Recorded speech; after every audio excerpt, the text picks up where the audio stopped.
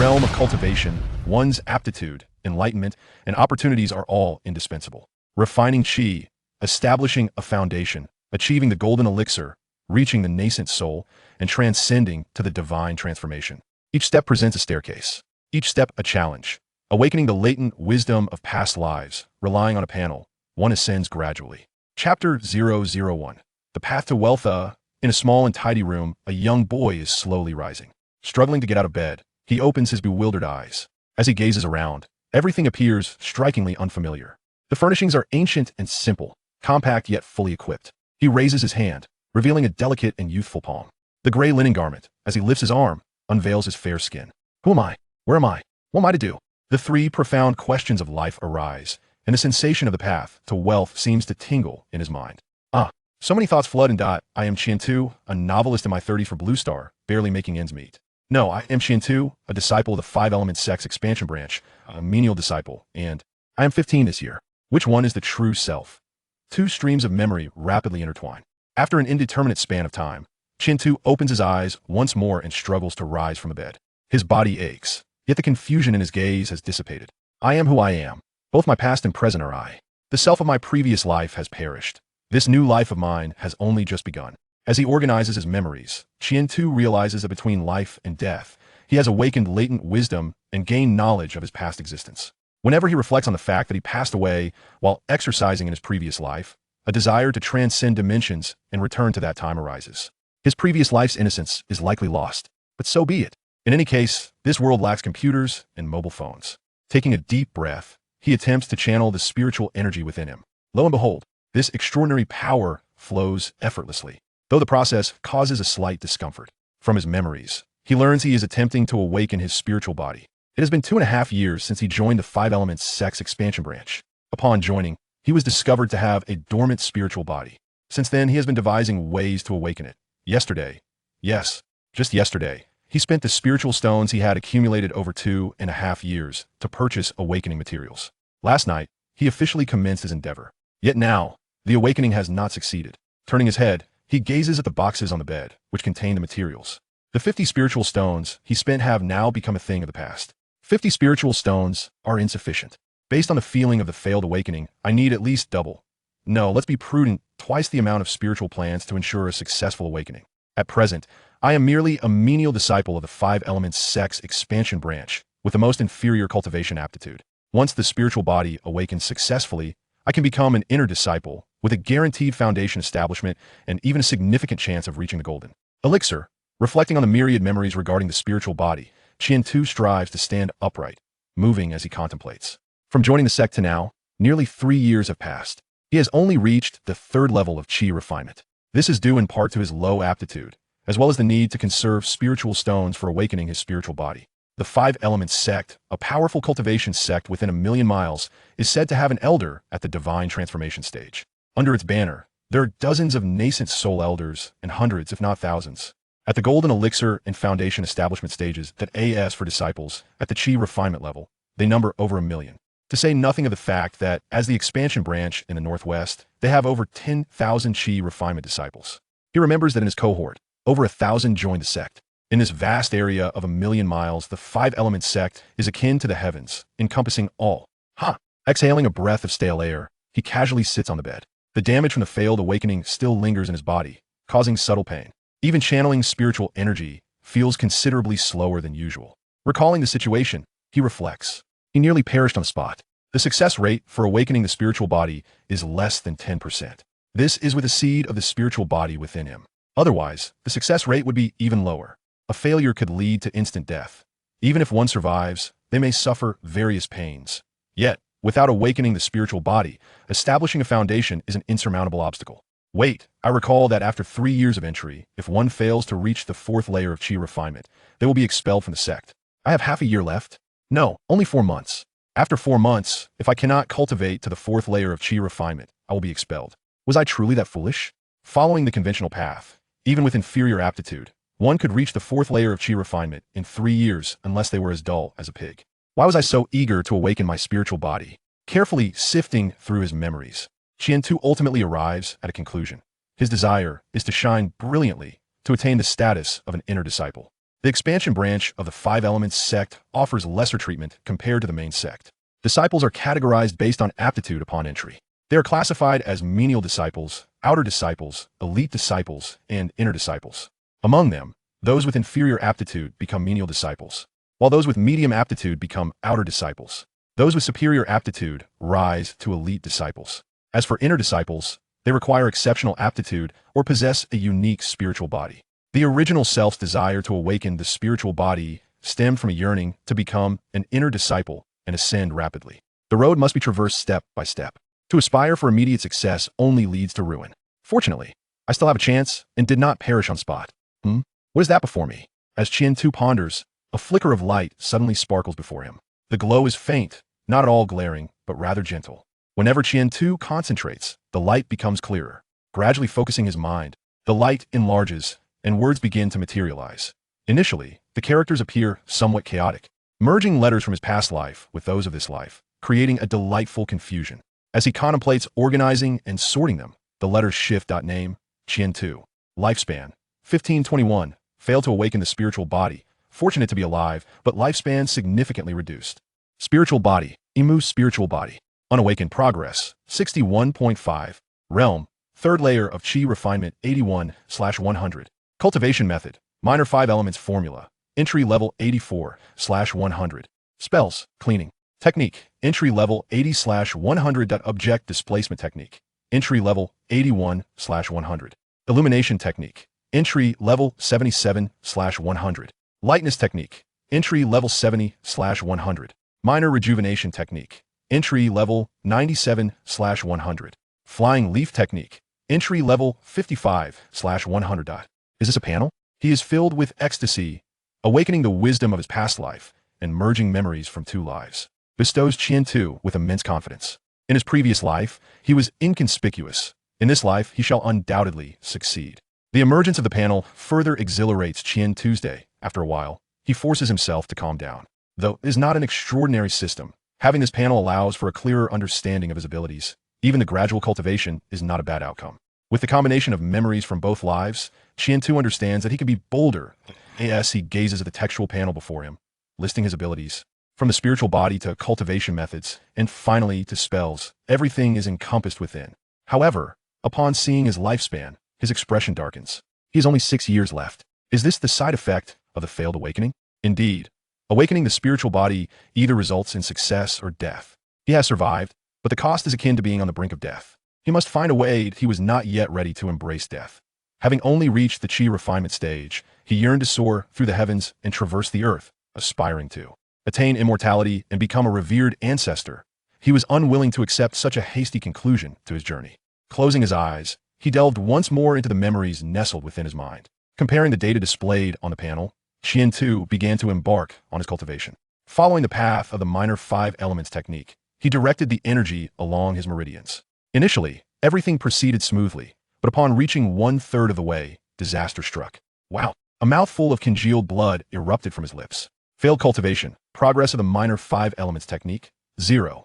Though he had faltered, Qian-Tu felt no despondency, for he sensed a newfound lightness within his body.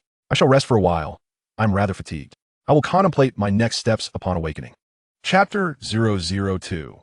Borrowing money for cultivation. The following morning, sunlight streamed through the crack of the door, casting a warm glow upon the pillow. In a state of drowsiness, Qian-Tu rose from his bed, the acrid scent jolting him into full awareness. He found himself no longer on Blue Star, but within the Eastern continent as cultivation sect. The 5 Elements sect, which had established a branch in the northwest. Lowering his gaze, he observed the crimson stains on the floor, the source of the unpleasant odor. Drawing upon the memories nestled in his mind, he initiated the cleanse technique. The spiritual energy flowed in a specific pattern and with deliberate hand gestures and mental focus. He expended a small amount of internal spiritual power. As the process concluded, he brought his right index and middle fingers together, pointing at the remnants of congealed blood on the ground. A soft radiance emanated from his fingers, and the blood quickly gathered and levitated. With a flick of his fingers, the mass of filth soared toward the nearby trash bin. How convenient! Successfully cast cleanse technique. Progress. 1. Was this truly successful? Not only did he succeed, but he also gained profound insights into the cleanse technique. It felt as though his understanding of this basic spell deepened significantly. The cleanse technique, while deemed the most rudimentary of spells, some might even consider it a mere trick, was a fundamental skill possessed by every cultivator. The success of this technique, along with the numerical feedback on the panel, filled Qian-Tu with exhilaration. If success in casting deepens one's comprehension, what might occur upon breaking through to mastery? Yet, he must not grow complacent. It was merely a low-tier spell. His body still bore some injuries, making it inadvisable to practice any advanced techniques at present. After a bit of movement, he discovered he had already recovered a good portion. At this rate, he would be fully healed in 3 days. To awaken his potential, his previous incarnation had taken a full week off. Now, on the 3rd day of recovery, just 3 days remained, leaving him only 1 day thereafter. Time was scarce. What should he do? Seated at the edge of his bed, he gently tapped the headboard with his fingers. He casually picked up a small bag lying nearby. This was not a storage bag. As a 3rd-tier Qi refiner, acquiring a true storage bag was beyond his means. A single storage bag could cost hundreds of spirit stones. This was merely an ordinary pouch. Upon opening the bag and emptying its contents, the first thing to catch his eye was a handful of spirit stones. He picked up one, its crystalline clarity reminiscent of jade from his previous life, the sole difference being the faint glow it emitted. In terms of size, it was akin to a 1 yuan coin, albeit thicker. Counting them revealed a total of 5 spirit stones, his current savings. In addition to these 5 stones, there was a vial containing medicinal pills, not for cultivation but rather for sustenance, known as spirit rice pills. True to their name, these pills were crafted from spirit rice. Consuming one would allow a Qi refiner to fast for 3 days. Peering into the ceramic vial, he estimated there were about 12 pills remaining, sufficient for a month's worth of sustenance, though they would have negligible effects for cultivation purposes. Aside from these 2 items, the pouch held nothing else. How impoverished he felt. As a menial disciple, completing the sex tasks for a month would yield only 2 spirit stones. A year comprises 24 segments. He has been initiated for 2.5 years, and the spiritual stones he has acquired, aside from a small portion, have all been utilized to purchase awakening spiritual plants. The remaining amount is utterly insufficient. He cast a glance at the data on his panel. Spirit body. Would element spirit body, unawakened, progress, 616. Compared to yesterday, it has seen a modest increase of 0.1. It remains uncertain whether this is a natural increment or a gradual rise following the consumption of spiritual plants. At only 60%, he still lacks over 30 points. 1 more set of spiritual plants, no, 2 sets, would surely guarantee success. However, awakening even the wood element spirit body, let alone the basic wood spirit body, requires an entire 50 spiritual stones per set. He had already attempted 1 set, only to face failure. He is now out of funds and lacks the time to earn more.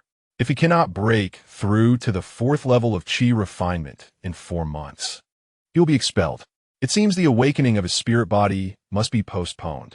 A sudden flash of inspiration struck him. Although he currently lacks spiritual stones and cannot afford the awakening package, others do have money. Borrowing funds for cultivation could be a viable solution. If he successfully awakens his spirit body and becomes an inner sect disciple, then everything would fall into place. A servant disciple earns merely 2 spiritual stones for a month of arduous labor. An outer sect disciple, working diligently for half a month and resting the other half, receives 4 spiritual stones. Elite disciples need only labor for 7 days a month to earn a reward of 10 spiritual stones. As for inner sect disciples, it is said that they receive a reward of 20 spiritual stones each month without the need for labor. A loan of 100 spiritual stones could be repaid in less than 6 months. Even with high interest, becoming an inner sect disciple renders such concerns trivial. Even if he does not use the spiritual stones to purchase the awakening package, he could acquire elixirs for cultivation. The minor Ji pill for the early stages of Qi refinement costs only 10 spiritual stones per bottle, containing 12 pills. That amounts to less than 1 spiritual stone per pill. With the enhancement of cultivation elixirs, coupled with the assistance of his panel and his own efforts, achieving the fourth level of chi refinement would be well within his grasp. With this thought, his financial prospects began to take shape. He first directed a few cleansing spells at himself.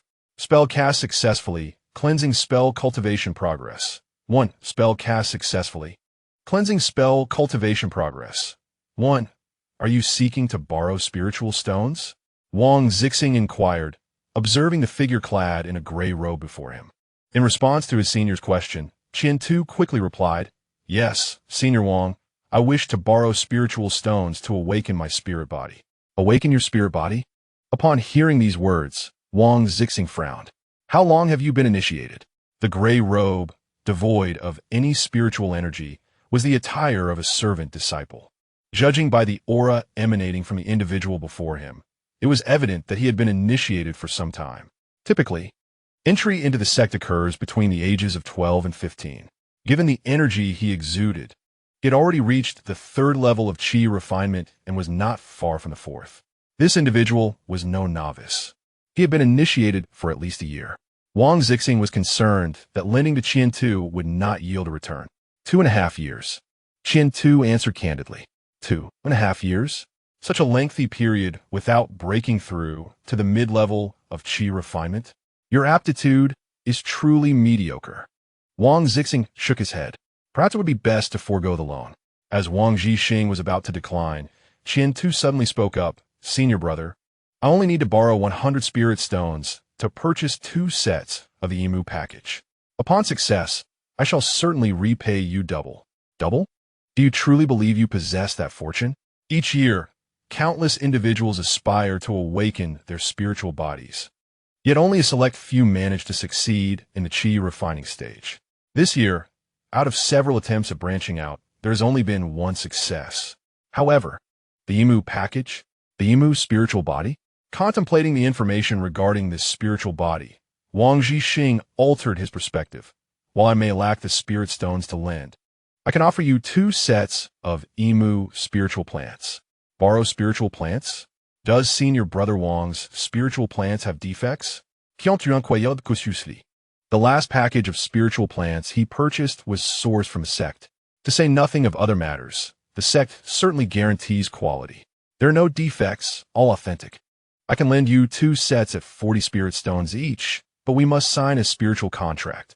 Should you fail, consider it a loss on my investment. If by chance you succeed, you shall repay me 80 spirit stones and owe me a favor. How does that sound? The favor will not compel you to do anything beyond your capacity. Just assist me once when you are able. Signing the spiritual contract. That is no issue. 80 spirit stones? That is cheaper than purchasing from a sect. A favor? Assisting one another within reasonable limits. Contemplating Senior Brother Wang Zixing's terms, Qian Tu pondered repeatedly before finally nodding. Very well. Chapter 003. Awakening of the Emu spiritual body in the area designated for the disciples' residence. 2 figures, one tall and one short, one clad in black and the other in gray, were slowly making their way forward. Isn't it safer to digest this on my side? Wang Zixing remarked as they walked. Today's investment was a spur-of-the-moment decision. As a branch member of the family, although his talents were commendable and he possessed superior cultivation qualifications, he still paled in comparison to the core members of the family. Now at the 9th level of chi refinement, he faced considerable difficulty in attempting to break through to foundation establishment. Hearing Wang Zixing's word from behind, Qian Tu quickly responded, with Senior Brother Wang keeping watch, it is quite safe here. I hope you achieve success. Wang Zixing glanced at Qian Tu before silently following along. 2 sets of Emu spiritual plants were a minor expense for him. What truly concerned him was whether Qian Tu could succeed. Even the lowest grade spiritual body must be above superior qualifications. Senior Brother, what brings you here? As they entered the residence area for miscellaneous disciples, many approached, greeting Wang Zixing warmly. In the blink of an eye, he was surrounded by a dozen or so miscellaneous disciples. Wang Zixing showed no impatience. Instead, he patiently engaged in conversation with them. From this, it was evident that he enjoyed a strong rapport and high esteem among the miscellaneous disciples. This was also the reason Qian-Tu sought to borrow money from Wang Zhixing. Without delay, Qian-Tu pushed open the door to his room alone. Gazing at the unchanged abode, he felt a wave of relief wash over him. Slowly closing the door in the final moment, Qian-Tu glanced back at the encircled Wang Zhixing clique. The door was firmly shut, secured with a bolt. While such an action might be a jest for a cultivator, it provided a slight sense of safety. Sitting on the bed, I opened the 2 jade boxes in my embrace. Within the exquisitely crafted boxes lay 5 spirit plants, each emanating a faint glow, deeply captivating Qian-Tu's day. Instead of hastily consuming them, I picked up a slip of paper from the lid of one box. Wood element set: wood fruit, fire jujube, earth fruit, golden apricot, water lotus. First, consume the fire jujube, followed by the earth fruit, golden apricot, water lotus, and finally the wood fruit, while operating the wood element secret method. The names of the spirit plants, their appearances, the order and timing of consumption, and the key points of the secret method were all meticulously documented. Just by appearance, they resembled those purchased from a sect. It appeared to be genuine. Among them, the wood fruit was the core of the core, while the remaining 4 spirit plants, though ordinary, were each a decade old. Let us begin. I implore you. Interface, do not disappoint me. Grasping the red fire jujube, I swallowed it without hesitation. As the fire jujube settled in my stomach, a warm sensation enveloped me, bringing immense comfort.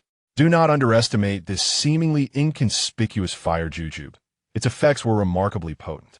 My constitution leaned towards the wood attribute, specifically the wood element, and the fire jujube's function was to invigorate my physique, serving as a catalyst. My body grew increasingly warm, yet I remained still, slowly counting in my mind. After roughly the duration of half an incense stick, I took the earth fruit and swallowed a whole. The fire jujube ignited the wood attribute within me, leading to a cycle. Fire generates earth, earth produces gold, gold begets water, culminating in the consumption of the wood fruit. This cyclical interplay of the 5 elements aimed to amplify the wood energy, ultimately enhancing my constitution. This methodology, refined by the 5 elements sect over millennia, may not be the most precise, yet it has proven successful numerous times with minimal expenditure. Among the wood element set, aside from the wood fruit, the other 4 were of little monetary value, yet perfectly suited to augment the wood fruit, achieving optimal efficacy and economy. Gradually, as I completed the first set of the wood element package, I consumed the wood fruit. The awakening of the secret method's first half commenced, and the medicinal effects of the wood fruit began to manifest. I assimilated the spiritual energy activated by the preceding 4 spirit fruits, rapidly accumulating it in my liver. It was imperative to absorb the power of the wood fruit swiftly, otherwise it could inflict adverse effects on my body. Should my liver sustain damage, recovery would demand not only time, but also a cost beyond my current means. Wood fruit absorption and refinement in progress. Would spirit body progress 1. Wood fruit absorption and refinement in progress. Would spirit body progress 1. Wood fruit absorption and refinement in progress. Would spirit body progress 1.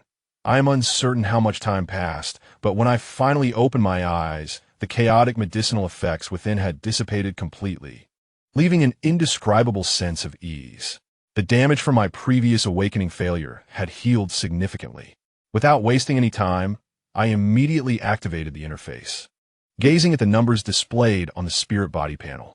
Spirit body, Emu spirit body, awakening uninitiated, progress 865, realm, Chi refinement 3rd layer 83100.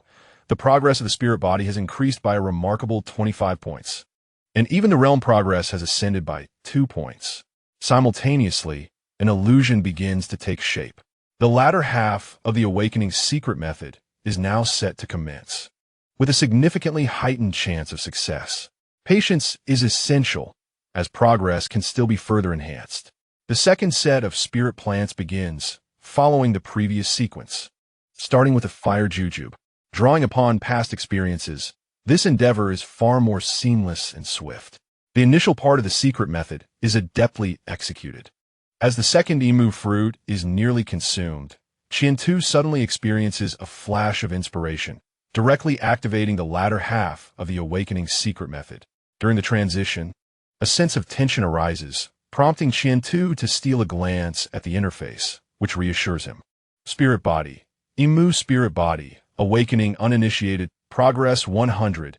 He gathers his thoughts, focusing intently on the Awakening's secret method. Soon, he becomes oblivious to all external stimuli. It feels as though he is immersed in warm water, enveloped in comfort. The fragrance of flora begins to emanate gradually, originating from his very being. Should anyone stand beside Qian-Tu at that moment, they would observe that his body is emanating a radiant glow, precisely at the location of the liver. A luminous green light permeates through his skin and garments. As the green light cascades upon the earth, countless tender shoots break through the soil, embarking on a journey of vigorous growth. Not only within Qian-Tu's chamber, but also in the surrounding vicinity, rapid growth takes place, as if time itself has accelerated. Outside, Wang Zixing, who has been waiting for a day, awakens from his cultivation. Observing the changes around him, his smile blossoms ever more brilliantly. Brother Wang, what has happened? Is this your spell? The transformations surrounding Qian-Tu's dwelling piqued the curiosity of the nearby disciples. Centered around Qian-Tu's room, an ever-increasing concentration of what element energy gathers, influencing the cultivation of other disciples. The spirit body is awakening. Just wait, the supervising elder will arrive shortly. Remain calm and observe quietly. Awakening spirit body? This term, uttered by Wang Zixing, startles those nearby. Subsequently, the surrounding disciples gaze enviously at the central location. Buzz! A column of azure light ascends into the sky.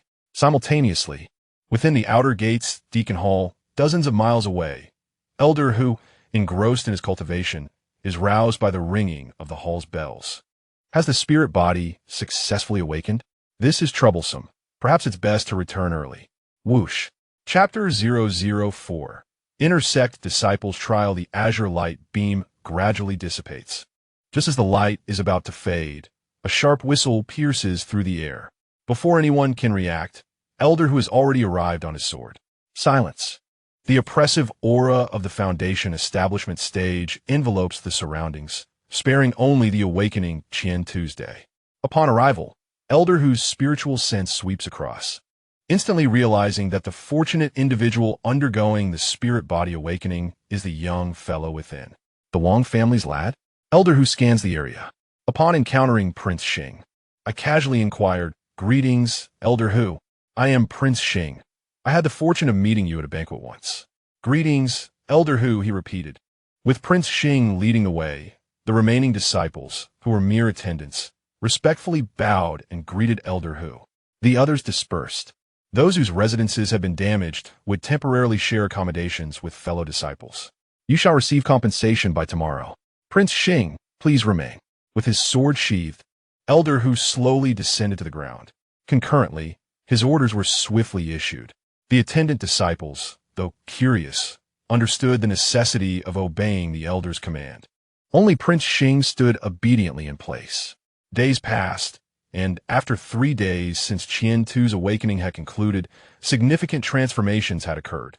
During this period, Qian-Tu's wood spirit body was entirely activated, greatly enhancing his constitution.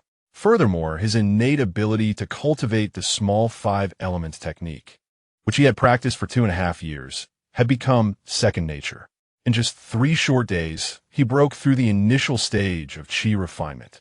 As he opened his eyes, he perceived that everything around him had changed. The dim room, devoid of any light, became vividly clear to him. Sturdy trees materialized before his sight. Their rugged textures felt strangely familiar rather than unsettling. The entirety of the room had been destroyed, the very structure itself seemingly vanished. "Where are the bed and the door? Where am I? Awaken and come forth. Do not waste time." A stern voice echoed beside him. Simultaneously, a flash of light appeared before him. The sharp glint of a blade sent a chill down Qian-Tu's spine, as if he were on the brink of death. Fortunately, this sensation was fleeting. The areas previously obscured by trees and weeds rapidly cleared, revealing a pathway ahead. Sunlight streamed through the passage. causing Qian-Tu to squint as he shielded his eyes while cautiously stepping forward. Brother Wang. At the entrance stood several unfamiliar faces. Among them, the most recognizable was, of course, Prince Xing, who had lent him the spirit plant package. The remaining individuals remained strangers to him. Qian-Tu, I am Elder Hu Yongsheng from the outer sect. Place your hand here. Upon Elder Hu's instruction, a middle-aged cultivator clad in black garments beside him unveiled a large jade plate. This object was somewhat familiar to Qian-Tu. He recalled it being used during his initial entry into the sect to assess his spiritual aptitude. Yes, Elder Hu. He approached step by step, placing his hand upon the jade plate. As his spiritual energy surged, the intricate patterns on the plate began to activate. After approximately 10 breaths, streams of light flickered from the plate, ultimately coalescing into a line of text suspended in the air. With spirit body, awakening time, 3 days ago. Excellent. Congratulations, Qian-Tu. Fortunate lad. You are indeed lucky. Step up. Just as confusion and uncertainty filled Qian-Tu's mind, a flying vessel rapidly enlarged before him. From a mere size of a pinky finger, it transformed into a magnificent flying vessel measuring 5 meters in length and 3 meters in width. Indeed, Elder Hu. Without the incantation of a spell, Qian-Tu effortlessly leaped aboard. Although he should have employed a technique for lightness, the vessel hovered merely 2 meters above the ground, a distance he instinctively felt he could easily ascend. The enhancement bestowed by the E-Wood spirit body upon his physique had only just begun. I shall take my leave. You all may attend to the subsequent matters here. We bid farewell to Elder Hu. Amidst the chorus of voices, the flying vessel began to accelerate. Standing at the rear, Qian-Tu cautiously grasped the handrail. Being in the air, should he fall, he might escape with his life, but the humiliation would be undeniable. The leading Elder Hu, noticing this, said nothing and continued to maneuver the vessel. The speed of the craft was considerable, and the mountaintops below were swiftly left behind. After an indeterminate duration of flight, the vessel gradually descended. We have arrived. Follow me. Yes. Curiously observing his surroundings, Qian-Tu found himself in an uncharted realm. Before him stood a colossal palace embedded in the mountainside. The palace, entirely sculpted from azure jade, appeared as if it were a singular creation, with Qian-Tu detecting no seams or marks of assembly. The hall closest to him towered approximately 30 feet high and was over 100 feet wide. Fushed, Pristina, and imposing, this was his first impression. Surrounding the palace, numerous senior disciples clad in black and azure garb regarded Qian-Tu with curiosity, some exuding a pressure akin to that of Elder Hu. Where's this? Who are these people? The thought barely flitted through his mind before Qian-Tu became increasingly cautious. The Five Elements sect, existing for millennia, possessed an influence and heritage beyond what a newcomer like him could fathom. Outside the central hall, Elder Hu stood at the entrance with decorum. Instead of using spiritual sound transmission, he called out loudly, "Enter." Yes, keep up. With that, Elder Hu strode directly into the central hall. Upon entering, Qian-Tu immediately sensed the richness of the spiritual energy within. If the external spiritual energy rated a 1, within the Five Elements sect, it would be a 2, while his usual dwelling offered a 3. Yet, within the hall, the spiritual energy was no less than 30.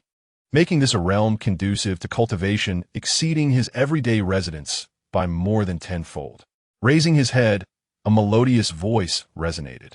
Acting upon the directive, Qian-Tu complied and gazed ahead. A stunningly beautiful figure materialized before him. How exquisite! This fleeting thought passed through his mind, and then Qian-Tu found himself entranced. Losing control, in the center of the hall, the enchanting woman gently swayed a bell in her hand. As the bell chimed, Elder Hu cautiously retreated until he reached the entrance of the hall, where he finally halted. Moreover, his innate spiritual sword unsheathed itself, protecting him in front. Who are you? I am Qian-Tu. Who sent you? I was selected for this. What is your purpose in joining the Five Elements sect? I aspire to cultivate, to soar through the skies and traverse the earth, and to attain immortality. One question led to another, as the beautiful woman posed an endless stream of inquiries. After hundreds of questions, she finally paused. The test was passed, granting him the status and privileges of an inner disciple. The remaining matters were left to you. Yes, Elder Hu. Without delay, Hu Yongsheng complied, waving his hand as he enveloped the bewildered Qian Tu in spiritual energy and whisked him away. Once Qian Tu and Hu Yongsheng departed, the woman seated upon the high platform set down the bell in her hand, simultaneously releasing a jade slip. Channeling spiritual energy into it, the slip revealed the life history of Qian Tu, his birthplace, parents, and elders, along with the details of his entry into the sect, all meticulously listed. He appeared to be an utterly ordinary individual. Yet, why did I sense that this young man harbored a secret? Could it be related to the mysteries of the spiritual body? Chapter 005. Treatment and Choices. Suddenly, a jolt coursed through his body as Qian Tu opened his drowsy eyes and surveyed his surroundings, hastily rising to his feet. Elder Hu, enough. You have successfully passed the review. From this moment forth, you shall be recognized as an inner disciple of the Five Elements sect, tasked with expanding its branches. Elder Hu waved his hand and continued. First, take this storage bag. It contains a set of beginner spiritual tools, a flying sword, and some elixirs. Moreover, this wristband is of utmost importance. You must keep it safe, for its replacement is a cumbersome process. Infuse it with your spiritual energy to gradually establish your ownership. Standing to the side, Elder Hu elaborated on the benefits and obligations of being an inner disciple. As an inner disciple, you shall receive a monthly allowance of 20 spirit stones. As long as your status remains, this allowance will continue. However, there is a stipulation: within 10 years. You must achieve the foundation establishment stage. Failure to do so will result in the revocation of your inner disciple status, relegating you to the outer sect as a steward. Only by reaching the foundation establishment stage can you truly become a member of the Five Elements sect, as the main sect does not recognize those in the Qi refinement stage. 10 years, 240 spirit stones a year means 2,400 in total over a decade. The spirit stones are substantial, and no labor is required. But is the time frame not a tad too short? Based on the original cultivation pace, 10 years seems impossible. Perhaps sensing Qian Tu's concerns, Elder Hu spoke again. 10 years is ample time. Once you stabilize and commence your cultivation, you will understand the strength of the spiritual body. First, infuse your spiritual energy into this wristband to authenticate your identity. I shall await you outside. Upon Elder Hu's departure, Qian Tu finally had the opportunity to examine his surroundings. He deduced that he was within a cave, though the specifics remained unclear for the moment. He promptly donned the wristband bestowed by Elder Hu, slowly infusing it with spiritual energy. As the energy flowed in, the recognition process began. With a soft hum, the wristband trembled slightly, and a luminous screen materialized before Qian Tu, reminiscent of a projection from past life. Yet, it surpassed an ordinary projection by leaps and bounds. Truly, the Five Elements sect, established for millennia, demonstrated unparalleled prowess in the development of spiritual tools. Similar to a mobile phone, this technological artifact has recorded his identity information and features multiple sections, including messages, sect tasks, completion records, transaction details, and monthly courses. With this wristband, countless tasks have become immensely convenient, allowing simple matters to be accomplished without stepping outside. After several attempts with the wristband, he finally concentrated his spirit on the storage bag. Just as with the wristband, spiritual energy gradually flowed within him. Soon, the storage bag recorded his spiritual and mental essence. Upon entering, he discovered that this storage bag was merely the smallest variant, measuring only 1 zhang. For a Qi refinement stage cultivator, this was already sufficient. 1 zhang is not insignificant, with dimensions of 1 zhang in length, width, and height, equating to nearly 36 cubic meters. Inside the storage bag lay a complete set of spiritual clothing for inner sect disciples, all of which was a basic spiritual artifact. To purchase this set within the sect would require at least 200 spirit stones. Without further ado, he changed his attire: headscarf, top, trousers, shoes, and belt. Once fully donned, the inherent effects of the spiritual artifact set were activated. Was it a constant cleansing technique? Indeed, not only that, but it also included a defensive spell, the Qingmu Shield, which could be used 3 times daily. In addition to the constant cleansing technique, the lightness technique had also been stabilized, along with a subtle gathering effect for spiritual energy. Truly remarkable. The specific defensive capabilities could not be tested by Qian-Tu, but they were undoubtedly impressive. He opened the storage bag once more to retrieve the flying sword within. In the 5-element sect, there is a meticulous classification of spiritual artifacts, spiritual tools, magical instruments, and treasures. Spiritual tools are designated for cultivators in the Qi refinement and foundation establishment stages, while magical instruments are intended for golden core stage cultivators. As for treasures, they remain legendary. With Qian-Tu's previous cultivation and status, he only knew of their existence, but nothing more. Of course, if one possesses wealth and the ability to wield them, that is another matter altogether. The set of basic spiritual artifacts he wore, combined with the initial level flying sword in his hand, would suffice until the foundation establishment stage. Upon reaching that stage, he could transition to intermediate or advanced spiritual artifacts. And once he attained the golden core stage, he might consider magical instruments. Those matters felt distant as he turned his attention to other items. 5 petite porcelain vials caught his eye, each labeled accordingly: healing, energy recovery, and cultivation. 1 vial contained healing elixirs, another energy recovery potions, and 3 vials were for cultivation use. Just as Qian-Tu was about to open one for inspection, a voice resonated. "Once you're dressed, please come out." "Yes, Elder Hu." With Elder Hu's voice echoing, Qian-Tu neatly stowed his belongings and swiftly made his way outside. Upon exiting the cave, he realized he was in the outer sect Elder's Hall. He had visited this place before, but had never been here directly. "See? Thank you, Elder Hu." As Qian-Tu took a seat, Elder Hu nodded slightly. The spiritual artifacts and wristband provided by the sect require your time for practice. Now, an important choice lies before you. As an inner disciple, though one is exempt from daily labor, a direction must still be chosen to cultivate the myriad arts of cultivation. Elder Hu's words left Qian-Tu momentarily stunned, yet he obediently listened to the elder's explanations. According to Elder Hu, the ethereal wood spirit body is most suitably aligned with the art of spirit farming, followed by talisman crafting and alchemy. The affinity of the ethereal wood spirit body significantly enhances the cultivation of spiritual flora. Planting spiritual herbs and fruits yields considerable benefits for the ethereal wood spirit body, accelerating the cultivation process. In terms of talismans, the majority of talisman paper possesses wood attributes, thus providing a certain enhancement when inscribed by one with the ethereal wood spirit body. As for alchemy, there are slight advantages in both the selection of medicinal materials and the refining process. Beyond these 3 arts of cultivation, Qian-Tu is free to explore other avenues, as the sect imposes no restrictions on the disciple's choices, even if he wishes to pursue all paths. As long as he can master them and they prove beneficial to the sect, he would receive ample support. After listening to the explanation, Qian-Tu fell into contemplation. Elder Hu's suggestion of spirit farming was undoubtedly the most optimal choice. "I choose spirit farming. Thank you, Elder Hu, for your guidance."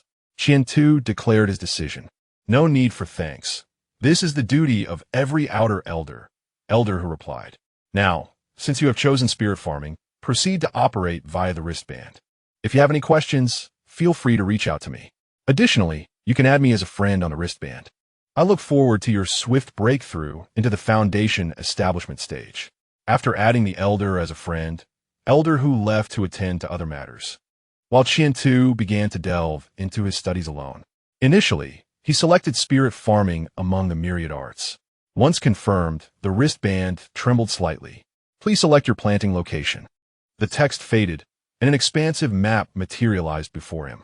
From 700 miles to the east to 300 miles to the south, within this vast area, any green zone could be chosen by Qian-Tu's day. As a newly initiated inner disciple, he could select a 10-acre first-level spiritual field. With the improvement of his cultivation or the corresponding enhancement of his spirit farming techniques, he would be able to apply for more spiritual fields post-assessment. Upon breaking through to the foundation establishment stage, he could then opt for second-level spiritual fields. After observing for a while, he finally pinpointed a location. Selection completed. Please register at Spirit Farming Hall number 16 within 5 days. With the selection concluded, Qian Tu let out a sigh of relief. He glanced at the wristband displaying the location. Spirit Farming Hall number 16 was not far away.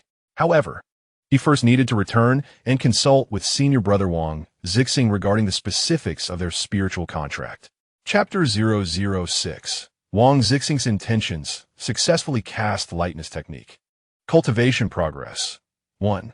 Utilizing the spell in conjunction with the spiritual footwear, Qian Tu felt as though he had shed all constraints with a mere jump. He could leap several zhang effortlessly. It felt incredibly easy, requiring no exertion whatsoever. After dashing for a while, he felt no fatigue. Had this been before his awakening, he would have already needed to pause for rest. The spirit body truly lived up to its name, marking a significant transformation for Qian Tu's day. His stamina was only slightly depleted, yet quickly replenished. The consumption of spiritual energy from the spell felt akin to his physical stamina, with a sensation of constant rejuvenation of spiritual energy. In the past, I had consumed a restorative elixir, and the sensation it evoked was akin to this. However, this is merely the most ordinary enhancement of a spiritual body. The distance to my former abode is approximately 70 miles. For someone at the 3rd level of Qi refinement, this journey might typically require an hour. Yet now, the pace has increased at least several-fold. Once my lightness technique is enhanced, or should I acquire a flying spell, a flying boat, or a flying sword, my speed will soar even higher. By the time I return to my original residence, it will feel as effortless as a leisurely stroll without a hint of breathlessness. Truly remarkable. Greetings, Senior Brother Qian. A young man clad in gray, servant disciple, attire respectfully saluted Qian Tuesday. Qian Tu recognized him. Junior Brother Huang, is Senior Brother Wang Zixing here? Qian Tu glanced around, unable to locate Wang Zixing. The vegetation around his former residence had been entirely cleared, and even the damaged structures had been restored. In the world of cultivation, efficiency is undeniably swift. Senior Brother Wang has already returned. Thank you, Junior Brother. Until we meet again. Upon hearing that Wang Zixing had left, Qian Tu nodded and turned to depart. Observing Qian Tu's retreating figure, the young man raised his hand, as if to say something, but after a moment's hesitation, he ultimately chose to remain silent. Knock, knock. Is Senior Brother Wang at home? At the entrance of Wang Zixing's abode, Qian Tu knocked heavily on the door. As he knocked, he adjusted to his surging strength. Remarkably, the defensive formation set by Senior Brother Wang had a delightful tactile sensation upon impact. Coming. Junior Brother Qian. Take it easy. Don't break it. This is something I worked hard to acquire. After only a few knocks, Wang Zixing hurriedly appeared. His expression indicated a deep concern for the formation. Is it really necessary? After all, you are a refined disciple at the 9th level of Qi refinement, poised to establish your foundation. Is a mere defensive alert formation truly worth such distress? Junior Brother Qian, once you begin to arrange formations yourself, you will understand. Among the myriad arts of cultivation, formations are the most costly and the most challenging. This modest defensive alert formation consumed half of my savings, and even then, most elite disciples do not possess one. Upon activating the formation, Wang Zixing welcomed Qian Tu inside.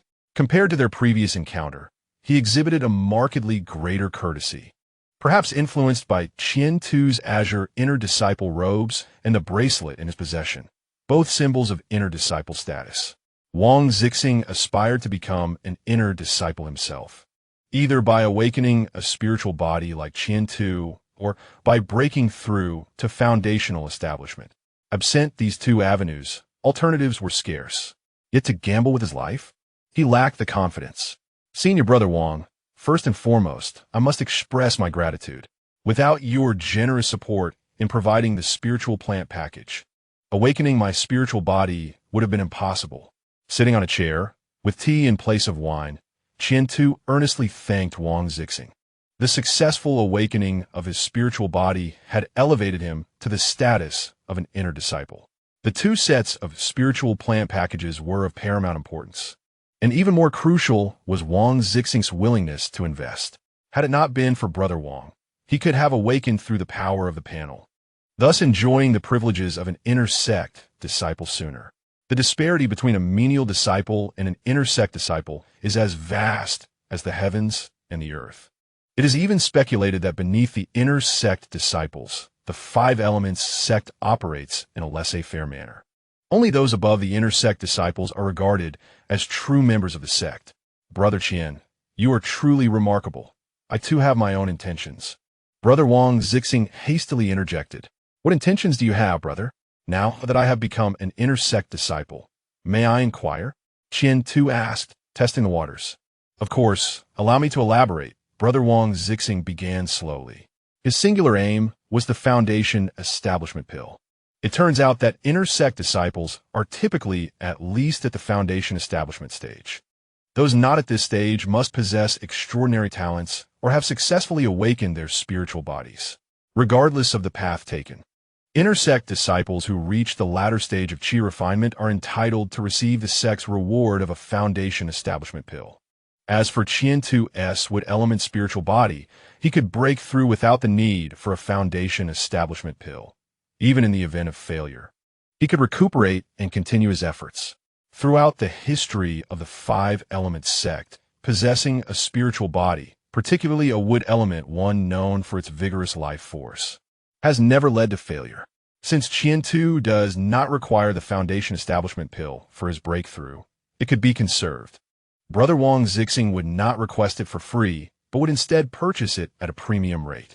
After listening to Brother Wang's words, Qian Tu did not rush to respond, but infused spiritual energy into his wristband, initiating a search for the benefits allotted to inner sect disciples. Indeed, after some searching, he found the information Brother Wang had mentioned. It was explicitly stated that a foundation establishment pill would be awarded upon reaching the latter stage of chi refinement. Brother Wang, with your qualifications and status, surely you have no trouble obtaining a foundation establishment pill? Qian Tu asked, puzzled. Do not underestimate me as merely an elite disciple. My father and my family, as far as I know, have more than 5 individuals at the foundation establishment stage. We are undoubtedly a foundation establishment family. As for those at the golden core stage, I cannot say, Brother Wang replied. Upon hearing this question, Brother Wang's expression shifted multiple times. Alas, he sighed, lifting his teacup and draining its contents. At home, I am but a secondary son, my aptitude barely reaching the upper tier. To ensure success in establishing my foundation, I need multiple foundation establishment pills and other spiritual herbs. Do you know, Brother Qian, how many spirit stones are required for one foundation establishment pill along with the accompanying herbs? Brother Wang's rhetorical question left Qian Tu uncertain. During his time in the sect, he had been preoccupied with studying spiritual body awakenings. Foundation establishment? That felt too distant. Seeing Qian Tu remain silent, Wang Zixing chuckled and revealed a figure. It costs 1,300 spirit stones. Is it truly so expensive? Upon hearing this price, Qian Tu was momentarily taken aback. Spirit stones are exceedingly valuable during the chi refinement stage. A complete wood element package costs only around 50 spirit stones. 1,300 represents 26 packages. That is exorbitant. No, rather, it is alchemy that is immensely profitable. Do not dismiss the cost. Many of the materials for the foundation establishment pill are not available at our Northwest development site and must be transported from other regions. The difficulty of refining is not insignificant either. Most of the foundational elixirs are procured from the main sect as finished products, naturally at a steep price. As Wang, the senior brother, elucidated the details, Qian Tu hastily poured tea. The two engaged in a conversation about the news surrounding the foundational elixirs. For Qian Tu, this exchange served as an excellent channel to understand the sect better, while the information could also be accessed through the wristband. The presence of a knowledgeable speaker rendered the search unnecessary. Regarding senior brother Wang's request, Qian Tu, upon understanding the implications, readily agreed. Once he reached the latter stages of chi refinement, he would contact senior brother Wang to facilitate the transaction of the foundational elixirs distributed by the sect. This arrangement also adhered to the social obligations of the spirit contract. Qian-Tu was keen to ensure that trivial matters would not jeopardize his future. If the spirit contract remained unfulfilled, it could manifest as a mental demon, profoundly impacting his progression in cultivation. The presence of such demons could lead to failures and breakthroughs, or, in severe cases, madness. Junior brother Qian is settled then. By the way, this is my communication paper crane. Input your spiritual energy and write text or voice messages to communicate with me, although it is not as convenient as the wristband. What can be done if the senior brother lacks one? Receiving the paper crane, senior brother Wang warmly hosted him. The two enjoyed a meal together, relishing their camaraderie. After satisfying his hunger and thirst, Qian-Tu eventually took his leave from senior brother Wang's abode. Chapter 007. The 5 Methods of Spirit Farming with a Deep Exhale of Lingering Air. Qian-Tu finally arrived at the entrance of the 16th Spirit Farming Hall in the afternoon after an arduous journey. Observing the neat wooden structure before him, curiosity sparkled in his eyes. Within the sect, disciples who reached the mid-stage of Qi refinement could become outer disciples. Once they graduated from the ranks of miscellaneous disciples, they could choose their paths according to their preferences, talents, and abilities, joining various halls to refine their skills in the art of cultivation. Among these, the Battle Hall, Sword Hall, Pill Hall, Talisman's Hall, and Artifact Hall stood as the most formidable with fierce competition. The Spirit Farming Hall, while positioned in the mid to lower tiers, held its significance. The daily rations, raw materials, and various spiritual herbs and fruits for the sect's disciples were produced by the Spirit Farming Hall. Though its strength may not rival the top halls, it excelled in safety and the assurance of sustenance. At that moment, the 16th Spirit Farming Hall bustled with activity. According to the information on his wristband, the hall managed all spirit farming within a 300-mile radius. The hall master was a cultivator at the foundational stage, supported by several other foundational stage practitioners. Recalling the data he had reviewed on his wristband, Qian-Tu pondered for a moment before striding forward. Senior brother, may I inquire if you are here to procure something? Just as Qian-Tu reached the entrance, several elite disciples clad in black emerged to question him. I am here to report. Qian-Tu replied with a composed demeanor. Please step inside. Not wishing to be negligent. The elite disciples recognized that despite Qian-Tu's spiritual energy being only at the 4th layer of Qi refinement, the azure inner disciple-S uniform was unmistakable. Regardless of its authenticity, they would leave all matters to the hall master and his associates. Before long, Qian-Tu was ushered to meet Hall Master Zhao. You are Qian-Tu.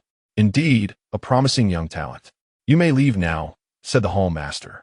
Yes, Hall Master, the disciples responded in unison. As one of the masters of the Spirit Farmers Hall, Master Zhao appeared outwardly pleased with the arrival of Qian-Tu's day. The ethereal wood spirit body was among the most coveted of spiritual entities by the spirit farmers, offering substantial enhancements to cultivation and spirit planting. However, awakening such a spirit body was no trivial feat. It was a challenge beyond the reach of ordinary individuals. In the entire northwestern branch, only 5 successful awakenings might occur in a year, and in the worst years, there could be none at all. The prerequisite for awakening a spirit body was innate potential. Without it, one would need to expend an exorbitant amount of resources, often hundreds or thousands of times more, to force the cultivation, leading to even greater costs and diminished success rates. Qian-Tu had met Master Zhao and, being new to this environment, expressed a humble desire for guidance. Master Zhao was quite satisfied with this display of humility.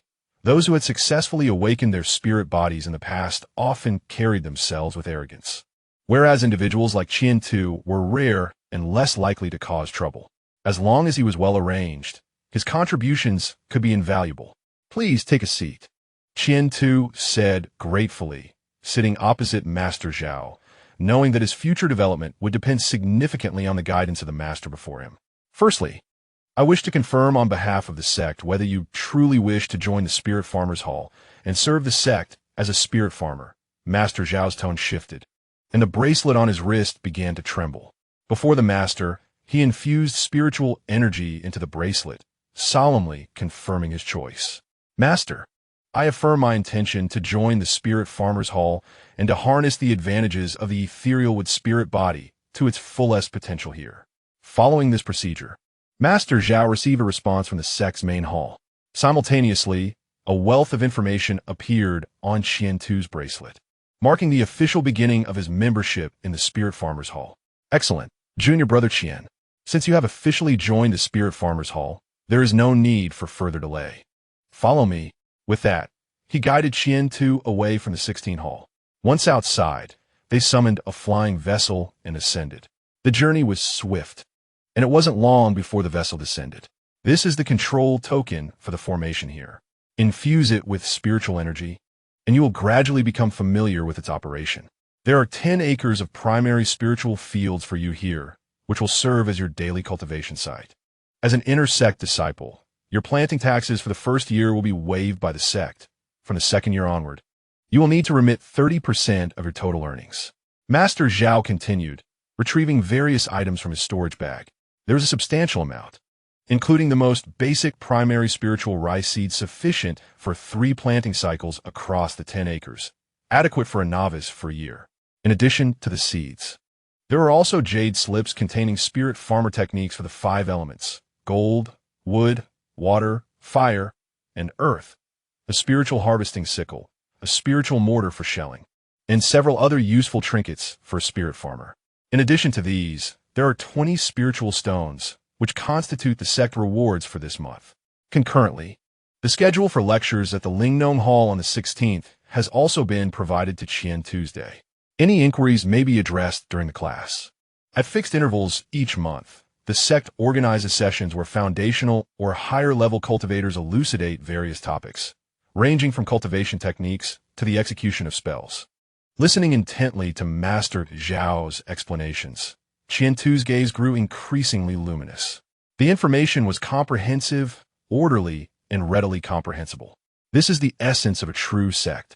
Successfully cast cleanliness technique, cultivation progress 1. Successfully cast cleanliness technique, cultivation progress 1. Successfully cast cleanliness technique, cultivation progress 1. Cleanliness technique enhancement. Current proficiency 1200 within the 2-story building adjacent to the spiritual field. With each successive casting of the spell, the cleanliness technique was elevated in rank, progressing from novice to proficient. In an instant, knowledge pertaining to the cleanliness technique echoed within his mind, and a flurry of inspiration sprouted forth like bamboo shoots after rain. This phenomenon, though brief, yielded significant results. Upon casting the spell once more, Qian-Tu could perceive an enhancement in both the range and efficacy, albeit at the cost of slightly increased spiritual energy consumption. It could be said that with the original 12-fold energy, he achieved an effect equivalent to 17-fold. This was merely proficiency. As he continued, his abilities would only grow stronger. Suppressing the urge to further cultivate the spell, Qian-Tu prioritized reviewing the Lingnong spells. He retrieved the jade slip bestowed by Master Zhao and, following the customary procedure, pressed it to his forehead. Were he in the later stages of chi refinement or foundation establishment, where spiritual consciousness is born, this would not be necessary. However, for his current state, this was the only method available. As spiritual energy surged into him, he sensed a vast reservoir of knowledge awaiting his exploration. The 5 techniques of Lingnong. The elementary spells of Lingnong include minor spiritual rain technique, knife cultivation technique, fire seed technique, minor earthquake technique, and minor spring encounter technique. Each is categorized according to the 5 elements. The minor spiritual rain technique, a water attribute spell, absorbs the surrounding spiritual energy of heaven and earth, cascading down as spiritual rain to nourish a designated area. The knife cultivation technique, a metal attribute spell, harnesses the surrounding metal spiritual energy to slice through spiritual plants, with certain special plants requiring a minimum level of this technique. The fire seed technique, a fire attribute spell, transforms residual roots into nutrients to enrich the spiritual field. The minor earthquake technique, an earth attribute spell, mobilizes Earth's spiritual energy for deep cultivation and turning of the spiritual field. The minor spring encounter technique, a wood attribute spell, accelerates the growth and maturation of spiritual seeds and plants. The jade slip meticulously details the spell-casting routes, essential points, and trajectories of spiritual energy flow. It contains not only text, but also illustrations. It is no exaggeration to say that as long as one follows the instructions, mastery is achievable with mere diligence. The extent of proficiency, however, varies from person to person. Chapter 008. Cultivation of spiritual fields. The information regarding the spells was memorized repeatedly in his mind. Simultaneously, the spiritual energy within his body simulated the trajectory of the spell's operation. There was no rush to cast it. Instead, he sought to master it first. Once he felt sufficiently prepared, he paused. Originally, Qian-Tu intended to seize the moment, but upon surveying the room, he suddenly halted to experiment with the spirit farmer's spell. It was wiser to venture outside. After all, should he inadvertently damage the dwelling, where would he spend the night? A glance out the window revealed the encroaching darkness. Very well, tomorrow it shall be. He decided to attempt his cultivation and see how the enhancement of the Imu spiritual body would manifest. Taking a deep breath, he settled into a meditative position, first consuming a nourishing pill, followed by jade mushroom pill. At the mid-stage of Qi refinement, he could safely ingest superior first-tier elixirs. With the support of his spiritual body, even consuming late-stage or peak first-tier pills would not lead to catastrophic consequences. Adopting a cautious approach, he selected a late-stage jade mushroom pill, which, being less potent and more gradual in its effects, would impose minimal harm on his body. This was a reward bestowed upon him after becoming an inner sect disciple. After the pills entered his system, they dissolved effortlessly without requiring any spiritual energy for refinement. A substantial surge of energy coursed through his meridians, beginning to operate in a certain pattern. The minor 5 elements technique activated instantly. Every disciple of the 5 elements sect practiced this technique, barring those with particularly unique constitutions. It was balanced and harmonious, suitable for the vast majority of physiques. In Qian-Tu's case, while operating the technique, he leaned towards the wood element. The spiritual energy predominantly flowed through his liver, allowing him to utilize the Imu spiritual body to significantly mitigate any damage incurred during cultivation. Successfully operated the minor 5 elements technique. Cultivation progress 4. Successfully operated the minor 5 elements technique. Cultivation progress 3. Successfully operated the minor 5 elements technique. Cultivation progress 5. Minor 5 elements technique breakthrough. Current proficiency level 2200. With the breakthrough in his technique, he reached a proficiency level, and with each complete cycle, his proficiency increased by at least 3 points. Not only that, but the speed of spiritual energy absorption also saw a noticeable enhancement. The benefits were considerable, yet there were drawbacks as well. The faster the operation, the greater the intake of spiritual energy, which consequently increased the strain on his body. The damage to his meridians would also escalate. For an ordinary person, the maximum cultivation duration would be 3 hours a day. However, for Qian-Tu, who had awakened his spiritual body, 3 hours? No, at least double that. With a deep exhale, he expelled the stale air. Facing the dawn, Qian-Tu slowly opened his eyes. After a night of cultivation, he felt no discomfort. Rather, he felt exceptionally invigorated. Rising from his bed, his body crackled with sounds reminiscent of growth. Each movement gave him the impression that he was maturing, evolving. Standing at the second-floor window, he gazed into the distance. Panel. Name. Qian-Tu. Lifespan. 1543. Continuously increasing. Successful awakening of spiritual body. Damage is recovering. Spiritual body. Imu spiritual body 15. Realm. Qi refinement 4th layer 75100. Technique. Minor 5 elements technique. Proficiency 68,200. Spells. Cleansing technique. Proficiency 80,200. Object manipulation technique. Proficiency 44,200.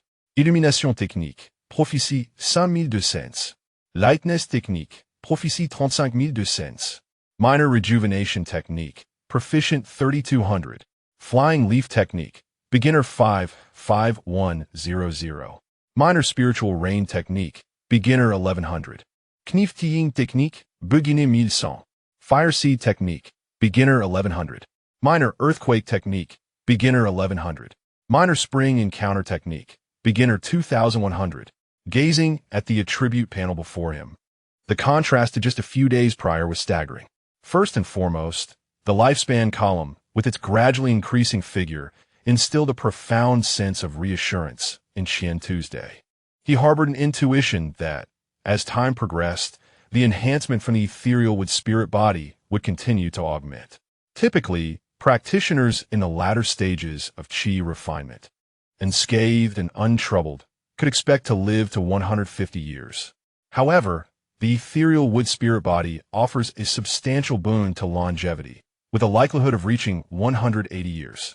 Even considering his previous awakening failure and its repercussions, reaching 150 years seemed effortlessly attainable. Beyond the changes in lifespan, there were notable advancements in his techniques and spells. Overnight, the proficiency levels of his techniques surged from beginner to proficient, with even a quarter of the progress made.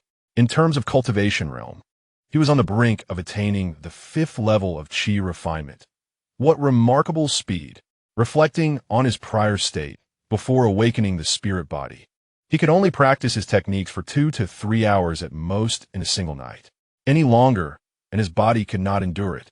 Yet now, after a night's practice, he felt invigorated. Previously, his cultivation speed was at a mere 1, but now it soared to 110. With 10 points attributable to the ethereal wood spirit body. Of course, the aid of medicinal pills played a significant role. Without the jade mushroom pill, achieving such an advancement in a single night would have been considerably challenging. Having consumed the jade mushroom pill the previous night, Qian Tu sensed that he had already digested a third of it. This was a resource typically utilized by practitioners in the later stages of qi refinement, and he, having just reached the mid-stage, could assimilate it effortlessly, a testament to the formidable strength of the spirit body. It was no wonder that the sect mandated a decade-long limit to break through to the foundation establishment stage. Failure to do so would result in the loss of one's intersect disciple status. With the spirit body's enhancement, as long as one wasn't foolish, insane, or succumbing to demonic deviation, failing to break through would be akin to a self-destructive act. With the pressure of the decade-long requirement to break through to the foundation establishment stage alleviated, he pondered for quite some time while standing on the second floor before leaping directly out of the window. He retrieved the array control token from his storage bag. Infusing it with spiritual energy, he followed the operational manual. The array enveloping the 10 acres of spiritual fields quietly unfolded. After surveying his surroundings for a while, he reactivated the array. In comparison to the array at Wang Zixing's location, his was larger, stronger, and superior. It combined defense, early warning, and spiritual energy absorption, serving multiple purposes. Perhaps individually, the attributes were unremarkable, but the multitude of functions made it incredibly convenient. Moreover, it boasted a significant advantage. The maintenance cost was low. As long as the array's foundation and the surrounding environment remained undisturbed, it could operate continuously for 10 years, or even several decades, without requiring spiritual stones or the infusing of the controller's spiritual energy, relying instead on the natural spiritual energy of the surrounding world. Allow me to illustrate. The manual first instructs one to soak the lingmi seeds in water. Conveniently, there is a well situated in the center of the spiritual field. Following the guidelines laid out in the Spiritual Farmer's Manual, Chinta meticulously adhered to the steps. Instead of immersing all 10 acres of seeds at once, he decided to begin with 1 acre as a trial.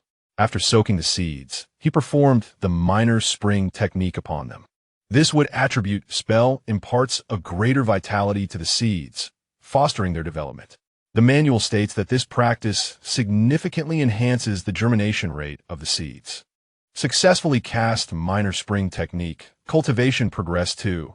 The increase in proficiency took Qian by surprise. Observing the 4 points of proficiency in the minor spring technique, he quickly realized this was yet another boon from the ethereal wood spirit. Any spell associated with the wood attribute now grants double proficiency. As for the potency or effect, that remains to be tested. After half an hour of anticipation, the seeds began to sprout abundantly, though the exact number was indiscernible. Next, He employed the minor earth-shaking technique to complete the tilling of the spiritual field. Utilizing the object control technique, he swiftly guided the seeds to their designated locations. Subsequently, he cast the minor cloud and rain technique. Among the various spells in the spiritual farmer's repertoire, it was this water attribute technique that left Qiantu most astounded. At least the clouds floating in mid-air and the successful descent of the spiritual rain stirred his imagination. Could this be considered a form of summoning the wind and rain? Though it is a diluted, simplified version, a product of countless reductions, what if he were to cultivate the minor spiritual rain technique to its utmost limits? Would subsequent spells yield the same results? Ultimately, could he achieve the divine ability to summon the wind and rain? After some time, he reined in his fanciful thoughts and redirected his focus to the remaining spiritual fields. With a total of 10 plots, he aimed to complete them all today. Chapter 009. A visit from the neighbors. When one becomes occupied, time slips away unnoticed. This holds true for cultivators, who find it even more challenging to grasp time compared to ordinary individuals. The casting of spells and the cultivation of the spiritual fields are notably time-consuming endeavors. Additionally, as this was his first planting, he often paused to consult the manual, which consumed a fair amount of time. Simply sowing the seeds across 10 acres took an entire day. By the time he temporarily concluded his tasks, the sky had darkened considerably. Time indeed passes swiftly. Fortunately, everything proceeded smoothly. The ethereal wood spirit truly excels in the realm of spiritual planting, making the process considerably easier. Thanks to the spirit's enhancement, concerns regarding stamina and spiritual energy were non-existent. Even a mental strain was merely slightly uncomfortable. Moreover, he possessed an innate sensitivity towards plants. Casting wood attribute spells proved simple and remarkably effective. With careful contemplation, he could discern whether the seeds and seedlings encountered any issues. The entire 10 acres of spiritual fields had been successfully sown with first-tier lingmi. Under normal cultivation conditions on a first-tier spiritual field, these lingmi would reach maturity in just 4 months. Each acre could yield approximately 400 pounds. If the spiritual farming techniques were adept and care was taken, the harvest could be even greater. According to the foundational information gleaned from the bracelet within the 5 Elements sect, a single acre of land can yield a harvest of 975 pounds of spiritual rice. This record dates back 4,500 years and has persisted to the present day. Additionally, the documentation reveals that the cultivator in question is a possessor of the Emu spiritual body. In comparison to this esteemed predecessor, Qiantu has much to learn. Just as Qiantu contemplated retreating for a moment of respite, the control token for the formation suddenly trembled, signaling the emergence of a message. Someone had triggered the alert formation at the entrance. Who could it be? After a moment's reflection, he retrieved his magic sword from the storage pouch, infusing it with spiritual energy. Although he lacked expertise in sword techniques, the infusion of spiritual energy, combined with the sword's sharpness, was sufficient to slice through iron as if it were clay. He cautiously made his way towards the entrance, quietly circulating his spiritual power. The formation enveloped a vast area, allowing him to see outside while remaining hidden from view. Standing at the entrance, he discerned 5 or 6 figures clad in black attire. Black clothing? Elite disciples, perhaps? Within the 5 Elements sect's branch expansion, the laborers and outer disciples donned gray garments, while elite disciples wore black and inner disciples were attired in blue. He refrained from hastily opening the door. Despite being within the sect, prudence was paramount. Adjusting the formation control token, he recalled that he could modulate the transmission of sound. Could someone have ventured outside? Uncertain, he recalled that he had seen individuals arriving the previous day. Who do you suppose they are? Newcomers or veterans? Who knows? But I sense they are anything but ordinary. This land, protected by formation, is not easily claimed by just anyone. Listening to the conversation outside, Qiantu gleaned a general understanding. After some contemplation, he returned the magic sword to his storage pouch and activated the token. The formation was dismantled, and he stepped forth. Greetings, esteemed senior. As the token was manipulated, the surrounding protective formation was lifted, revealing Qian-Tu to the onlookers. Upon seeing him clad in the blue attire of an inner disciple, all present experienced a jolt of surprise. They had initially presumed him to be an elite disciple, only to discover he was an inner disciple. However, was it not a bit excessive for an inner disciple to engage in the role of a spiritual farmer? Esteemed brothers, may I inquire as to your purpose here? The individuals before him possessed higher cultivation levels, yet he stood as an inner disciple, while they were merely elite disciples. Greetings, Senior. I am Tian Ping, your neighbor from several miles to the east. We have come to check on the recent developments here, the leader quickly explained. It turned out they were neighbors, and after a day of deliberation, they had decided to visit, hoping to engage with their new neighbor. Most of those in the vicinity were spiritual farmers. After their daily labors, they naturally exchanged experiences and insights during their leisure time, fostering mutual growth. Yet, what they had not anticipated was that their new neighbor would be an inner disciple. Greetings, esteemed fellow disciples. I am Qian-Tu, a newly admitted inner sect disciple. Having just ascended in rank, I look forward to your guidance in the days to come. My demeanor is neither condescending nor haughty. This declaration from Qian-Tu softened the gazes of several neighboring disciples significantly. Naturally, they responded in kind. Brother Qian, today feels rather hurried, and time is of the essence.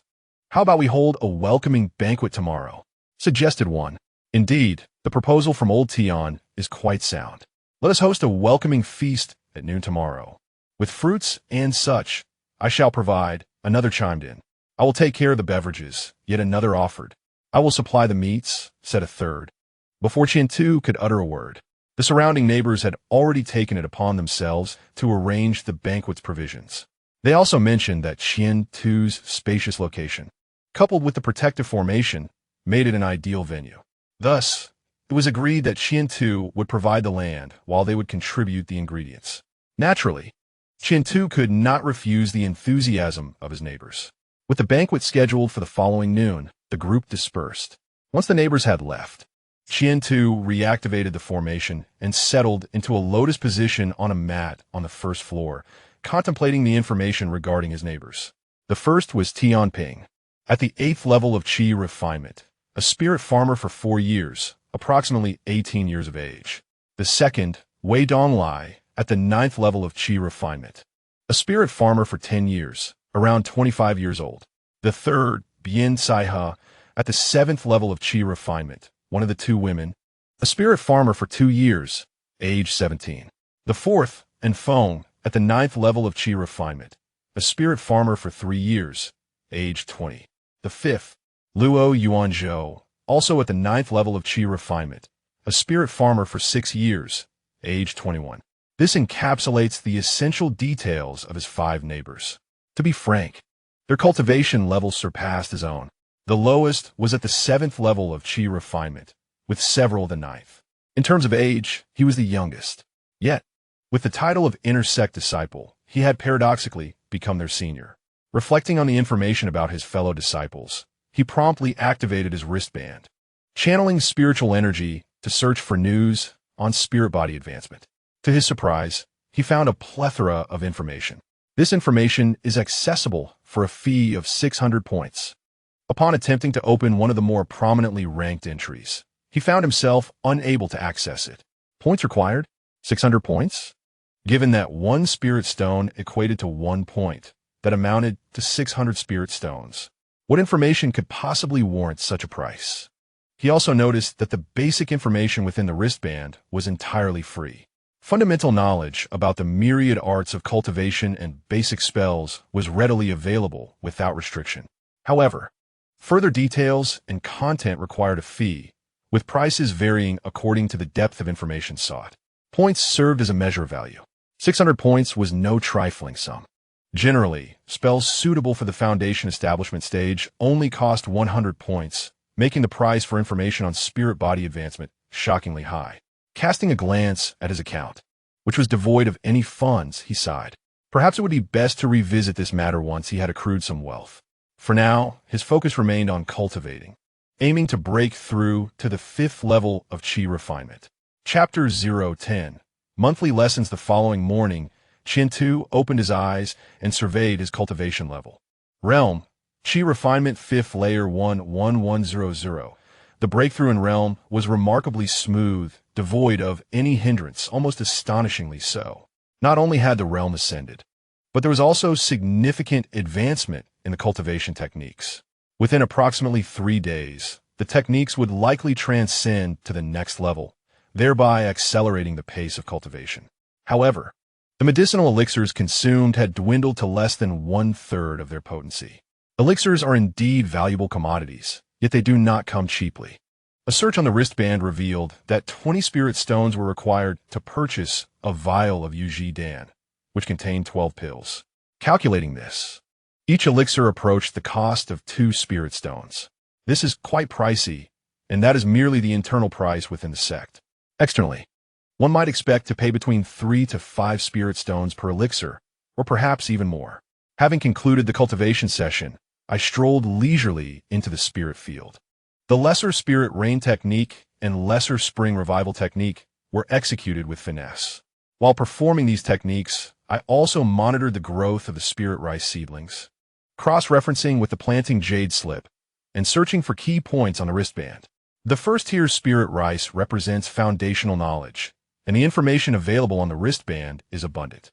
Each piece of information holds its own significance, and the path of prosperity necessitates the selection of that which is most suitable. Before long, the proficiency in both the Lesser Spirit Rain Technique and Lesser Spring Revival Technique grew rapidly.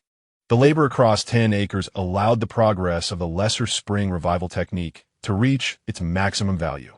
Lesser Spring Revival Technique, proficiency 69200 from novice to proficient. The realm of the Lesser Spring Revival Technique advanced. Each successful execution increased the progress by 2 points. The elevation in realm enhanced the efficacy of the techniques, expanding their range. Under the enhancement of the wood elemental spirit would attribute spells experienced a substantial amplification. Unlike other spells, which typically increment proficiency by 1 point per execution, the Lesser Spring Revival Technique, being of the wood attribute, contributed 2 points per execution. Naturally, there exist other spells within the wood attribute as well.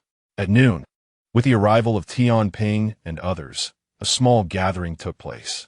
As spirit farmers, they were never short of various spirit fruits and sustenance. Even for meat, spirit flesh could be exchanged with other beast tamers.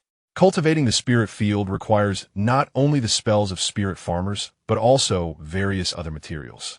For instance, the excrement and blood of magical beasts serve as excellent resources. Brother Qian, you are truly fortunate. Your spirit body has awakened, giving you an advantage over us. They remarked during the feast, sharing tales of their past. Qian-Tu did not shy away, openly revealing the information about his wood elemental spirit. This was pivotal to his ascension to being an inner disciple at the 5th layer of Qi refinement. Even without his disclosure, Tian Ping and the others could ascertain the truth.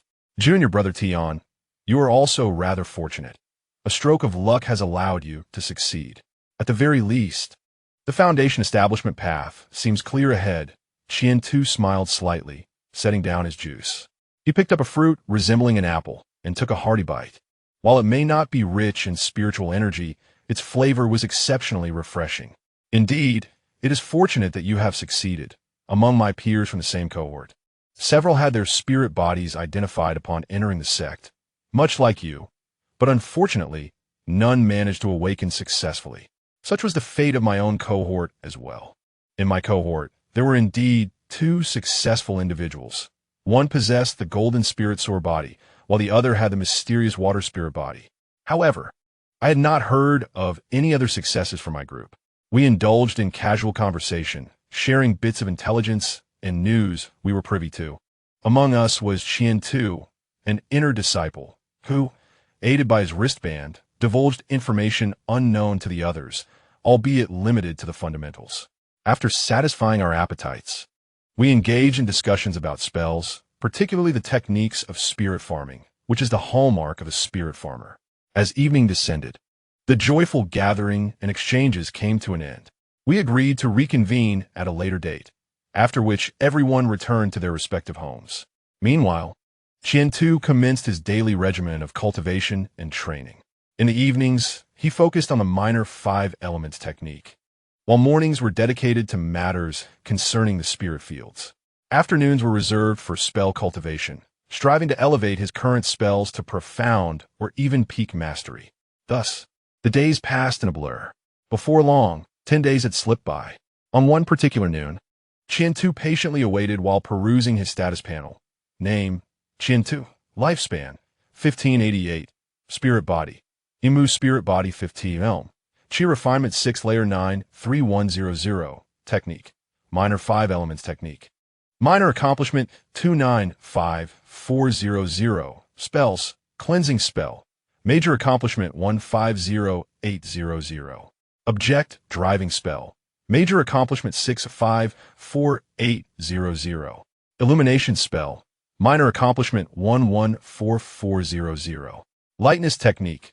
Minor accomplishment 235400. Minor rejuvenation technique. Minor accomplishment 1400. Flying leaf technique.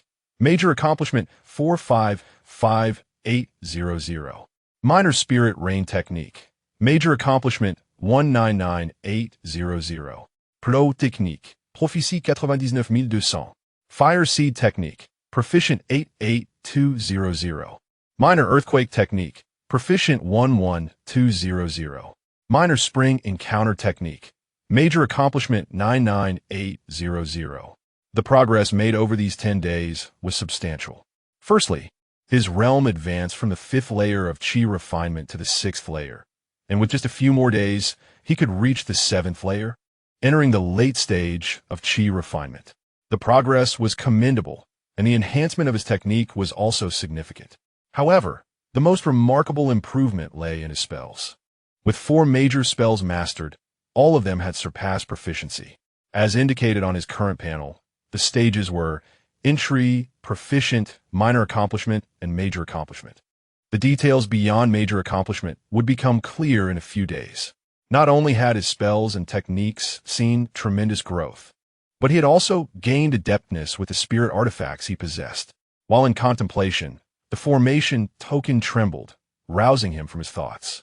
Without hesitation, he manipulated the token to create a small opening in the formation. Brother Qian, shall we set off together? Tian Ping greeted him cheerfully at the entrance. Just a moment. Please, Qian-Tu replied with a smile. No rush, no rush, Tian Zipping remarked enviously as he observed Qian-Tu deftly manipulating the token to alter the formation's function. He too wished to acquire a formation to protect his spirit fields, as it would save him considerable effort. However, formations were exceedingly expensive. As an elite disciple, he could only harbor envy, likely needing to break through to the foundation establishment stage and become an inner disciple to afford one. Perhaps he should consider awakening his spirit body as well. However, upon contemplating the exorbitant costs of awakening and the exceedingly low success rates, it seems prudent to forego such endeavors for the time being. Instead, I shall diligently cultivate my skills, and, once I have established my foundation, I will reconsider matters pertaining to spiritual bodies. Once Qian-Tu has arranged the formations, the two will simultaneously employ their lightness techniques and make their way to the 16th Spirit Farmer Hall.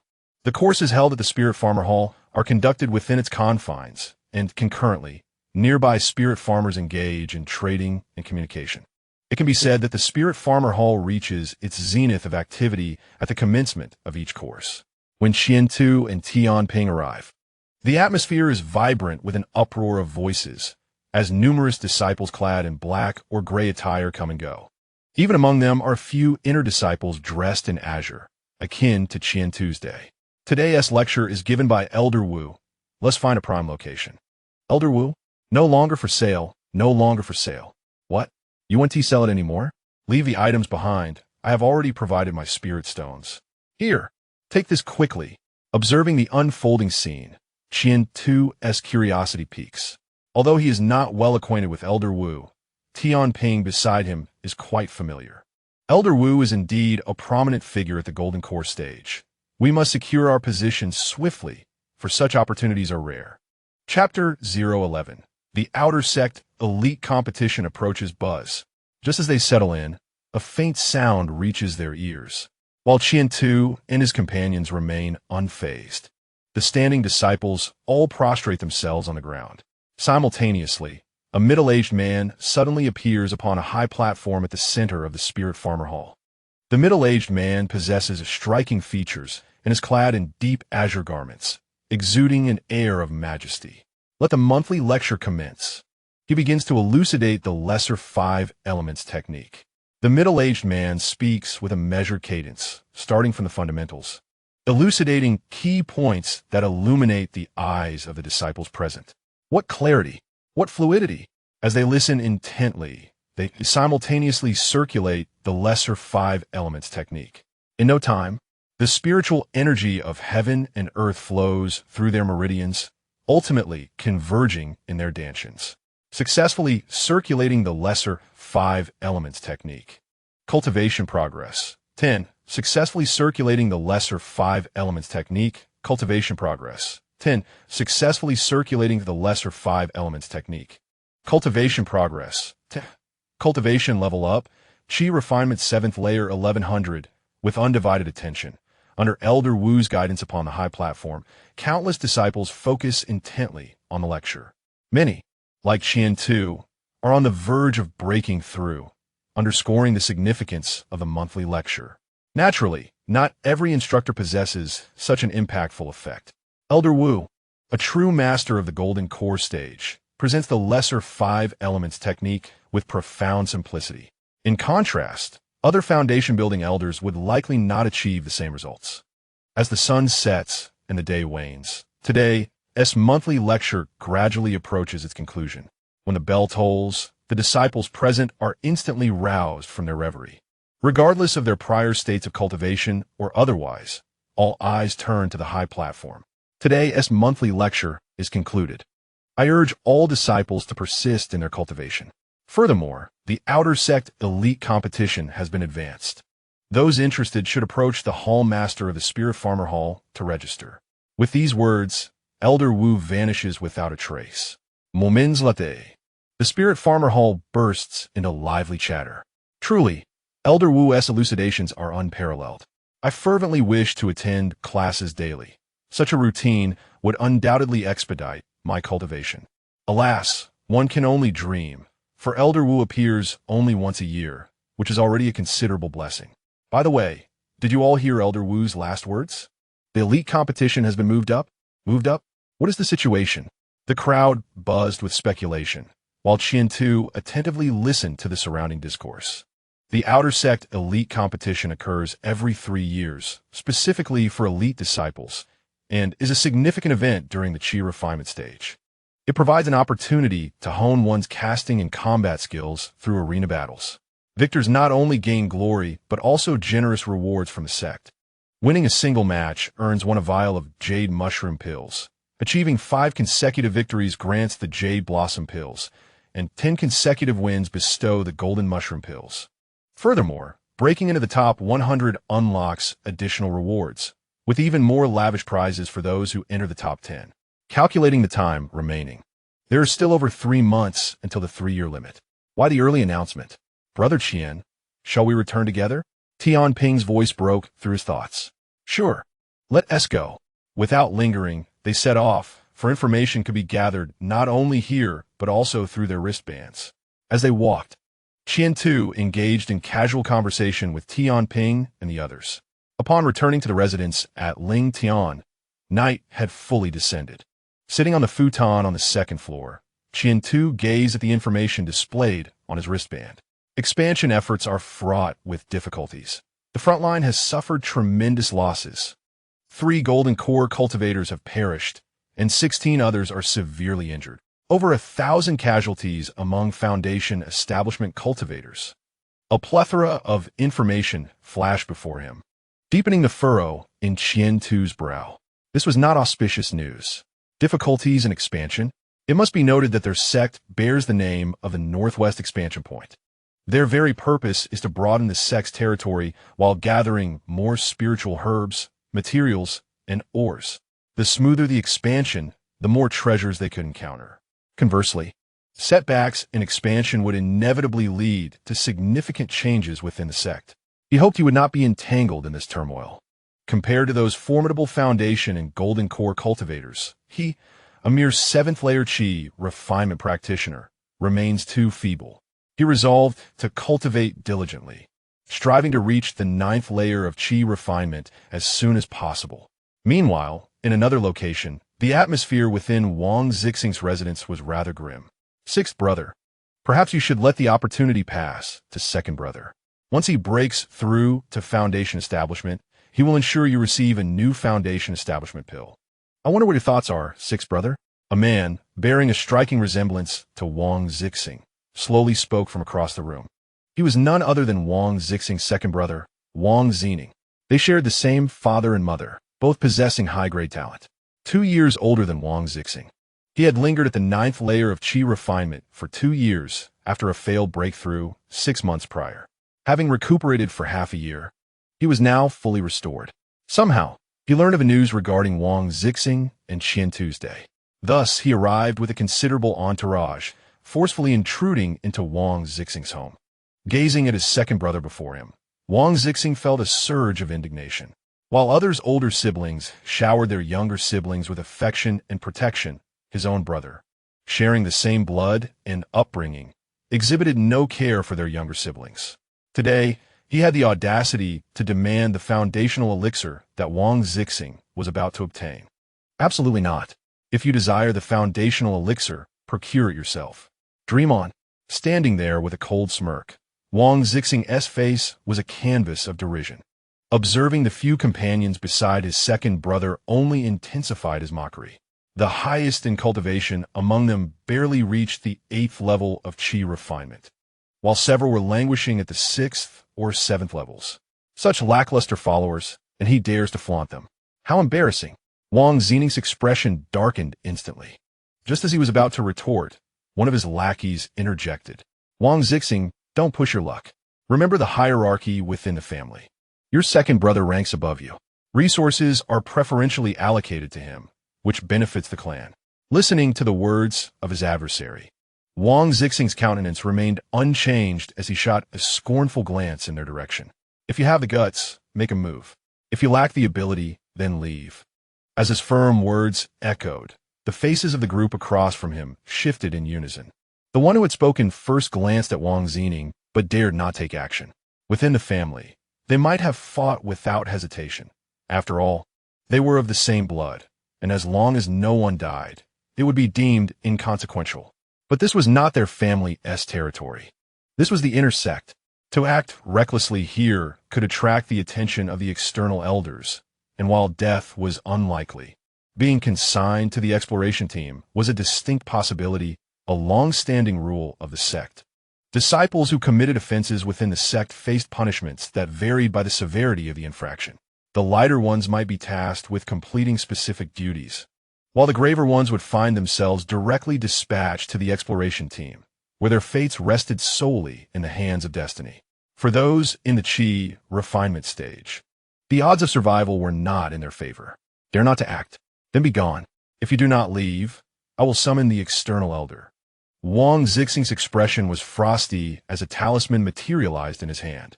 Upon seeing the talisman, Wang Zining turned and departed without hesitation. His abrupt retreat left Wang Zixing somewhat bewildered. Was it truly that easy to concede? No, something was amiss. After a moment's contemplation, Wang Zixing swiftly activated his lightness technique and darted toward a certain direction. Chapter 012. Changes in the Spirit Farmer Hall the following morning. As sunlight streamed through the window of the second floor, illuminating the meditation mat, a figure seated in a lotus position stirred slightly. Qian Tu gradually opened his eyes. Another night of cultivation had passed. Feeling the burgeoning spiritual energy within him, a fleeting expression of joy crossed his face. He had already reached the 7th level of chi refinement, entering the latter stage of this phase. The rewards of daily cultivation continued to be substantial. Yet breakthroughs in the later stages proved to be significantly more challenging than in the earlier phases. Even with the enhancement of his spiritual body, progress remained sluggish.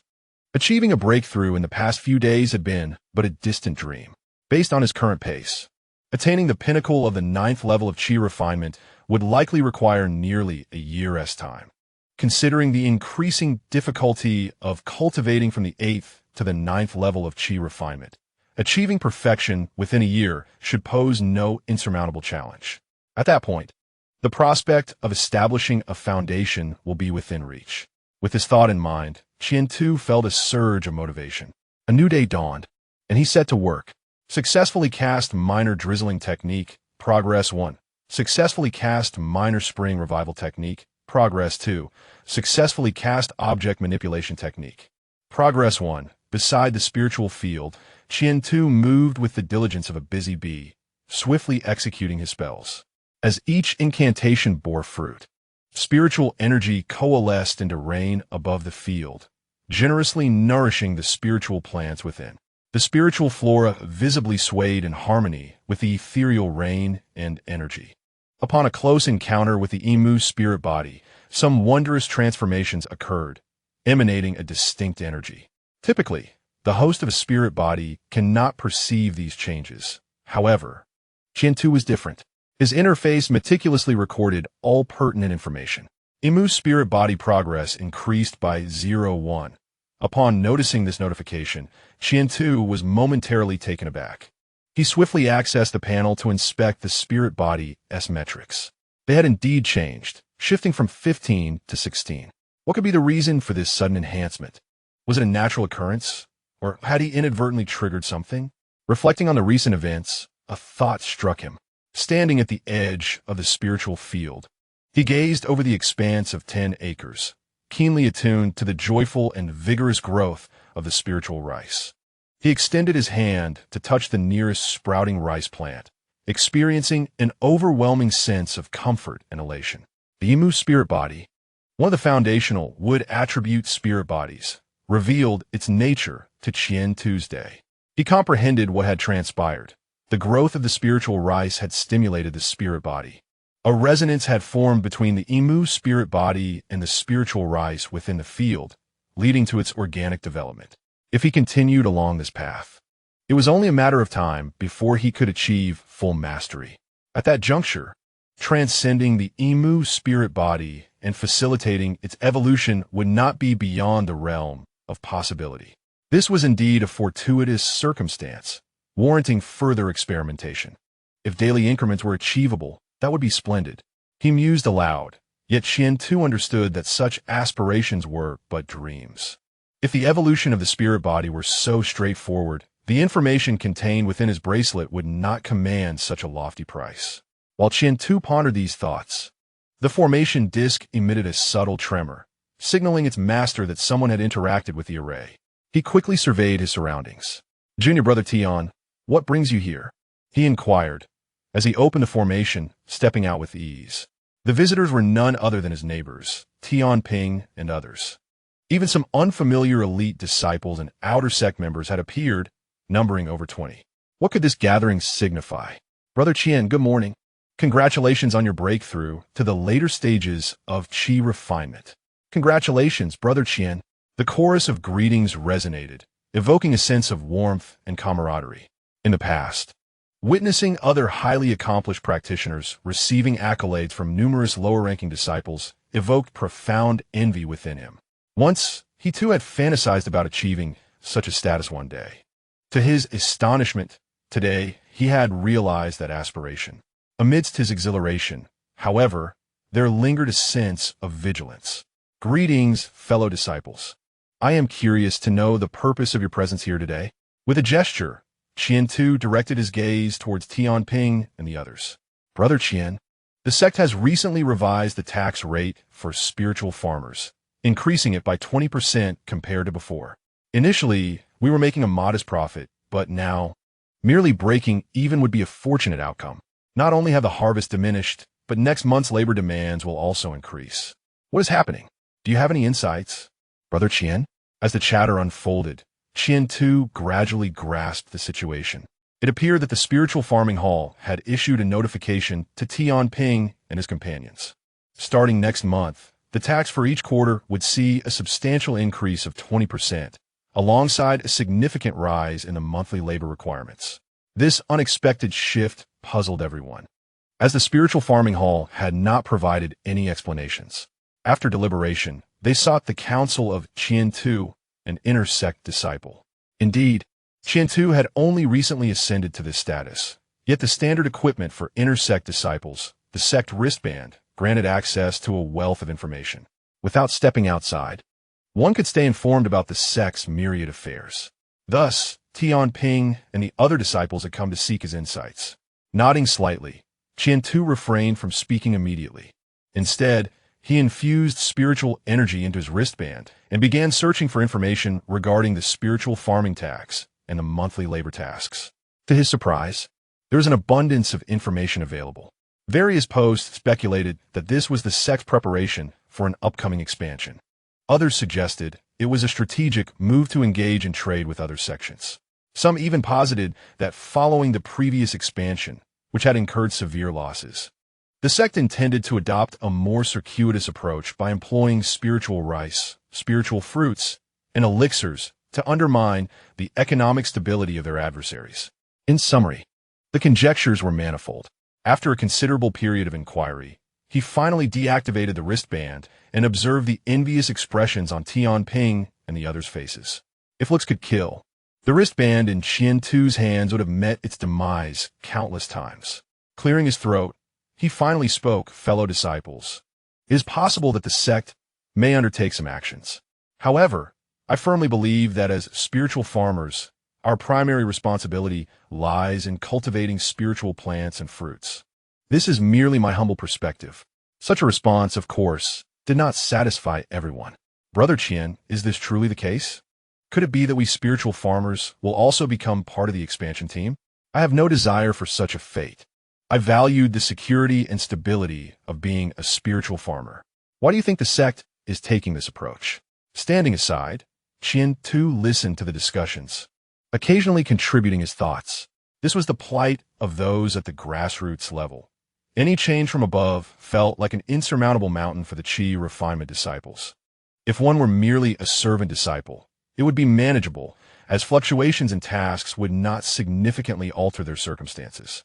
However, the outer sect and elite disciples were considerably affected by these shifts. As for those seeking to evade responsibility or cheat the system, hiding the harvest within one's spiritual field, do not harbor such illusions. The sect possesses a comprehensive set of regulations. Any loopholes discernible by the average person have long been identified by countless predecessors over millennia, subsequently evolving into new rules. This is the burden borne by those who come after.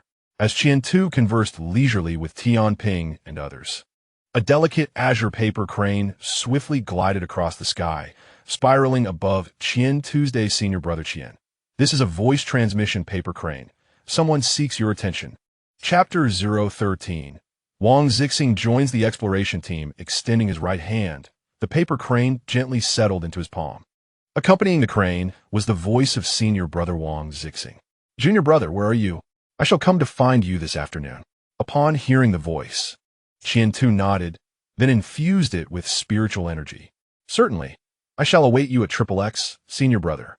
With the message conveyed, the paper crane soared into the air, swiftly vanishing from sight. This voice transmission paper crane is quite efficient. "Is there something amiss, senior brother?" Tianping inquired after a moment of curiosity. "Indeed, there are matters to attend to. For now, let's leave it at that. Should I receive any further news, I shall share it with you all, my junior brothers." Upon hearing this, Tianping and the others eagerly nodded. "Thank you, senior brother. We appreciate your assistance. Senior brother, once the spiritual fruits in my field mature, I shall ensure you are the first to taste them. Farewell, senior brother." Without lingering, Tianping and the others returned to their respective homes, leaving Qian Tu alone. Not in haste to enter the formation, he simply sat upon the ground. It was nearing noon. Rather than return, he decided it prudent to remain here and await Wang Zixing's arrival, while also practicing his spells. The spiritual energy within him surged back and forth within a specific range, and soon he formed hand seals. Before him, a small green blade, approximately an inch in size, materialized out of thin air. "Go," he uttered in a low voice, directing the blade toward a tree stump several dozen meters away. Bang! Successfully cast the small flying leaf technique, training progress. 2. Rushing to the tree stump, he observed the nearly half-penetrated market borer, a smile of satisfaction gracing his face. The stump was no small matter, with a diameter of at least 2 meters. With a 1-meter penetrating power, should it strike a person, without training in body cultivation techniques or donning protective spiritual artifacts, it would be devastatingly effective. Quick, powerful, low in consumption, and at a suitable distance. Moreover, the small flying leaf technique, perfected, can seamlessly transition into the flying leaf technique, further enhancing its effects. A multifaceted advantage indeed. Not only the small flying leaf technique, but most of the spells Qian-Tu practiced were similarly beneficial. This is one of the privileges of being part of a major sect. Backed by a grand sect, one has access to an abundance of techniques, spells, resources, and cultivation grounds, as long as one demonstrates potential for development and achieves sufficient merits. Everything is within reach. Bang, bang, bang. Junior brother Qian, your small flying leaf technique is nearing completion, isn't it? Wang Zixing remarked as he dismounted from his spiritual mount, reaching into his possession to retrieve a handful of spiritual rice. As soon as the spirit horse caught sight of Ling Mi, it swiftly extended its tongue and devoured the grain from the palm of his hand. Perhaps it was due to the delightful flavor, or perhaps it was the generous nature of Prince Xing. The spirit horse emitted a cheerful sound and then merrily departed. Senior brother, you have arrived. What about the spirit horse? Qian-Tu gazed at the retreating figure of the spirit horse, somewhat puzzled. That was a rented spirit horse for single use. Once we reach our destination, it will return to its owner after I dismount. Prince Xing quickly clarified. Ah, I see. Is it from the spirit beast hall? Qian-Tu inquired thoughtfully. Indeed. This way, senior brother. Please follow me as I deactivate the formation. Just as he was about to continue his questioning, he noticed Prince Xing was still waiting for him, prompting him to hastily change his course of action. He produced the formation disc and began to operate it. Observing Qian-Tu's adeptness, Prince Xing felt a tinge of envy. He had toiled endlessly to acquire a rudimentary warning formation. While Qian-Tu possessed a formation disc, he recognized from his purchase of a warning formation. It was equipped with comprehensive functions such as defense, warning, and spirit gathering, making it one of the most suitable formations for those in the Qi refinement stage. The price for a complete set was 500 spirit stones, with additional maintenance costs each year. Even he could afford it, but it seemed excessively extravagant. Although it was undoubtedly a valuable item, reflecting the adage that one gets what they pay for, he had already reached the 9th level of Qi refinement. Once he broke through to foundation establishment, this formation would become obsolete, hence his decision not to purchase it. Yet, Qian-Tu possessed it now, and he could not help but feel envious of such favorable treatment. This way, senior brother, that 2-story building is my daily residence. Over there, the 10 acres of fertile land is an arrangement made by the sect for me. I have already planted spirit rice, which is expected to mature in just over 3 months. Once it is ready, I must send you some to taste, he said as they walked. Qian-Tu felt a deep sense of gratitude towards Prince Xing, regardless of the latter's motivations for lending out the spirit plants. At least he was willing to lend a hand, which reflected true camaraderie. After a leisurely stroll, they finally settled in the hall on the 1st floor. Qian-Tu took out the spirit tea gifted by Tian Ping and the others during their last visit. Senior brother, please do try the flavor. After serving a cup to each of them, he continued, let me give it a go. Quite delightful. I'm glad you like it. By the way, did you come here for something specific? Qian-Tu inquired, focusing intently on Prince Xing. At the sound of Qian-Tu's question, Prince Xing opened his mouth, hesitating momentarily before speaking. Junior brother, you have reached the 7th level of Qi refinement, haven't you? Yes, I have attained the late stage of Qi refinement, Qian-Tu nodded. Then we should hasten to complete the spirit contract. I do not wish to delay you, Prince Xing said, his tone growing somewhat somber. Delay me? Senior brother, what troubles you? Compared to his previously spirited demeanor, Prince Xing now exuded an air of despondency that was increasingly palpable. I am about to join the exploration team. If I were to fail and the spirit contract remains unfulfilled, the repercussions for you would be significant, Prince Xing revealed, delivering shocking news to Qian Tuesday. Join the exploration team? What on earth? Prince Xing of the 9th layer of Qi refinement. He stands on the cusp of foundation establishment. With such cultivation, is joining the exploration team voluntary? No. From the tone of Senior Brother Wang, it seems that it is not a voluntary decision. Senior Brother, could you elaborate?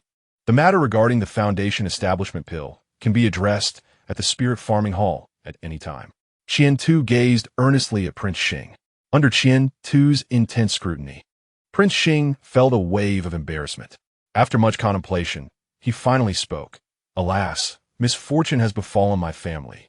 My full-blooded elder brother learned that I could procure a foundation establishment pill through you and sought me out yesterday, demanding it, which I did not provide. The unfolding narrative gradually revealed itself. It turned out that yesterday, Prince Xing's second brother, Wang Zining, was unable to obtain the foundation establishment pill and returned home directly. Following a series of schemes, Prince Xing's name appeared on the roster of the exploration team. By the time Prince Xing became aware of this, it was already too late. Attempts to amend the list by seeking assistance from senior brothers and uncles at the foundation establishment stage proved futile. Only someone of at least a golden core, or even a nascent soul level, could intervene. Alas, Prince Xing lacked such connections and influence. To avoid affecting Qian Tu and to swiftly acquire the foundation establishment pill, he had resolved to come today. Is it truly unchangeable? The exploration team's future remains uncertain, especially during the Qi refinement stage. The various information within the wristband indicates that those in the Qi refinement stage are often expendable. A mere fluctuation could lead to a significant loss of life. The cost is too great. Junior brother, let us hasten to complete the spirit contract. Very well, senior brother. Over here, we shall proceed to Spirit Farming Hall number 16 together. Chapter 014. The elite competition commences within Spirit Farming Hall number 16. The hall master regarded Qian Tu before him.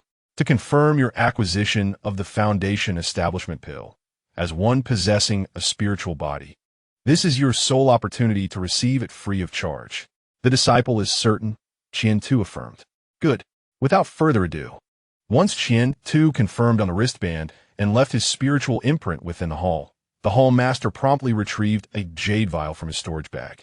The foundation establishment pill is considered a pinnacle of the first tier and approaches the second tier in potency. Using an ordinary porcelain vial would waste its efficacy. Only this specialized jade vial, inscribed with runes to contain the medicinal properties, can ensure its effects remain intact over time. Here, take care of it. Should you encounter any issues, promptly return to the Spirit Farming Hall. Remember, you are now a part of the Spirit Farming Hall. Thank you, Hall Master. After securing the jade vial, Qian Tu respectfully bowed and exited. Upon leaving the hall, Prince Xing had been waiting outside for quite some time. His eager posture dispelled the gloom surrounding him. Senior brother, this is the foundation establishment pill. He produced the pill and handed it directly to Prince Xing. As soon as the jade vial touched his hands, Prince Xing felt a surge of vitality. This was indeed the same kind of vial he had seen others possess. To ensure its authenticity, he hastily opened it, revealing a pill the size of a longan. The unique fragrance confirmed for Prince Xing that this was indeed the foundation establishment pill, rich in potency. Everything is in order, junior brother. This is 100 spirit stones. The cost I incurred to procure the foundation establishment pill. Do not refuse. At the last auction, the average price of the foundation establishment pill was 940. I will set it at 1,000. With a 10% premium, that amounts to 1,100 spirit stones. He took out a pile of spirit stones from his storage bag, speaking as he handed them over to Qian. The quantity was not substantial, falling short of 1,000. But among them were several stones that were evidently distinct from the inferior ones. Brother Wang, are these larger ones medium-grade spirit stones? Qian inquired, picking one up. Compared to the inferior stones, medium-grade spirit stones were larger, containing more refined and abundant spiritual energy. Indeed, if you are uncertain, you may inquire within the Spirit Farmer Hall. I will wait for you here, Wang Zixing replied with a relaxed demeanor. With the foundation establishment pill that Qian sold him, along with other supplementary medicinal herbs, He would attempt to break through to the foundation establishment stage within a month. Upon success, even if he were to join an exploration team, he would not be mere cannon fodder. Moreover, advancing to the foundation establishment stage would elevate him to an intersect disciple, ensuring greater safety. Should he fail, the foundation establishment pill would not be left for Wang Zining. I trust you, brother, Qiantong said, shaking his head and placing most of the spirit stones into his storage bag. He then took out a medium-grade spirit stone and directly handed it to Wang Zixing. Brother Wang, this is for the cost of purchasing the spirit plants. There is no need for a medium-grade stone. 80 will suffice. I do not have any smaller denominations. You must be joking. Wang Zixing looked at Qiantong in disbelief. How could he possibly lack smaller stones? Just moments ago, he had specifically given him 100 inferior stones. Observing Qiantong's resolute expression, Wang Zixing nodded and accepted the spirit stones. In that instant, both Qiantong and Wang Zixing felt a vague sensation. Their spiritual bond had come to an end. Junior brother, until we meet again, take care. I wish you a splendid journey on your path to immortality. Wang Zixing finished speaking, clasped his fists, and departed swiftly, not allowing Qiantong a chance to bid farewell. This was also to avoid any sentimentality between them. Watching the back of his senior brother, Qiantong shook his head slightly. The journey to the exploration team held great peril. He hoped Wang Zixing would fare well. Wang Zining. If the opportunity arises, I will certainly make him pay. Returning home, he resumed his cultivation. In the blink of an eye, 5 days passed. On that morning, Qiantong completed his tasks in the 10 acres of spiritual fields early. He then activated the array and headed towards the entrance of the Spirit Farmer Hall. Today marked the commencement of the Outer Sect Elite Competition. Such a significant event was one he had to witness. It was also a chance to observe the magical prowess and combat situations of those elite disciples, broadening his horizons and accumulating experience for the future. Brother Qian, you're attending the competition. Good morning, Brother Qian. Along the way, he encountered several Outer Sect disciples. He responded to their greetings one by one. Upon arriving outside the Spirit Farmer Hall, he was taken aback by the crowd. The competition had yet to start, yet the area was already teeming with people, many times more than during the previous month's lesson at the hall. Among them were numerous individuals clad in gray, either duty disciples or Outer Sect disciples. Looking into the distance, he saw that 16 massive arenas had been constructed. These arenas had not existed just a few days prior. They must have been hastily built in recent days. The cultivator, specializing in earth-based spells, exhibits remarkable prowess in architectural endeavors. Their work is executed with both speed and excellence. However, the sole drawback lies in the necessity for advanced cultivation and a mastery of spells beyond the ordinary level. Passers-by should take heed and not miss this opportunity. Bets are being placed. A light-hearted wager can be quite enjoyable.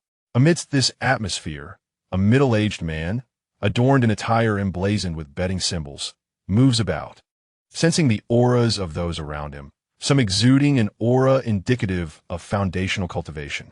Brother, are you uncertain about how to place a bet? Is there a list available? Qian Tu inquired, contemplating the situation.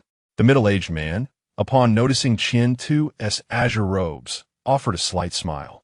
Indeed, there's a list available for 10 spirit stones per jade slip, featuring names of notable disciples. When placing a bet, odds can be provided at any time. Here are 10 spirit stones. I would like a copy of the list, Qian Tu stated. Thank you. No need for such formalities, junior brother. I wish you a swift breakthrough in foundational cultivation, the man replied as he handed over the jade slip. Once in possession of the slip, Qian Tu souffla somewhat quitté local. Pressing the jade slip against his forehead, he infused it with spiritual energy, and the information within swiftly materialized. Zhao Yuding, elite disciple of the Spirit Farmer Hall, specializing in fire spells, possesses formidable strength, having reached the top 16 in the last Outer Sect trial competition. Sun Samyao, elite disciple of the Spirit Farmer Hall, specializing in water spells, previously defeated a top 10 contender in the last Outer Sect trial. Zhang Feng, elite disciple of the Spirit Farmer Hall, dual mastery of wood and earth, fought Sun Sanmiao to a standstill. Absorbing the information from the jade slip, Qiantu noted the multitude of names and achievements, particularly the numerous renowned competitors from the Spirit Farmer Hall. This was merely a fraction of the known elite. Countless hidden masters remained unaccounted for. Every 3 years, dark horses emerge, defying expectations. After a prolonged moment, Qiantu finally opened his eyes. With the conclusion of his observation, the jade slip disintegrated. Glancing at the fragments at his feet, he felt a surge of emotion. The anti-counterfeiting measures are indeed impressive. However, given a cultivator's memory, replication would not prove overly challenging. Yet, it is unlikely anyone would attempt such a thing. The seller of the jade slips and the one facilitating the bets are both foundational cultivators. Disrupting the business of foundational cultivators, if undetected, may be manageable. However, if discovered, the consequences could be dire. The outer sect elite competition is now commencing. Competitors, please ascend the stage as your names are called. On the first arena, the names called were Shu Yuanjie and Geng Qian. The elite competition had begun. Without further contemplation on betting, Qiantu hastily made his way toward the arena. The 16 expansive platforms separated the throngs of spectators, and as the cultivators advanced in rank, their vision sharpened. There was no need to draw it too close to see clearly. Some even employed auxiliary spells to enhance their viewing experience. As Qiantu gazed upon the first arena, the competitors had already taken their positions. The battle commenced. Chapter 015. Acquire knowledge. The first arena was vast, measuring approximately 200 meters in both length and width. The edges of the arena were inscribed with formations, overseen by a dedicated array master. Upon the entry of the competitors, the protective formations were immediately activated.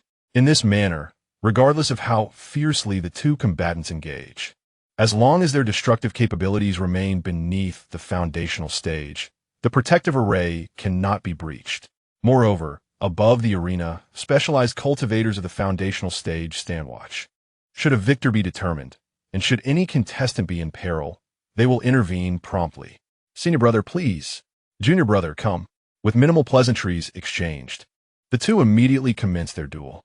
The cultivator on the left, with a swift motion, launched a flying sword. The blade gleamed ominously, imbued with a chilling intent under the sun's rays. What remarkable speed and agility! From a distance on the first arena, Qiantu observed this scene, astonished.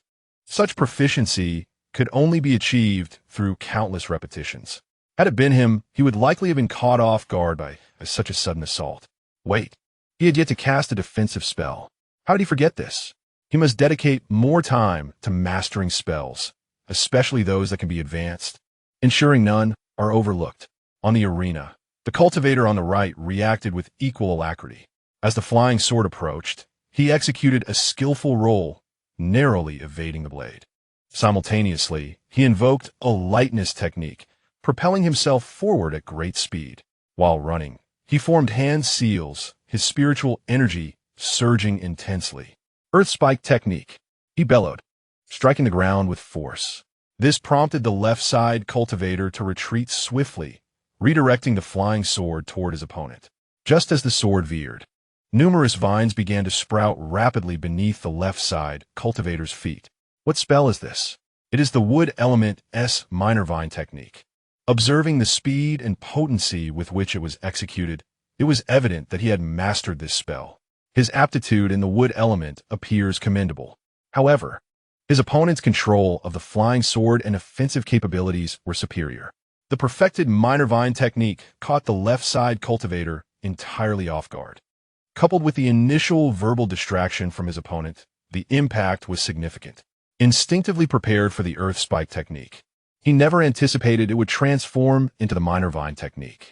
His body became ensnared by the abundant vines, constricting him painfully. Yet, therein lies the predicament. Had it been the full-fledged vine technique, the battle would have concluded by now. However, the minor vine technique lacks the same lethality. It excels in confinement and control, making it remarkably effective. Go! The airborne flying sword surged forward. The right side cultivator, initially managing to dodge, found himself in increasingly perilous situations, his clothing suffering several tears. At this juncture, the control exerted by the minor vine technique became unstable and under the relentless assault and attempts from the left side cultivator, he managed to break free from the bindings. You're finished. Success. Just as the left side cultivator's face lit up with anticipation, the right side cultivator's lips curled into a slight smirk. Another robust vine rapidly sprouted from the ground, ensnaring the left side cultivator once more, much to his disbelief. Simultaneously, a 2-inch green blade shot toward the left side cultivator as forehead. This was the perfected minor leaf technique. The fully realized minor leaf technique measures 1 inch, while the perfected version extends to 2 inches. Upon the ascension of the flying leaf technique, combined with the perfected version of the minor flying leaf technique, the contest commenced with an initial 3-inch distance. The first arena witnessed a victorious performance by Gongqian. The combatants were instructed to exit the stage as the second group prepared to enter. Above the arena, a foundation establishment cultivator was responsible for overseeing the event, gesturing while announcing the results of the battle. Gongqian, of course, was the cultivator positioned on the right, utilizing 2 perfected level qi cultivation techniques. Along with a measure of combat intelligence and subterfuge, he secured his victory. This scene, one might say, left Qian-Tu somewhat perplexed. Why did it seem that these cultivators were all so cunning and devious? They had the capability to defeat their opponents head-on. The perfected minor flying leaf technique could easily withstand the adversary's flying sword. Controlling a flying sword during the qi refinement stage is no simple feat in terms of endurance. The minor flying leaf technique undoubtedly had the upper hand. Yet, Gongqian managed to triumph through a performance fraught with peril, narrowly overcoming his opponent. Was this a display of hidden talents, or something else entirely? As he glanced at Gongqian, who vanished into the throng, Qian-Tu committed that name to memory. Reminding himself to exercise caution, vigilance was paramount. Survival equated to a future. Those who perished amounted to nothing. The competition continued unabated from the morning onward, with 16 grand arenas hosting successive matches. The exhilarating and intense battles thrilled Qian-Tu immensely. With each match he observed, he felt he was absorbing knowledge of various spells, offensive, defensive, supportive, and stealthy, among others. There was nothing one could not behold, only what one could not imagine. His horizons were vastly broadened, significantly enriching his reservoir of knowledge. By evening, the matches at the 16th Spirit Farmer Hall had concluded, and the top 10 had been selected. The external elite competition at the 16th Spirit Farmer Hall thus came to a close. What lay ahead was the grand battle of the entire external elite competition. Disciples wishing to attend were required to purchase tickets in advance. As the gathering dispersed, the hall master of the 16th Spirit Farmer Hall appeared to relay some information before departing without a backward glance. For foundation establishment cultivators, the external elite competition was rather mundane. The disparity between the qi refinement and foundation establishment stages was substantial. Powerful spells in the qi refinement stage became quite ordinary in the foundation establishment stage. A significant gap in cultivation realms could diminish many advantages. Brother Qian, will you be heading to the main hall tomorrow? On his way home, Qian-Tu encountered Tianping and others along the route. I want to be going to the main hall. Having watched today's matches, I realized I have much to learn. I plan to return and diligently study to enhance my spell repertoire. He turned to Tianping and the others, considering their intentions. Are you all planning to attend the matches at the main hall? It was essential to note that attending matches at the main hall came at a considerable cost. The round-trip fare for the flying boat was 30 spirit stones, and a ticket for the matches cost 10 spirit stones for the most basic seating. Prices escalated with better seating arrangements. For some reason, upon receiving this information, Qian-Tu felt a peculiar sensation. How is it that everything seems to require currency? Oh no, spirit stones. Indeed, as Brother Qian mentioned, I shall forego a visit to the main hall and instead dedicate my time at home to self-study. I am grateful to Brother Qian. Otherwise, I would have squandered a considerable amount of spirit stones. With those spirit stones, it would be far more prudent to invest in supplementary elixirs or to delve into the study of additional spells. Heeding Brother Qian's advice, for he is an inner sect disciple and possesses knowledge that undoubtedly surpasses our own. While some have altered their intentions, others still plan to attend. Brother Qian remained reticent regarding these matters. Engaging in idle chatter, they made their way home. Upon returning to the two-story cottage, the night had already fallen. A fire was kindled for cooking. The delightful aroma of 2 hearty bowls of spirit rice was irresistible, prompting an indulgence in yet another bowl. Once every morsel was consumed, Qian too felt akin to a glutton. How delicious it was! What kind of life had I led before? Sighing, he reflected on the day's competition. Once his current spell cultivation reached fruition, he would commence the study of defensive and supportive spells. The lesser 5 elements technique, here I come. Chapter 016. Beyond completion, the following morning, Qian Tu adeptly completed his daily tasks as a spirit farmer. As he practiced the 5 methods of spirit farming, he cross-referenced the planting jade slip. Calculating the time, he noted that in half a month, the spirit rice would reach a stage of growth where it would emit an enticing fragrance, attracting pests. The first to appear would be the gray armored beetle, numerous in quantity, yet easily eradicated. However, as he pondered, Qian Tu furrowed his brow. His formation provided protection. Thus, external gray armored beetles could not penetrate. Yet, although pests are indeed pests, they also serve a purpose. The charred remains of gray armored beetles, when scattered over the spirit field, could enhance the growth rate of the spirit rice and slightly increase its yield. Many spirit farmers intentionally disable their formations to invite these creatures. There are 4 types of harmful pests for spirit rice, and other varieties of spirit plants and fruits also have their specific adversaries. The interdependence of all things is a profound subject. Should I activate the formation or leave it dormant? Just as Qian Tu contemplated this, his wristband suddenly quivered. What has occurred? He activated the wristband, and a message appeared. Would you like to watch the Outer Sect Elite competition? Remote viewing is possible? Is this genuine? Is there any cost involved? Upon further investigation, Qian Tu was pleasantly surprised to discover that merely watching incurred no expenditure of spirit stones. It's free. However, tipping, betting, or sending bullet comments would require points, which translates to spirit stones. Truly, a sign of progress. The realm of cultivation has evolved to include bullet comments, remote viewing, and devices such as wristbands. The cultivator who invented this is indeed deserving of immense merit. After swiftly managing the affairs of the spirit field, he reclined at its center, watching the messages on his wristband while casually employing the object manipulation technique. His flying sword glided gracefully through the air. Multitasking. He realized that this form of training also contributed to his cultivation progress at a commendable pace with minimal consumption. The only requisite was possessing a spirit body and ample space to maneuver.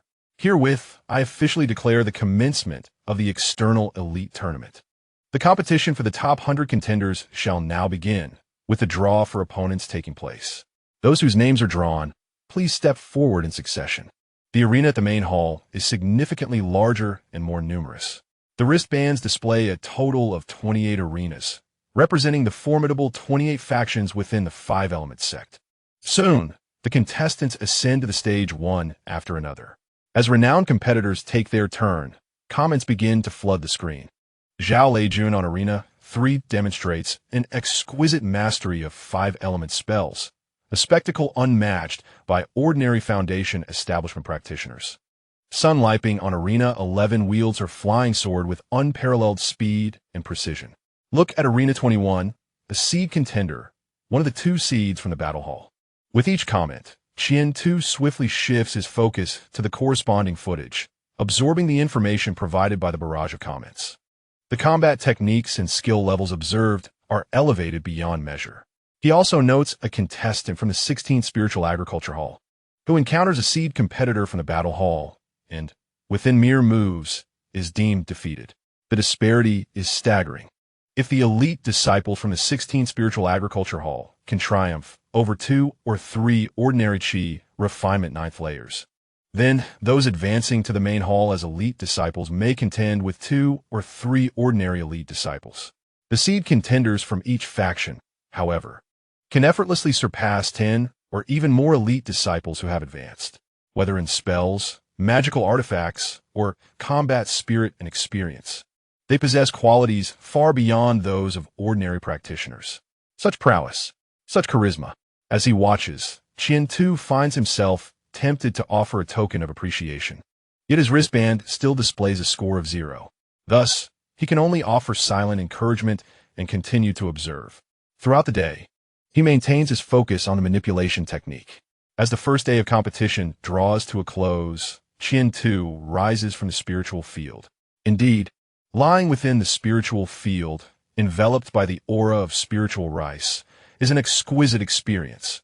Far from exhausting, it is rather delightful. Truly, as with spirit body, he feels an affinity with spiritual plants. The closer he is, the better he feels. His wristband also indicates that proximity to higher-grade spiritual plants yields greater benefits. Just as he intends to return to prepare a meal, Qian Tu is taken aback. After a day of practicing the manipulation technique, he discovers that it has progressed from great achievement to perfection. Manipulation technique, perfection 581600. Having dedicated an entire day to refining the skill, it is no wonder that, as the day concluded, he felt a newfound ease in wielding the flying sword. It appears he has reached perfection. Yet, after attaining perfection, why is there still a measure of proficiency remaining? 1,600 points, which is double that of great achievement. The journey from entry to proficiency requires 100 points. From proficiency to minor achievement, 200 points. From minor achievement to great achievement, 400 points. And from great achievement to perfection, 800 points. What lies beyond perfection? The required progress is not substantial, merely 1,600 points, double that from great achievement to perfection. Curiosity piqued, he glances at the sky and then at his stomach. Uninterested in consuming the fasting pills, I busied myself with meal preparation while occasionally glancing at my wristband for updates. The realm of spell cultivation was a topic I sought to explore. Upon initiating a search, an overwhelming abundance of information and threads emerged. I casually clicked on several prominent free posts. The levels of spell cultivation are categorized into 5 stages: initiation, proficiency, minor achievement, major achievement, and perfection. Beyond the realm of perfection, one requires both fortune and insight. The information regarding the initial 5 levels was relatively comprehensive, yet details concerning those beyond perfection were scant. Determined to delve deeper, I searched specifically for information on the stages beyond perfection. Alas, the posts that required points were numerous, and it was evident that monetary investment would be necessary. Basic information was accessible, but core, valuable insights demanded expenditure. Alternatively, one could acquire wisdom from a dedicated master or sect, gaining knowledge through the words of elders. Nevertheless, I resolved to remain patient. When my cultivation progressed, clarity would follow. As for the art of object manipulation, it would take at most 5 days, perhaps even 3 or 4. I pondered the nature of the realms beyond perfection. Setting aside other considerations, the feeling of effortlessly executing object manipulation at the perfection level brought a sense of unparalleled ease. Previously, casting spells necessitated controlling internal spiritual energy, forming hand seals, and maintaining mental focus. However, upon reaching the perfection stage, a mere thought would set the internal energy in motion, allowing spells to manifest naturally, as if it were instinctual, simple, and effortless. No wonder the competitors in the outer sect elite competition could quickly cast spells. Perfection in spellcraft enabled such rapid execution. The speed, akin to instantaneous casting, along with enhanced power, increased range, and amplified effects, were all hallmarks of spells at the perfection level. My anticipation for the realms beyond perfection grew. There was no need to rush. I would take my time. Before long, a large pot of spiritual rice began to emit a tantalizing aroma. Without hesitation, I paired it with the pickled vegetables brought by Tian Ping and others, diving into my meal. It must be said, even devoid of any seasoning, the cooked spiritual rice was simply fragrant. Coupled with the pickled vegetables made from other spiritual plants, it was exceptionally delightful, though I found myself consuming it rather quickly. Soon, the offerings from Tian Ping were nearly finished. Once I had eaten my fill, I planned to procure some from the spiritual farmer's hall, or perhaps purchase from Tian Ping and his companions. if I could endure a few months. My own spiritual rice would mature, ensuring I would not lack for sustenance. Chapter 17. The Sublimation of Spellcraft. As the sun rose and set, for days swiftly passed. On the 5th day, after tending to my daily tasks in the spiritual fields, I reclined in the center of my 10 acres, inhaling the fragrant essence of the growing rice, a truly comforting experience. I casually activated my wristband, observing the ongoing outer sect elite competition. As of today, the top 100 selection had concluded, and the focus shifted to the selection of the top 28. According to the schedule, this stage would last 3 days, followed by the eliminations for the top 12, the top 6, the top 3, and finally, the fiercest battle of the outer sect elite. From this point onward, each contest would be exceptionally thrilling, as only the most capable contestants had reached this stage. They represent the very essence of the elite disciples from the external sect, embodying the core and the future, as long as fortune does not frown upon them too harshly. The prospects of breaking through to the foundation establishment stage are not merely a foregone conclusion, but rather possess a probability of at least 30 to 50%. This estimation does not even take into account the potential aid of a foundation establishment pill. Should one such pill be procured, the likelihood would assuredly increase to a guaranteed 70 to 80%. Observing the fierce battles displayed on his wristband, Qiantu found himself exhilarated by the clash of spells between the combatants. After days of watching and utilizing the search functions on his wristband, he had devised a comprehensive plan for his spell cultivation. All that remained was to achieve perfection in the object manipulation technique before he could set his plans into motion. The time for action was today. As midday approached, Qiantu, reclining in the spirit hall, suddenly felt his gaze empty, his pupils losing focus. A torrent of operational nuances and control techniques pertaining to the object manipulation technique surged through his mind, overwhelming him with an abundance of novel ideas and steps. Had he transcended to a realm beyond perfection? After a prolonged moment, he finally regained his composure. A glance at the time on his wristband revealed that 200 breaths had elapsed. If such an experience were to occur amidst battle, one might not even comprehend their demise. However, he realized he had options. He could forcibly suppress this enlightenment and receive it when in a safer environment. Yet, this would result in a significant loss of inspiration, approximately reducing it by 30%. When weighed against the importance of survival, losing 30% seemed a trivial sacrifice. In a secure setting, it was undoubtedly best to embrace the full experience. Rising from a spiritual field, he opened the interface to closely examine the object manipulation technique. Object manipulation technique, sublimation. Sublimation is a state beyond perfection. Gazing upon the technique that appeared devoid of proficiency, he realized it was not entirely so. There existed a hidden proficiency level of 15,000. According to the interface, spells within the realm of sublimation would see their effects doubled, with a reduction in casting costs. Upon fulfilling the requirements for sublimation, one would form rule runes that would merge with their soul, further enhancing the practitioner's abilities. The threshold of 5,000 instances constituted the requirement for sublimation. Once this condition was met, the object manipulation technique would vanish from the interface, though this did not imply it could not be utilized. Rather, it would transform into an innate ability, as instinctual as breathing or the consumption of sustenance. Additionally, it would possess numerous subtle applications.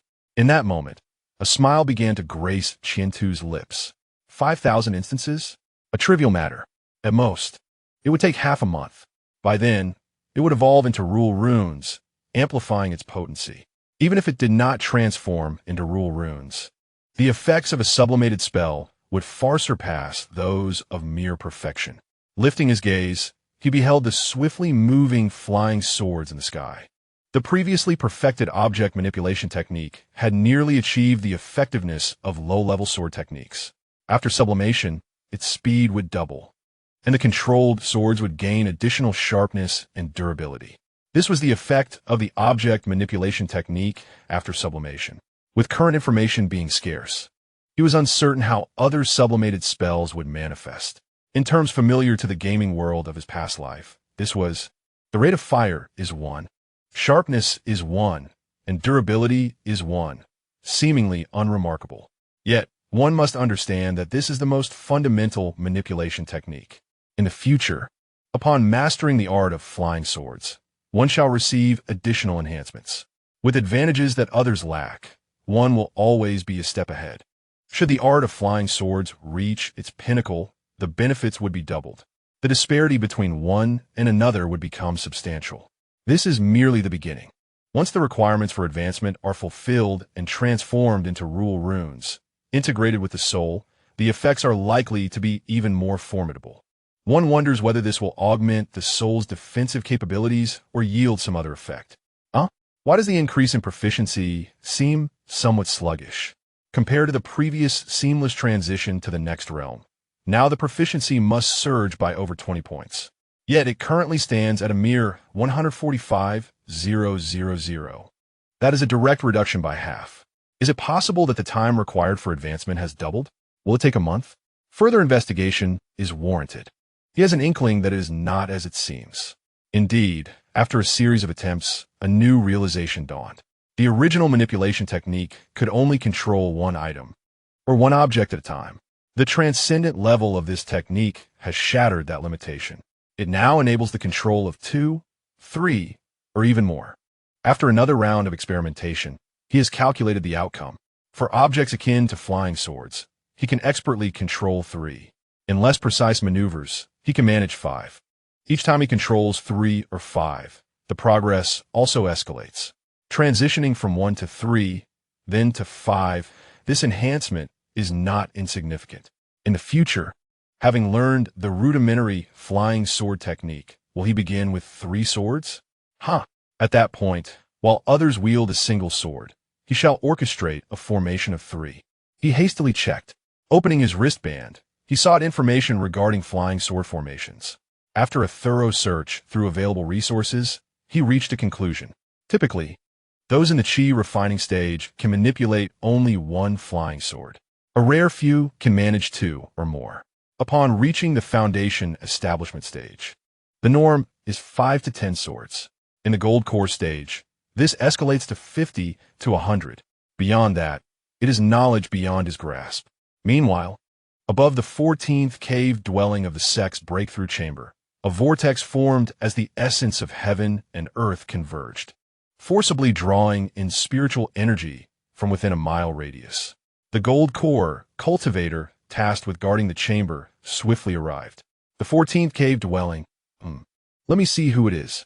Wang Zixing. It appears that a breakthrough to foundation establishment is assured. Oh, he has joined the pioneering group? Impressive indeed. After confirming, the gold core cultivator waved his hand, elevating the defensive level of the formation. Unless a gold core cultivator assaults it or a formation master dismantles it, those in the foundation establishment stage can only gaze in admiration at the formation. Soon, news of Wang Zixing's imminent successful breakthrough spread widely. Naturally, the Wang family learned of this at the earliest opportunity. The family rejoiced at the smooth advancement of their disciple to foundation establishment. The stronger their disciples, the better the family would fare. However, within the Wang family, the countenance of certain individuals has taken turn for the worse, particularly among a small group led by Wang Zixing, whose expressions are notably grim. What shall we do, second brother? If Wang Zixing successfully breaks through, attaining the foundation establishment stage, what will become of us? A worried subordinate approached Wang Zixing, seeking a solution to this predicament. Fear not. Wang Zixing has already enlisted in the expedition team. Even if he achieves foundation establishment, what of it? By the time he returns from the expedition, we shall have already advanced to that stage ourselves. After a stern reprimand, the subordinates departed. Once they were gone, Wang Zixing began to pace restlessly, his expression dark. Damn it, if only I had a foundation establishment pill, I too could achieve breakthrough. With my prior experience, just 1 pill would suffice. Wang Zixing, Wang Zixing, Wang Zixing. Why must you persist in living? At that moment, Wang Zixing felt an overwhelming urge to rush to the breakthrough chamber, disrupt Wang Zixing's progress. Yet he refrained from such folly. That area was the core of the sect, guarded not only by formidable Golden Core experts, but also by Yuanying stage cultivators stationed there. Should he act rashly, he would be swiftly apprehended. This realization only added to Wang Xining's frustration, and he found himself harboring resentment towards the prospects of dealing with Wang Xixing. Chapter 018. The first maturation of spiritual rice unbeknownst to Wang Xixing. His endeavors had yet to come to fruition. Although communication among cultivators was exceedingly convenient, whether through message-carrying paper cranes or wristbands, there existed a crucial limitation: distance. Once a certain range was exceeded, all efforts would be in vain. Following his successful breakthrough and subsequent consolidation, Wang Xixing departed with the expedition team for the front lines, and it would be some time before he could return. In the blink of an eye, 2.5 months had passed. As time was tallied, Qiantu had joined the Spirit Farmer Hall and commenced cultivation of spiritual rice for 3 months now, with a typical maturation period of 4 months. And leveraging the advantage of his spell proficiency, he anticipated an early harvest at 3 months, despite initially low spell levels. With the second round, he was confident in reducing the maturation time to 2 months. 2 months per cycle would allow for 6 cycles within a year. However, this would necessitate the replenishment of the spiritual field's nutrients. One early morning, Qiantu activated the array and stood at the entrance, awaiting the harvesters he had prearranged. 10 acres of fertile land could indeed be harvested solely by him, but it would consume a considerable amount of time. Rather than toil alone, he deemed it wiser to outsource the task to the miscellaneous workers or outer disciples, thereby saving time and providing them with an opportunity to earn some extra income. Brother Qian, your crops are thriving splendidly. This acre could yield at least 500 pounds, I reckon. Tian Ping, having heard the news early, came to visit as soon as the array was deactivated. He frequently checked in on Qiantu's progress, curious about the outcome of the initial planting. Qiantu smiled slightly. According to his estimations, he anticipated a yield of 600 pounds per acre. With his current level of magical prowess, it would indeed be peculiar if he were not to possess at least 600 pounds. Panel name: Qiantu lifespan 15. 120, spirit body. Emu spirit body 19. Realm: Qi refinement level 853. 100, cultivation method: minor 5 elements technique, perfection 1400-1600, spells: lightness technique, sublimation 15, 295. 000, minor rejuvenation technique, sublimation 26, 115, 000, flying leaf technique, sublimation 45, 115, 000, minor spiritual rein technique, perfection 15, 516, 600, teeing technique, perfection 15, 816, 600. Fire seed technique, perfection 15, 416, 600. Minor earthquake technique, perfection 5, 301, 600. Minor spring encounter technique, sublimation 49, 105, 000. Rule runes, self-cleansing, sublimation of cleansing technique. Object control, sublimation of object manipulation technique. Illumination, sublimation of lighting technique. Compared to 2.5 months ago, the improvement is monumental. It is not an exaggeration to assert that the current Qiantu could easily defeat 10 versions of his former self. His realm has ascended to Qi refinement level 8, with progress exceeding 50%. In another month, or perhaps just a little longer, he shall reach Qi refinement level 9. In terms of spells, 3 have already achieved sublimation, and within his soul, 3 luminous points are now swirling about. They resemble 3 shields, though to call them shields might be an overstatement. They are more akin to scales of armor. Each rule rune represents a piece of armor, and 3 signify 3 pieces. If in due time, all his spells undergo sublimation, the hundreds, if not thousands, of spell runes will form a magical armor to safeguard his soul. Such a development would undoubtedly enhance his security. Brother Qian, those individuals over there must be the ones you summoned, called Tian Ping, breaking Qiantu's train of thought. Gazing into the distance, he observed a group of individuals clad in gray disciple attire, hastening towards him. Counting them, he noted approximately 5, matching the number he had requested. A total of 10 acres of spiritual fields, 2 acres per person. It could be completed within a day.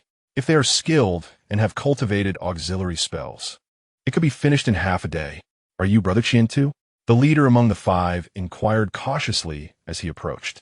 Sensing the wave of spiritual energy emanating from the individual, Qian Tu discerned that he was at Qi refinement level 6, very close to level 7. His cultivation was indeed commendable. Judging by his appearance, he appeared to be around 15 years of age, much like Qian Tu himself. Yes, I am Qian Tuesday. And you are? Qian Tu nodded slightly, directing his gaze towards the other. You may call me Hanyu, brother. These 4 junior brothers are with me. He introduced, briefly mentioning the 4 behind him. Have the junior brothers done this kind of work before? Before Qian Tu could respond, Tianping interjected with a question. As a seasoned spiritual farmer, he was familiar with the intricacies of hiring individuals for harvesting tasks. The disparity between experienced hands and novices is considerable. Yes, I have harvested spiritual rice and fruits for other senior brothers before and possess ample experience. Hanyu replied promptly. Very well, follow me. My spiritual fields are over there. By observing your work, I shall discern whether you speak the truth. Qian Tu gestured, leading the way. The mule or the horse. Let us take it out for a stroll. Soon, a group arrived at the spiritual field. Hanyu and his 4 companions stood at one corner, gazing at the flourishing spiritual rice with a hint of astonishment. The growth was extraordinary. Truly, they were remarkable disciples adorned in the green garb of the inner sect. I will harvest this 2 acres here. You all have no time to waste. Hanyu quickly assigned the tasks. The 5 of them produced specialized harvesting tools and commenced their work with alacrity. From afar, Qian Tu's gaze swept back and forth. After observing for a short while, he confirmed that the movements of the 5 were exceedingly adept, employing auxiliary spells that enhanced their strength and sharpened their tools, visibly so. The 10 acres of mature spiritual rice were being harvested and organized with remarkable speed. From dawn until noon, the entire 10 acres were completely harvested. At this time, Hanyu and his companions were assisting in the dehusking process. The glistening grains of spiritual rice were being bagged. Whether it was harvesting, gathering, or dehusking, Hanyu and the others performed splendidly. Brother Qian, the work is complete. The current weight of the spiritual rice is 512 pounds, with the straw and dry leaves totaling just over 30,000 pounds. Listening to Hanyu's report while gazing at the small mountain of bags, Qian Tu nodded in satisfaction. This is the reward for you, several junior brothers, 5 low-grade spirit stones each. Additionally, I shall grant each of you 10 pounds of spiritual rice as an extra reward. Do not decline. It is yours to keep. Qian Tu's words and rewards brought great joy to Hanyu and the others. After a round of pleasantries, they accepted their rewards and swiftly departed. Judging by the direction they headed, it seemed they had another destination in mind. One must admit, skilled individuals find favor wherever they go. Brother, are we finished? How much did we harvest in total? At that moment, Tianping ran over from a distance. 400 pounds. Really? Brother Qian, you are truly impressive. Calculating. That SA yield of 640 pounds per acre. Even I would need to exert myself to achieve such a feat. A yield of 640 pounds per acre exceeds the basic output by half, leading Tianping to gain a new appreciation for the strength of the spiritual body and the prowess of Qian Tuesday. He recalled his first attempt at cultivating spiritual rice when the yield was only around 420 pounds per acre, a stark difference of 220 pounds. Here, take this 100 pounds and savor the taste. Upon hearing Tianping's words, Qian Tu employed his spell to levitate several bags of rice directly to Tianping's side. Then I shall indulge in a thorough tasting. Furthermore, inform the others to gather at my place this evening for a small get-together. All right. Chapter 019. The main hall's hidden law pavilion on the open ground beside the spiritual field, cups clinked in conviviality. Qian Tu sat at the head of the table, with Tianping and others flanking him. Before each person lay an array of wines and fruits. The beverages were procured from the 16th Spirit Farmer Hall, each jug costing 20 spirit stones, and he had purchased 10 jugs. Indeed, the flavor was sweet, rich in spiritual essence, and bore unique auxiliary effects without any toxicity from pills. Aside from the exorbitant price and limited quantity, it is also not easy to become intoxicated. One savors the sweet and refreshing essence of the spirit, while contemplating the notion of brewing one's own wine, with the remarkable yields from the spirit rice. A single harvest can yield no less than 6,000 caddies. Such an abundance of spirit rice would be impossible to consume all alone. Now, as a cultivator at the 8th level of chi refinement, he can only manage a maximum of 5 caddies per day, over a month. That amounts to 150 caddies of spirit rice, and within the 2-month maturation period, he could consume at most 300 caddies. Brother Qian, congratulations on your successful first cultivation of the spirit plant. At that moment, Tian Ping rose from his seat, lifted the wine jug, and drained it in one go. Observing his demeanor, Qian Tu teased, "Ah, you rascal, you're taking advantage of the celebration to sneak in a drink. For that, you must face the penalty of downing another jug." Tian Ping responded with a playful grin, "That is splendid. You truly have no shame, Tian Ping." Brother Qian's first planting of spirit rice yielded over 600 caddies per mu, truly impressive. Indeed, I recall that during my first planting, I barely managed 410 caddies, a mere pass. Brother Qian's Ewood spirit body greatly enhances his cultivation of spirit plants, coupled with his dedicated study of spells, resulting in such remarkable achievements. As they indulged in food and drink, they exchanged updates and experiences, eventually leading to Qian Tu sharing his insights on cultivation, especially the sensations associated with the Ewood spirit body, knowledge that Tian Ping and the others lacked. The gathering continued until afternoon, concluding with each person departing with 100 caddies of spirit rice, except for Tian Ping, who had already taken his share. Standing beside the spirit field, gazing at the barren land, Qian Tu felt a compelling urge to plant something immediately. The land should not be left idle. He resolved to continue cultivating spirit rice for the next round, contemplating other crops only after the second harvest. He doubted the longevity of this plot. A glance at the panel revealed he was closer to reaching the 9th level of chi refinement. Once he attained that pinnacle, he could begin considering foundation establishment. Upon successful foundation establishment, the current first-level spirit field would serve little purpose, as such fields are intended for the chi refinement stage, while foundation establishment requires second-level spirit fields. Ding! The wristband suddenly emitted a sound. Qian Tu promptly infused it with spiritual energy. "The airship you reserved is about to arrive. Please prepare in advance." Nodding at the information displayed on the wristband, Qian Tu surveyed his surroundings to ensure everything was in order before stepping out of the formation and patiently awaiting the arrival. Approximately 15 minutes later, a colossal airship descended from the sky. Qian, heading to the main hall, a pale blue foundation establishment cultivator looked down at Qian Tu from the airship. "It's me. Thank you for your assistance, senior brother. Come aboard. The fare is 10 spirit stones. Thank you for your hard work." Complying, he obediently paid the spirit stones, and the immense airship ascended into the sky. He found an empty seat and sat down casually. As he observed his surroundings, he contemplated the forthcoming tasks. This journey was destined for the main hall, where, apart from merely exploring, the primary objective was to acquire spells. At the 16th Spirit Farmer Hall, one could learn a variety of common spells. Advanced incantations, such as those from the 5 techniques of spirit farming, could be directly studied upon application. However, for other advanced spells, be they offensive, supportive, or defensive, one must register at the main hall. Registration not only required documentation, but also necessitated the expenditure of spirit stones or points to successfully obtain the spells. The speed of the flying vessel was not slow, yet it occasionally halted to pick up and drop off passengers, which consumed some time.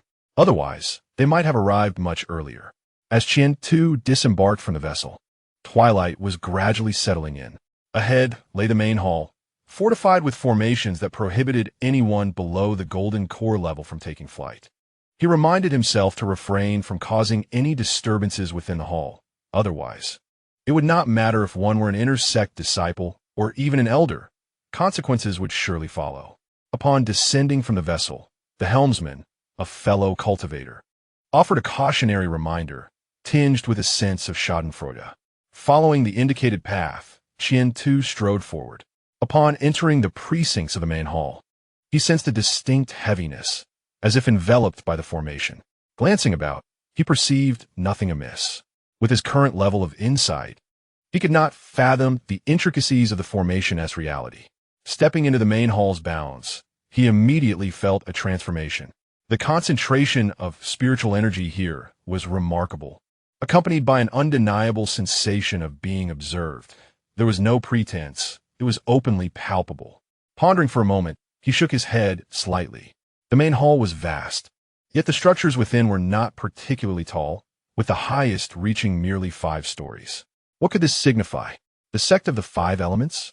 Reverence for the number 5? Casting his gaze toward the evening sky adorned with hues of sunset, Qian too quickened his pace. The Hall of Hidden Spells emerged as a prominent building within the core area of the main hall. Standing 5 stories high, each level was spacious, emanating a deep azure glow, reminiscent of jade craftsmanship. At that moment, the entrance was bustling with activity, teeming with individuals coming and going, indicating a thriving business. After observing for a brief while, Qian Tu joined the throng and entered the Hall of Hidden Spells.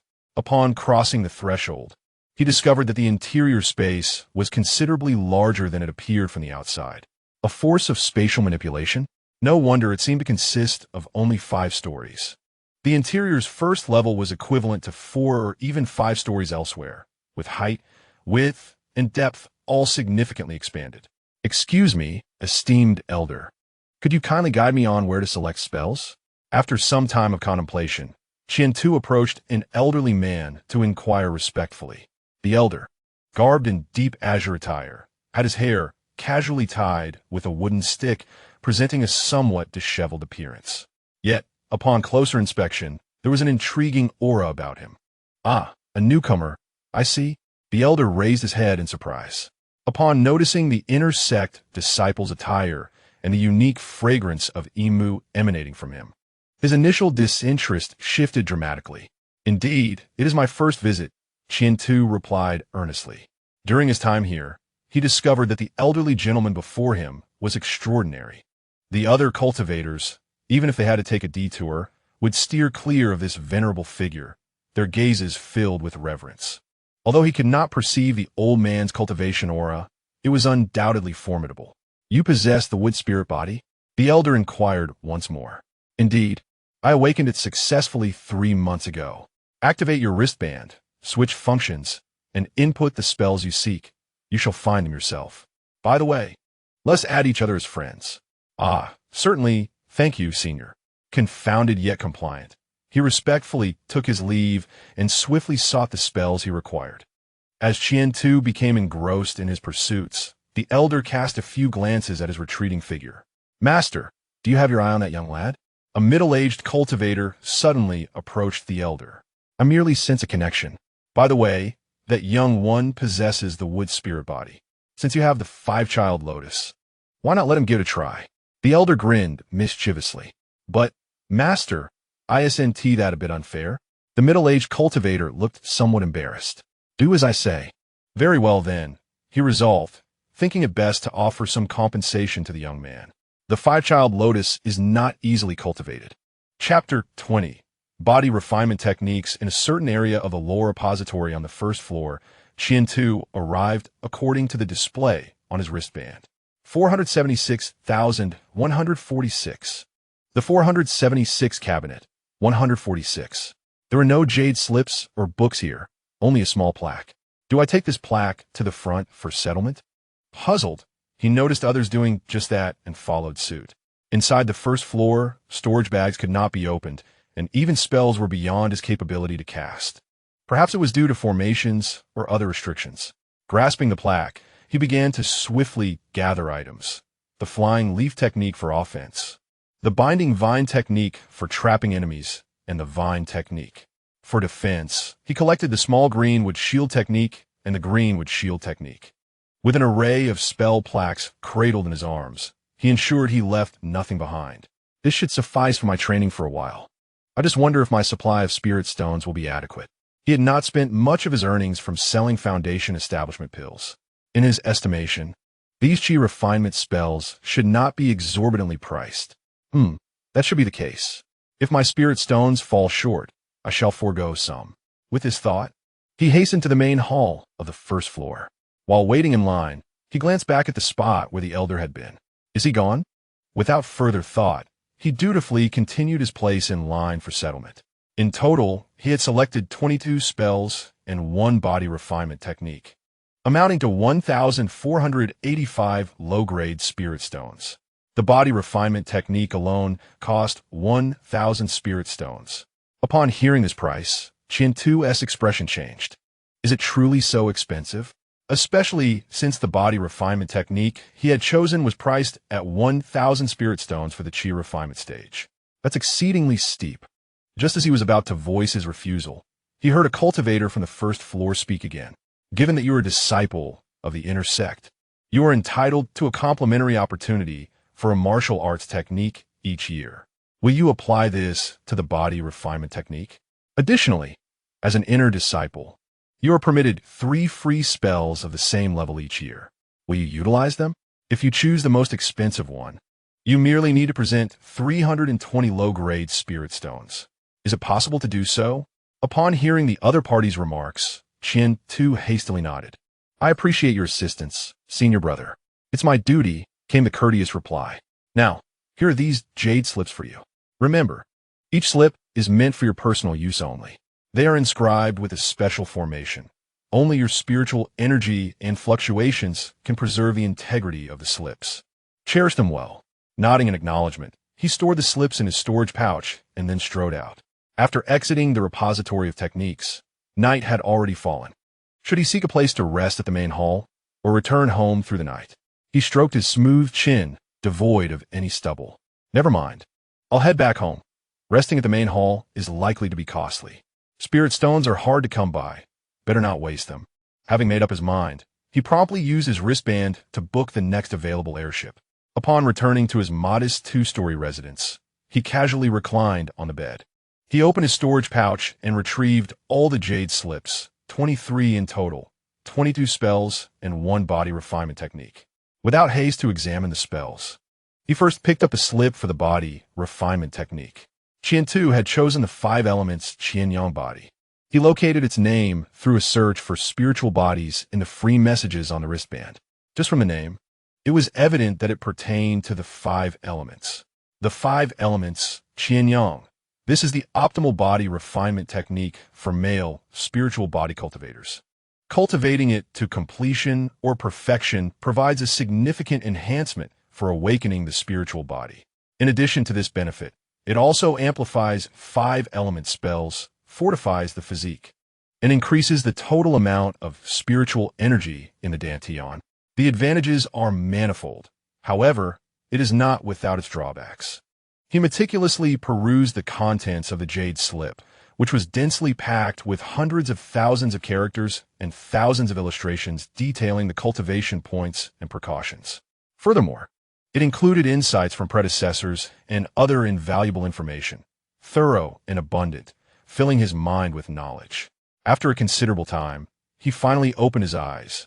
With a snap, the jade slip fulfilled its purpose and shattered into numerous fragments. With a casual gesture, the shards flew directly into the trash bin. Phew! This body refinement technique is indeed costly. It is not the technique itself that bears the expense, as disciples of the inner sect receive it for free. Rather, it is the consumption required during cultivation that proves to be rather dear. To cultivate the 5 elements Qian-Yang body, one needs a substantial amount of 5-element spiritual materials. If such materials are unavailable, spiritual fruits can suffice. For instance, the emu fruit included in Qian Tu's awakening package for his emu spiritual body is an excellent option. According to the jade slip's description, to embark on the cultivation journey, one must condense 5 elements spiritual energy, establishing a proper cycle within the body. Following that, extensive consumption of 5 elements spiritual materials and fruits is essential. Only through such means can the cultivation speed be accelerated. If one were to undertake the process without any resources, unless one possesses a complete elemental spirit, the sluggishness can be utterly exasperating. The records within the Jade Tablet reveal a striking case. A Qi refinement practitioner at the 9th level devoid of any spiritual essence.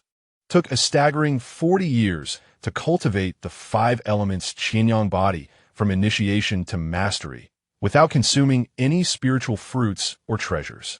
40 years to achieve mastery is no small feat as for the time it takes to reach perfection for mastery. Who can say? It surely requires even longer. And what are the transcendents beyond perfection? One may as well resign oneself to failure until death during the Qi refinement stage. Moreover, according to the Jade Tablet, if one were to utilize spiritual fruits and treasures, the time from initiation to mastery could be reduced to a mere 5 months, and from initiation to perfection, only 8 months.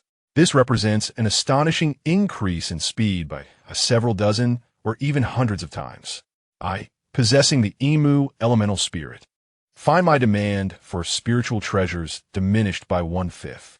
Following the instructions in the Jade Tablet, I calculate that in the first month, I would consume every 6 days. The Emu fruit cost 20 spiritual stones each, thus, for the same rank would amount to 80 spiritual stones, with 4 to 5 consumptions a month. That totals 400 spiritual stones.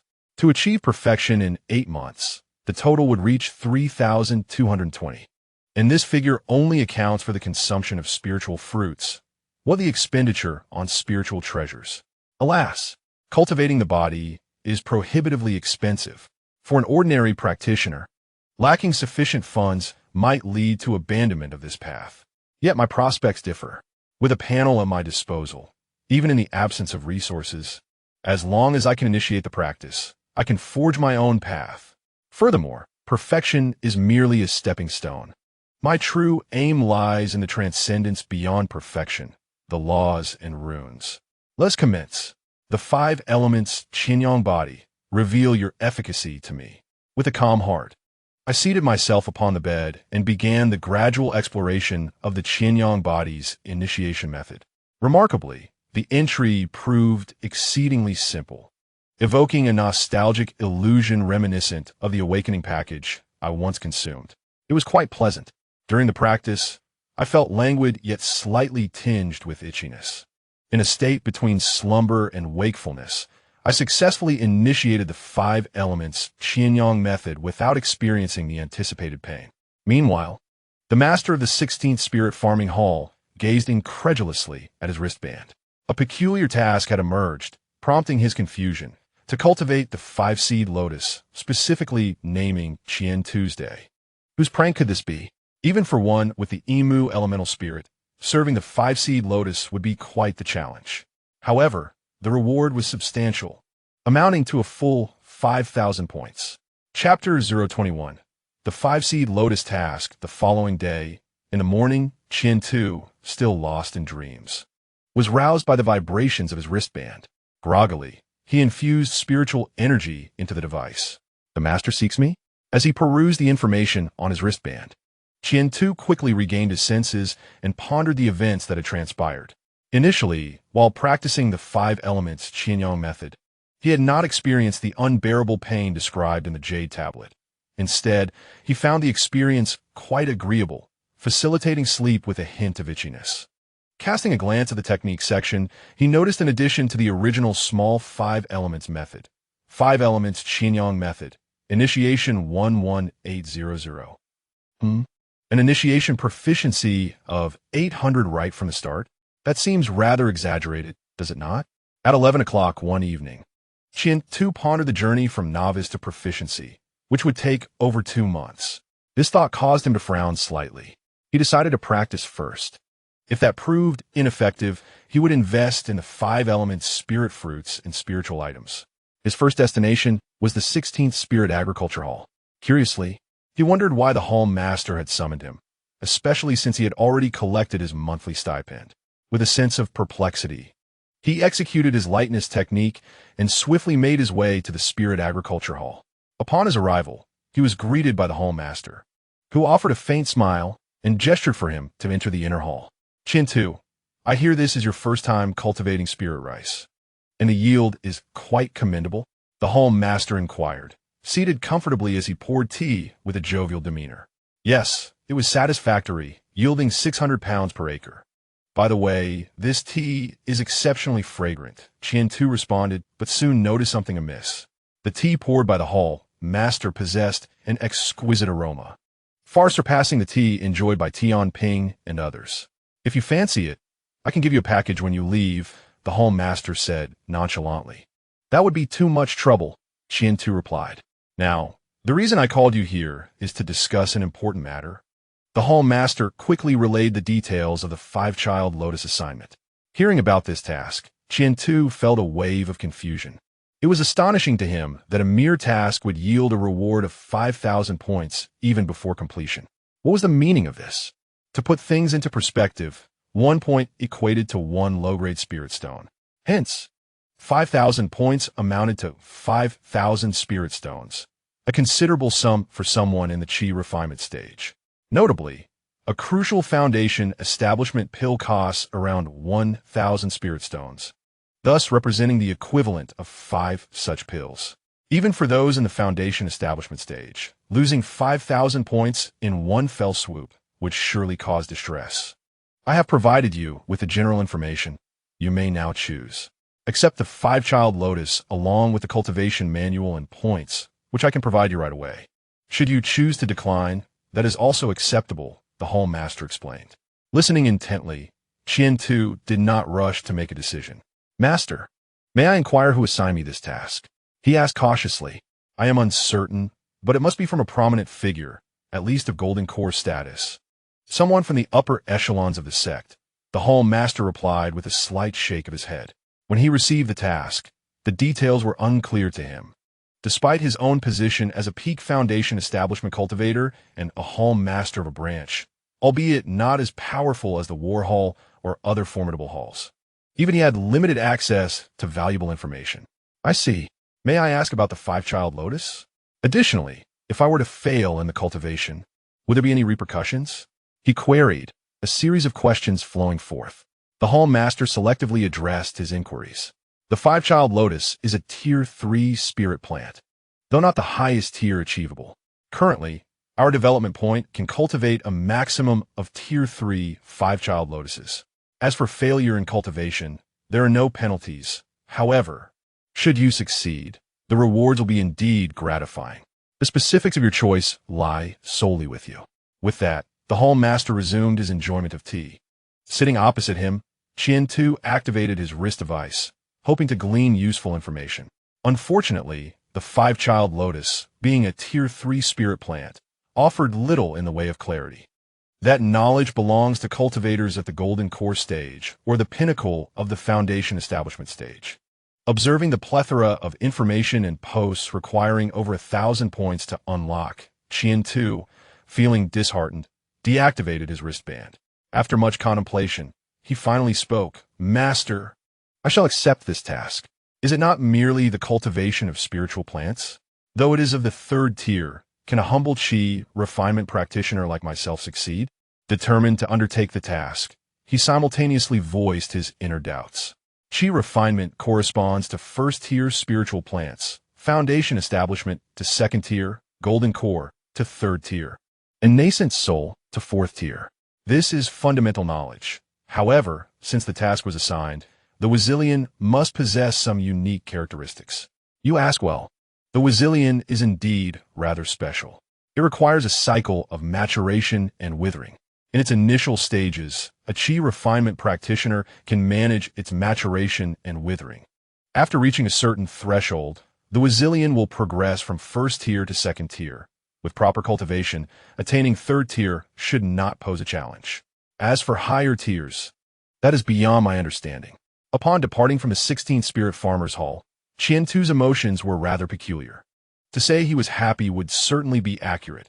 He had unwittingly gained 5,000 points and received a special storage bag for spiritual plants, along with jade slips detailing the cultivation of the Wazilian and specialized spells for its nurturing. Furthermore, upon successful cultivation, all yields from the Wazilian during the Qi refinement and foundation establishment stages would belong solely to him. Yet, on the other hand, how could such fortune fall upon him? Was it due to his emu spiritual constitution, or some other reason unknown to him? With such thoughts, Qian-Tu hastened home. Once he entered the formation, He arrived directly at the spiritual field. The 10 acres of spiritual farmland remained desolate. Plans often fall prey to unforeseen changes. He had initially intended to sell the stalks and leaves of the spiritual rice, but now he would simply incinerate them to create fertilizer.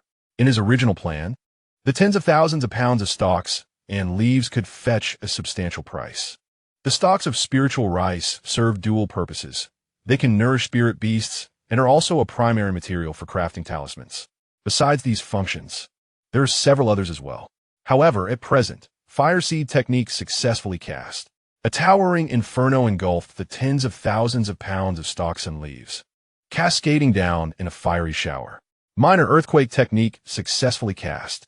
Accompanied by the tremors, the fertilizer was evenly spread across the 10 acres of spiritual farmland. Thus, the excrement and blood of any ferocious beasts were rendered unnecessary. Minor spirit rain technique successfully cast, with the execution of 3 consecutive spells. The 10 acres of spiritual farmland regained its vitality and fertility. Next came the soaking of the spiritual rice seeds.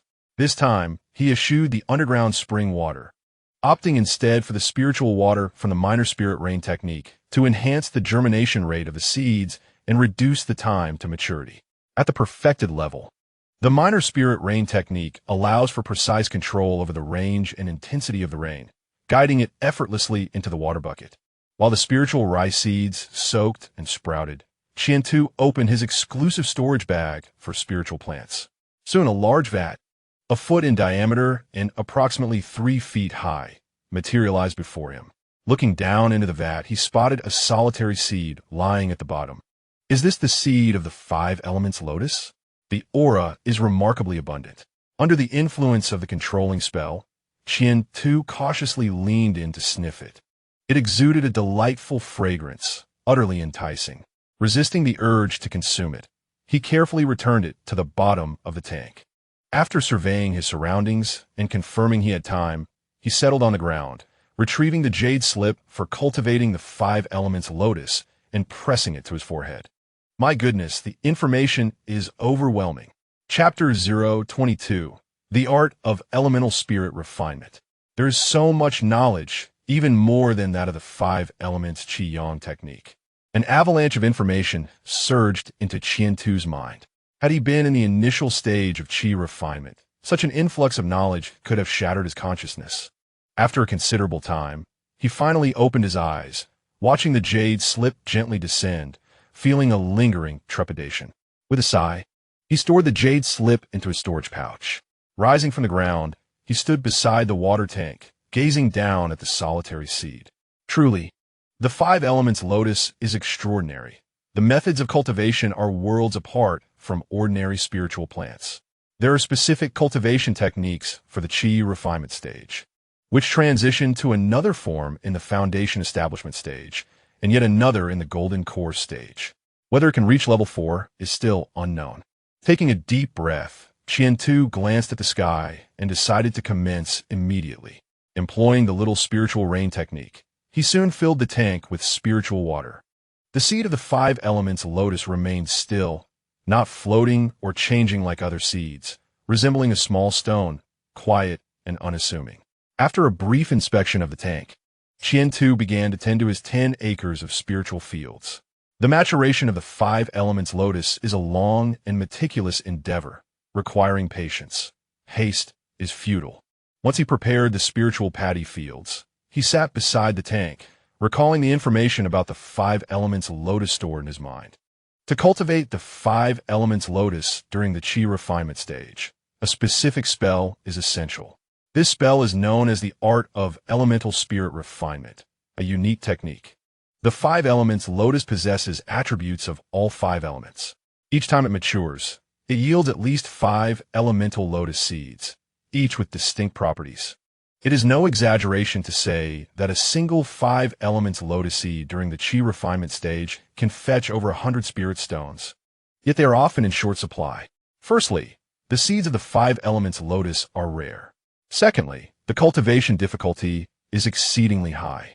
Lastly, if not properly tended, the lotus may perish before one's eyes. Compared to other spiritual plants, the challenges are numerous. From the moment of germination, it requires daily nourishment of elemental essence. And where does one procure this elemental essence? Naturally, it is derived from the art of elemental spirit refinement. Practitioners of this technique can convert the spiritual energy from within themselves or from spirit stones into elemental essence. The 5 elements lotus consumes a significant amount of elemental essence daily. Elemental essence? Shall I give a try? Let's see how the art of elemental spirit refinement performs. If I intend to act, I shall do so. Following the methods of the art of elemental spirit refinement, I began to experiment gradually. Soon, the spiritual energy within me began to flow in a specific pattern. With my hands placed before my chest, palms facing upwards, I slowly summoned forth glimmers of light. As the incantation continued to be cast, the points of light began to slowly crystallize. Such a significant expenditure? A full third of the spiritual energy within was consumed. It is worth noting that he possessed the Emu spiritual body. The recovery rate of spiritual energy within him was not slow. Even with the spiritual body, the consumption of spells exceeded the recovery rate of the spiritual energy.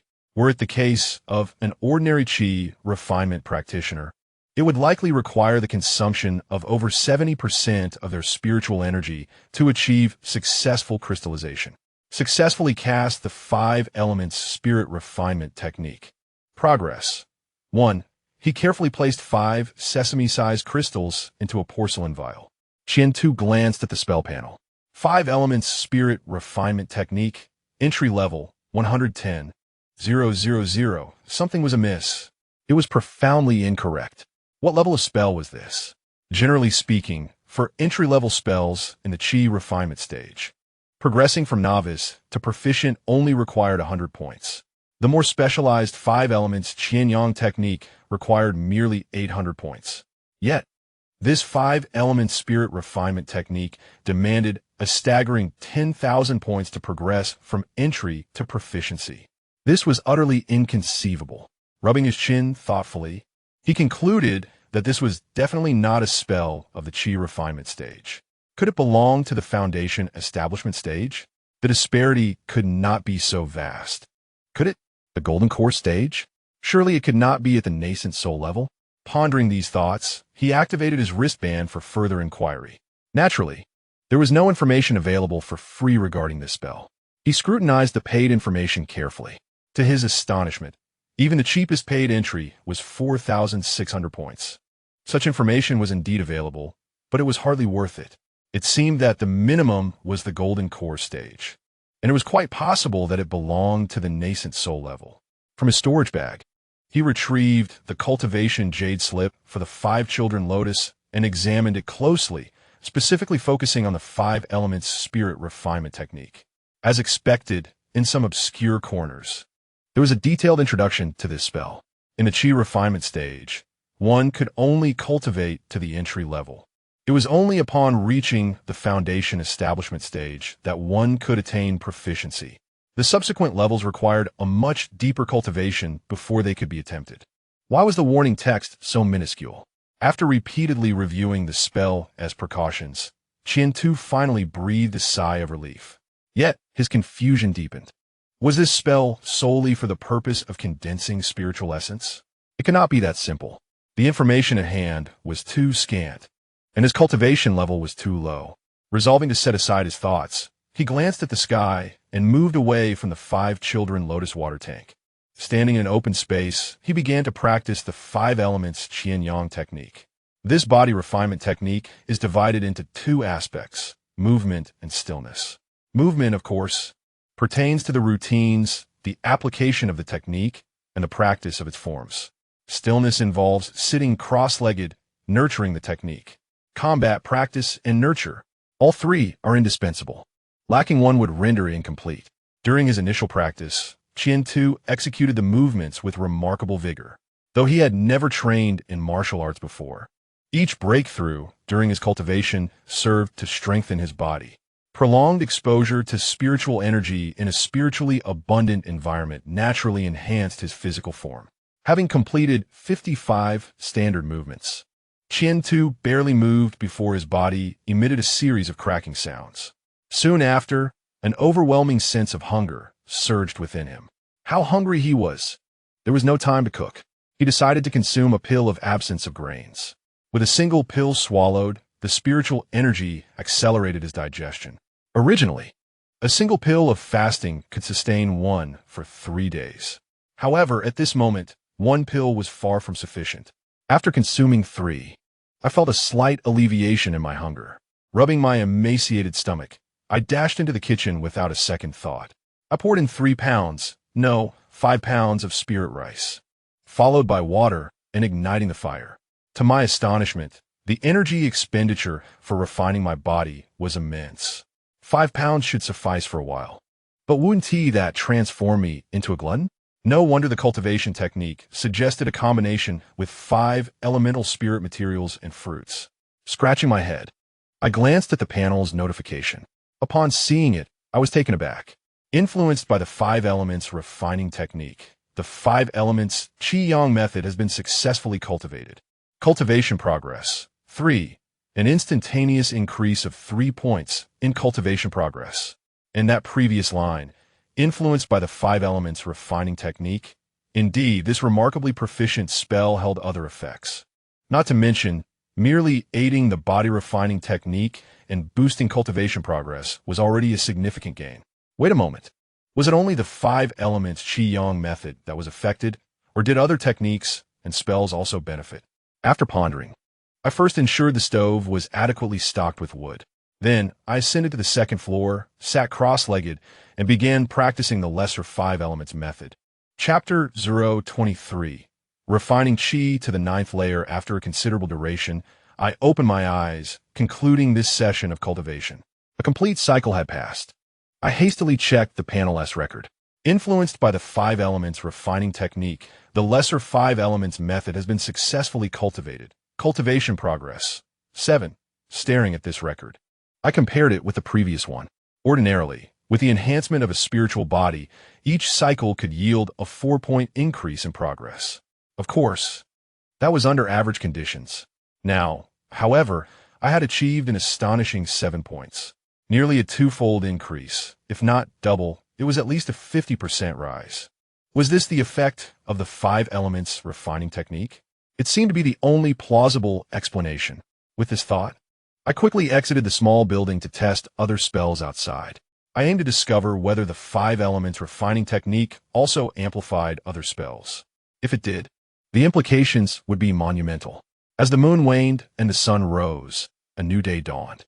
After a night of exploration, I had compiled a general understanding of the 5 elements refining technique's effects. Each casting of the technique, whether drawing from my internal spiritual energy or from the energy within spirit stones, could enhance the practitioner's elemental techniques and spells for a duration of 2 hours. Even body refining techniques were not exempt from its effects. Perhaps due to its elemental nature, anything within the realm of the 5 elements could be empowered. This was undeniably formidable. As a disciple of the 5 elements sect, 9/10 of the techniques and spells I practiced were related to the 5 elements. The remaining ones also had connections. This technique was indeed extraordinary. Did the sect have any awareness of this? Regardless, I decided to continue my cultivation. It would only be when I reached the foundation building stage and advanced within the sect that I could uncover more truths. Refining Qi? Merely a trivial matter. Suppressing my thoughts, I began my daily tasks. A new round of spiritual rice cultivation has commenced. The gentle rain technique, combined with the spring awakening technique, is swiftly executed to ensure that every inch of land is nourished and revitalized. Observing the robust growth of the spiritual rice, Qian-Tu's face radiates joy. However, upon reaching the water tank, he notices that, in contrast to yesterday, the seeds of the 5-seed lotus show no signs of germination. According to the planting tablet, the 5-seed lotus requires 7 days to sprout. Each day, the gentle rain technique must be employed to fill the water tank. Only after 7 consecutive days can germination be expected. The mere sprouting takes 7 days, while full maturity demands 50 days. Once mature, the lotus seeds exist for only 5 days before the flowers wither. Subsequently, There follows another 7 days for the roots to sprout and grow, 50 days to reach maturity, and 5 days of decay. This cycle repeats endlessly. During the Qi refinement stage, this cycle occurs a total of 25 times, amounting to 550 days, or over 4 years. If all goes smoothly during this period, after 25 cycles, a breakthrough to the second level is anticipated, becoming a second-tier spiritual plant. Thereafter, the time required for the second-tier 5-seed lotus doubles, necessitating 9 years for completion. The pattern continues similarly. The third-tier spiritual plant requires 20 years. As for levels above the third tier, currently, no information is available. The highest 5-seed lotus within the sect is merely at the third tier. Presently, cultivating the 5-seed lotus and practicing the 5 elements refining spirit technique appears to be a positive endeavor. Not to mention, the enhancement this technique brings is extraordinary. Furthermore, once the 5-seed lotus matures, its fruits are of a spiritual fruit level, undoubtedly beneficial for refining body cultivation techniques. You must grow steadily, gazing at the unchanged seeds. Qian-Tu's heart swells with confidence. Time is irrelevant in cultivation. In the blink of an eye, 2 months have passed. Within 10 acres of spiritual fields, the spiritual rice has matured once more. This harvest yields an even greater output. Had it not been for some errors along the way, the yield might have been even higher. He has already contacted hired farmers for the rice harvest. Early that morning, Qian-Tu promptly shut down the formation. His neighbor, Tianping, also arrived early to witness the event. Brother Qian, has it matured again? My heavens, has your spiritual farming technique reached perfection? Tianping gazed in amazement at the fields.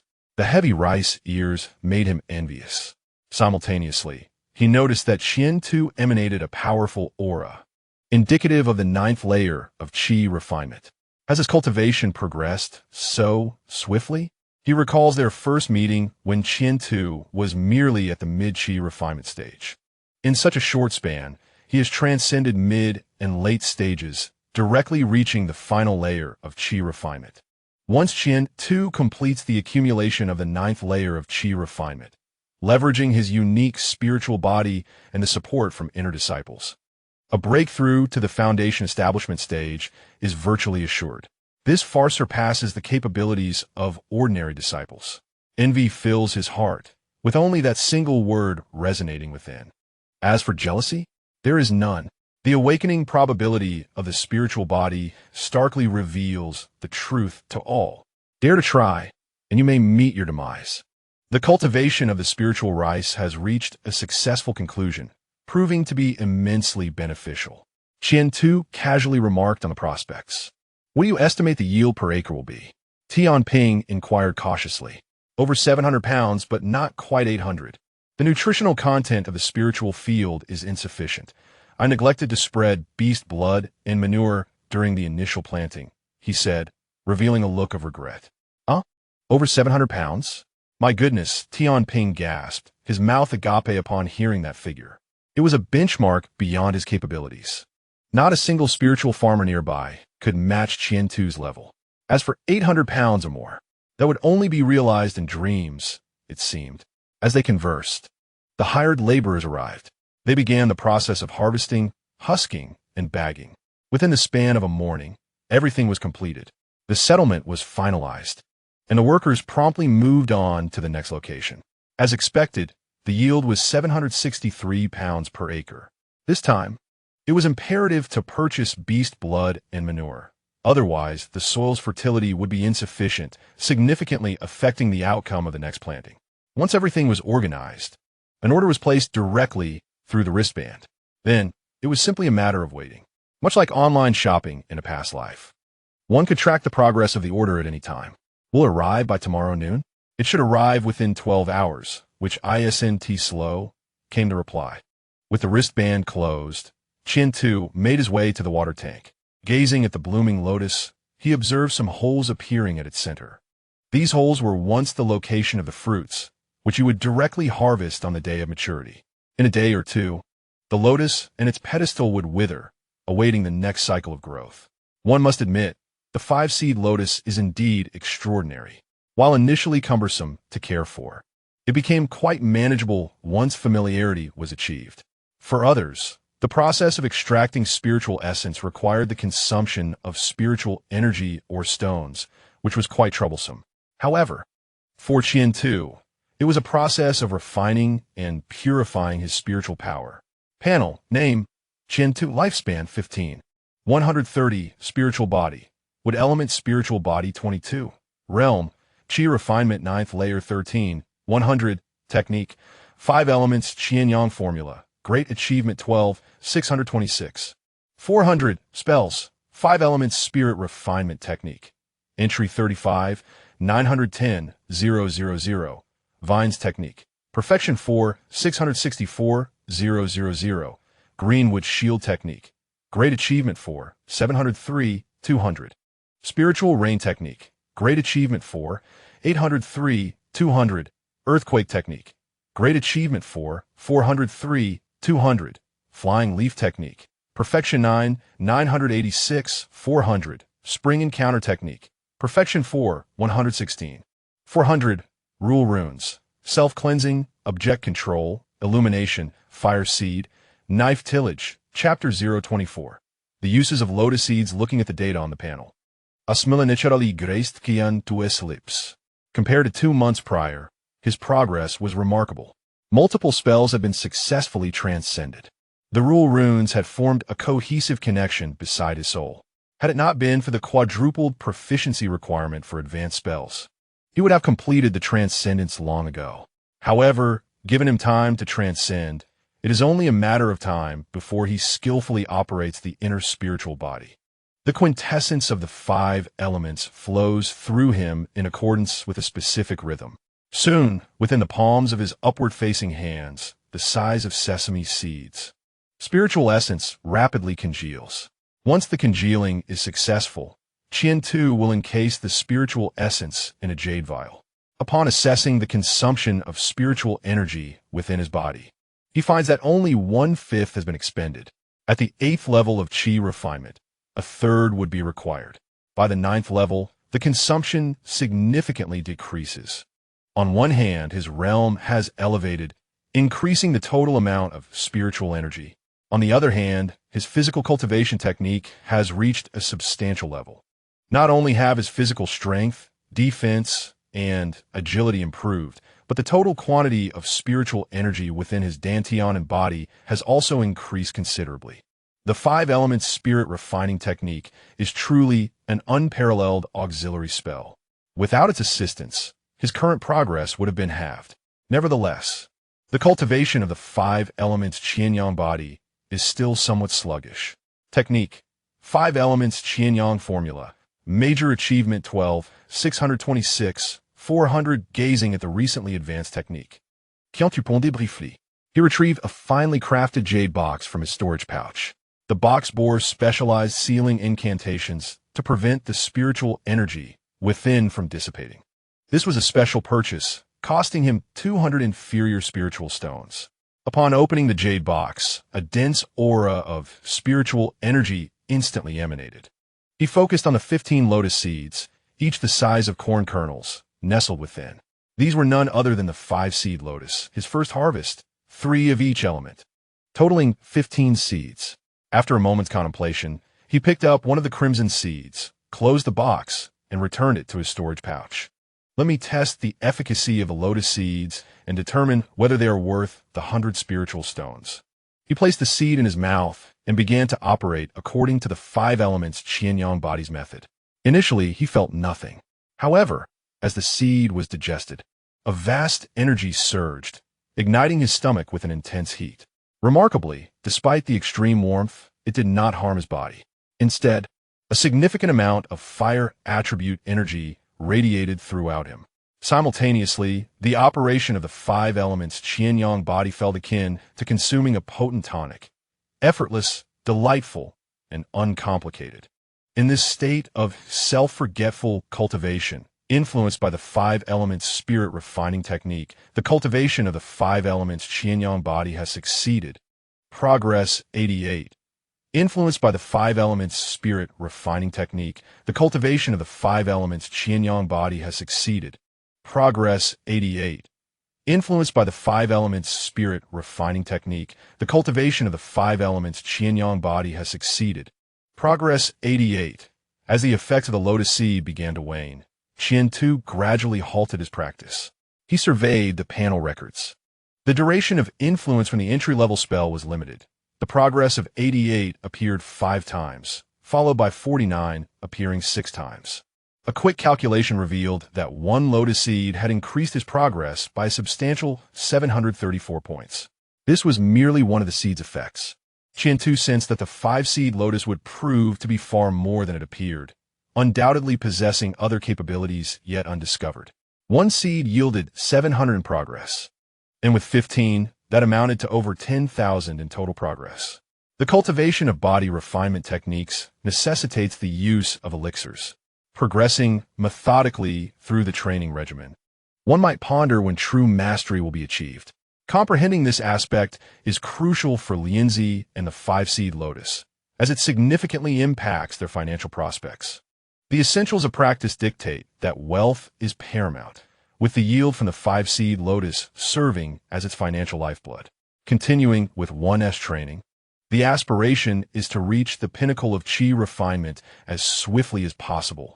At that juncture, the body refinement techniques will transcend, paving the way for a breakthrough into the foundation establishment stage. Meanwhile, within the residence of Wang Xing, his subordinates bore grim expressions as they conveyed troubling news.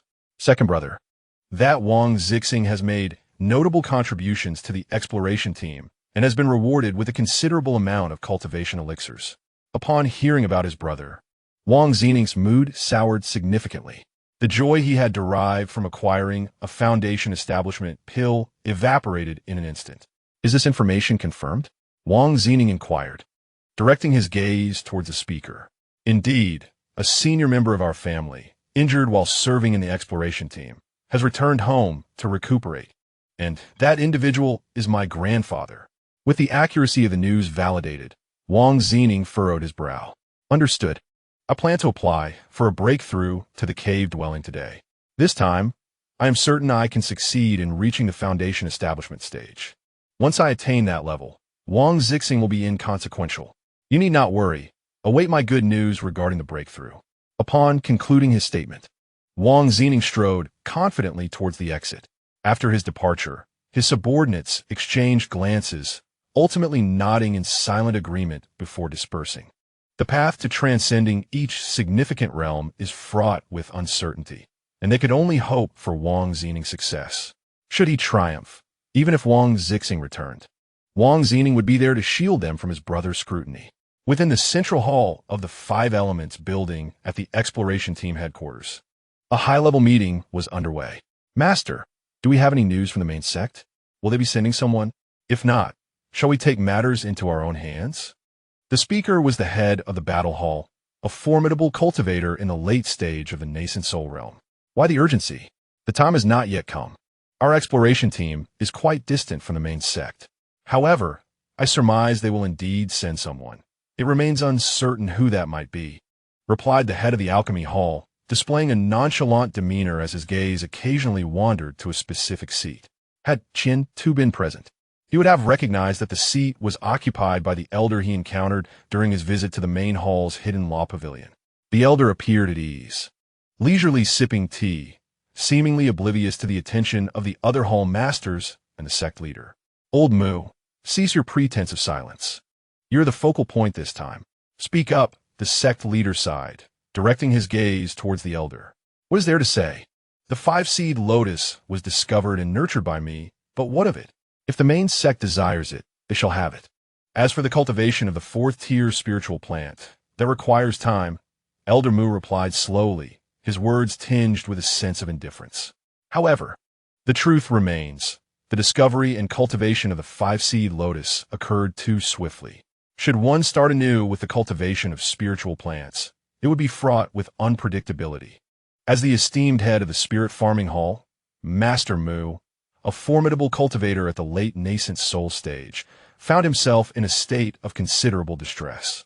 Old Mu, you must exert yourself diligently. If you can cultivate the 4th grade 5 lotus before the arrival of visitors from the main sect, it would be a significant achievement, and returning to the main sect would be effortless. With the Master's words echoing in the air, many present silently sipped their tea, allowing time to pass gradually. Suddenly, a ring on the Master's left hand trembled slightly, drawing the gaze of all attendees. News from the main sect indicated that they would send someone in 3 years and 6 months. Was that time frame not rather brief? The thought was vexing. Such a short duration would hardly allow for any merits to be established. It appeared that preparations would need to commence promptly. Chapter 025. First encounter with spirit beasts the following morning. After completing his tasks in the spirit fields, Qian-Tu did not immerse himself in meditation. Instead, he ventured outside the array, beginning to wait. The ordered spirit beast dung and beast blood were likely to arrive soon. While waiting, he occasionally checked the information on his wristband, contrasting it with the essential points for cultivating the 5 lotus and addressing various spell cultivation queries. After an indeterminate period of waiting, a dull, thudding sound resonated from the distance, as if something heavy was striking the ground. The noise emanated from the east. Soon, a massive yellow ox, pulling a large cart, approached him directly. As the cart drew near, Qian-Tu cautiously observed the ox, which was indeed impressive. Standing over 10 feet tall and nearly 12 feet long, its robust body was adorned with powerful muscles, and its large horns glimmered darkly under the sun. This imposing creature exuded an aura of peak chi refinement, surpassing Qian-Tu's own cultivation level by a slight margin. However, in a confrontation, it would certainly not stand a chance against him. Such auxiliary spirit beasts, raised by the Spirit Beast Hall, lacked substantial combat skills or opportunities, and were not designed for battle. May I inquire if you're senior brother Qian-Tu? I am Zhang Quan from the Spirit Beast Hall, here to conduct a transaction with you. A lean, dark-skinned individual swiftly approached from a cart. Noticing the elite disciple garb he wore and sensing the aura of someone at the 8th level of chi refinement, Qian-Tu confirmed, I am Qian Tuesday, greetings. Senior brother Qian Tuesday, might I ask where your spirit field are located? Zhang Quan looked around and then directed his gaze toward the area enveloped by the array. Will this spirit beast wander off? I have rare spiritual plants within my array. Qian-Tu, not rushing to deactivate the array, posed an inquiry beforehand. Spirit rice and spirit millet were of little concern to him. Even if they were lost, it would not matter. However, the 5 lotus was an entirely different matter. I shall have Ah Huang remain outside while we enter together, if that is agreeable. Zhang Quan quickly suggested. Of course, that would be acceptable. Witnessing Zhang Quan perform a spell to manipulate the spirit beast control card, Qian-Tu finally deactivated the array and escorted Zhang Quan inside. Upon viewing the 10 acres of spirit fields, Zhang Quan rapidly assessed the situation, drawing upon his years of experience selling spirit beast dung and beast blood. Although not as skilled as a professional spirit farmer, practice indeed leads to mastery. Zhang Quan can discern the general condition of the spirit field and its nutritional richness. Brother Qian, your 10 acres of spirit land are severely lacking in nutrients. Based on my experience, I recommend using 1,000 caddies of manure and 10 caddies of beast blood for each acre, combined with the 5 methods of spirit farming to restore its vitality. Not only can it be revitalized, but it will also replenish the soil for the next planting cycle. Listening to Zhang Quan, Qian-Tu nodded slightly. What about the price? Well, brother, would it be possible to trade with the branches and leaves of those spirit rice? Zhang Quan proposed a barter system. 1 pound of rice stalks could be exchanged for 2 pounds of manure, while 2 pounds of rice stalks would be equivalent to 1 pound of beast blood. For the 10 acres, a total of 10,000 pounds of spirit beast manure and 100 pounds of beast blood would be required, amounting to 5,200 pounds of rice stalks. In addition, a fee of 5 spirit stones for my efforts, essentially for travel expenses. This price seems fair. Agreed. Let us commence at once. After some contemplation, Qian-Tu confirmed the deal. Thank you, brother. Upon hearing this, Zhang Quan immediately set to work, swiftly traveling back and forth, evenly distributing the spirit beast manure and beast blood across the spirit field. It was evident that he was quite adept at this task, having performed it numerous times. In less than half an hour, he had completed the job, even transporting the rice stalks in front of Qian Tuesday, Brother Qian. The task is done. If you require anything further, simply contact me, and I shall arrive post-haste. With the 5 spirit stones in hand, Zhang Quan left with a smile. Watching the ox cart fade from view, Qian Tu's gaze occasionally drifted to the large yellow ox. To be honest, he felt a twinge of curiosity about spirit beasts. He had contemplated raising one or more in the future. However, he decided to postpone such plans until he achieved foundational establishment. During the qi refining stage, even with considerable expense, reaching foundational establishment would yield only marginal benefits. Moreover, he seemed to be running out of space. It is noteworthy that as an inner sect disciple, he was allocated spirit fields, living quarters, and open areas primarily covered by formations, which was no small matter. He had visited the spirit fields of disciples, such as Tianping, and found that each elite disciple typically had around 3 to 5 acres. Their single-story houses lacked protective formations. In comparison, Qian Tu's land, spirit fields, and residences were more than double theirs in size. Even with this, he found it somewhat insufficient for practicing spells, let alone raising spirit beasts. The sheer size of the yellow ox would be a challenge to accommodate. Earthquake technique. Earthquake technique successfully cast, cultivation progress 1. In comparison to the minor earthquake technique, the advanced version significantly increased in range, power, and depth. Under Qian Tu's control, the spell enveloped an area of 10 acres, precisely mixing the manure and beast blood into the soil of the spirit field. Simultaneously, the earth movement technique also stirred a portion of the earth's essence, swiftly digesting excrement and beast blood to restore the lost vitality and fertility of the spiritual field. In the blink of an eye, the spiritual field surged, fulfilling Qian Tu's requirements. Drawing closer to perceive the transformation, without a moment's hesitation, he produced another water tank. Spirit rain technique. Successfully cast spirit rain technique. Progress in cultivation. 1. In comparison to the minor spirit rain technique, this advanced spell gathered larger and deeper clouds, harboring greater spiritual energy. The nourishing power was significantly amplified. He effortlessly directed the spiritual rain into the tank, allowing it to cascade over the seeds of the spiritual rice before focusing on the spiritual field. With the addition of excrement and beast blood, alongside the nurturing essence from the earth movement technique and the irrigation from the spirit rain technique, this 10 acres of spiritual field came vibrantly to life, satiated to the point of excess. At this moment, carelessly grasping a handful of the spiritual soil and squeezing it tightly would yield oil. Rice seeds take root. The immersion of the seeds in the spirit rain technique caused them to germinate faster than with a minor spirit rain technique. Once sprouted, Qian Tu promptly began planting. The sublimated object control technique required minimal mana and mental energy. As long as Qian Tu wished, the seeds would swiftly descend into the earth. In merely a quarter of an hour, the 10 acres of spiritual field were entirely sown. Spring's arrival technique. Successfully cast Spring's arrival technique. Progress in cultivation. 2. With the successful casting of the spell, a faint azure glow emanated from the 10 acres of spiritual field. A rich aura of life invigorated the newly sprouted spiritual rice, visibly promoting their robust growth.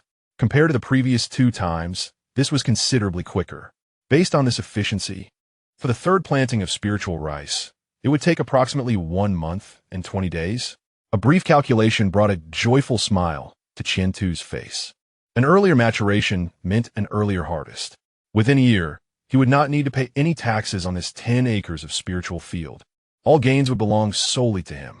With only 5 months past and 7 months remaining, once the spiritual farmer advanced to the 5th level of the techniques, a complete cycle of spiritual rice planting could likely be accomplished within a month or a month and a half.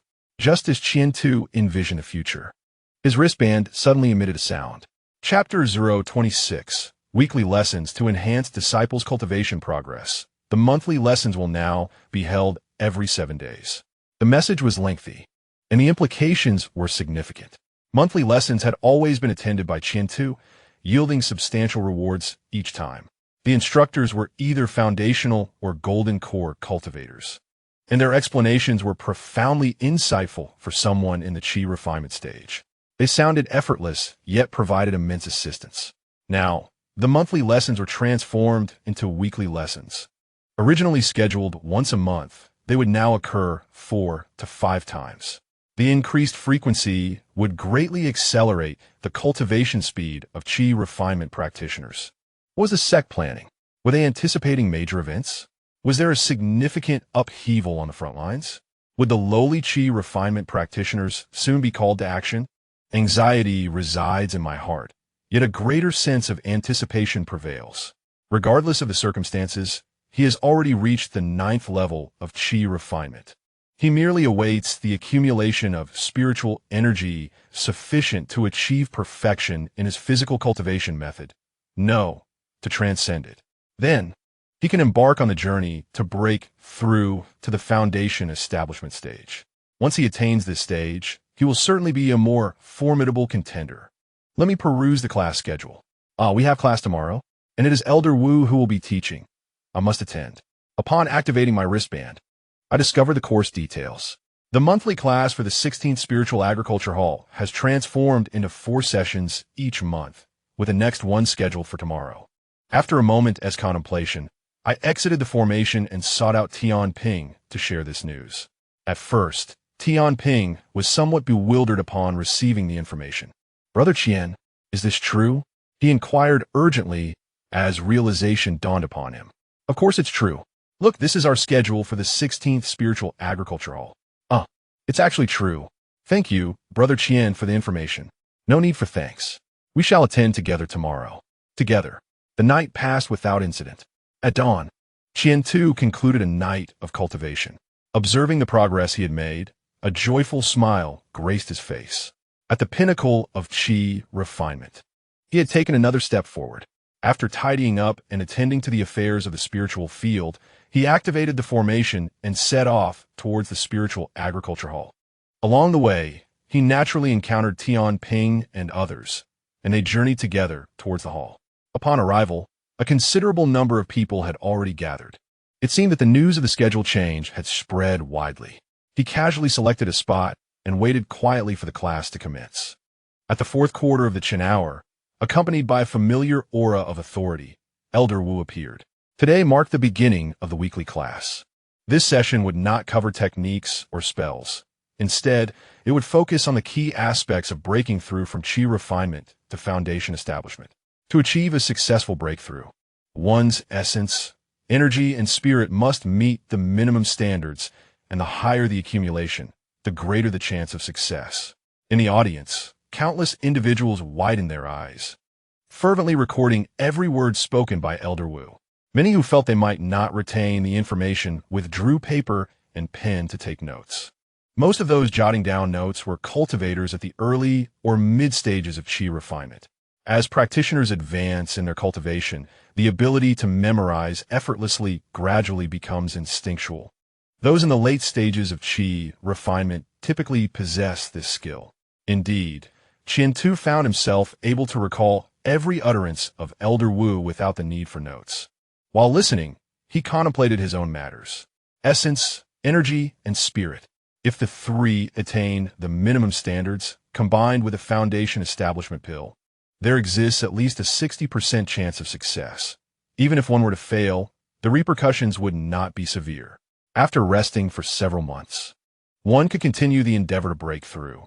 However, the foundation establishment pill is rather costly and scarce. Whether he could acquire one would depend on fortune. Should the pill prove unattainable, he must strive to enhance the 3 aspects of essence, energy, and spirit as much as possible. Essence and spirit. Essence symbolizes physical strength. Typically, those aspiring to break through to foundation establishment are under 60 years of age. Once one surpasses this age, their physical form begins to decline. In this regard, before the breakthrough, it is advisable to consume fewer medicinal pills and focus more on detoxifying with spiritual rice and fruits. Qi is the essence of spirit. When one cultivates the minor 5 elements technique to perfection, the internal spiritual energy becomes abundant, thereby achieving the required standard. Attaining completeness can enhance the probability of success by 10%. As for the transcendence beyond completeness, Elder Wu did not elaborate. Qian too speculates that if transcendence occurs, it could potentially increase the chances by 20 or even 30%. Ultimately, there lies the spirit and willpower. One must be filled with self-confidence, believing that a breakthrough is indeed achievable. Without confidence, even the most thorough preparations would be in vain. For those cultivators wishing to strengthen their spiritual aspect, they may study the mental secret arts and spells of the Qi refining stage for a degree of enhancement. Elder Wu's lectures remain as accessible and comprehensible as ever. From morning until sunset, he expounded on the various methods, strategies, and necessary elixirs and herbs for breaking through from the Qi refining stage to the foundation establishment stage, providing an overly detailed explanation. As long as one is not excessively unfortunate or dim-witted, following Elder Wu's guidance guarantees success and breakthrough. Today's weekly class concludes, and I will continue to teach next week. Those who wish to attend, see you then. After Elder Wu finished speaking, he vanished without a trace, leaving countless disciples below filled with anticipation. Will Elder Wu teach again next week? That would be splendid, truly remarkable. Elder Wu's teaching prowess makes our 16th Spiritual Farming Hall the finest. Who could argue otherwise? After a few more sessions, I feel confident about my breakthrough to foundation establishment. You wish to break through to foundation establishment? How many foundation establishment pills have you prepared? Don't be ridiculous. The next to break through will be me. You are quite presumptuous. It will undoubtedly be I who succeeds. Below, the crowd engaged in lively discussions. Qian Tu listened to their tongue-twisting debates with a slight nod. Regardless of anything else, his breakthrough to foundation establishment was a certainty. Returning with Tian Ping and others, upon reaching the small two-story building, Qian Tu finally activated his wristband, searching for the mental secret arts of the Qi refining stage to enhance his spiritual accumulation. As for his essence and Qi, he was undoubtedly sufficient. With the support of the Imu's spiritual body, his chances of success stood at least at 70%. 70% was not sufficiently secure. He aimed for at least 90%, ideally a full 100%. Fortunately, although they were mental secret arts, the names and general circumstances of those pertaining to the Qi refining stage could still be found. Ranking of mental secret arts in the Qi refining stage. In the Qi refining stage, enhancing spirit through the cultivation of mental attack and defense spells. Essential spells of the Qi refining stage. Mental shield. Observing the top 3 rankings, Qian Tu clicked on each to delve deeper. After reviewing the 3 threads, he gained a considerable understanding. The mental secret arts and spells are quite impressive. If cultivated to perfection or completeness, one could acquire the spiritual consciousness of the foundation establishment stage in advance. Once this spiritual consciousness is attained, the 3 tribulations of foundation establishment would be passed with absolute certainty. Furthermore, due to the preemptive acquisition of spiritual consciousness upon breaking through, such awareness would be enhanced to a certain degree. Not only would the spiritual aspect benefit, but so too would the essence and Qi. The more thoroughly prepared one is during the Qi refining stage, the greater the augmentation post-breakthrough. Numerous Qi refining stage practitioners dedicate several years to accumulation before achieving a breakthrough, all in pursuit of the enhancements that follow. However, I need not invest such an extensive period. Once I master the mental secret techniques and cultivate to a state of sublimation, a breakthrough will be imminent. Tomorrow, I shall head to the main hall to procure what I need and continue my training. Chapter 027. The Mental Secret Technique. The following day, at dawn, Qian Tu embarked early on the flying vessel bound for the main hall. This time, the weather was clear and visibility exceptional. The scenery along the journey was starkly different from the last. Silently observing the landscape, he pondered his future plans. He was drawing ever closer to the pinnacle of Qi refining. Qian Tu felt a considerable confidence regarding his breakthrough into the foundation establishment stage. Even if he were to fail once, he could attempt multiple times. He was acutely aware of the formidable recovery capability of his Imu spiritual body. He aimed for a successful attempt, for reaching foundation establishment would afford him a modicum of influence. Ultimately, Chi refining was far too feeble. His gaze gradually grew resolute. Once more standing on the first floor of the law repository, he expertly manipulated his hand ring to search for mental secret techniques, spells, soul techniques, and the like. To his surprise, there was a plethora of options. Among them was the mental shield he had discovered the previous evening. There were not only defensive techniques, but also offensive and supportive ones, a veritable assortment. In total, the first floor of the law repository housed an impressive 617 varieties. So many? Qian-Tu scratched his head as he contemplated the search results. How to choose? The mental shield ranked within the top 5, indicating the sect's significant regard for this particular secret technique. What about the others? After much deliberation and research, he ultimately selected 2, the mental shield and the mental sword. Both were secret techniques and complementary, one for defense, the other for offense. Their rankings were both within the top 10.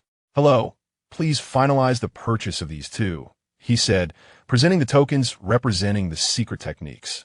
2,000 low-grade spirit stones, or 2,000 points. Will you be using spirit stones or points? Inquired the practitioner responsible for the transactions as he glanced at Qian Tuesday. Noticing the inner sect disciple's attire combined with his Qi refining 9th layer aura, he nodded slightly. Points, please, Qian Tu responded swiftly.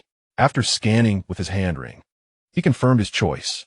Thank you, senior brother. Instantly, his points were reduced by 2,000, and 2 jade slips materialized before him. Gazing at the familiar jade slips, Qian Tu hastily stowed them in his storage bag and departed with urgency. Exiting the law repository, he reserved a return flying vessel. Just as he was about to head towards the docking point outside the main hall, he unexpectedly spotted a grand plaque ahead. Treasure Pavilion? This pavilion was not far from the law repository, merely about 700 meters away, a notably close distance. The flying vessel would take another hour and a half to arrive. Should he not take a moment to explore? With a sudden impulse, Qian Tu swiftly set his feet in motion towards the treasure pavilion. Upon entering, he was immediately captivated by the dazzling array of goods. Before he could examine them closely, a young man clad in the black attire of an elite disciple approached him promptly. Greetings, senior brother. May I inquire what you are interested in purchasing? As an inner disciple, Qian Tu made a purchase at the treasure pavilion, where certain discounts were available.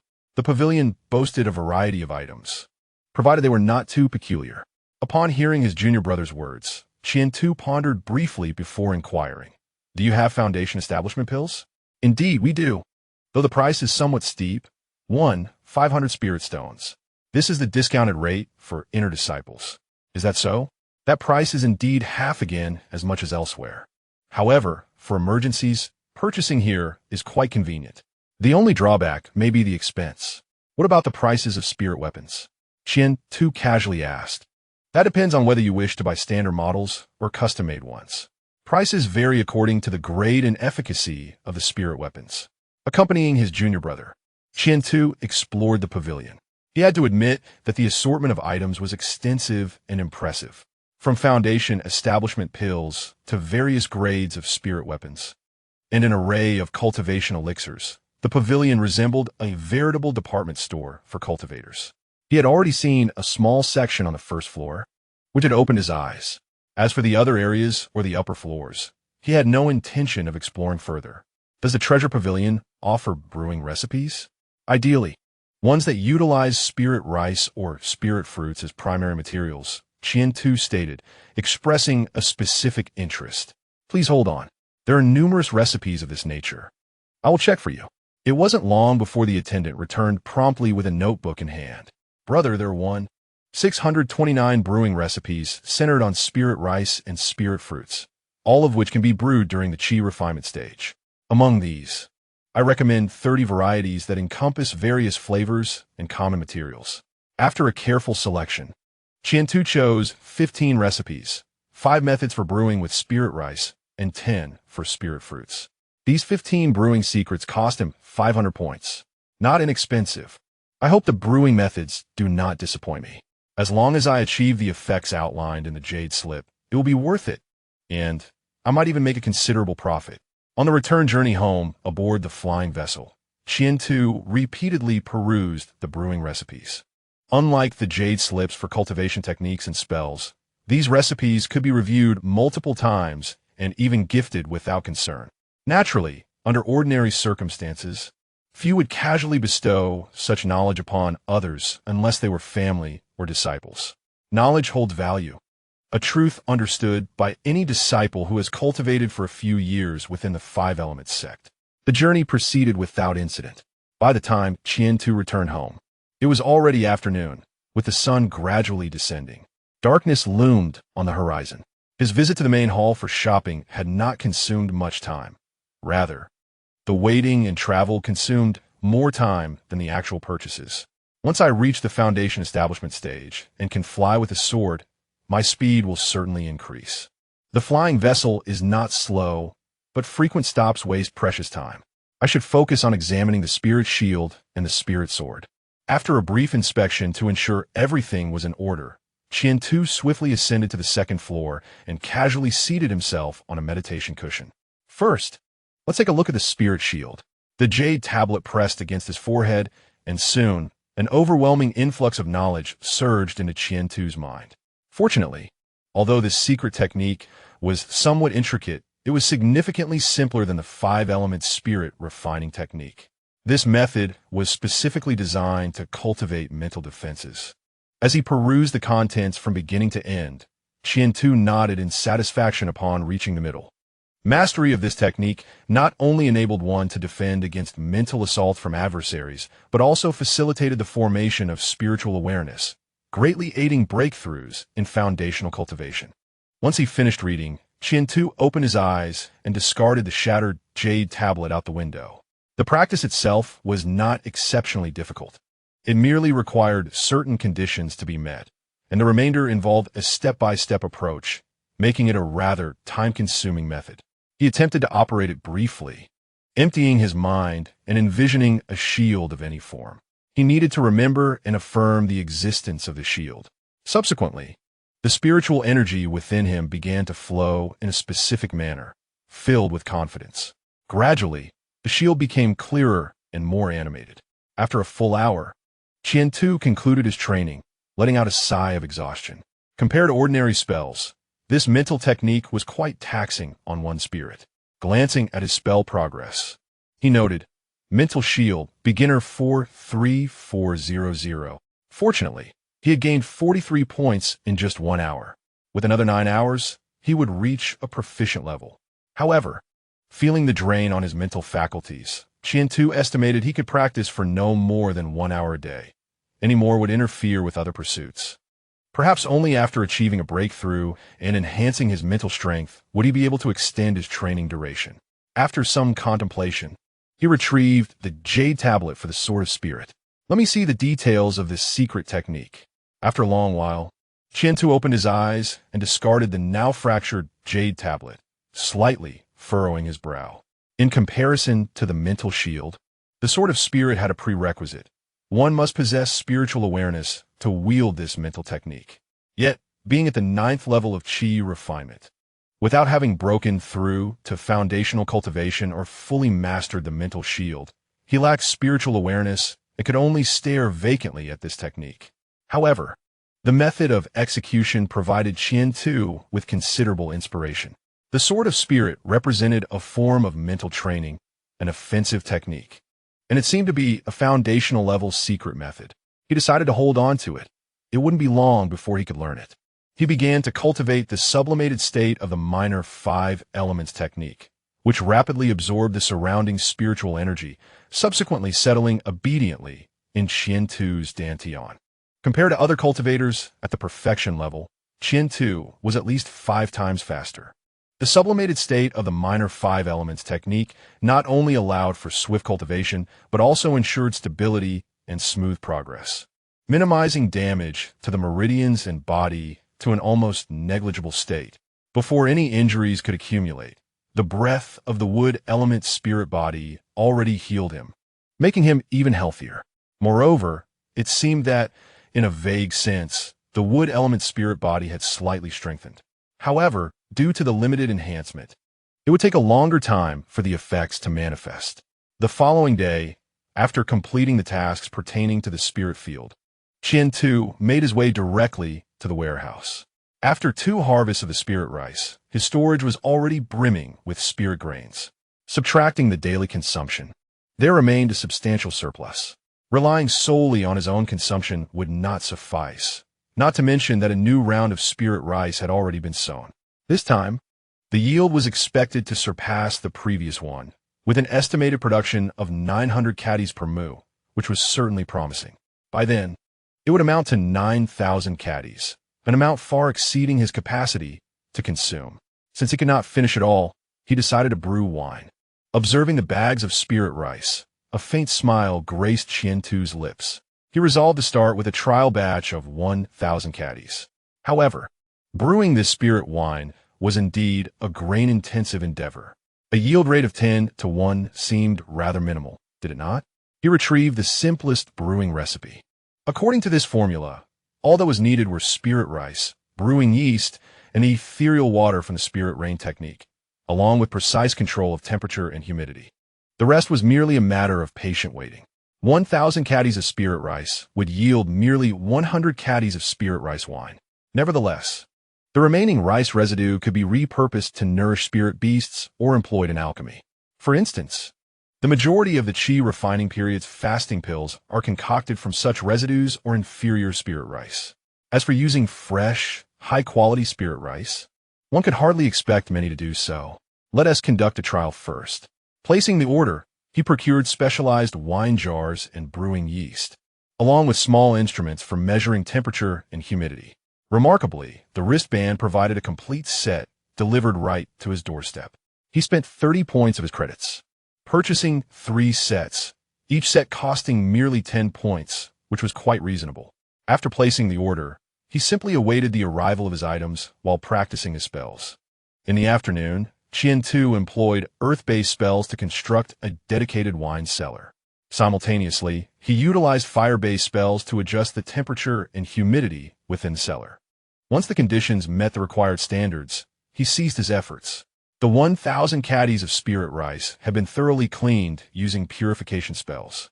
The brewing yeast, wine jars, and spirit rice were all meticulously prepared. The remainder was left to the passage of time. Observing the solitary jars within the expansive cellar, he anticipated that upon achieving the first successful batch, he could subsequently increase the quantity. This cellar could comfortably accommodate at least 20 jars. Oh, has there been a reaction so soon? As he approached the wine jar, subtle sounds emanated from the vast tavern. The soft crackling noises were not loud, but persistent and vigorous. This was the specialized brewing yeast exerting its effects. Under optimal temperature conditions, the yeast would swiftly decompose the nutrients of the spirit rice. According to the recipe, this decomposition would continue for a full 10 days. After 10 days, the yeast would lose its efficacy. Following a 7-day wait, he could then open the wine jar and transfer the liquid into drinking vessels. In total, this process spanned merely 17 days. The speed was certainly not slow. Of course, this was the simplest and fastest recipe for spirit rice wine that Qian-Tu had chosen. The remaining recipes would require several times to dozens of times longer to complete. According to the passage of time, the variations in the brewing process, and the addition of other spiritual fruits and elixirs, the effects have multiplied significantly. As the saying goes, you get what you pay for. And this principle holds true even for time. Initially, let us begin with something straightforward. It is curious that the brewing process does not appear on the interface. Perhaps this method of brewing is too simplistic. Observing the absence of brewing proficiency displayed on the panel, Qian-Tu found it somewhat perplexing. After a period of speculation, he decided to let it be. Closing the cellar door, he ensured that the temperature and humidity within remained undisturbed. He then resumed his practice of spells. In the following days, Qian-Tu became increasingly occupied. Each morning, he diligently attended to the tasks of the spiritual fields, followed by a thorough inspection of the cellar's temperature and humidity to ensure everything was in order. He practiced physical cultivation, spell casting, and mental secret arts. His days were richly fulfilling, especially with the weekly classes that he never missed. Each session brought forth new knowledge, whether intentionally or not. Elder Wu served as the instructor for these weekly lessons, providing meticulous explanations. This, however, posed a challenge. After each class, the other disciples required several days to assimilate Elder Wu's teachings. Just as they began to digest the information, the next round of classes commenced, as if by design, lectures, absorption, and then more lectures, repeating ad infinitum. It was evident that the disciples at the 16th Spiritual Farmer Hall had grown subdued and contemplative, with many lamenting the scarcity of time. Qian Tu, as an inner sect disciple, was fortunate enough not to be burdened with labor, granting him ample time. With the advantages provided by the panel, he effortlessly kept pace with Elder Wu's courses. However, others lacked such privilege and capability. Remarkably, it had been 10 days since Qian Tu last saw Tian Ping, the last encounter occurring during a weekly class, during which Tian Ping had missed 2 sessions. Upon visiting Tian Ping's residence, he found no one home, and even the spiritual field appeared somewhat neglected. Concerned, Qian Tu paid closer attention and subsequently intensified his spell cultivation. In the blink of an eye, 17 days had elapsed since the brewing commenced. The moment for the first brewing results had arrived. With a heart full of excitement, Qian Tu opened the cellar door. Upon entering, he observed the instruments measuring temperature and humidity still diligently at work, the green compliance indicators unmistakably visible. The time had come to assess the outcome of the initial brewing. He carried the heavy vat of wine, weighing over 1,000 pounds, with a single hand.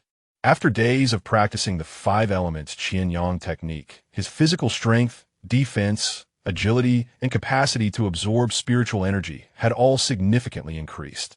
Qian Tu estimated that his single arm strength was now approximately 3,000 pounds. Lifting the vat, he stepped outside the cellar, pointing with one hand. The lid of the vat swiftly detached, and, as it opened, a rich aroma of rice mingled with the fragrance of alcohol wafted into the air. The scent was delightful and authentic, aligning perfectly with the flavor standards set forth in the secret formula. Next, let us examine the accuracy of the quantity. The storage bag is unsealed. 10 small wine barrels, each weighing 10 jin, are neatly arranged, exactly 10 in total. The brewing vat is slightly tilted, and under the adept manipulation of Qian Tu, the spirit liquor flows swiftly within. In no time, all 10 small barrels are filled to the brim. Just right? Let me savor the flavor. Chapter 029, The Injured Tian Ping. The taste of the first vat of spirit rice wine. How shall I describe it? It is somewhat mild. The aroma of the rice is more pronounced, while the fragrance of the wine is considerably subdued. In comparison to the spirit liquor he had previously purchased, both the concentration of spiritual energy and the fragrance, not to mention the flavor, fall significantly short. However, upon reflection, the last bottle of spirit liquor he bought cost 20 spirit stones and contained only about a jin. It was infused with numerous spiritual herbs and fruits. Thus the disparity in expenses with his brewing is immeasurable. This barrel of mine holds 10 jin, a substantial quantity that is satisfying, and it contains a considerable amount of spiritual energy devoid of any alchemical toxins. This is far more efficient than consuming spirit rice.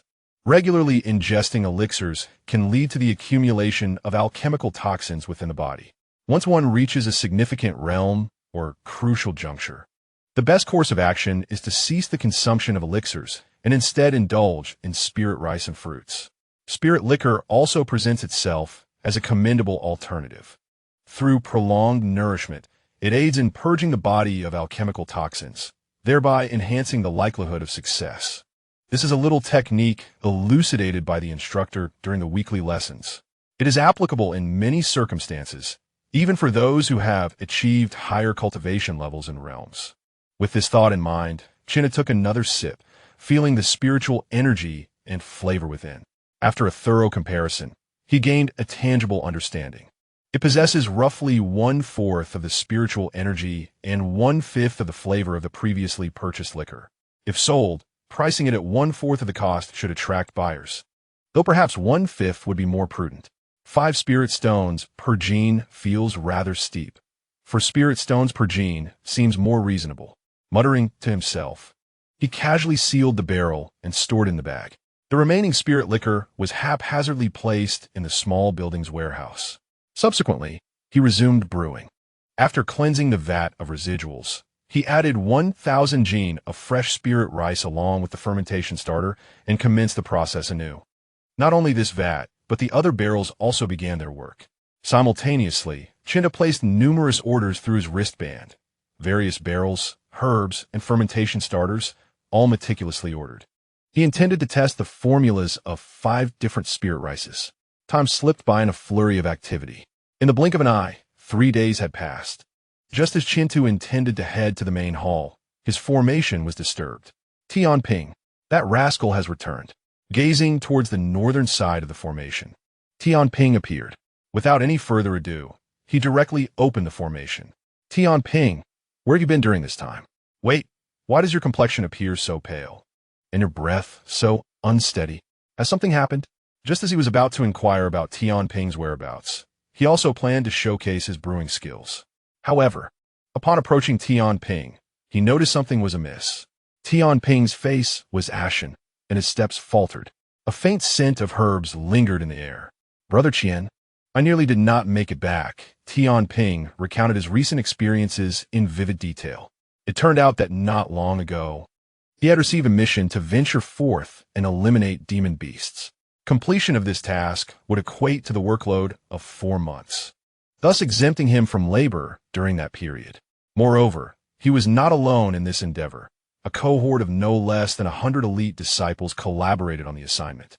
Upon receiving the task, Tian Ping, along with the other elite disciples, boarded the sect's flying vessel, heading westward.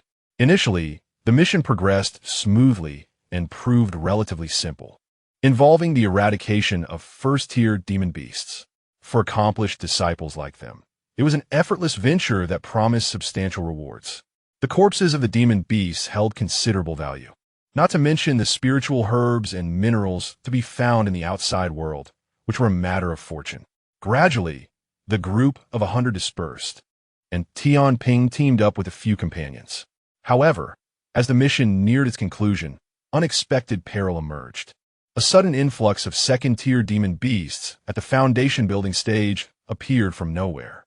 In principle, these beasts could have been vanquished through the combined efforts of the group, utilizing their spells and spiritual tools, though they presented a nuisance. Yet, accompanying these foundation-building beasts were several rogue cultivators from the outside world. To their dismay, these rogue cultivators, sensing their impending victory, launched a surprise attack. Outnumbered, with 6 rogue cultivators at the foundation-building stage among them, the ensuing battle resulted in the tragic loss of 27 elite disciples. Listening to Tian Ping's harrowing account underscored the dangers lurking beyond their sect's confines. It was evident that one must intensify their cultivation of spells, enhance their physical training, and perfect their mental techniques. The chi condensation stage appeared far too feeble. Only through reaching the foundation building stage could one attain a modicum of safety. Is this the wine brewed by Brother Qian? Its flavor is quite pleasing, far superior to my own early attempts at brewing. Tian Ping remarked as he noticed something amiss with the beverage. The rich aroma of rice mingled with a slightly delicate taste of the wine, a freshly brewed spiritual rice wine. Indeed, it is a recent creation of mine. What do you think? Qian Tu replied with a subtle smile, producing a 10-pound barrel of the spiritual rice wine from the first floor storage. Its flavor is delightful and can significantly enhance one's cultivation progress during regular consumption. After sampling another bowl, Tian Ping offered his verdict. If you enjoy it, take this barrel with you. Qian Tu insisted, patting the barrel. This is too precious. I cannot accept it, Tian Ping protested. Precious? You have never charged me a dime for the spiritual fruits you have gifted. Qian Tu kuntoed. If you acknowledge me as your brother, then accept it. Under Qian Tu's persistent urging, Tian Ping reluctantly accepted the barrel, resolving to engage more frequently with Brother Qian in the future. Not only would he share his cultivated spiritual fruits and vegetables, but he also hoped to exchange other valuable items from fellow cultivators for Qian Tu to savor. Once Tian Ping departed, Qian Tu pondered for a moment before activating his wrist device to search for information about the mission to exterminate demons. Do not speak. There are numerous posts above that provide information, including details about Tian Ping's team. Out of 100 individuals, only 64 returned, resulting in 36 casualties. This is far more severe than the information conveyed by Tian Ping. Other teams have also experienced varying degrees of losses. It is evident that the area outside the sect is exceedingly perilous. However, something feels amiss. This situation seems to exude an unusual aura. It appears that Tian Ping and his companions are mere bait. From one of the posts, it was learned that during the Qi refining stage, teams venture forth to hunt first and second level demon beasts. Each team, or several teams together, are overseen by specialized foundation establishment or core formation cultivators. Yet, why has Tian Ping's group suffered such significant losses? Were they entangled with other cultivators or demon beasts, or did they merely observe passively? There have been numerous changes within the sect recently. Initially, monthly assessments transformed into weekly ones, followed by an increase in tasks related to hunting demon beasts and eliminating rogue cultivators. What further changes await? Why dwell on such thoughts? Cultivation is paramount. One must seize the time to practice diligently. Becoming a foundation establishment cultivator as soon as possible is far more crucial than indulging in idle speculation. Chapter 030. An initial trial of alchemy and spiritual body levels. Money dissipates so swiftly. Leaping from the flying vessel, I gazed at the distant horizon. Evening is approaching once more. A round trip to the main hall consumes nearly an entire day. It is exceedingly time-consuming, although the wristband allows for selection. Experiencing the alchemical furnace firsthand is far more gratifying. Manipulating the formation, I return home. Not ascending to the second floor, I remained in the hall on the first floor, unveiling the compact alchemical furnace from my storage pouch. The furnace, modest in height, stands around 3 feet tall, tapering at the top and widening at the base, resembling a celestial crane. This is not a new furnace, but rather a second-hand one. According to the junior disciple from the Treasure Pavilion, its original owner advanced to the foundation establishment stage and became a second-grade alchemist, rendering this furnace obsolete. After a winding journey, it found its way to the Treasure Pavilion. Following some repairs and adjustments, it became an excellent furnace for novice alchemists. The price was also reasonable, only 116 spirit stones or points. In comparison, a new furnace of similar style and functionality would cost at least 260 or even 300. Second-hand is just second-hand, as long as it serves its purpose. It suffices. Had it not been for the need to process the remnants from brewing, I would not have purchased this furnace, along with the more expensive alchemical notebooks and recipes. I can't shake the feeling of being taken advantage of. The furnace was just over 100, yet the notebooks and recipes cost 1,500. How foolish of me. With a firm slap against my left hand, I focused intently on the furnace. After repeated observations and confirming its integrity, I retrieved 2 pristine jade slips from my storage pouch. One is a notebook for Qi refining stage alchemists, containing the inheritance of a first-grade alchemist. It covers everything from distinguishing spiritual herbs to the synergy of the 5 elements, from fire control techniques to critical considerations during the alchemical process, and even guidance on how to collect and identify the finished pills. It is all-encompassing. If one cannot grasp it, they may visit the alchemy hall, spending points or spirit stones to seek guidance from advanced alchemists. Within another jade tablet lies the elixirs for the Qi refinement stage, a total of 21 formulas. From a most elementary fasting pill to the refining elixirs and detoxification potions of this stage, all are meticulously listed. The procedures, precautions, and the hues of the finished pills are described in great detail. The items are indeed of high quality.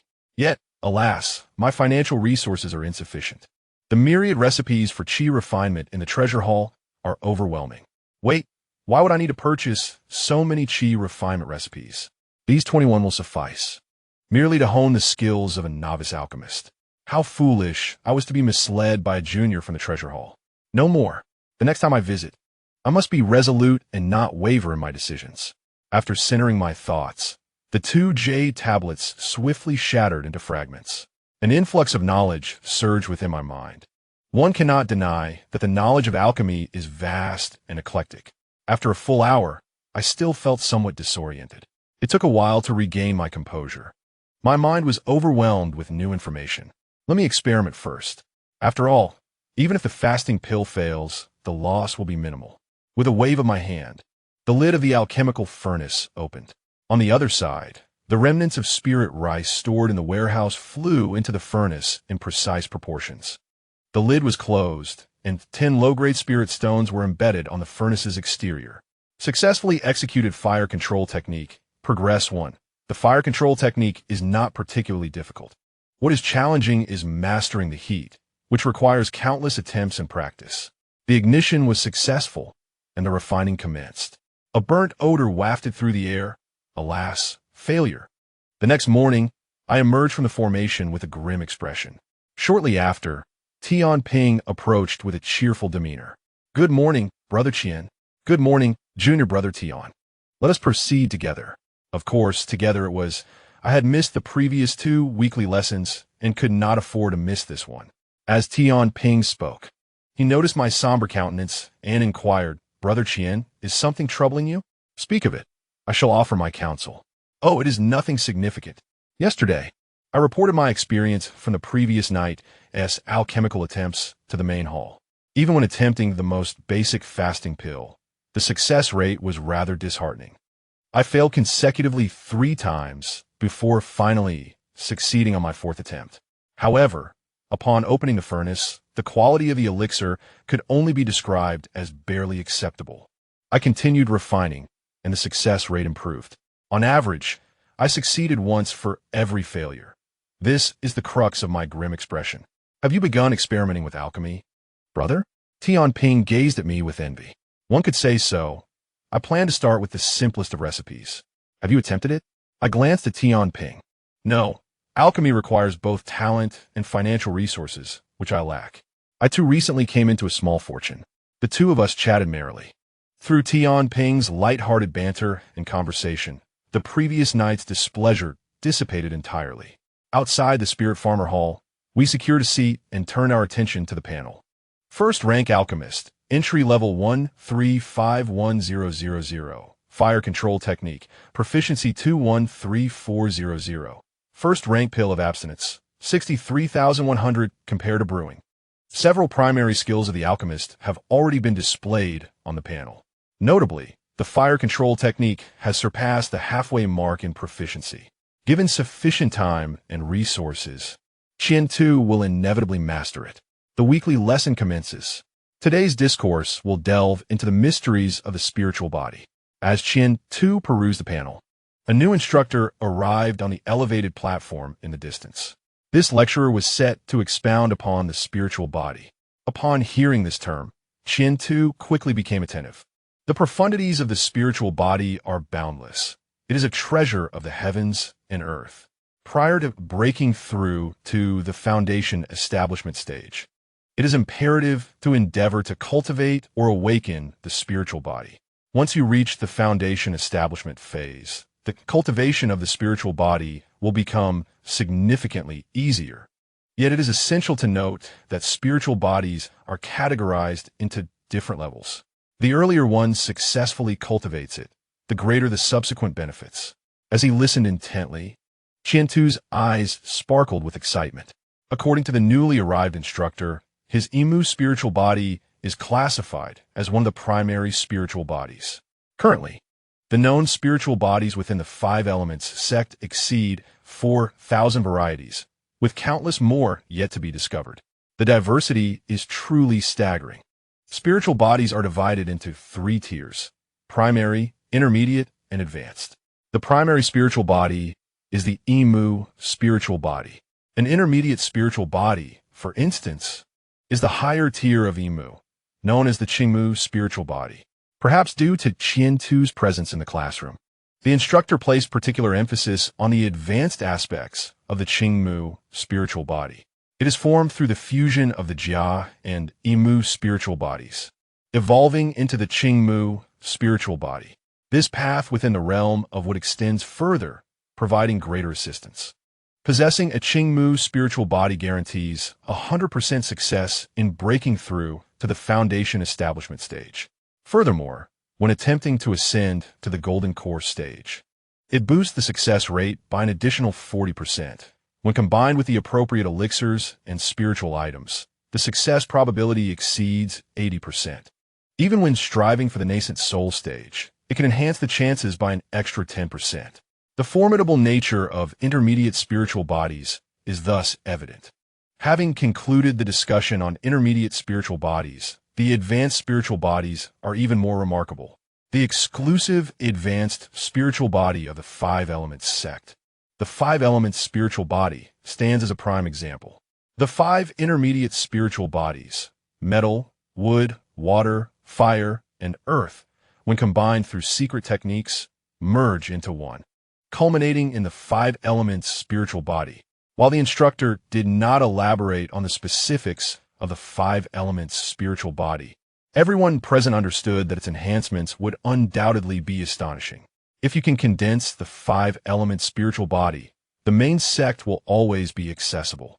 This statement resonated deeply with Qian-Tu's memory.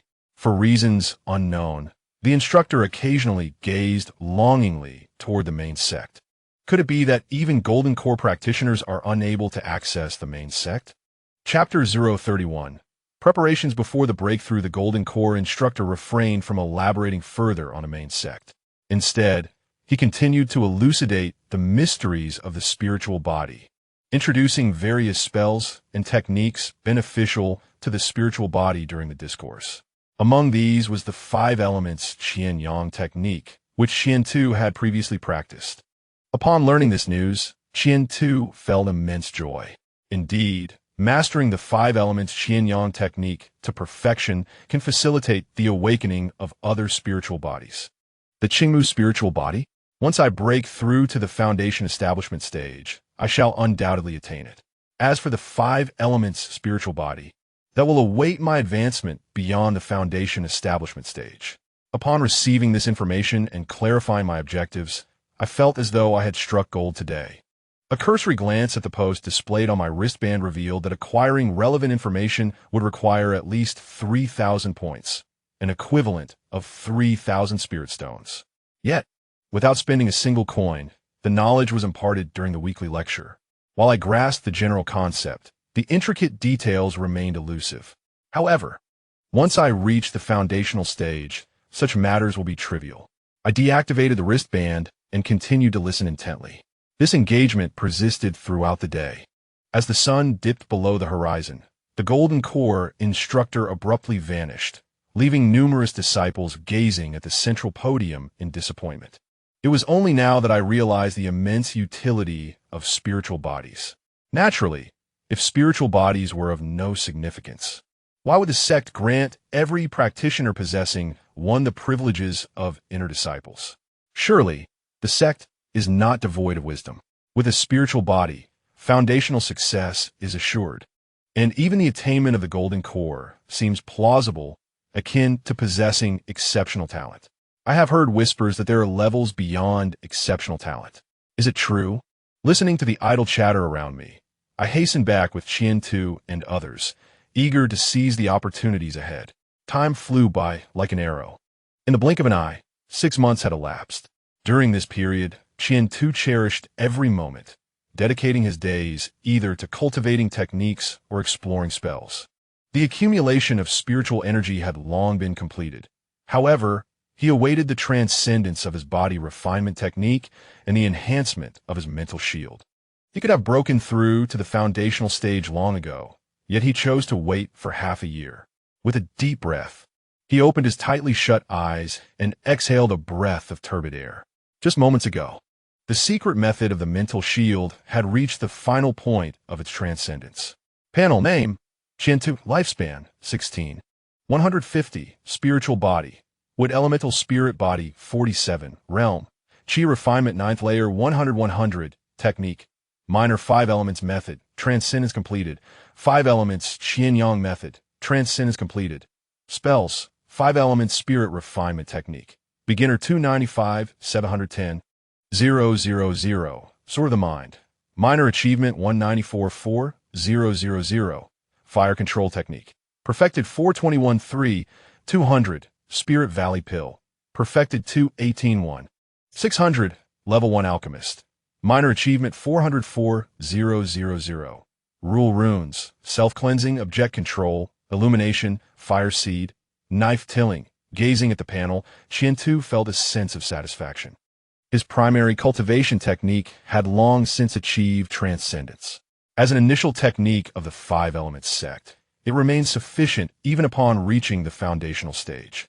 He cultivated it to transcendence during the Qi refinement stage, surpassing the limits of perfection. Through extensive exploration over this lengthy period, Qian-Tu has comprehended the hidden profundities of this technique. It significantly aids in awakening 5 elemental spiritual bodies and related spiritual entities, particularly in achieving perfection and beyond. The chances are greatly enhanced. Qian-Tu estimates that reaching perfection could increase the likelihood of unlocking lower-level 5 elemental-related spiritual bodies by approximately 20%. After transcendence, this probability could surge an additional 50%. Such odds are indeed favorable. As for the 5 elements Qian-Yang method, its benefits are substantial as well. After reaching transcendence, it directly breaks through previous limitations. At this moment, Qian-Tu's prospects and physical prowess have entered the foundational stage. Common Qi refining phase spells and spiritual tools can no longer inflict any harm upon him. Simultaneously, the spiritual energy within him surpasses that of an average peak Qi refiner by a staggering tenfold. Typically, the completion of body refinement techniques would only double or triple the internal spiritual energy. Yet, who could have anticipated that after his transcendence, it would increase tenfold? This extraordinary accumulation of spiritual energy exceeds that of ordinary individuals by 10 times. Indeed, his essence, energy, and spirit have greatly surpassed the norm. However, uncertainty lingered regarding the success rate of his impending foundational breakthrough. Was it a perfect 10? As this thought crossed his mind, Qian-Tu found it hard to remain still. After a moment of contemplation, he swiftly exited the 2-story building and made his way to the spiritual field. There he gazed at the flourishing spiritual rice. Now in its 5th cycle, his expertise in cultivating level 1 spiritual rice was commendable. He could complete his daily tasks even with his eyes closed. After observing for a while and nodding in satisfaction, he proceeded towards the position of the 5-petal lotus. In contrast to the vibrant spiritual rice, the 5-petal lotus appeared solitary and aloof. Following the care instructions from the jade slip, the lotus had grown well. Yet he sensed something was amiss, though he couldn't quite identify what was lacking. The emu's spiritual body offered no further insights. Calculating the time, he realized the lotus would require 2 more days to mature. Once this cycle was complete, he would harvest the lotus seeds, ensuring everything was foolproof. Qian-Tu was particularly attentive to the 5-petal lotus, primarily because the body refinement techniques consumed resources excessively. This was manageable before reaching perfection, but after the transcendence, it became a voracious beast, devouring resources. Over the past 6 months, all the lotus seeds had been consumed by Qian-Tu, barely sufficient to sustain him. With a cycle lasting 62 days, he had completed approximately 3 cycles in half a year. The 3rd cycle had yet to conclude, but the first 2 cycles yielded significant returns, 20 lotus seeds in the first harvest and 25 in the second. Each harvest had increased, though the maximum limit still required gradual testing.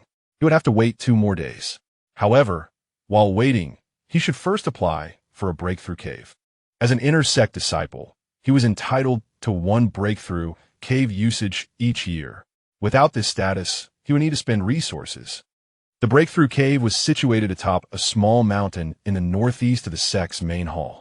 It was said that the sect's higher-ups had expended considerable resources to secure 5 4th-level spiritual veins within this mountain, encompassing the 5 elements of gold, wood, water, fire, and earth. Numerous caves have been carved from these veins, each rich in spiritual energy. Coupled with the sect's formations, Breaking through within these caves significantly increased the chances of success. For those in the chi refining phase who are not inner disciples, the cost was 100 spiritual stones per day. Even for inner disciples, the maximum stay was restricted to 5 days per year. Any additional days would incur charges. Activating his wristband, he selected the application for the Breakthrough Cave. Would you like to apply for a Level 1 Breakthrough Cave? Note, this cave is suitable for peak chi refiners seeking to break through to the foundational stage. He confirmed his choice. Please select the usage time. Given your status as an intersect disciple, you have 5 days of usage rights this year. Observing the suddenly manifested map, which delineated the availability of all first-level caves, it was evident that out of a total of 500 first-level caves, half had already been occupied. Casting a glance around, I casually selected one. Please confirm. Confirmation successful. In 3 days, please proceed to the Breakthrough Cave Management Pavilion to collect the activation disc. Success. The next step was to patiently await the outcome. Chapter 032.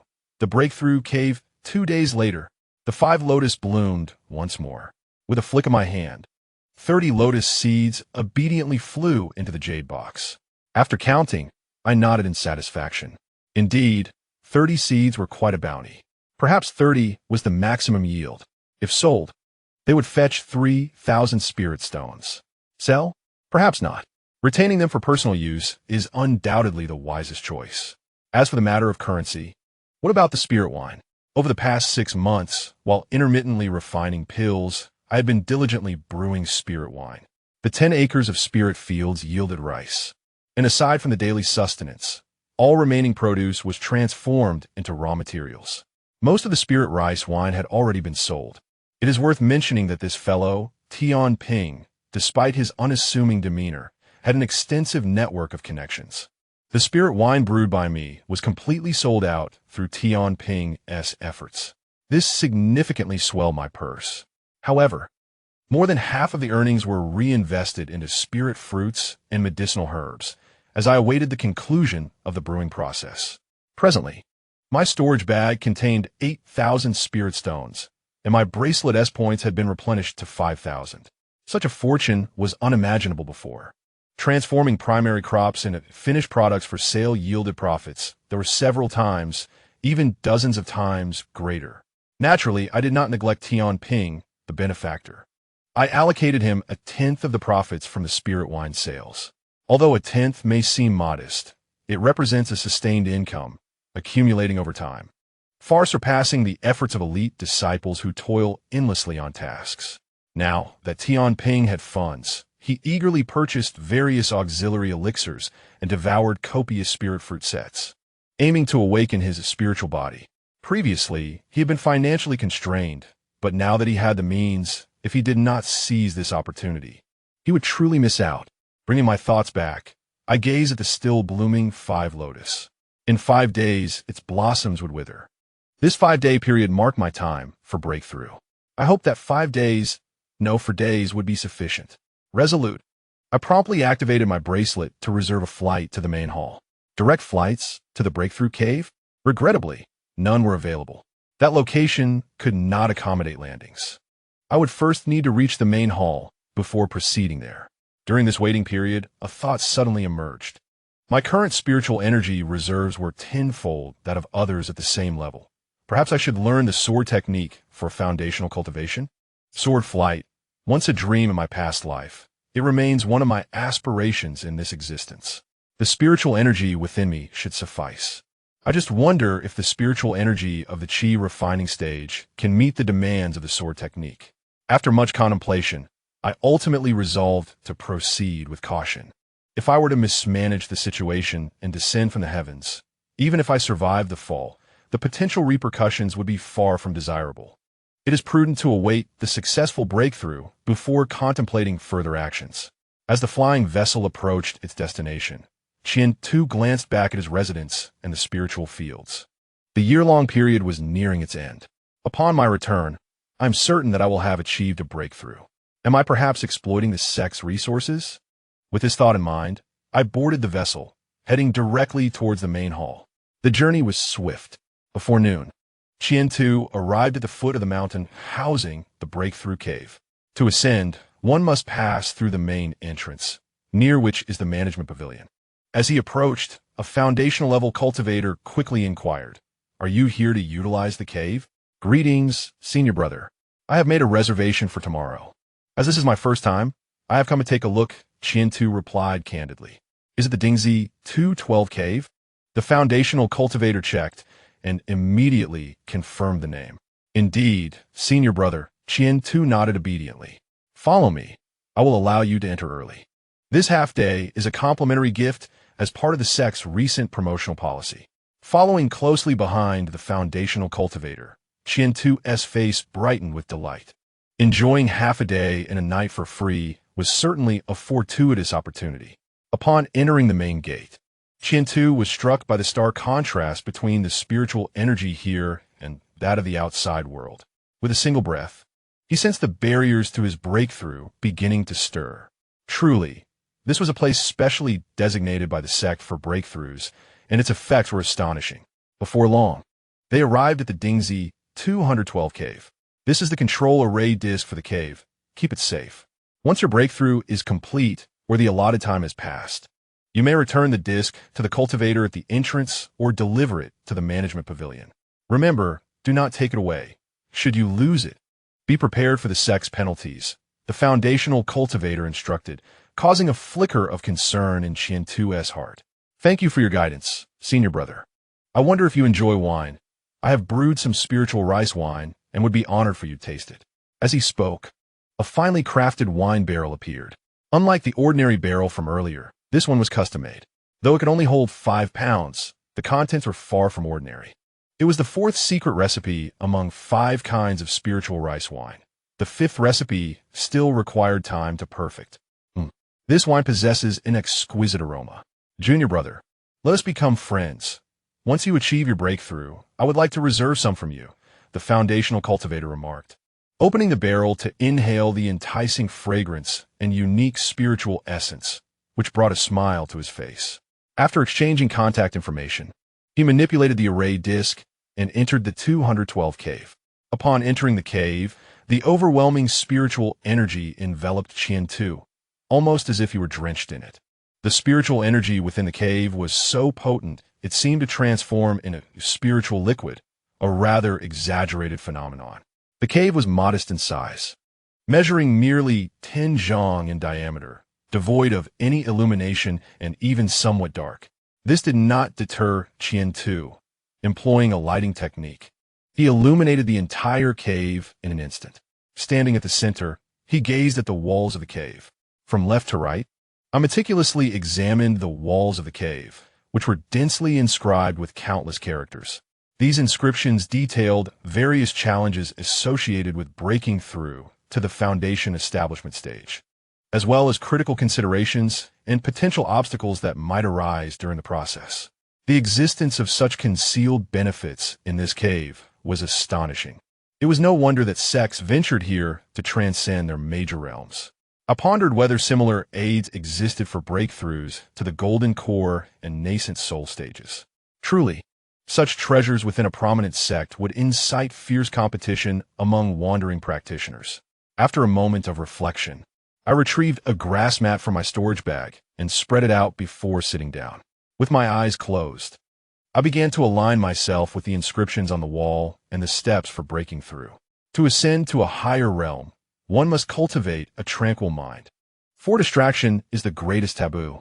The ideal mindset is one of calmness and serenity, free from the anxieties of the breakthrough. I focused on quieting my thoughts, allowing my body to absorb the spiritual energy within the cave. Inhale, exhale. Time slipped away, and I lost track of its passage. When I finally opened my eyes again, my gaze was profoundly serene, akin to a still pond. The benefits of my enhanced mental shield had manifested. I not only possessed the spiritual awareness of the foundation establishment stage, but could also swiftly center my thoughts. It was time to prepare for the breakthrough. Firstly, I cast a large illumination spell, consuming a fraction of my internal spiritual energy. A massive sphere of light floated slowly above my palm, soon settling overhead in the cave. Its radiance was sufficient to illuminate the entire space for 3 days and nights. This was not its limit, but 3 days and nights would suffice for now. With a continuous source of light established, I proceeded to the second step. From my storage bag, I produced 3 special incense candles, focus incense. The aroma released upon burning would stabilize the mind and prevent the emergence of inner demons, while also enhancing mental fortitude. Each candle alone cost 300 low-grade spirit stones and could burn for approximately 2 hours. The third step involved retrieving lotus seeds from a special jade box. 30 seeds shimmered with a kaleidoscope of colors under the illumination spell. To break through to a higher realm, an ample supply of spiritual energy is essential, which is the most fundamental requirement. With the aid of the cave and the sublimated technique, I found that I would hardly need to rely on external resources. However, whether or not I needed, it was a different matter altogether. With everything in place, I commenced the breakthrough by swallowing 5 lotus seeds, one of each elemental attribute. As the seeds were gradually digested, a powerful surge of spiritual energy erupted within me. At that moment, the 5 elements technique activated, unleashing a terrifying force. The surrounding spiritual energy was drawn in as if caught in a black hole. The once near liquid spiritual essence was consumed entirely, though the cave's spiritual energy was depleted. Its location above 5 high-grade spiritual veins allowed for rapid replenishment. This frenzied consumption triggered a notable shift in the celestial phenomena, drawing the watchful eyes of those stationed nearby. A certain prominent figure at the Golden Core stage adjusted his gaze toward the cave dwelling of Qian-Tu, who was on the verge of a breakthrough. The spiritual awareness characteristic of the Golden Core realm, combined with special privileges, allowed him to directly perceive Qian-Tu's circumstances. This young man is indeed remarkable. He possesses a spiritual body, has perfected his physical cultivation method, and has fully mastered the minor 5 elements technique, while also achieving a foundational level of mental acuity. His preparations are most thorough. As he comprehended Qian-Tu's situation, the Golden Core cultivator grew increasingly curious. He began investigating Qian-Tu's identity while making his way toward the cave dwelling. Upon the arrival of this Golden Core cultivator, an elder of the Nascent Soul stage had already reached the entrance of the cave. Elder Wu. Upon seeing the Nascent Soul elder, the Golden Core cultivator hurriedly offered his greetings. "Ah, little Zhang, are you on duty today?" Elder Wu smiled slightly, casting a glance at the Golden Core cultivator. "Indeed. This month it is my turn," the Golden Core cultivator quickly replied. "Elder Wu, does this individual inside have any prior connection with you?" he cautiously inquired.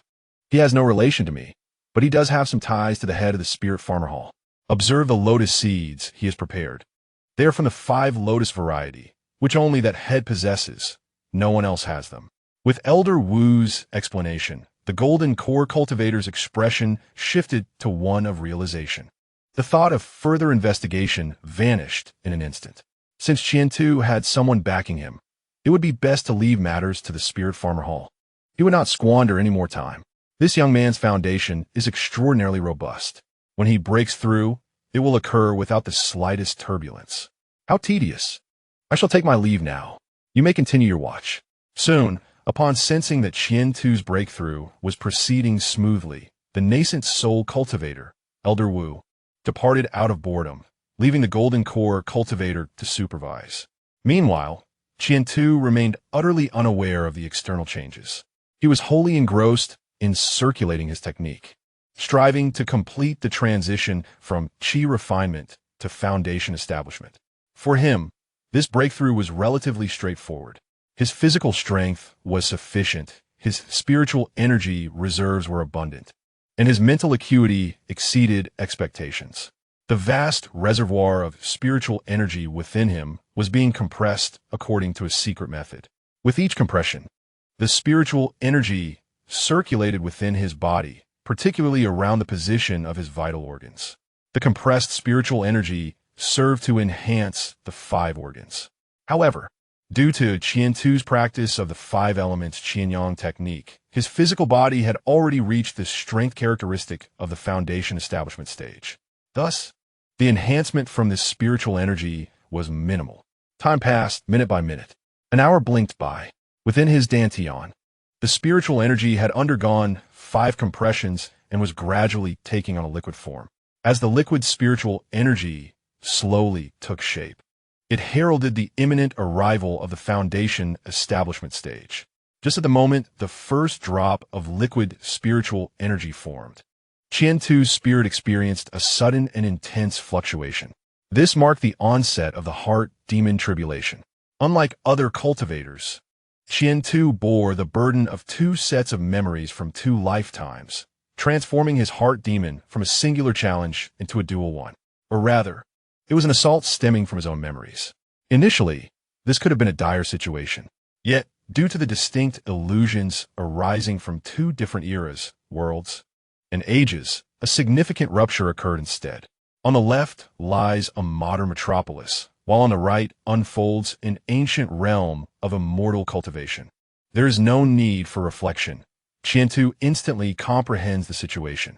With a surge of mental energy, he obliterates the illusory memories that had formed in his mind. Accompanied by a sound akin to a pop, he has successfully passed the trial of his inner demons. Simultaneously, he surmounts the most challenging hurdle of his breakthrough. The first drop of spiritual liquid gently settles at the core of his dantian. As the spiritual liquid takes shape, the entire dantian undergoes a remarkable transformation. Originally, the dantian was merely a location within Qian-Tu's body, but now it has evolved. It appears as though the dantian has been enhanced by spatial forces, growing larger and more resilient, capable of accommodating a greater influx of spiritual energy and liquid. The spiritual liquid is formed through the compression of spiritual energy. Countless units of spiritual energy coalesce to create a single drop. The weight of the liquid exerts considerable pressure on the dantian. Without an upgrade, the dantian would remain incapable of containing it. Moreover, as his realm ascends, the quantity of spiritual liquid will only increase, gradually filling the entire dantian. Boom! The emergence of the spiritual liquid signifies Qian-Tu's successful breakthrough into the foundation establishment stage. In an instant, the might of this stage manifests as a shockwave that rapidly radiates outward. Upon colliding with the walls of the cave dwelling, the concealed formation dissipates this force into nothingness. Simultaneously, a colossal funnel materializes above the cave. Its speed is remarkable. Let us observe the extent of its formation. 1 mile is typical. This lad has prepared so thoroughly that it is certain to surpass 1 mile. If it reaches 2 miles, that would indicate prodigious talent, the minimum level he must possess. As for 3 miles, that shall depend on his fortuity. Time passes minute by minute. The immense funnel expands rapidly. 1 mile, 1.5, 2 miles. When the anomalous funnel reaches a diameter of 2 miles, more golden core cultivators are drawn to it. Even some nascent soul masters from the main hall cast their gazes in its direction. Gradually, it extends to 2.5 miles, 2 7/10, 2 9/10, and 3 miles. As the spiritual energy funnel surpasses 3 miles, the golden core cultivators fall silent. This is a talent of extraordinary caliber. To achieve such might during the chi refinement stage upon breaking into foundation establishment is remarkable. It takes 30 years to produce a single individual of this caliber at the development point. This is beyond the reach of golden core level intervention. The phenomenon of the breakthrough continues to expand. How astonishingly abnormal is this? Which hall does this belong to? It seems to be the Spirit Farmer Hall. The multitude of golden core and nascent soul cultivators silently observes as the phenomenon gradually enlarges. 3 miles and 3/10, 3 miles and 5/10, 3 miles and 7/10, 3 miles and 9/10. Just as the phenomenon reaches 3 miles and 99/100, it suddenly halts. Chapter 034. Re-examination. The breakthrough phenomenon persists for an entire day and night. The colossal funnel absorbs an immense quantity of spiritual energy. As the anomaly gradually dissipates, Qian-Tu, within the cave of breakthrough, opens his eyes. With the opening of his eyes, beams of divine light radiate forth. As his mouth opens, a torrent of light and energy bursts forth. The entirety of his being seems to transform into light. No, It is merely that the density of spiritual energy within him differs from that of the external world. With the recent breakthrough, there was a moment of bewilderment. Soon, a formidable spirit took control, keenly sensing the transformations within the Dantian. The liquid essence of spiritual energy brimmed with immense power. It would not be an exaggeration to assert that he was now at least tenfold stronger than before his breakthrough. This was achieved without learning foundational spells or acquiring new spiritual artifacts. Once he completed his studies and donned new equipment, defeating 100 or even 1,000 adversaries would be a mere formality. This marked a qualitative elevation in his abilities. He promptly accessed his status panel. Panel name, Chin to lifespan, 16,400, spiritual body, with elemental spirit 95, realm, mid-foundation establishment 85.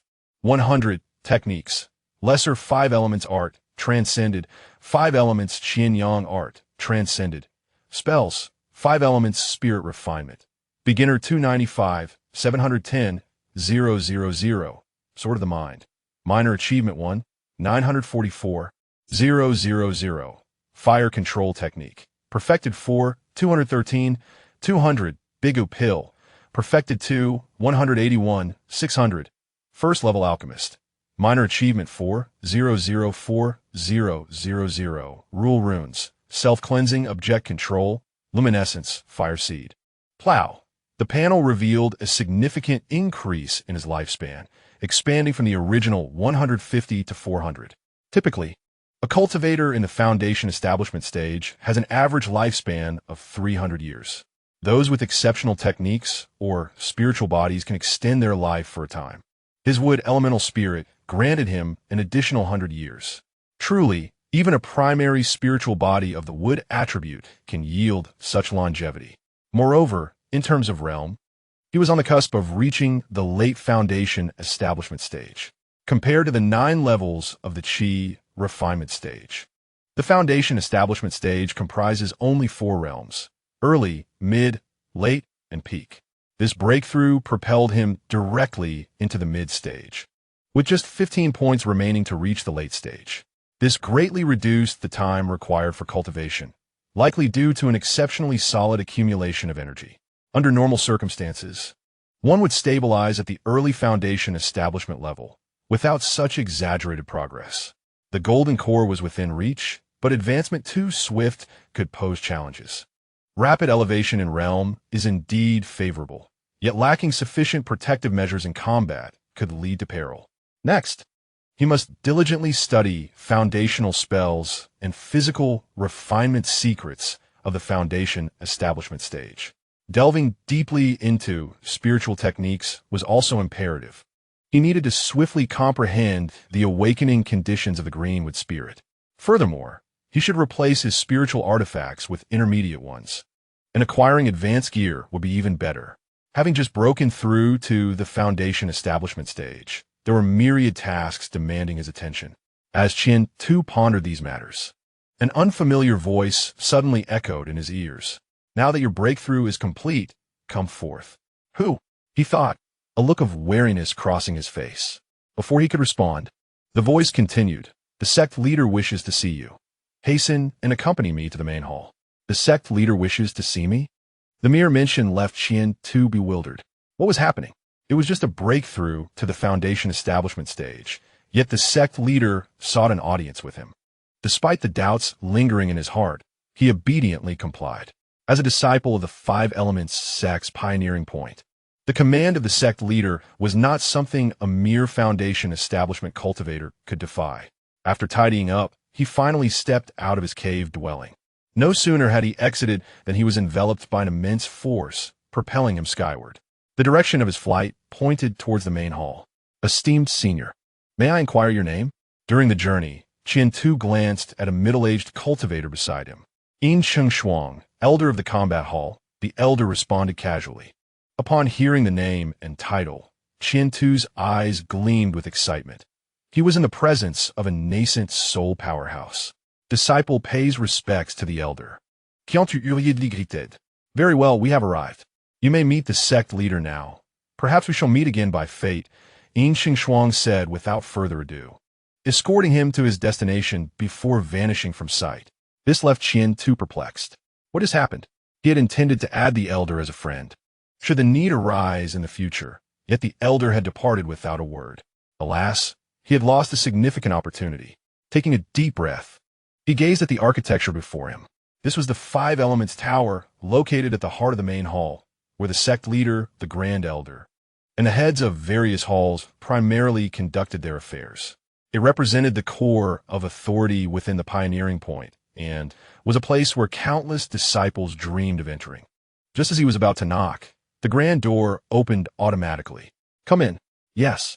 Obediently following the command, Qian too entered while curiously observing his surroundings.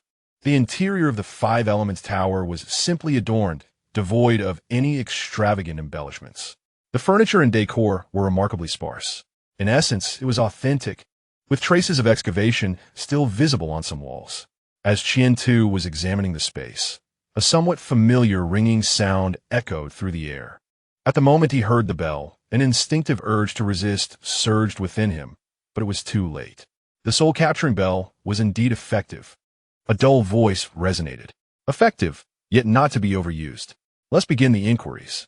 I shall start. Qian too, what is your purpose in joining our Five Elements sect?"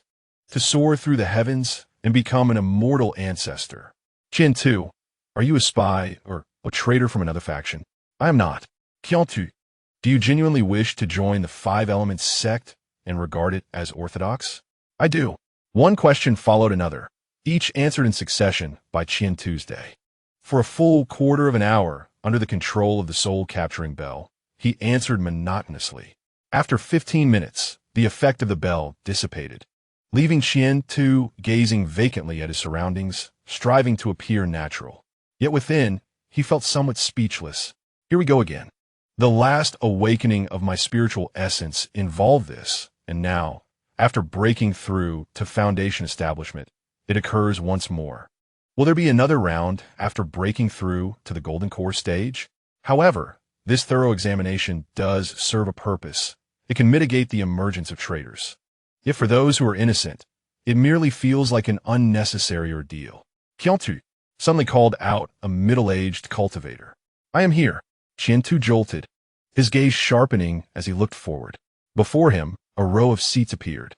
At this moment, 6 individuals were seated, while numerous chairs remained unoccupied. "Qian tu, congratulations on your breakthrough in foundational cultivation. Given your exceptional aptitude, I hereby elevate you to the rank of core disciple of the inner sect. By the way, I am the head of the Northwest branch of the Five Elements sect." The middle-aged cultivator spoke slowly, revealing his identity. "Greetings, Master." Upon hearing the man's status, Qian too hurriedly bowed. Quite commendable, showing great respect," the Master remarked with a slight smile. After a few breaths, Qian too's wristband trembled slightly. Cautiously, he opened it to find a message. "You have received a sect reward, 10,000 points. A direct grant of 10,000 points. This Master is indeed impressive." "Muhall Master, this Qian too belongs to your spiritual farmer hall. As the head of the main hall, you should also make your acknowledgement," the Master continued, turning his gaze towards the elderly man seated nearby. Chapter 035. 2 choices. The Master's words prompted Qian too to glance at the elder. Upon seeing him, an inexplicable familiarity washed over him.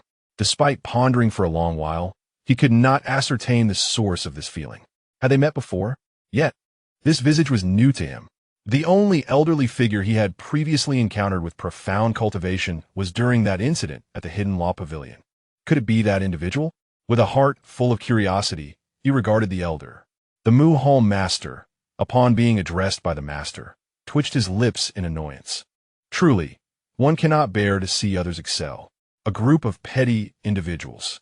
Qian too has been nurtured well by the 5 Lotus.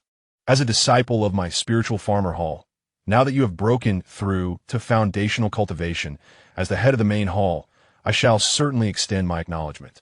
Since the Master has conferred upon you the status of a core disciple of the inner sect, I present you with 2 choices from which you may select. The Muhall Master stated, articulating the options. The first choice, to continue cultivating within the sect, diligently studying the spiritual farming techniques, striving to master them swiftly and contribute to the sect's logistical endeavors. The second choice, to travel to a certain location in the northwest, becoming a stationed cultivator for the sect, overseeing nearby spiritual farming fields and related matters. Two choices lay before him, one within the safety and stability of the sect, and the other in the northwest, potentially in a newly acquired territory, perhaps one just seized. One option was secure, the other somewhat perilous. If it were up to Qiantu alone, he would naturally choose the first option for its safety. Yet, where was he now? This was the core area of the sect, the Five Elements Tower. Who were those seated before him? One was the master, another the head of the spiritual farmer hall, with the others likely holding similar high ranks. They were either the heads of various halls or esteemed elders. Under the watchful eyes of these formidable figures, what would they think of him should he choose to remain within the sect? Recently, the tasks within the sect had been shifting. Monthly assignments were now weekly. All signs pointed to significant changes occurring within the sect. The individuals present, perhaps, were the architects of this transformation, if not the very instigators of it. Reporting to the head hall master, "I choose the second option," Qiantu spoke cautiously. As the words left his lips, he felt his heart race uncontrollably. The rhythmic pounding of his heart revealed his profound anxiety. Such subtle changes could hardly escape the notice of the esteemed members present. Why opt for the second choice? Surely the first would have been the safer option. The master of the wood hall smiled faintly, his expression betraying a hint of barely contained delight. Indeed, he had not brought shame upon himself. Rather, he had garnered respect. Who claimed that my spirit agricultural hall was timid? We too possess courage. The prospect of wealth now appeared significantly brighter to the master of the wood hall. Safety is paramount. Yet without weathering the storms, how can one behold the rainbow? Qiantu responded cautiously. Well, in that case, I shall grant you a month to recuperate, and rest assured, the rewards will not disappoint, the master concluded, narrowing his eyes slightly. Yes, Qiantu, you may return to rest and await your new assignment, the leader interjected. Yes, disciple takes leave, Qiantu replied promptly. Before long, Qiantu exited the Five Elements building. Once he had distanced himself, the leader turned his gaze toward the master of the wood hall. Not only the leader, but the other high-ranking officials also looked upon him. What are you staring at? Jealous, are we? The master of the wood hall chuckled, grinning broadly. You old rascal, you've had your share of good fortune. Goodness, that young fellow, Qiantu, has broken through to the foundation establishment stage, with signs of brilliance stretching for miles. Such exceptional talent wasted on your spirit agricultural hall. Old Mu, let us negotiate. Why not have Qiantu switch to another hall? Faced with the entreaties of the leader and the others, the master of the wood hall's expression shifted dramatically. In your dreams, it's utterly impossible. There is no way. Qiantu's prodigious talent within the spirit agriculture path, cultivated from the Five Lotus, is impeccable. Not to mention, he possesses the ethereal wood spirit body. He is a seed disciple of our spirit agricultural hall. The master's refusal did not surprise the leader and the others. Were they in his position, would they dare to cast aside such a promising disciple? Would they forsake the future development of their own hall? After a casual conversation, they shifted topics. The personnel from the main sect are expected to arrive in 2 years. Once they do, a full-scale assault will be initiated. Do we have any information on the level of combat power from the main sect? Uncertain, but our call for aid from a northwest outpost has already been dispatched. We can anticipate the arrival of some elders. The mention of elders silenced those present. Meanwhile, as Qiantu stepped out of the Five Elements building, he felt as if he had been thoroughly cleansed. The pressure was overwhelming. Faced with several esteemed figures at the Nascent Soul stage, this mere foundation establishment disciple felt utterly insignificant. Even though those great figures made a concerted effort to conceal their aura and presence, the lingering might they exuded left Qiantu with a sense of trepidation. With 2 realms above him, if they unleashed their full force, he doubted he could even stir a muscle. Fortunately, his earlier performance seemed satisfactory. The master of the wood hall appeared quite pleased. Ding, ding, ding. Just as Qiantu was lost in thought, his wristband trembled slightly as a new message arrived. He did not rush to open it. Instead, he instinctively performed a cleansing technique to refresh himself. Once he felt rejuvenated, he finally opened a wristband. You have received a reward of 10,000 points from the Spirit Agricultural Hall. You have received rewards from the Spirit Farmer Hall. You may proceed to the second floor of the Zongfa Pavilion to select 10 spells. You have received rewards from the Spirit Farmer Hall. You may head to the main entrance of the Spirit Farmer Hall to choose 5 foundational Spirit Farmer spells. The series of rewards is indeed astonishing. 10,000 points. 10 foundational spells, 5 foundational Spirit Farmer spells, a set of high-quality spiritual artifacts, a set of mid-grade 5 elements flying swords, 5 blades, and a plethora of first and second-level Spirit Farmer seeds. Master Mu is truly generous. As the head of the main hall, his generosity is truly impressive. Observing the rewards displayed on his wristband, Qian-Tu could not help but commend his decision. Had he not chosen the second option, he might have only received a fraction of these rewards. However, by opting for the second choice, he not only enhanced Master Mu's reputation among higher-ups, but also saw his rewards multiply significantly. Determined, Qian-Tu promptly headed to the Spirit Farmer Hall's main hall. There, he exchanged for high-quality spiritual artifacts, 5 mid-grade flying swords, and an abundance of seeds. As for the jade slips containing the foundational Spirit Farmer spells, they were already packed into a high-quality storage bag. Indeed, this high-quality storage bag arrived at the perfect moment. The low-grade storage bag, which was issued when Qian-Tu became an inner disciple, offered only a space of 1 zhang in circumference. Although it may seem modest, that space amounts to nearly 36 cubic meters. The mid-grade storage bag offers 3 zhang, while the high-quality bag expands to a staggering 10 zhang in size, with dimensions of 10 by 10 by 10 zhang, totaling 36,000 cubic meters. Presently, Qian-Tu's acquired items barely fill the corner of the bag. Even through the golden core stage, this capacity would be more than sufficient. Having received the spiritual artifacts, he could not afford to overlook the spells. The sword control technique, a foundational flying sword spell, and powerful attack and defense secrets must be chosen with care. Chapter 036. The large flying vessel. Are you certain you wish to select these 12 spells and secrets? An elite disciple at the second floor of the Zongfa Pavilion looked at Qian-Tu with a hint of nervousness. At this moment, Qian-Tu donned a complete set of high-quality spiritual artifacts, and the deep azure attire of a core inner disciple emanated an impressive aura, drawing considerable attention.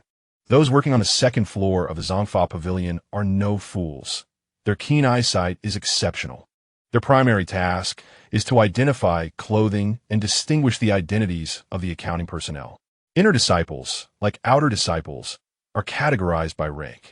The lowest rank comprises those who have just become inner disciples, typically recent breakthroughs in the foundational stage, or those in the Qi refining stage who have awakened their spiritual bodies.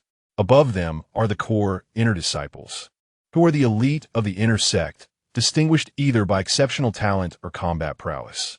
Next are the true disciples of the inner sect, who represent each hall and are prodigies among thousands.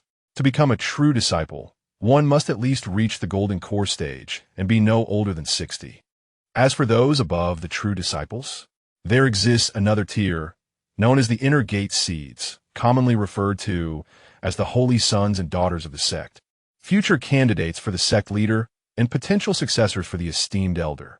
Indeed, I present my newly acquired bracelet, a significant upgrade from the previous one. Its defensive capabilities are enhanced, and it boasts superior signal reception, ensuring connectivity even in the outer realms. This was a special reward from the Master of the Wood Hall for Qian-Tu. Otherwise, acquiring such a high-grade bracelet would typically require one to be at least at the gold core stage. Senior, the calculations have been completed. Please wait a moment. The talisman jade slips will be delivered shortly, came the gentle assurance. Nodding slightly, Qian-Tu stood at the settlement counter, awaiting the arrival of his items in silence. Approximately 5 minutes later, a late-stage Foundation establishment cultivator approached swiftly. After surveying the area, his gaze settled on Qian-Tu's day. Is this the 12 talismans you requested, junior brother? The late-stage cultivator inquired cautiously, initially intending to address Qian-Tu as junior brother. The aura of his superior quality spirit weapon ensemble and the emblem of a core disciple on his attire conveyed that the individual before him was not to be trifled with. Yes, that is correct. Please take care of it. Thank you, Qian Tu replied. The 12 jade slips were stowed away in his storage pouch, after which he departed directly. With the spells and body cultivation techniques now in hand, the next step was to engage in diligent study. Upon returning home, Qian Tu gazed at the dwelling he had inhabited for a year, filled with nostalgia. In a month's time, he would bid it farewell. This year had yielded immense growth. Starting from nothing, his understanding of spirit farming had deepened significantly. His cultivation realm had progressed from the Qi refinement stage to the foundation establishment stage. No longer a mere insect, he had transformed into a slightly larger pawn. With his self-deprecating smile, he settled beside the spirit field, lost in contemplation as he watched the spirit rice grow. Time slipped away gradually, and after a considerable while, Qian Tu roused himself. First, let me explore the spells, particularly the sword control technique. He retrieved a disposable talisman jade slip. Compared to the jade slips of the Qi refinement stage, those of the foundation establishment stage were considerably larger and possessed a deeper hue. Now, there was no need to press the jade slip against his forehead. Instead, he extended his spiritual consciousness, swiftly delving into the slip. A unique wave of spiritual energy activated the contents of the slip. If the wave were misaligned, the slip would self-destruct, safeguarding the sect's knowledge from leakage. The sword control technique, a foundational spell for the foundation establishment stage. It employs liquid spiritual energy to empower flying swords, thereby achieving the goal of controlling them. The spell's content was extensive, encompassing fundamental spell circuits, attack circuits, defense circuits, enlargement circuits, speed circuits, and more. Each circuit could stand alone as a minor spell. Mastering this foundational sword control technique would significantly enhance one's abilities in sword manipulation, aerial navigation, and combat with flying swords. Excellent, quite remarkable. Sword control technique. Novice 13,000. The learning concluded. The panel displayed the recorded information of the sword control technique. A proficiency of 3,000 points was relatively satisfactory. Initially, progress might be slow, but with increased practice using flying swords, the advancement would multiply exponentially. Next, he considered the other spells. The sword control technique was merely the most fundamental method of manipulation. In addition to this spell, there exist specialized incantations and secret arts for both offense and defense. For instance, the 5-element sword technique selected by Qian Tu allows one to manipulate flying swords of the 5 elemental attributes, forming formations to assault enemies. When cultivated to perfection, one can control up to 500 flying swords, creating a 5-element sword array. In such a state, overcoming foundational practitioners and even challenging golden core cultivators becomes a possibility. However, the quality of these 500 flying swords must not be too low. At the very least, they should be mid-grade spiritual weapons, and the differences in their quality should not be excessively vast. Such a large number of flying swords, all above mid-grade, is an unattainable feat for the average practitioner. The spell entry panel, aside from the 12 incantations and secret arts, also includes the upgraded spells of the spiritual farmer, which have not been overlooked. One by one, all were mastered. As the sun rose and set, when the sun once again ascended, Qian Tu finally cast aside the last fragment of jade slip. All 17 spells or secret arts have been successfully learned. Next came the gradual cultivation, striving for perfection and transcendence.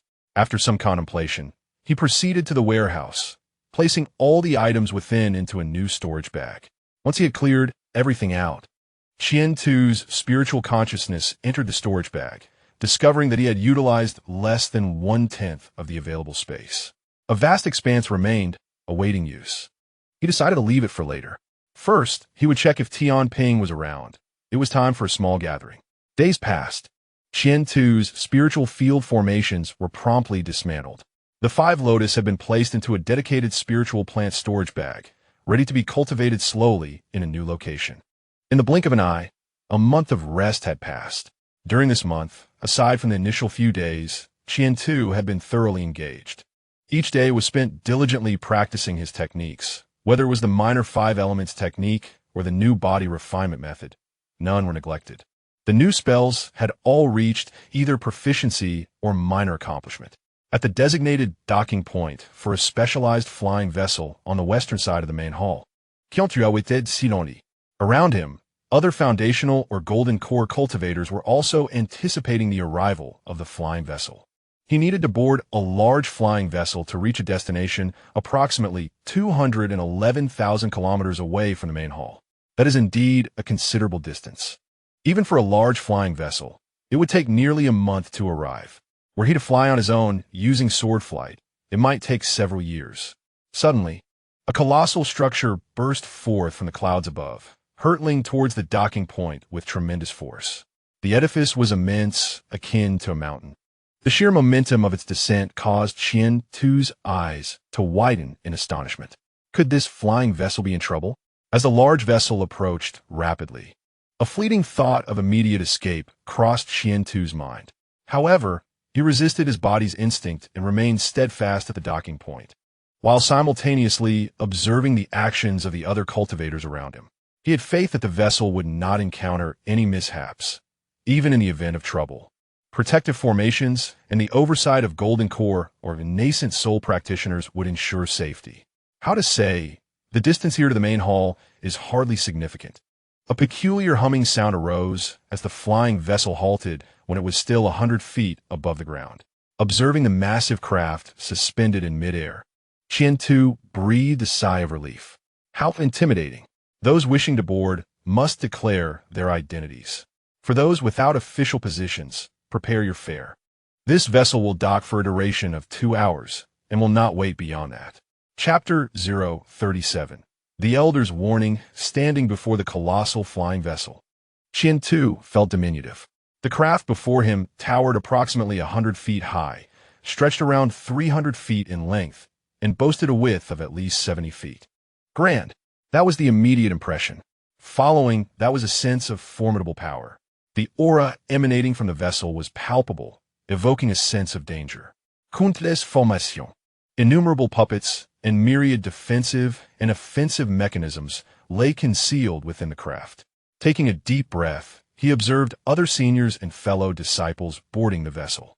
Qian Tu obediently positioned himself at the back of the crowd, boarding in sequence. Mimicking those ahead of him, he activated his wristband to display his identity and ticket.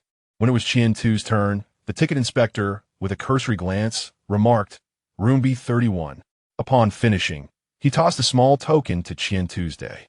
Inscribed upon it were the characters B31. Following the map on his wristband, Qian Tu successfully located his room. He attempted to push open the door, only to find it firmly locked. Unable to enter? Wait. Glancing at the circular panel to the left of the doorknob, and then at the token in his hand, he naturally affixed the token to the panel. Click. The door swung open. This token resembled a key card from a previous life. Entering the room, a gentle light illuminated the space, allowing Qian Tu to easily perceive everything within. The room was modest, approximately 30 square meters, featuring a bed, a cushion, and a window. Wait, there was also a small door. It appeared to lead to a restroom and bathing area. Quite comprehensive. Even a mortal would find it comfortable here. As for cultivators, it would be even simpler. Approaching the window, he gazed out through the circular pane, observing everything beyond. There is 1.5 hours until the vessel departs.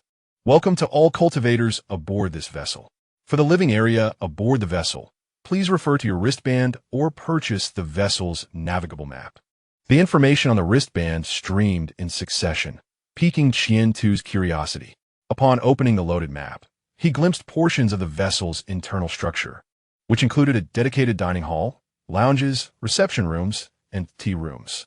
However, based on his understanding of the sect, these amenities would likely not come cheaply. Perhaps he would address that after the vessel's departure. Suddenly, glancing at the countdown to the vessel's launch, Qian Tu recalled something significant. Upon reaching his destination, the distance from here to the sect would be immense. Although the attendant had assured him during the wristband exchange that even from afar, the sect signal would still be accessible. What if I cannot receive it? Having grown accustomed to the convenience of searching with the bracelet, The inability to find anything would indeed pose a dilemma. After some contemplation, I activated the bracelet and searched for the Qingmu spirit body. To my surprise, along with the breakthrough in foundational cultivation, my status elevated from an ordinary inner sect disciple to a core disciple of the inner sect. The privileges of the bracelet's search function had ascended to a new level. Posts and information that previously required points to access were now partially available for free. Even those posts that still demanded points had undergone a degree of discounting. I swiftly selected options primarily based on the condition of the Qingmu spirit body, and my points began to be rapidly consumed. You have purchased the Awakening method for the Jia Wood spirit body. You have purchased a method for the fusion of Jia Wood and E Wood. You have purchased a detailed introduction to the Qingmu spirit body. A plethora of information and posts were acquired by me, with my points diminishing at a visible rate.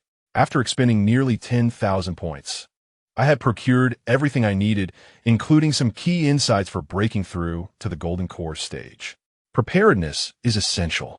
This journey may see my return after an indeterminate period, perhaps 1 or 2 years, or possibly 8 to 10 years.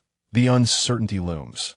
As time flew by, the moment the countdown to the flying vessel's departure concluded, the entire craft trembled. This violent shake roused me from my studies. I shut the bracelet and approached the window, gazing at the increasingly distant main hall. The vessel had commenced its journey, with an estimated arrival time between 30 and 33 days. What awaits in the outside world? Is it safety or peril? Will I be able to return? A myriad of questions surged within me, lingering unanswered. Standing at the window for a considerable time, I eventually laid down on the bed, staring at the unfamiliar ceiling. I closed my eyes, experiencing a rare moment devoid of cultivation or study. I simply lay in silence, and soon I drifted into a state between wakefulness and slumber. Time passed slowly. Suddenly, a violent jolt startled me awake. I became acutely aware of my surroundings and realized that my spiritual perception seemed confined within the room. This was the effect of a formation. To prevent clients' information from being pried into, each guest room was equipped with a barrier formation to obstruct spiritual awareness. I hastily moved to the window, observing the flying vessel gradually descending. Have we arrived? No. It appeared we were merely stopping midway, likely for passengers to disembark. How long had I been resting? I activated the bracelet and checked the date, and to my astonishment, I discovered I had rested for a full 10 hours, almost an entire day. What was going on? Had I been overly fatigued? Previously, I had substituted sleep with cultivation. Was I injured? The nearly day-long rest left me feeling not the slightest discomfort. Rather, I felt somewhat rejuvenated. An indescribable sensation enveloped me, as if all was well. I resolved to set aside a day each month for proper rest. After all, balance between work and relaxation is key. With this determination, I allowed myself to unwind. After some contemplation, I activated the map on my wristband. It was time to venture outside and observe the inner workings of this flying vessel. If the cost proved to be exorbitant, I would simply return to savor the provisions within my storage pouch.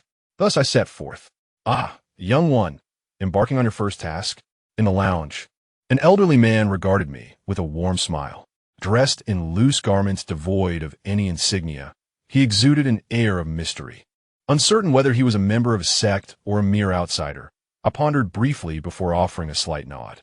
The elder responded to my gesture with approval, seemingly pleased by my cautious demeanor. As a senior, I offer you this counsel. Once you have departed from your sect and family, be wary of placing your trust in anyone from the outside world. This includes even acquaintances or those affiliated with your clan or sect. With that, he fell silent, sipping his tea while gazing at the distant scenery. Do not trust anyone lightly? This phrase echoed in my mind, having heard it more than once over the past month. The master of the 16th Spirit Farmer Hall had spoken these words, as had various instructors and even my peers such as Tian Ping. It appeared that the outside world was far more perilous than I had initially imagined. Taking a deep breath, I bowed in gratitude to the elder before seeking a secluded spot. I emulated his actions, peering through the expansive glass window to take in the world beyond. Chapter 038. Arrival in the blink of an eye. A month had swiftly passed. During this time aboard the flying vessel, I had explored its confines extensively. The primary activities available were cultivating techniques and studying theory, as the spiritual energy within the vessel was limited. After a month of practice, my progress had barely advanced. Furthermore, there was no suitable space to cast spells. Any violation of this rule would result in penalties, ranging from fines to expulsion. I certainly did not wish to waste time attempting to fly with my sword. Fortunately, our arrival was imminent. You have 3 hours remaining until you reach your destination. Please do not miss it. The early notification from my wristband relieved me. At last, we were nearing our destination. While the flying vessel was impressive, its restrictions were numerous. I eagerly anticipated docking. Rising from my bed, I positioned myself before the window, gazing into the distance.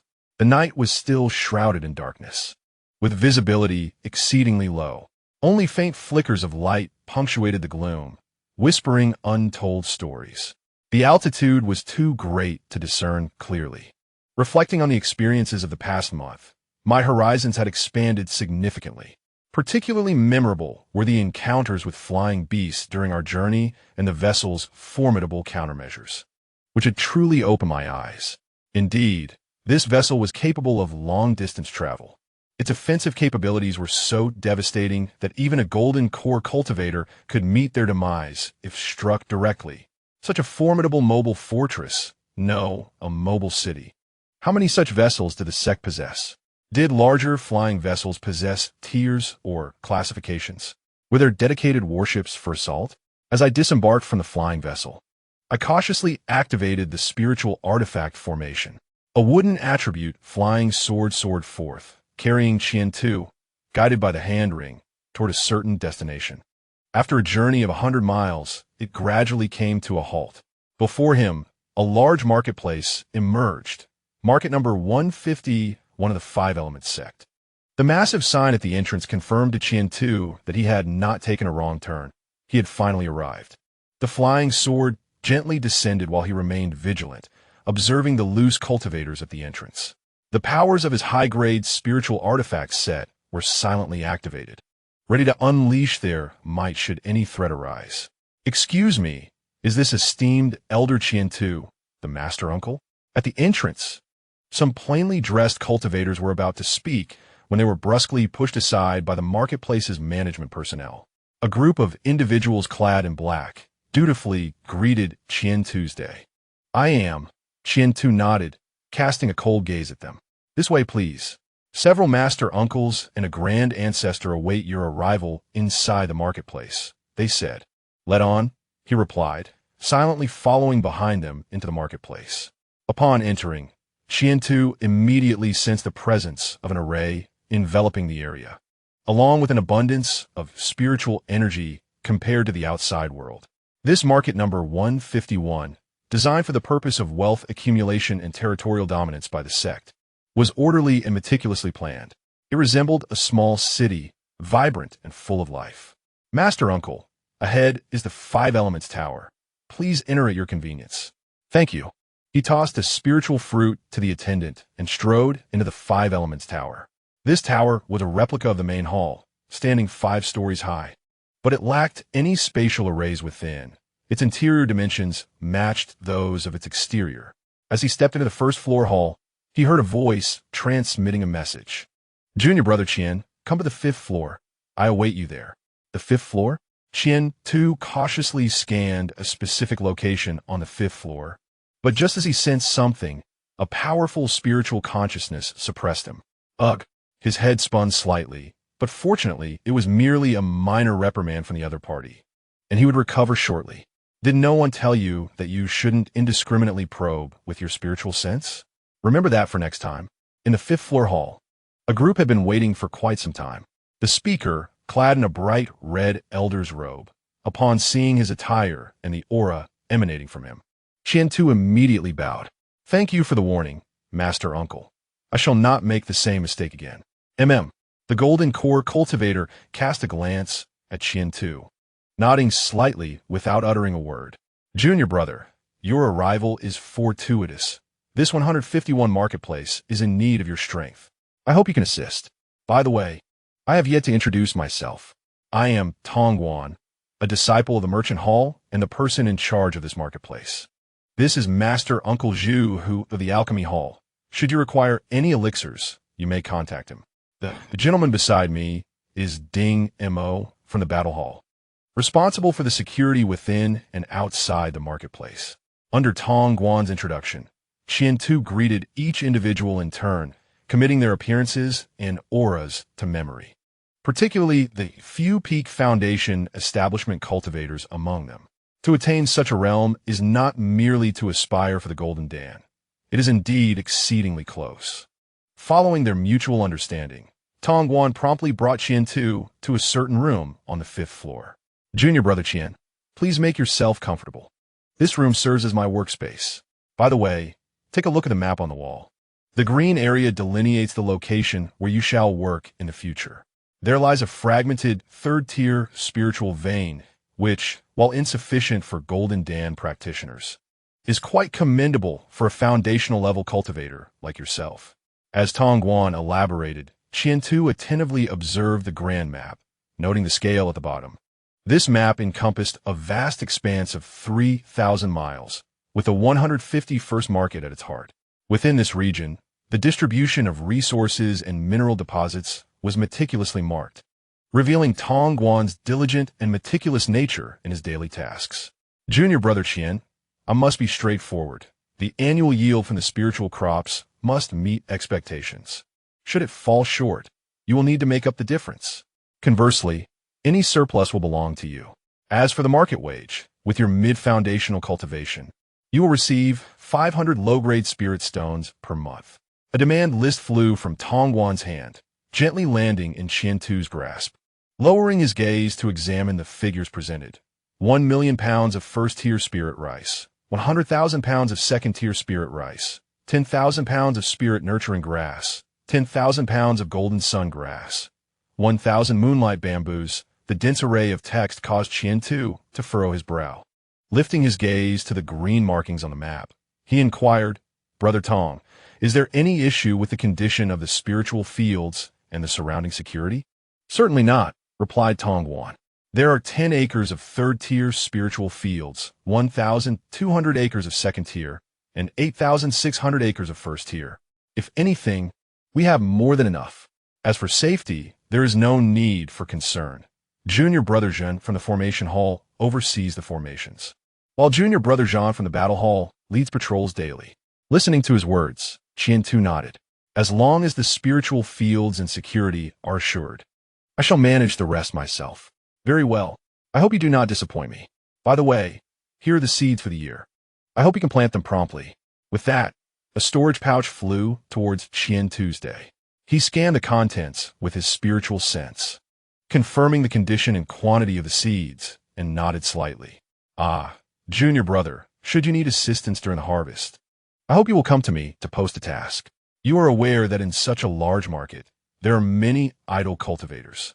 Giving them some work can alleviate quite a bit of trouble. Of course, the expenses will be covered by the market. You need only oversee the process. Nodding in acknowledgement, they conversed a while longer to ensure all matters were settled, and Qian-Tu swiftly departed the room. Once he had left, Tongguan raised his gaze to the map on the wall, silently hoping that this young disciple would not disappoint him, feeling that he appeared rather too youthful, perhaps merely seeking to gild his reputation. Without the burden of responsibility, one remains unaware. Chapter 39. The Spiritual Fields of Dongshan. To the east of the Fong City, approximately 100 miles away, rises a mountain peak. This very peak is the site of the spiritual fields. Originally, this area was a mineral vein. After a lengthy period, much of the vein had been excavated. When the Five Elements sect ventured to expand its branches and arrived here, they discovered a fragmented third-level spiritual vein. Had it been intact, the sect would likely have established the Fong City here. Alas, it was incomplete, and years of reckless mining and deforestation had left it severely damaged. Considering the substantial costs of restoration, it was ultimately transformed into spiritual fields. Thus, the origin of the Dongshan spiritual fields came to be. At this moment, Qian-Tu floated above, gazing down at the array masters who were diligently at work. From his elevated position, he surveyed the Dongshan spiritual fields. It is worth noting that despite the mountain's modest height, its expanse is considerable. The cultivated spiritual fields, as Brother Tongwan had remarked, comprised 10 acres of third-level fields atop the peak. The terrace fields on the mountainside represented second-level fields, spanning over 1,000 acres. At the foot of the mountain, there lay a vast array of neatly arranged first-level fields, densely packed, totaling less than 10,000 acres. This was merely the initial excavation. With meticulous exploration and cultivation, it was estimated that the quantity of spiritual fields could increase by at least 1/3. Furthermore, extending outward, the first-level fields could potentially expand by an additional 10,000 acres. One cannot deny that in comparison to the annual tasks of Fong City, the value of the Dongshan spiritual fields far exceeds, perhaps by several times, even dozens of times. Of course, this is contingent upon the presence of a skilled spiritual farmer to unlock the true potential of these fields. Brother Chien, the formations have been successfully arranged, announced a junior from the array hall. Atop the peak, a pseudo-third-level defensive formation had been established utilizing the fragmented third-level vein, capable of withstanding several assaults from golden core cultivators. The intermediate-level formation on the mountainside was sufficient to cover Dongshan. As for the expansive area at the foot of the mountain, a broad first-level warning formation was interconnected with the second-level and pseudo-third-level formations above. As the junior elaborated, he produced a substantial array disc, measuring 1 meter in diameter. The surface was dotted with myriad small points, the very foundation of the formation. After listening attentively and attempting to operate it, confirming all was in order, Chien-Tu accepted the array disc with gratitude. "Thank you, Junior. How about we share some drinks? I have a few bottles of spiritual wine on hand. What do you think?" Chien-Tu smiled gently, gesturing toward the mountain peak. The junior readily acquiesced to this invitation. Thus, the two enjoyed drinks and conversation atop the barren summit. Simultaneously, Chien-Tu subtly inquired about all matters concerning Fong City. As the evening approached, the junior from the array hall joyfully took his leave. Upon his departure, Chien-Tu gifted him a barrel of spiritual wine. "Take your time, and if you have the opportunity, please help me promote this. Rest assured, production will not be an issue after the first harvest." Watching the junior's retreating figure, Chien-Tu smiled gradually faded. With the glow of the setting sun illuminating the landscape below, he contemplated the numerous tasks ahead. This endeavor of land reclamation was a first for him. Nevertheless, it serves as a form of personal growth. After thoughtful consideration, I manipulated the formation, positioning it at the heart of the mountaintop. The energies of earth and wood flowed harmoniously. In the blink of an eye, a 3-story structure of earth and wood manifested atop the peak. Yet it still lacked refinement. Much experimentation and application remained. I must admit, the elevation of this spell significantly enhanced my control over the 5 elements. Upon breaking through to the foundational stage, the elevated runes of regulation remained unchanged, dutifully suspended around my soul, as if mere illusions. However, when I, Chien-Tu, deviated from the spell's circuit to channel the elemental energies, I discovered that those runes proved immensely helpful. In the absence of a spell circuit, a practitioner could typically mobilize 1 to 5 elemental energies with relative ease. Exceeding that proved quite challenging. However, with the presence of the regulatory runes, each rune corresponding to a specific attribute could assist in the manipulation of energies of the same nature. This not only conserved mental energy, but also amplified the quantity and potency of the elemental energies. Moreover, even the casting of certain elemental spells benefited. A slight adjustment of the corresponding runes would proportionately enhance the spell's power. For instance, the foundational earth-shattering spell, originally requiring 100 units of energy to inflict 300 points of damage, now consumed merely 70 while dealing 700 points of damage. This enhancement was nothing short of remarkable. Furthermore, I surmised that the more regulatory runes one acquires in the future, the greater the amplification would be. Suppressing my thoughts, I soared swiftly skyward, my flying sword cradling me, until I reached the edge of the formation's protective veil, gazing into the distance. The liquid elemental energy within me dwindled rapidly depleting by a tenth. Earthquake. The foundational earth spell was successfully cast. In an instant, the entire eastern mountain trembled slightly. The ground began to quiver, fissures appearing with increasing frequency. Alongside these cracks, the earth began to undulate as the latent power beneath surged forth. This tremor persisted for a full half-hour. Once the shaking ceased, I wiped the sweat from my brow, exhaling a sigh of relief. Alas, my mastery of the spell was still lacking. Otherwise, it wouldn't have been so exhausting. I had to be mindful of the formation's foundational base. A reckless execution of the earthquake spell was inadvisable. While certain open areas could be freely manipulated, critical nodes required careful handling. Fortunately, the preliminary upheaval had concluded. Earthquake spell successfully cast. Cultivation progress 125. The prolonged mental exertion required to maintain the spell had notably increased my cultivation progress as well. Yet this method proved overly taxing. The consumption of elemental energy was negligible. The primary concern lay with the mental fatigue, which took considerable time to recover from. When I found the opportunity, I must acquire some elixirs for mental restoration. Compared to those that replenish elemental energy, the elixirs for mental recovery are considerably pricier. Perhaps I should consider refining my own elixirs in the future. This fleeting thought crossed my mind before I proceeded to cast the Fire Conflagration spell. As an upgraded version of the Fire Seed spell, it boasted an expanded range and greatly enhanced effects. In an instant, flames erupted across the entire eastern mountain, reaching even the foot of the mountain. The scorching heat incinerates the insect eggs nestled within the soil, while simultaneously roasting the earth and softening the oppressive aura of the land. As the moment approaches, the art of summoning rain clouds is invoked. Thick layers of clouds coalesce, their hue deepening with intensity. Under the deft manipulation of Qian-Tu, the clouds begin to release their precious rain. This is no ordinary precipitation. It is ethereal rain. The droplets cascade onto the searing ground, producing a series of soft splashes.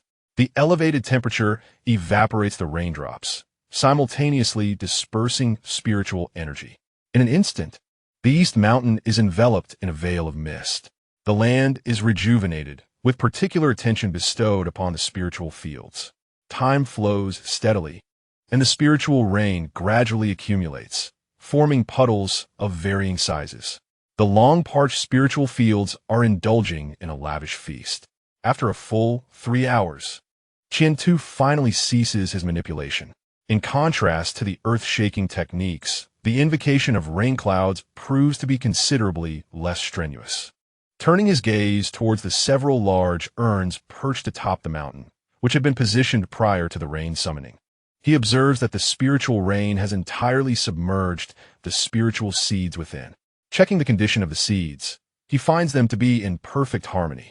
With a sweeping gesture, the newly germinated seeds are propelled forth, beginning with the first-tier spiritual fields. Cultivating spiritual rice is an endeavor Qian-Tu knows all too well. It is a task of simplicity.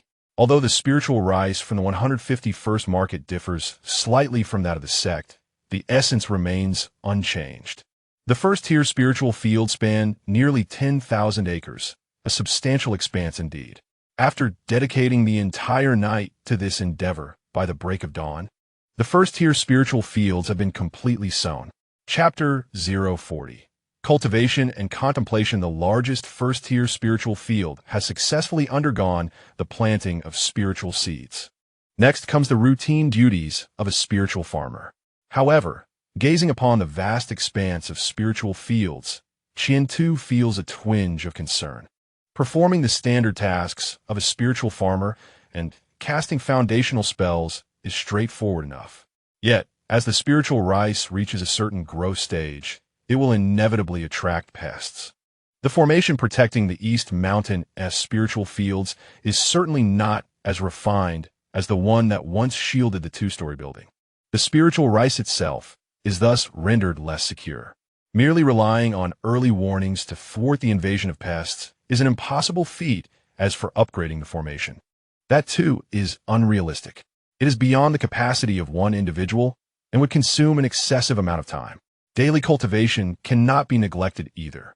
After much contemplation, Especially with the prospect of stabilization in mind, the expansion of the spiritual fields will soon yield approximately 20,000 acres of first-tier spiritual fields in the East Mountain area. Managing such a vast territory alone would be exhausting, yielding only meager returns. The true value of the East Mountain spiritual fields lies in the second-tier fields and the third-tier fields atop the mountain, though it may seem a mere elevation. The price of second-tier spiritual rice starts at 10 times that of the first tier. If one were to cultivate spiritual herbs, the cost would soar even higher. As for the third tier, for instance, second-tier spiritual rice fetches 10 times the price of the second tier and over 100 times that of the first tier. It is essential to note that acquiring first-tier spiritual rice is a simple matter. One merely needs to pay at the market. Obtaining second-tier spiritual rice proves to be a challenge, requiring a certain status and standing. As for third-tier spiritual rice, such treasures can only be acquired through auction at the market. As I await the completion of the tasks at Dongshan Ling Tian, I shall proceed to the Fong market to recruit additional hands. The mundane duties can be entrusted to those innocent wanderers. Simultaneously, it is imperative to begin cultivating a foundation. Within the five-element sect, to take on disciples, one must possess at least the cultivation level of the Golden Core stage. Only then can the accepted disciples truly become members of the five-element sect. However, if they seek merely to learn and follow without concern for status, it matters not. With such plans in mind, the pace of my financial endeavors quickens. Once the primary spiritual field is established, I shall commence work on the secondary one. Soaring through the air on my sword, I arrive at the mountainside. This secondary spiritual field, half of which is dedicated to cultivating spiritual rice, not the inferior grade of the primary spiritual rice, but the exquisite Xianling Dao, specifically intended for those in the foundation establishment stage. The rice produced bears a purple hue adorned with faint mystical inscriptions. It is said that prolonged consumption enhances one's comprehension of magical arts. The veracity of this claim is uncertain. Yet this spiritual rice ranks among the most expensive in the secondary category. The 600 acres of secondary spiritual fields have been cultivated, and now I must arrange the remaining spiritual fields. 100 acres for Yunling grass, 100 acres for Jinling grass, 200 acres for moonlight bamboo, 100 acres for bloodlight grass, and 100 acres for Ling ginseng. With the layout of the secondary spiritual fields complete, the afternoon has slipped away. Glancing up at the sky, I am suddenly reminded of something crucial. I swiftly ascend to the mountaintop and hurriedly retrieve the 5-seed lotus from my storage pouch. What relief! I was nearly frightened to death. After meticulously examining the condition of the 5-seed lotus and confirming its well-being, I breathe a sigh of relief. During the months spent aboard the flying vessel, aside from leisurely wandering, I devoted most of my time to tending to the 5-seed lotus. This particular spiritual plant is notoriously challenging to nurture, perhaps due to the change in environment or its growth to a certain stage. Its daily demand for spiritual essence has doubled. Fortunately, having broken through to the foundation establishment stage, the essence I condense is not only substantial, but also abundant. While I am uncertain about other matters, the 5-seed lotus shows no interest in the spiritual essence suitable for the chi refinement stage. Having only partaken of that for the foundation establishment stage, it appears to have developed a discerning palate. You must grow quickly. Your seeds are treasures here. Gently caressing the lotus flower, I feel a vague sensation, as if the 5-seed lotus is conveying joy and happiness. This feeling is fleeting, and even I struggle to grasp it fully. The enhancement of my Imu spiritual body is inadequate. Elevating the spiritual body must be prioritized. The influence of the Imu spiritual body is significant for first and second tier spiritual plants, yet it proves insufficient for those of the third tier and beyond. However, with the Qingmu spiritual body, I can confidently handle even fourth-tier spiritual plants. With this thought, my original plan for cultivating third-tier spiritual plants shifts dramatically. After rummaging through my storage pouch, I uncover seedlings of the Jia Mu fruit tree and the Yi Mu fruit tree. Perfectly, I have 10 acres of land. With 50 trees planted per acre, 500 seedlings in total, which should suffice for the time being. I can only wonder how many of them will successfully advance. The primary fruit trees hold little value, yet the second and third tier trees possess a starkly contrasting worth.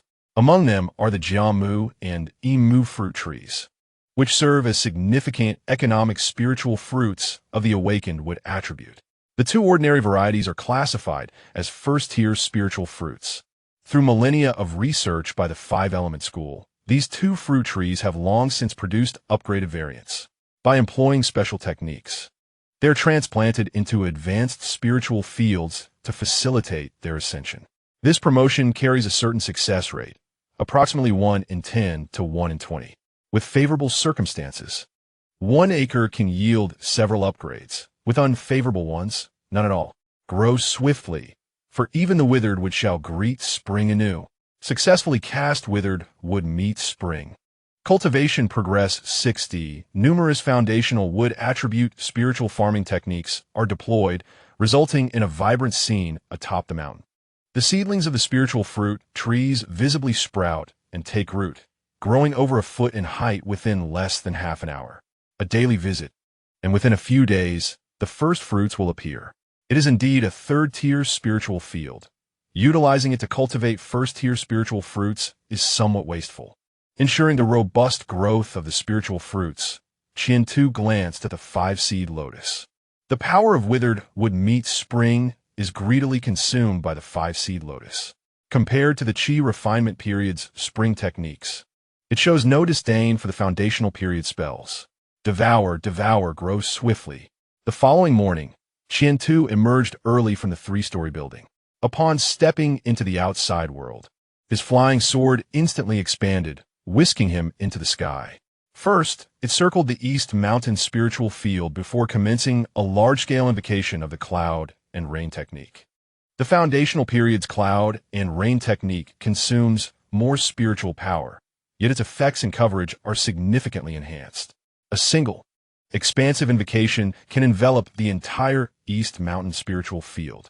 Hovering in midair, he allowed the gathered spiritual rain to cascade upon him. His high-quality spiritual instrument set activated automatically, shielding him from the deluge. The horizon blurred, merging water and sky. The overcast heavens cloaked the surrounding dozens of miles. Should a foundational period spiritual farmer pass through, they might mistakenly believe it to be a spell of the Golden Core stage, given its extensive range and remarkable effects. Typically, a foundational period spiritual farmer's spells cover merely a few miles. However, Qian-Tu is different, equipped with the minor rain and rain techniques as a foundation, supplemented by rule runes. This synergy enables his newly mastered cloud and rain technique to manifest some of the potency of Golden Core stage spells. Compared to true Golden Core techniques, Qian-Tu still falls short. Successfully cast cloud and rain technique. Cultivation progress 76. Successfully cast withered would meet spring. Cultivation progress 171. With both spells successfully executed, Qian-Tu swiftly approached the 5-seed lotus. He cast 5 foundational period spiritual essences simultaneously while once again invoking withered would meet spring. Confirming the normal growth of the 5-seed lotus, he activated the mountaintop formation, along with the formations at the mountain's waist and foot. After ensuring all formations were operational, he took to the sky, heading towards the marketplace. This time, he intended to meticulously select a new wave of personnel. By the way, one should also look for any prodigies in the realm of spiritual plants, as it will be prudent to prepare for future endeavors. Chapter 041. The Small Auction Boom. The flying sword whizzed past. Qian-Tu slightly furrowed his brow at the pale blue sword. The sound was too loud, indicating that his swordsmanship had yet to reach perfection. Once mastered to a high degree, the noise would dissipate. At the pinnacle, even when the sword pierced its target, it would produce no sound. There was still much practice to be done. However, a glance at the foundational spells revealed that there was an abundance that required honing. This was destined to be a long journey. The foundational spells demanded more progress from the outset compared to the Qi refinement stage. Subsequently, the requirements would increase exponentially. To truly unleash his potential, he would need at least 1 to 2 years, if not longer. Merely cultivating spells would consume over 2 years of time. not to mention cultivating techniques and accumulating liquid spirit energy. Strengthening one's physical body through body refinement techniques would also require at least half of his daily time. Time was indeed a scarce resource. Reflecting on this, his flying sword continued its relentless pace. For Qiantu, a distance of 100 miles felt akin to a leisurely stroll. Despite his current lack of mastery in swordsmanship, he was endowed with abundant spiritual energy and possessed a sword of considerable quality, coupled with a formidable spirit. The bustling 151st block market drew ever closer. As the distance diminished, the sword's speed began to decelerate. Upon reaching the entrance, Qiantu swiftly stowed the sword away into his storage bag. "Sir!" At the entrance, several individuals clad in black uniforms rushed forward to greet Qiantu upon spotting him. Just yesterday, after Qiantu had departed the market, the entire management had memorized his visage from top to bottom. This was a precaution against provoking influential figures in the future. In the 151st block market, knowing the prominent figures and the elite was fundamental knowledge. Without uttering a word, he coldly walked through the entrance. Had it not been for the loudness of his sword technique, which drew undue attention, he would have opted to fly directly rather than walk. As he strolled, he observed his surroundings until he arrived at the Five Elements building of the market, where senior brother Tongguan had already descended in advance. "Junior brother Qian, have you encountered any issues?" Though harboring doubts, Tongguan maintained a faint smile. "Just a minor issue. The spiritual seeds have been sown in the Dongshan spiritual fields, and we shall patiently await the harvest," Qiantu replied as they walked. However, upon entering Tongguan's office, Tongguan's suspicions deepened. Had he really completed the nearly 10,000 acres of Dongshan spiritual fields in a single day? Tongguan found it hard to believe. If it were a middle-aged spiritual farmer, he would have accepted such a claim without question. Yet, the youth before him was merely 16 at the mid-foundation stage. It was likely that most of his time had been devoted to cultivating techniques. How far could he possibly progress in the art of spiritual farming? 100 crafts? Perhaps just to a level of basic competence. Tongguan could not fathom whether the sect had dispatched Qiantu for the purpose of gilding his experience or merely to let him unwind. The elder brother wholeheartedly supports the younger brother's quest for assistance with trivial matters. In this regard, the elder brother has decided to provide 100 individuals instead of the 30 requested. Rest assured, he will endeavor to select those with a wood attribute, preferably individuals possessing a certain expertise in spiritual agriculture. The elder brother's unwavering support has brought great joy to Qiantu. As for the subtle shifts in the gaze of brother Tongguan and his somewhat probing remarks, Qiantu chooses to disregard them entirely. Due to the time required for personnel adjustments, Qiantu will temporarily remain in the Five Elements Pavilion. With little to occupy his time, he notices the schedule in the main hall, the time for the monthly auction. Curious about this event, he mentions it to his elder brother, who promptly hands him a stack of private room invitations. If the younger brother wishes to attend, he may do so. After all, room 05 of the A section is unoccupied. However, he is advised not to harbor excessive expectations, as such small auctions tend to be rather mundane, unlike the grand annual auction that occasionally features remarkable items. Accepting the invitation, Qiantu enters the auction house with ease, thanks to the exclusive private room pass in his possession. It must be noted that the auction house is impressively expansive, with a main hall capable of accommodating thousands. Additionally, there are private rooms on the second and third floors, with the top floor housing the A section's exclusive rooms. Upon his arrival at room 05, he is greeted by an attendant who informs him that should he require anything, he may ring the bell within the room, as the auction house is dedicated to providing excellent service.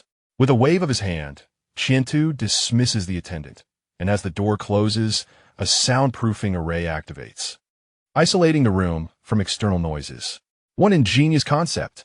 This soundproofing array effectively cuts off any disturbances from the outside world, ensuring that even a grand meeting within can proceed without a whisper reaching beyond its confines. With a grin, Qiantu begins to explore the various features of the private room.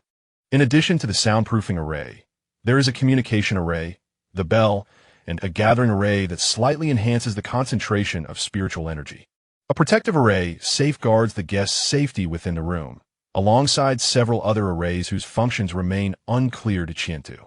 As he immerses himself in this exploration, the crowd in the main hall begins to gather for the day's auction. In a corner of the first floor, several scattered cultivators are engaged in hushed conversation. Have you heard? There's news from the Five Elements Pavilion indicating that the Dongshan spiritual fields are recruiting with attribute spiritual farmers. Is that true?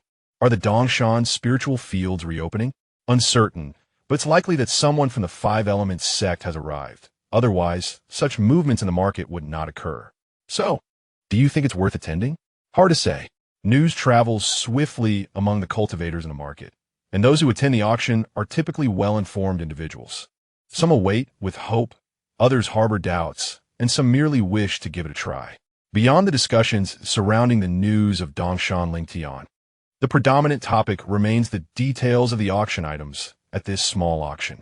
It is rumored that a first-tier alchemist legacy will be presented. A first-tier alchemist? Who would be willing to part with such a treasured inheritance? Is it complete or incomplete? It is said to be largely intact, albeit missing a few medicinal formulas for healing elixirs. As the news of the alchemist's legacy spreads, the number of attendees in the hall begins to swell. The crowd not only increases on the first floor, but also attracts guests to the second and third floors. It seems that even two individuals have arrived on the fourth floor, although their ranking falls beyond the 18th position. Ding! The time has come. As the bell tolls from the high platform in the hall, an immediate hush envelopes the entire space. Qiantu, who had been engrossed in studying the array of the private room, shifts his gaze to the scene below. Welcome, everyone. I'm the host of this small auction. My name is of little importance. Now, let us invite the first item to the stage. Without further ado, following a brief introduction, a slender young woman swiftly emerges from backstage, carrying a jade tray. The first item for auction, the White Rainbow Sword, a primary spiritual weapon. Chapter 042, Bidding War, a primary spiritual weapon? At the mention of this term, the crowd below erupts with excitement. For cultivators, spiritual weapons represent the most effective and rapid means to enhance combat prowess. Moreover, a sword-type spiritual weapon is among the most coveted, second only to defensive spiritual artifacts.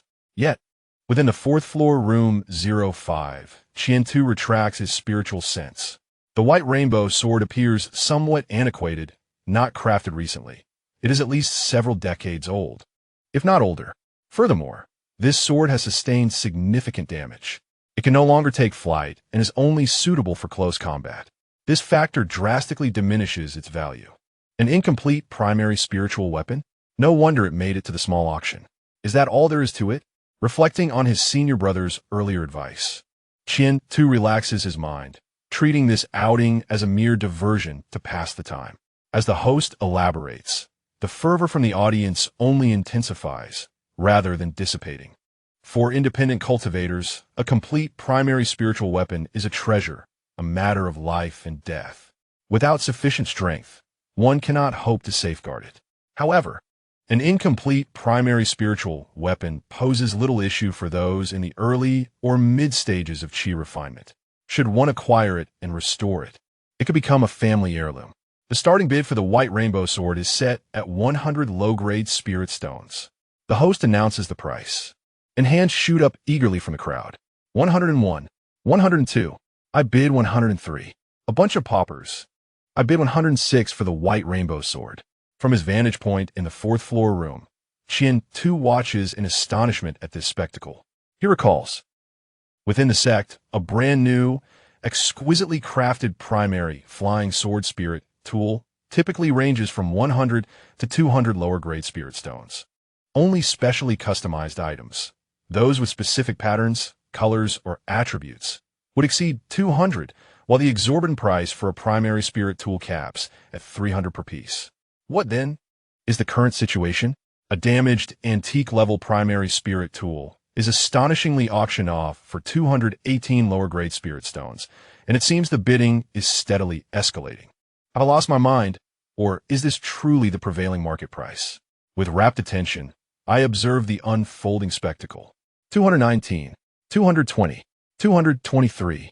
As the price reached 223 lower-grade spirit stones, The auctioneer's calls were met with a decisive bid from an unrefined cultivator in the first floor hall. Excellent. This marks a promising start. Next, the auction presented a bottle of medium-quality Yuji Dan, specifically intended for cultivators in the mid to late stages of qi refining, with a starting price of 30 lower-grade spirit stones. Yuji Dan? At the mention of this elixir, my eyes widened slightly. I had consumed this pill before, and its efficacy was indeed commendable. Yet, I recalled that within the sect, a bottle of this potion was merely priced at 20 lower-grade spirit stones. Moreover, the auctioneer's description of it as medium quality perplexed me. What standard is that? In the alchemist inheritance I studied, such a classification did not exist. Additionally, this bottle contained only 10 pills, unlike the 12 typically found within the sect. It seemed rather expensive. Scanning the Yuji Dan with my spiritual sense, I soon realized that this potion was of inferior quality compared to those I had previously ingested. Scratching my chin, I observed the fervent bitters and found myself confounded.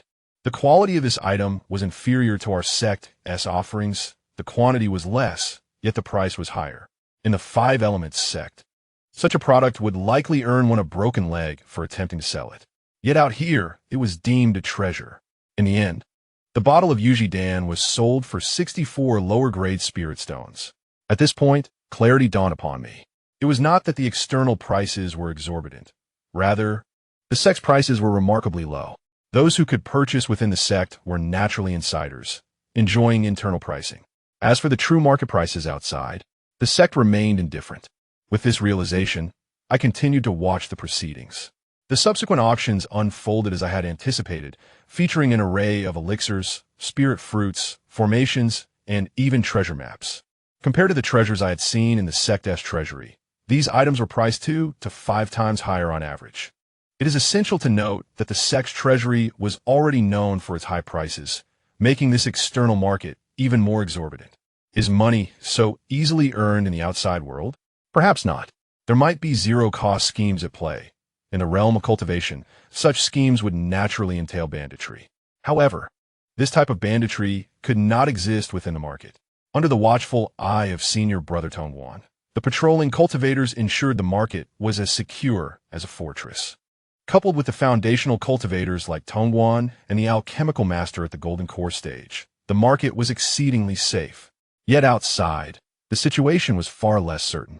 Even amidst the daily patrols, the monks might indulge in a little mischief after work, perhaps even engaging in the audacious act of robbing cultivators. The rents within the market are far from inexpensive. To dwell here for an extended period, one must possess substantial resources. Otherwise, eviction is inevitable. Why ponder such matters? They are the concerns of senior brother Tongwan. I shall simply continue to observe the spectacle. Time trickles away gradually. While watching the performance, I activated my wristband. The persistent searching icon on the screen left me somewhat speechless. There is indeed a signal, but it appears time is a prerequisite, is it not? At this rate, it would take 6 days to unearth an answer. Alas, patience is required. Shaking my head slightly, I redirected my gaze towards the stage below. The auction had reached its climax. The final 3 items were now presented. Ladies and gentlemen, the third to last item is a body refinement technique that, when cultivated to its peak, can significantly enhance the probability of breaking through to the foundation establishment stage. This technique is complete and reliable, having been certified by the market's proprietor and other esteemed foundation establishment cultivators. The starting bid is set at 800 low-grade spirit stones. A body refinement technique? One that can augment the chances of breaking through to foundation establishment, and it is complete?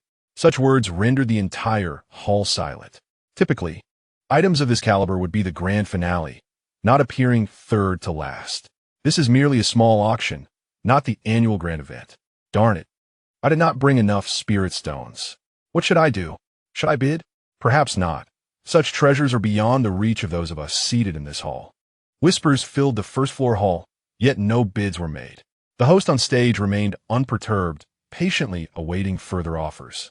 After a considerable pause, a voice emerged from a second-floor private room. 900 low-grade spirit stones. Excellent. Room 226 on the second floor has placed a bid. Is there anyone willing to bid further? 1,000 low-grade spirit stones. Splendid. Room 220 on the second floor has entered a bid. Will anyone else continue to raise the stakes? With the commencement of bidding from the second floor, participant from the third floor also joined in. The price escalated rapidly, swiftly surpassing 1,500 low-grade spirit stones. For context, my 5 elements Qianyang technique was merely 1,000 low-grade spirit stones. The technique, known as the thick earth decision, in my estimation, pales in comparison to the 5 elements Qianyang technique. 2,500 low-grade spirit stones. A voice echoed from a private room on the 4th floor. Suddenly, all competitors vanished. Chapter 043. Observing the spectacle. Is there anyone willing to increase their bid? 2,500 once. 2,500 twice. 3 times. Congratulations to the esteemed guest on the 4th floor for successfully acquiring it. The host's enthusiastic proclamation ignited a flurry of discussions within the 1st floor hall. Who do you think made the purchase? I am unsure, but I know that anyone who can secure a private room on the 4th floor is no ordinary individual. A foundation establishment master? Who knows? I am uncertain whether I can even successfully establish my foundation. You? Perhaps you should focus on achieving the 9th level of Qi refinement first. Without much delay, the penultimate item was brought forth. Next, we come to the penultimate item for sale, a secret technique. One that, upon successful cultivation, can enhance the probability of breaking through the foundation establishment stage by 10%. Upon hearing the host's explanation, the auction hall erupted in astonishment. What is happening? Typically, such a technique would only appear at the annual formal auction. Why is it being sold at a minor auction? Has the auction house lost its senses? Or was there an underlying issue? Indeed, as the host continued to elaborate, the crowd gradually fell silent. The technique is genuine, the auction house can assure that. However, it bears a significant flaw. Once employed, it necessitates a breakthrough. Failure results in immediate death, and even with a foundation establishment pill, one would perish. If unsuccessful, one meets their demise. It is no wonder this technique is being auctioned here. Such a grave defect means that only those willing to gamble their lives would consider it. Those cultivators who possess foundation establishment pills or have confidence in their abilities would likely shy away from this method. In the private room on the 5th floor, number 05, Qian-Tu furrowed his brow. The blood ignition technique? The content, described by the host, bore a striking resemblance to a technique he was familiar with. However, the blood ignition technique he knew would not lead to death. Rather, it would result in a prolonged state of injury. Perhaps it is another similar technique. Such a thing would be of no use to him, or rather, to cultivators from formidable sects like the 5-element sect, it would be rendered futile. Ladies and gentlemen, the introduction is complete. We shall now commence the bidding for this technique, starting at 500 spirit stones. A starting bid of 500 spirit stones? That price is relatively fair. I bid 600, 650, 700. Gradually, the bidding for this technique escalated from 500 to 880. Before the increase slowed, it is likely that 1,000 low-grade spirit stones would be its limit. Indeed, in the end, it was purchased for 930 low-grade spirit stones by a lone individual in the hall below. That person completed the transaction and departed the auction house without even glancing at the final item for sale. Simultaneously, some other solitary bidders discreetly followed. As for the ultimate owner of the technique, their identity remains unknown. Now, we move on to the main event of the day. The inheritance of a first-tier alchemist has been authenticated. This inheritance is largely intact, though it lacks a few healing pill formulas. The inheritance, together with 32 pill formulas, has a starting bid of 2,000 low-grade spirit stones. Bidding commences now. The host provided a brief introduction, then cast an eager glance towards the upper floors. Items of this caliber are rarely contested by the solitary bidders in the hall below. The true contenders are those esteemed guests above. Soon, a bid emerged from a room on the 2nd floor. 2,200, 2,003. What kind of trickery is this? The Tuoba family bids 3,000 low-grade spirit stones. In just a few rounds of bidding, the price skyrocketed to 3,000. The Tuoba family? As a newcomer to the market, Qian-Tu had no knowledge of this clan. Fortunately, the solitary bidders in the hall provided an explanation. Is it that Toba family, which boasts 3 foundation establishment cultivators? This is indeed one of the 10 prominent families of our Fong city. Is their influence truly that formidable? Undoubtedly. Although they rank merely 10th, merely attaining a position among the top 10 is already quite formidable. The murmurs from the audience below caused some patrons on the second floor to waver. This hesitation brought immediate joy to the members of the Toba family. Such a prestigious inheritance of a first-grade alchemist cannot be attained without a solid foundation in the foundational stage. As the 10th-ranked foundational family in the 151 Fong city, they are precisely in need of this alchemical legacy. With this inheritance, the family's depth will significantly increase. The family disciples, equipped with ample elixirs, will thus have a greater chance of breaking through to the foundational stage in the future, a prospect that is more promising. This is the cornerstone of the family's strength. 3,500 spiritual stones. Has someone placed a bid? Who is it? The Toba family members immediately sought the identity of the bidder. It was a patron from the 3rd floor. Damn, who could it be? The Toba family countered with 3,800 spiritual stones, imploring the guest above to show them some consideration. The price escalated by 300 spiritual stones. As the Toba family employed a blend of intimidation and persuasion in their approach. The Toba family? If your family head were present, perhaps I would extend a courtesy, but you are not worthy. 4,000 inferior spiritual stones. You for 1,003. For 1,005. The esteemed guests in the 2 private rooms continued to elevate the price. It was evident that they were nearing 5,000. 7,000 inferior spiritual stones. A voice unexpectedly rang from a certain private room on the 4th floor. This changes everything. Both the Toba family and their contenders were taken aback. Those who could secure a private room on the 4th floor were undoubtedly esteemed guests of the auction house. The higher the rank, the greater their status and power within Fong City, and so too their strength. 7,000 inferior spiritual stones, once. Twice. Is there no further increase? None? Very well. Congratulations to the esteemed guest of the 4th floor. The bidding has concluded successfully.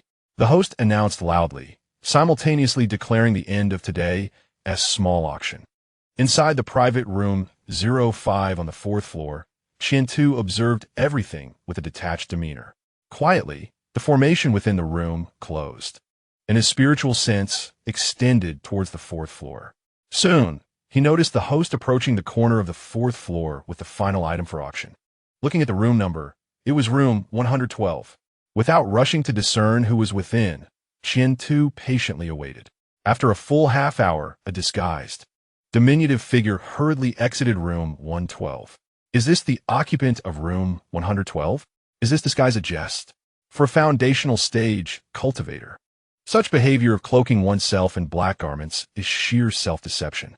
Wait, the individual must have employed a transformation spell or possessed a spiritual artifact for disguise. The face he perceived with his spiritual sense was merely a facade, a deception. This is intriguing. The face and physique can be disguised. The aura can also be concealed through techniques. However, one cannot hide from spiritual perception. That individual is at the Qi refinement stage and not beyond the 8th level. 8th level of Qi refinement, or perhaps even lower. Does someone of such standing possess such wealth? Where might their funds originate? With a heart full of doubt, Qian-Tu exited the auction house.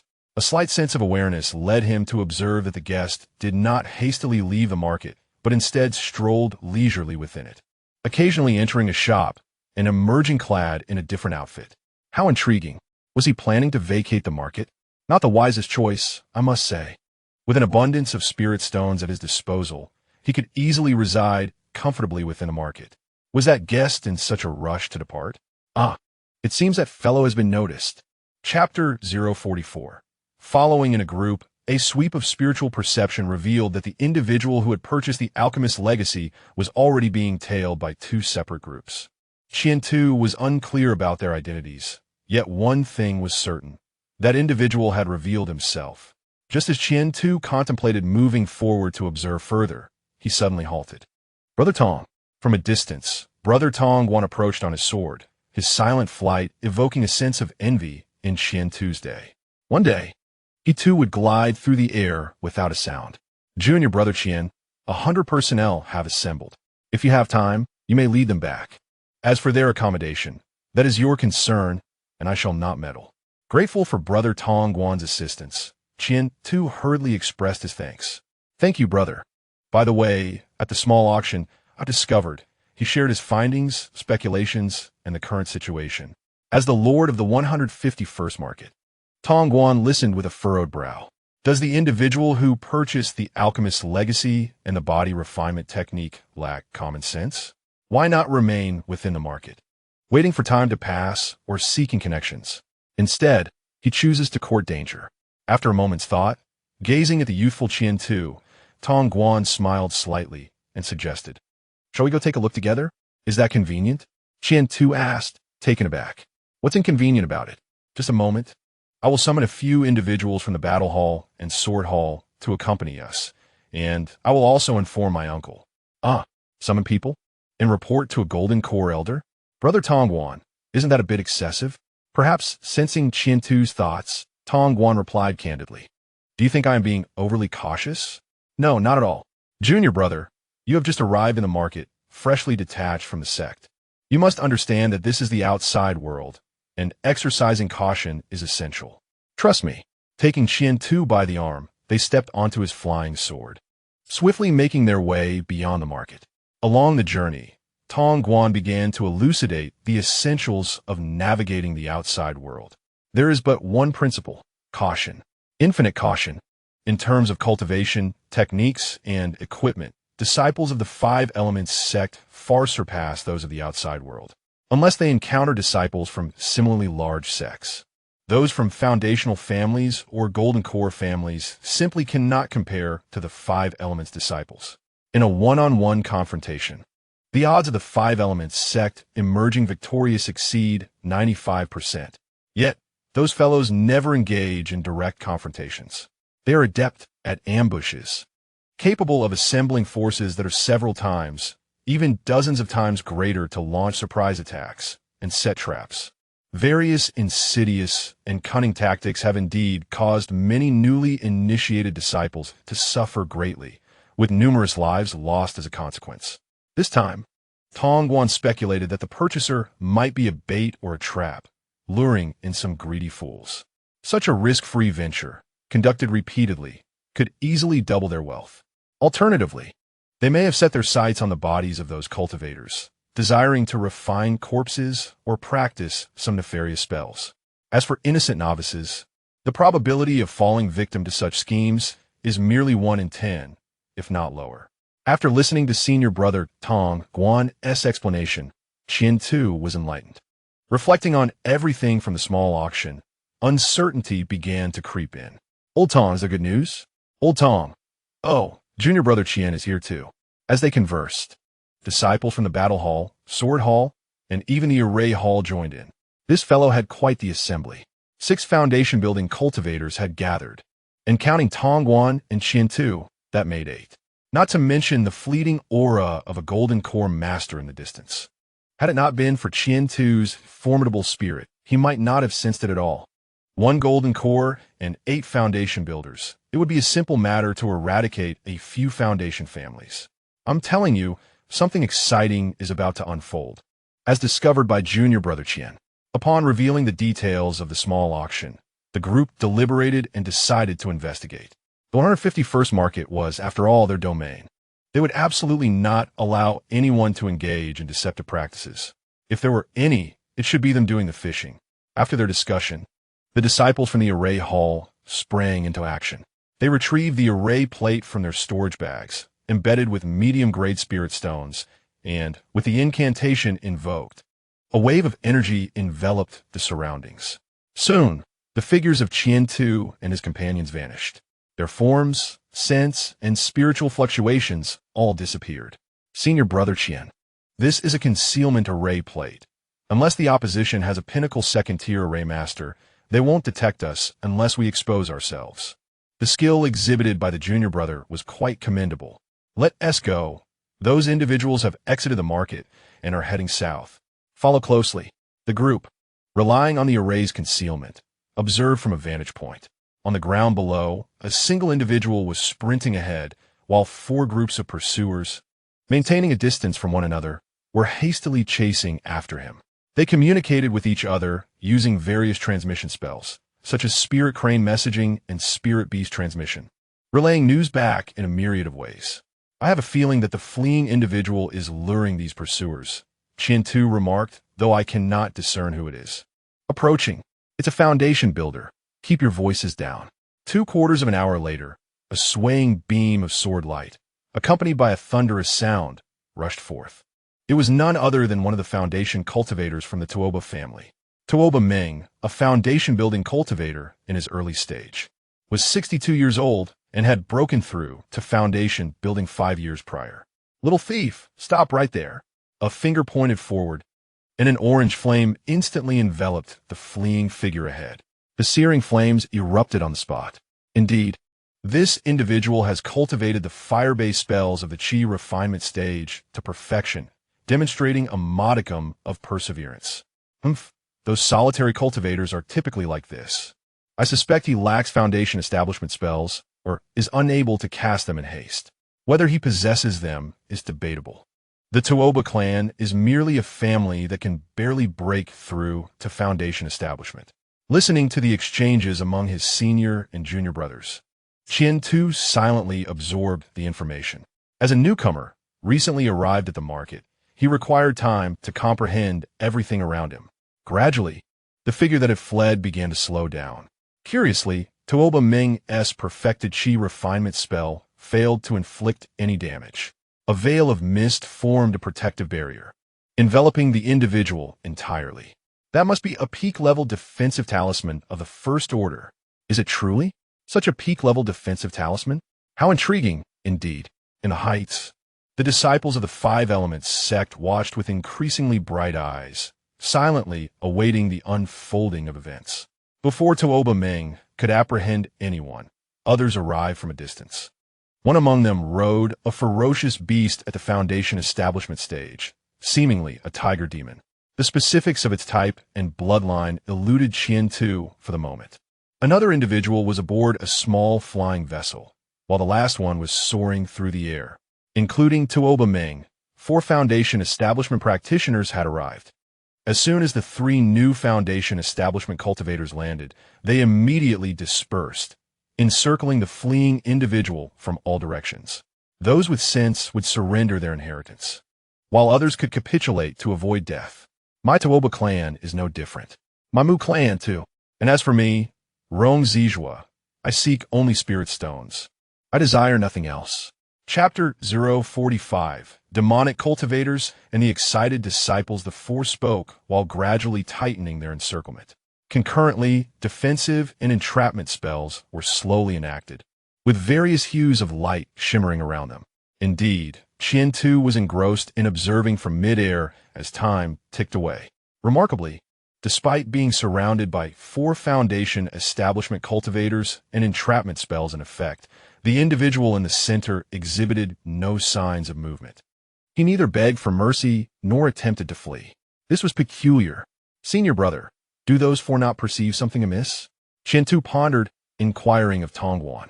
As the master of the 151st market, Tongguan should be quite familiar with these foundation establishment cultivators. Greed has clouded their judgment, entranced by the immense fortune within reach. Tongguan replied, Junior brother Qian, and everyone else, should you encounter a similar situation in the future, do not hesitate. Strike down the enemy swiftly.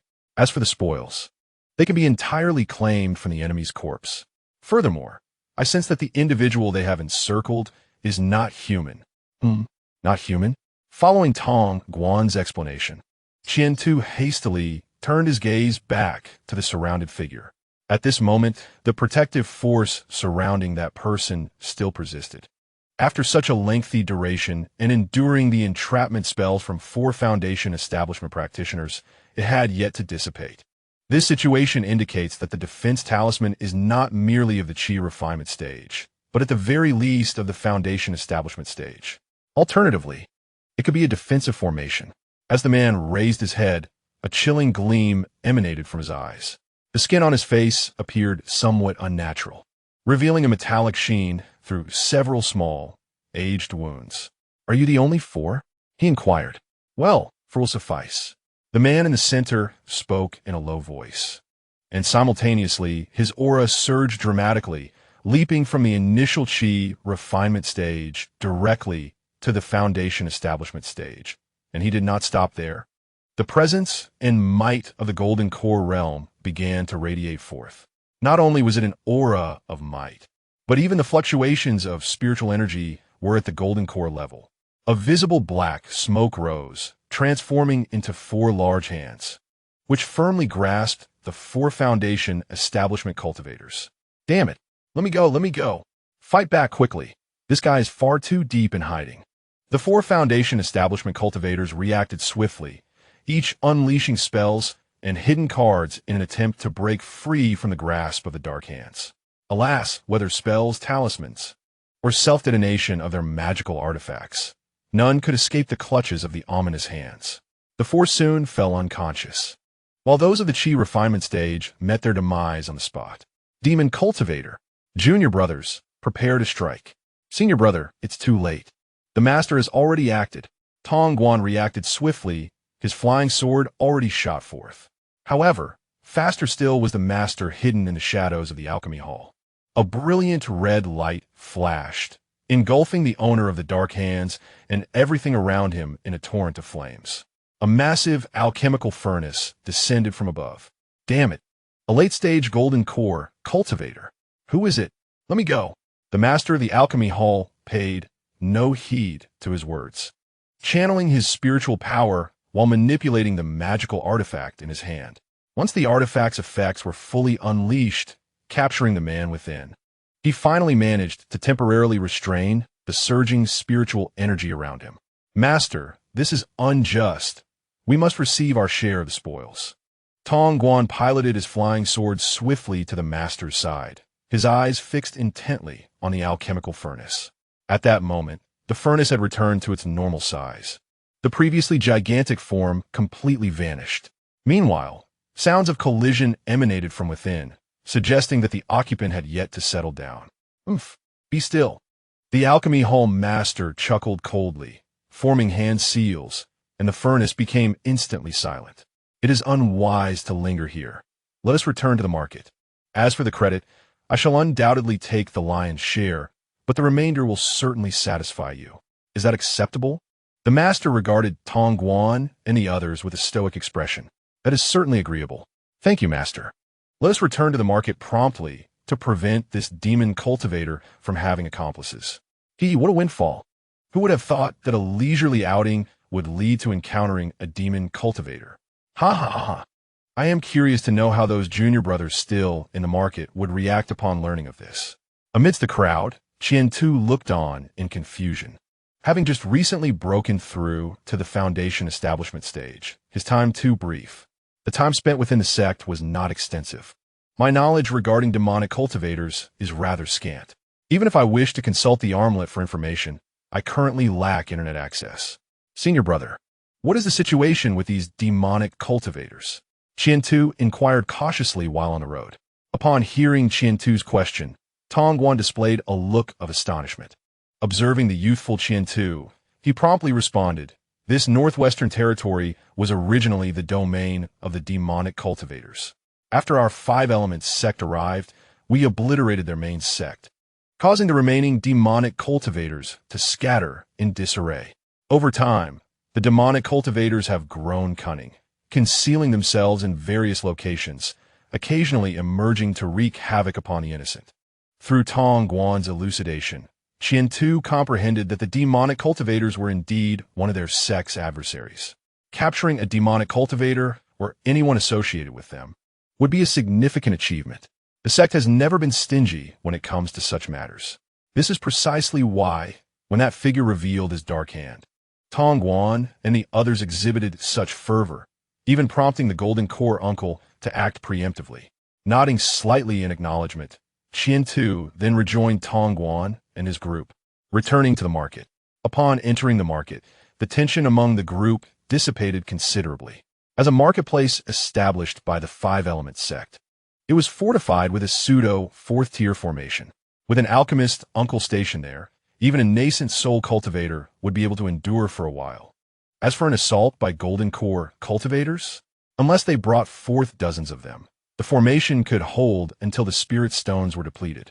Everyone, head to the Five Elements Tower. Additionally, inform the other junior brothers to gather there as well, awaiting the Uncle-S interrogation, and relay the information back to the sect. Commanded senior brother Tongguan without delay. The entire marketplace began to mobilize silently. A multitude of Foundation establishment cultivators from the Five Elements sect commenced converging on the Five Elements Tower. Indeed, the sect had stationed quite a few individuals in this marketplace. A rough count revealed approximately 40 or more Foundation establishment cultivators present. Senior Brother Tong, why the urgency in summoning us? One asked. Indeed, Senior Brother. My alchemical furnace is still burning. Another chimed in. Brother, my furnace cannot extinguish. If it does, this batch of materials will be ruined. As the group arrived, they all voiced their concerns in a cacophony of chatter. In response to the inquiries from his junior brothers, Tongguan maintained a stoic expression. We have discovered a demonic cultivator, and the uncle has already taken action. I have reported this to the sect, and they have responded. Upon hearing this statement, those who were merely spectators fell silent. They exchanged glances, ultimately settling down to await further developments. As for the matters of alchemical furnaces and fires, they seem trivial now. Junior brother, do you understand what has transpired? A voice reached Qian Tu amidst the unfolding spectacle. It was not an ordinary voice. Someone had utilized spiritual consciousness to convey the message. Observing his surroundings discreetly, Qian Tu subtly shook his head.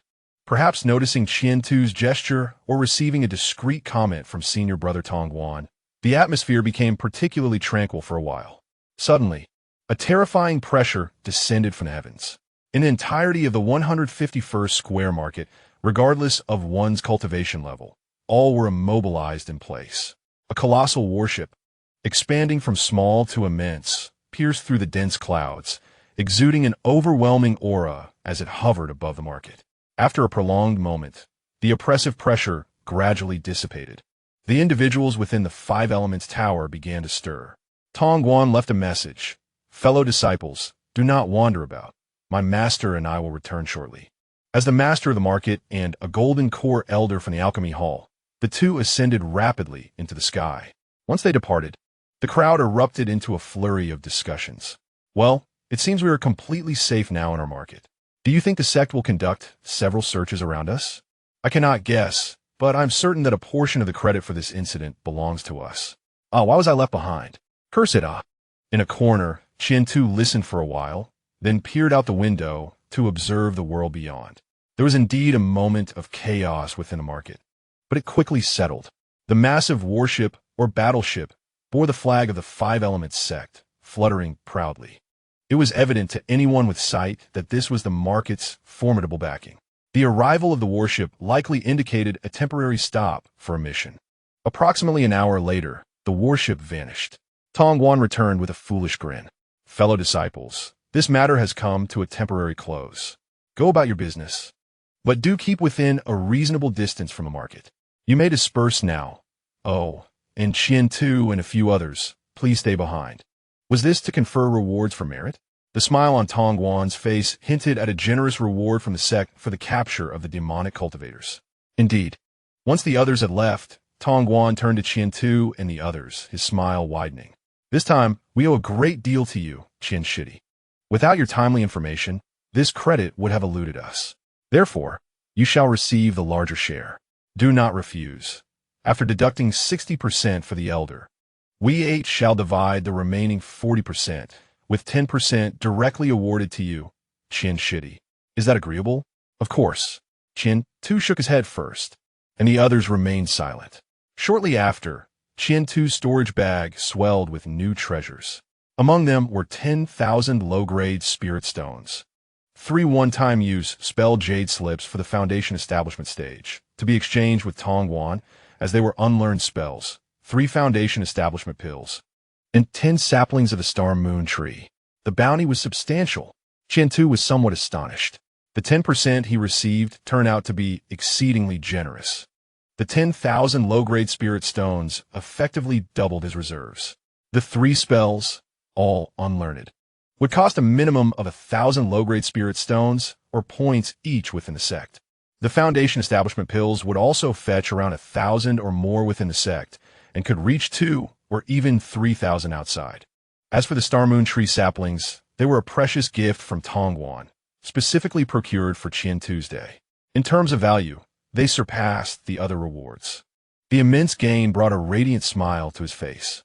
Not only was Qian elated, but the 8 individuals present shared in the joy, their grins wide and unabashed.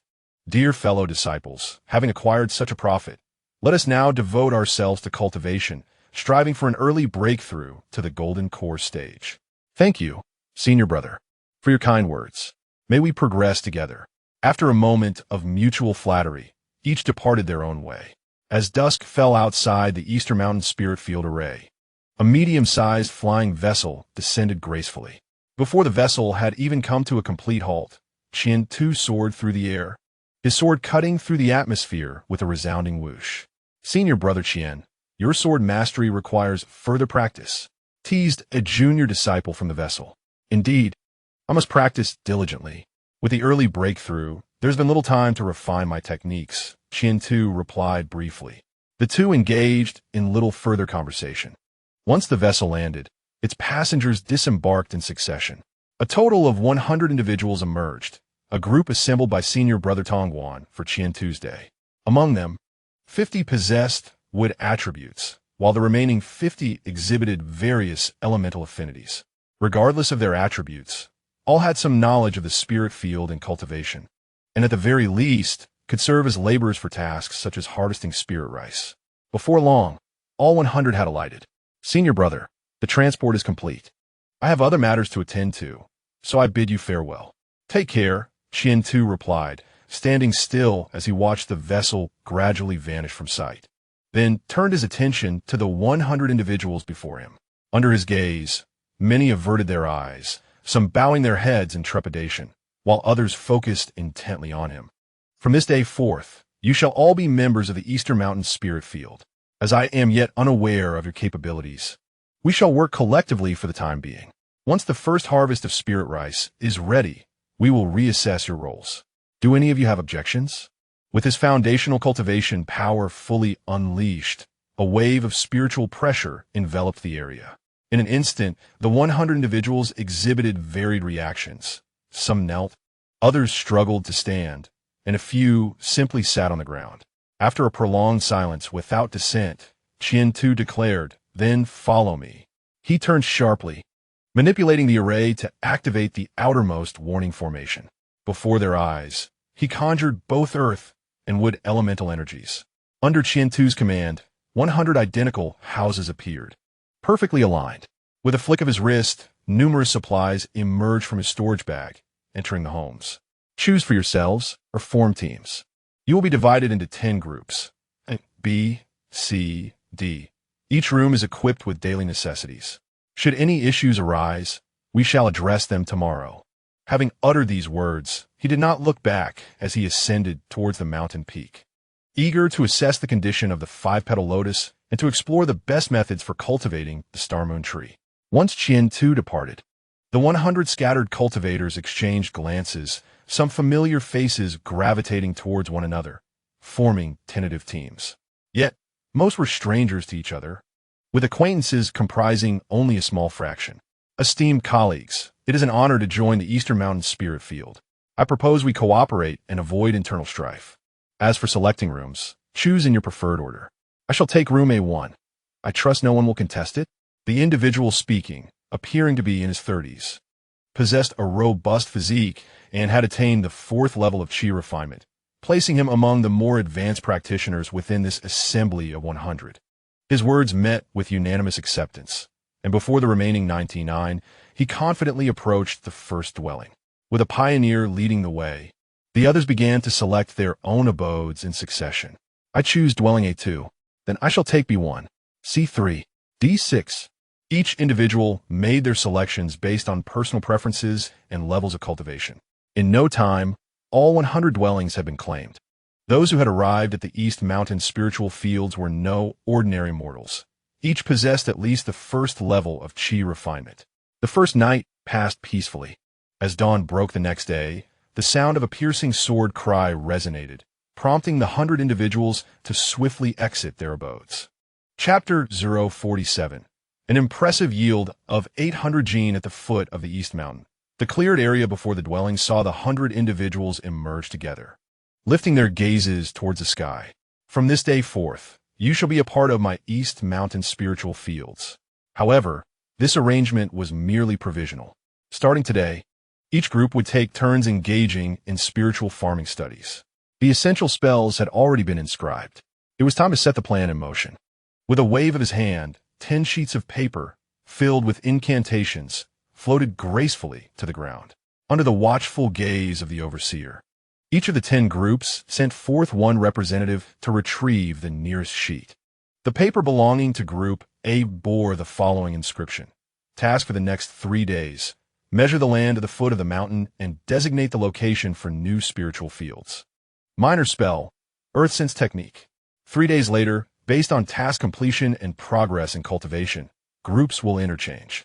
The task, spells, and subsequent requirements were clearly delineated. Upon reviewing the contents, members of Group A immediately turned to observe the other groups. Each group had received tasks and spells that varied significantly. The tasks were manageable. The vast expanse of the East Mountain spiritual fields could easily accommodate not only the 100 participants, but even 10 times that number. However, the inclusion of minor spells brought immense joy to these independent cultivators. These were spells, albeit basic, and even considered mere tricks of spiritual farming. Yet, mastering them could enhance their value and gradually pave the way to becoming aids to the esteemed foundation-building masters above. The path of a solitary cultivator was fraught with challenges, especially for those at the bottom. In the market, a lack of resources could lead to expulsion by nightfall. The outside world was perilous. Encounters with malevolent cultivators, ferocious beasts, or individuals with ill intentions could render death a merciful release. The most unfortunate fate was to become mere expendables. As for remaining in the market, one must possess spirit stones. Without them, dreams of staying would remain just that, dreams. Group A, follow me. Group B, assemble here. 10 individuals formed a small team, each tasked with a distinct mission. From his elevated vantage point, the overseer observed all that transpired.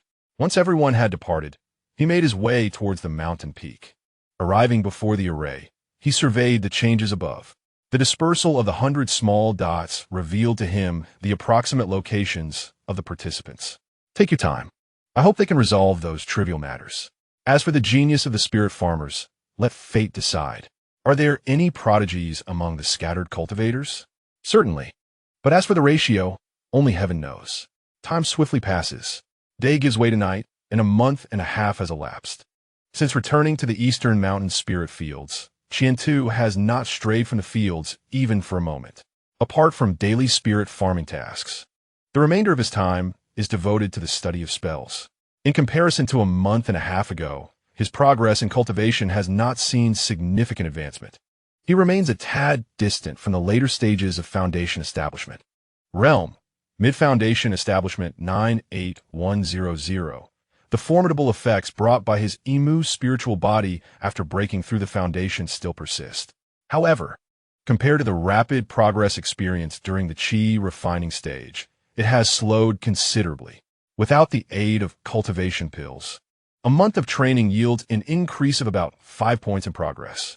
Should the senior brothers in the market learn of this rate, they would likely exclaim freak. Based on Qiantu's speed of cultivation, he could break through a realm in 2 years. It is worth noting that this is without the use of cultivation pills. When combined with such elixirs, the speed could increase 3 to 5-fold, or even more. The incomplete third-grade spiritual vein is ultimately inferior to that found within the sect. He finds himself nostalgic for the breakthrough cave, where cultivation could be much swifter. Nevertheless, today marks the commencement of the harvest of spirit rice.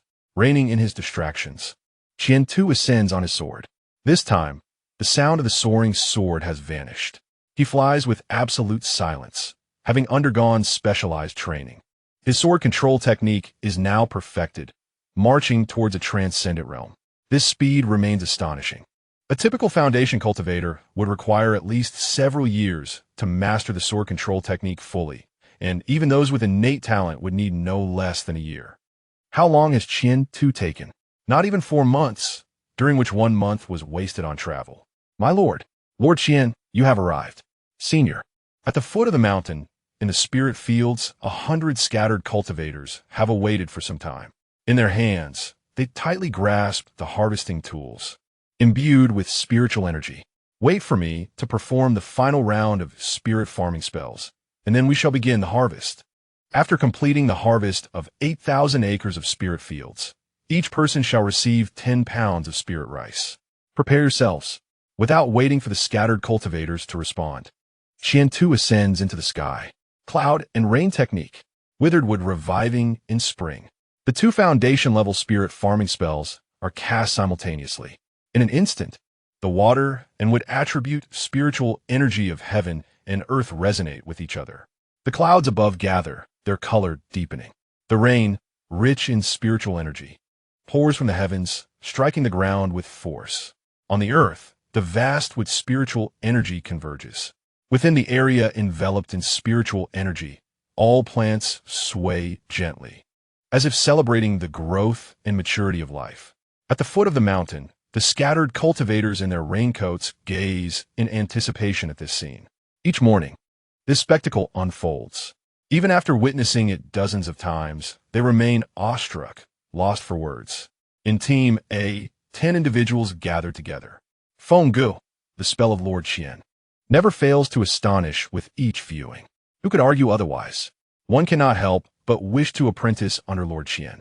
Yet, dreams aside, one must diligently cultivate spells that suit their own capabilities. Only through achieving mastery, or even perfection, can one earn the favor of the esteemed master. Listening to Feng Gu's words, a few individuals scratch their heads in confusion. The parchment handed down by Qian contained 10 minor spells, all of which they had learned. However, perhaps due to a lack of affinity for the spirit farmer's techniques, after a month and a half of practice, none had produced anything remarkable. The 10 spells remained at the introductory or proficient stages. Within Team A, aside from the Captain Feng Gu, 4 others had managed to break through to minor or even significant accomplishments with certain spells. An hour later, as the clouds dispersed and the rain ceased, the effects of the 2 major spells came to an end. The spiritual awareness swept across the fields at the foot of the mountain. The spirit rice exuded a rich fragrance, a clear sign of ripeness, precisely as he had anticipated. It was time to commence the harvest. Let us begin according to the divisions of each group. The first 3 groups to finish would receive an additional reward of 10 gene of spirit rice per person. As the announcement concluded, the 10 groups swiftly made their way to their designated areas. The Eastern Mountain's 8,000 acres of first-tier spirit fields averaged only 800 acres per group. Equipped with specialized semi-spiritual harvesting tools and fueled by collective effort, they brimmed with enthusiasm. In midair, observing the bustling scene akin to ants relocating their nest, Qian felt a sense of satisfaction. Just moments ago, his spiritual perception had swept over some spirit fields, revealing an estimated yield of over 800 gene per acre. Ultimately, due to a lack of regular oversight and relying solely on the scattered cultivators, they could not reach a yield of 900 gene per acre. Nonetheless, 800 gene across 8,000 acres was no small feat. An yield of 800 gene multiplied by 8,000 acres amounted to a staggering 640,000 gene. The task for first-tier spirit rice required only 100,000 gene. What to do with the surplus? In just a month and a half, such a bountiful harvest had been gathered. What could be anticipated in a year? At least 6 harvests could be expected. Each yielding 6 million gene would result in a total of 72 million gene annually. One could only wonder if the market could absorb such an abundance. But why fret? If it cannot be consumed, it is not my concern. Nonetheless, preparations regarding soil and fertilizer must be made in advance. One could not ascertain whether the market had sufficient beast blood and manure. Chapter 048. To stay or to leave while harvesting the spirit rice in the Eastern Mountain Fields. 300 miles west of the 151st Market, a battleship of the Five Elements sect lay concealed among the clouds. This was none other than the very ship that had descended upon the market a month and a half prior. On board, the elder in the Nascent Soul stage wore a grim expression as he surveyed the other cultivators. Speak up. Why have we not made any discoveries? Were the demonic cultivators we apprehended recently birthed from stone? It had been a month and a half with no tangible results, leaving the elder furious. His outburst left the other cultivators feeling quite discomfited. Many golden core cultivators lowered their heads, focusing on their feet as if pondering some profound cosmic principles. Observing the demeanor of his subordinates, the elder understood that while these individuals excelled in combat and slaughter, they were not adept at uncovering the truth. The prowess of spells is indeed formidable, each surpassing the last. However, to expect those hailing from the battle hall or sword hall to devise strategies is quite the challenge. One that leaves one with a throbbing headache. Could it be that the Golden Core stage demon cultivator has stealthily emerged? There are no accomplices in sight. We cannot relent. A thorough investigation must continue, ideally for over a year, until we uncover the enemy's stronghold. After all the effort to become the captain of a warship, to have yet to fire a single shot would invite ridicule from those elder cultivators upon my return. Each individual must contrive a solution. If one cannot conceive of one, then so be it. After the elder of the Nascent Soul concluded his remarks, he departed the control room. Once he had left, the assembly of Golden Core cultivators erupted into discussion. What shall we do about the elder's request? If you ask me, whom should I consult? Is this not an undue burden? Why did you not speak up earlier? What use is it to voice this now? Perhaps we can inquire with others. Our inability does not imply theirs. Inquire with whom? We could approach the recent marketplace, perhaps those foundation establishment youngsters, particularly that clever fellow from the Commerce Hall, Tongwan. Yes, that seems a sound plan. 3 days later, the harvest of spiritual rice at the East Mountain Spiritual Fields has concluded. The process of dehusking the rice has also been completed. In a makeshift warehouse, the spiritual rice has accumulated into towering heaps, numbering in the millions of pounds, a truly magnificent sight.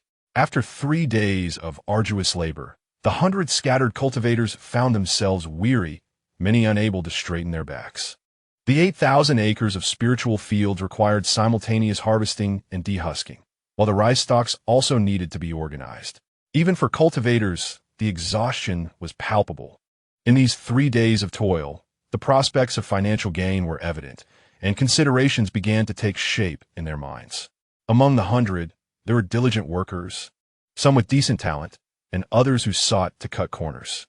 With a larger group, all types emerge, yet in the East Mountain Spiritual Fields, only those who are earnest and willing to labor are welcome. Those who seek to reap without sowing shall find no place here. Calculating the time, it seemed they were about to arrive. I wonder if Brother Tongwan will come? Although the communication bracelet was rendered useless due to the distance from the sect, spell-based communications, such as the paper crane or flying sword messaging techniques, remain viable. The East Mountain Spiritual Fields are merely 100 miles from the marketplace, a trifling distance even for those in the chi refinement stage. They have arrived. Looking up, several medium-sized flying vessels were gracefully approaching. Upon closer inspection, Brother Tongwan and several other senior and junior brothers were visible aboard. Quickly activating the formation, I mounted my flying sword, deliberately controlling it to emit a sound, slightly concealing my proficiency in sword riding techniques. Brother Tong, you've come, I greeted as my financial prospects rested on the foremost vessel. My dear junior brother, I certainly came upon receiving your message. However, tell me, within just a month and a half, you have already harvested your first batch of spiritual rice? I hope it's not for what you brought from the sect, for that would be unfortunate. As he spoke, Tongwan scrutinized my appearance for a considerable time. For in his understanding, the cultivation of primary spirit rice is not particularly challenging. However, it generally requires a span of 3 to 4 months. If planted during the foundational phase, it would still take approximately 2 to 3 months. Remarkably, Qian-Tu accomplished this in merely a month and a half, which is quite astonishing. If it proves to be false, we can merely laugh it off. But if true, it would indicate that Qian Tu possesses extraordinary talent as a spirit farmer. It is certainly plausible, and once we meet him, we shall ascertain the truth. By the way, how is the recruitment of personnel progressing? Is the number sufficient for my requirements? Upon inspecting the interior of the flying vessel, I observed that it was filled with goods, devoid of any human presence. The individuals were aboard the vessel at the rear. You, my friend, requested 300 people all at once. Fortunately, our marketplace is bustling with people. Nonetheless, one must take care to ensure personal safety. Heeding the advice of senior brother Tong Guan, Qian Tu listened attentively. Safety is paramount. Without a doubt, after a brief exchange, numerous flying vessels docked. Upon reaching the ground, I beheld the spirit rice within the warehouse and the spirit rice stocks outside, along with the weary 100 scattered cultivators. Casually picking up some spirit rice and gently pinching it, I immediately discerned its freshness, having just been shelled. Excellent, splendid. Junior brother, you must exert yourself further. Ha ha ha. Do ensure to reserve some spirit rice here. If not, I shall claim it all. Upon hearing this, Qian Tu hastily replied, I have already set aside some spirit rice. 1 million pounds of it constitutes one of my tasks for this year, settled in a single transaction. The remaining task requirements will necessitate a few more months of waiting. Senior brother Tong Guan had no objections and nodded in agreement. Subsequently, along with several other junior brothers, they began to pack several million pounds of spirit rice into storage bags. Thankfully, I had brought along several high-grade storage bags. Otherwise, transporting such a large quantity of spirit rice solely by flying vessel would require multiple trips. While the senior brothers were occupied, Qian Tu summoned 100 individuals. After a period of work and understanding, I have observed your capabilities. Now, for those whose names I call, each will receive a compensation of 10 low-grade spirit stones. And from this point onward, you shall have no further ties with my Dongshan spirit fields. He called out the names of Jian Lian, Tong Li, Hui Jiao, and a total of 50 others. Each individual whose name was mentioned collapsed weakly to the ground. Some wished to inquire further, but before they could speak, the pressure emanating from Qian Tu enveloped them all. Once the 50 names were called, Qian Tu opened his storage bag, releasing 500 low-grade spirit stones that precisely landed before the 50 individuals. After collecting the spirit stones, they could board the vessel and depart free of charge. From now on, your future endeavors are of no concern to me. Additionally, you may take the spirit rice from your residences, but nothing else may be touched. Upon concluding with these 50 individuals, Qian Tu turned his gaze to the remaining 50 standing nearby. You have performed admirably, diligently fulfilling your duties. From today forth, you shall be formal laborers of my Dongshan spirit fields. Based on your future contributions, you may exchange them with me for cultivation techniques, spirit farming spells, and more. Furthermore, each of you will automatically become a team leader, responsible for guiding 6 newcomers. Chapter 49. First earnings. Once Qian Tu concluded his remarks under his watchful gaze, the 50 defeated individuals, with their personal belongings in tow, boarded a flying vessel, while the remaining 50 stood jubilantly to the side, having officially become hired farmers. By diligently accumulating merits in the future, they would have the opportunity to exchange their achievements for cultivation techniques and spiritual farming spells from Qian Tu's day. If their talents were sufficient and they amassed enough merit, ascending to the rank of a formal spiritual farmer and even joining the 5-element sect would not be beyond reach, even if such aspirations proved unattainable. The wealth they could gather here would enable them, in their later years, to return to their hometowns as prosperous elders by the age of 40 or 50. The matters concerning the hired farmers were swiftly resolved. In contrast, Brother Tong Guan was still calculating the values. The value of the spiritual rice had already been determined. He was currently assessing the prices of formations and other commodities. In the market of the 151st square, the price for 10 pounds of spiritual rice was approximately 2 low-grade spirit stones. After deducting 100,000 pounds for the annual task, 500,000 pounds remained, necessitating a payment of 100,000 low-grade spirit stones to Qian Tuesday. Tong Guan had the funds, even if he did not. The market could easily absorb the surplus of spiritual rice. Simultaneously, Qian-Tu sought to expand the area of the Dongshan spiritual fields, aiming to increase the existing 8,000 mu of first-grade spiritual fields to 20,000 or even more. The endeavors of clearing land, purchasing spiritual seeds, arranging formations, and procuring other necessary supplies all demanded financial resources. Not to mention, the blood and dung of spiritual beasts used to enhance soil fertility also required monetary investment. After a flurry of calculations, Tongguan finally arrived at a conclusion. Goodness, Brother Qian, you have struck it rich. There remains approximately 300,000 low-grade spirit stones. Would you prefer high-grade or mid-grade spirit stones? Upon finishing his statement, Tongguan presented an invoice. As a disciple of the merchant hall, he was well-versed in the nuances of trade. However, such a grand procurement as Qian-Tu's was indeed a rarity during his years in the marketplace. 25 high-grade spirit stones, and a remainder in mid-grade, along with some low-grade stones. Would that be acceptable? Qian-Tu inquired, scanning the invoice with his spiritual sense. Absolutely. These are minor issues. However, concerning the formations, the disciples from the formation hall arrived in haste and did not anticipate the magnitude of your order. Preparation may take some time, likely around 5 days, especially if we are to upgrade the formations based on the current area of the Dongshan spiritual fields. Transitioning the original early warning formation into a composite formation for defense and offense would require ample materials, which are available for immediate completion. Yet, given your plan for expansion, the necessary materials will need to be doubled. The foundational and arrangement materials simply cannot meet the increased demand, necessitating a return to refine them, which would indeed delay the process. That is acceptable.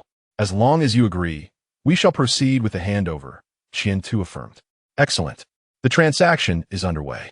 1 million pounds of dung and 100,000 pounds of first-grade beast blood were soon amassed, creating a mountain-like pile, with the beast blood staining the earth a deep crimson. Gazing upon the mountain of dung, Qian-Tu felt no displeasure whatsoever. As a spiritual farmer, it is imperative to engage with such fertilizers. If one cannot even tolerate the excrement of magical beasts, then it would be wise to abandon the path of a spiritual farmer altogether. Let the task commence. With a command given, 50 hired laborers, accompanied by 300 novices, began their work. At present, it is manageable, merely 8,000 acres to tend to, and with 50 individuals dividing the labor, along with 300 assistants. It is indeed efficient for these low-level cultivators. As for the financial dealings, Qian-Tu continued his exchanges with Brother Tongguan regarding the seeds of spiritual rice, harvesting tools, and auxiliary items. All these were carefully stored in a spatial bag, while the remaining spiritual stones had already been secured. The transaction concluded. Junior brother, we take our leave, said Brother Tongguan. Travel safely, and do visit when you have the time.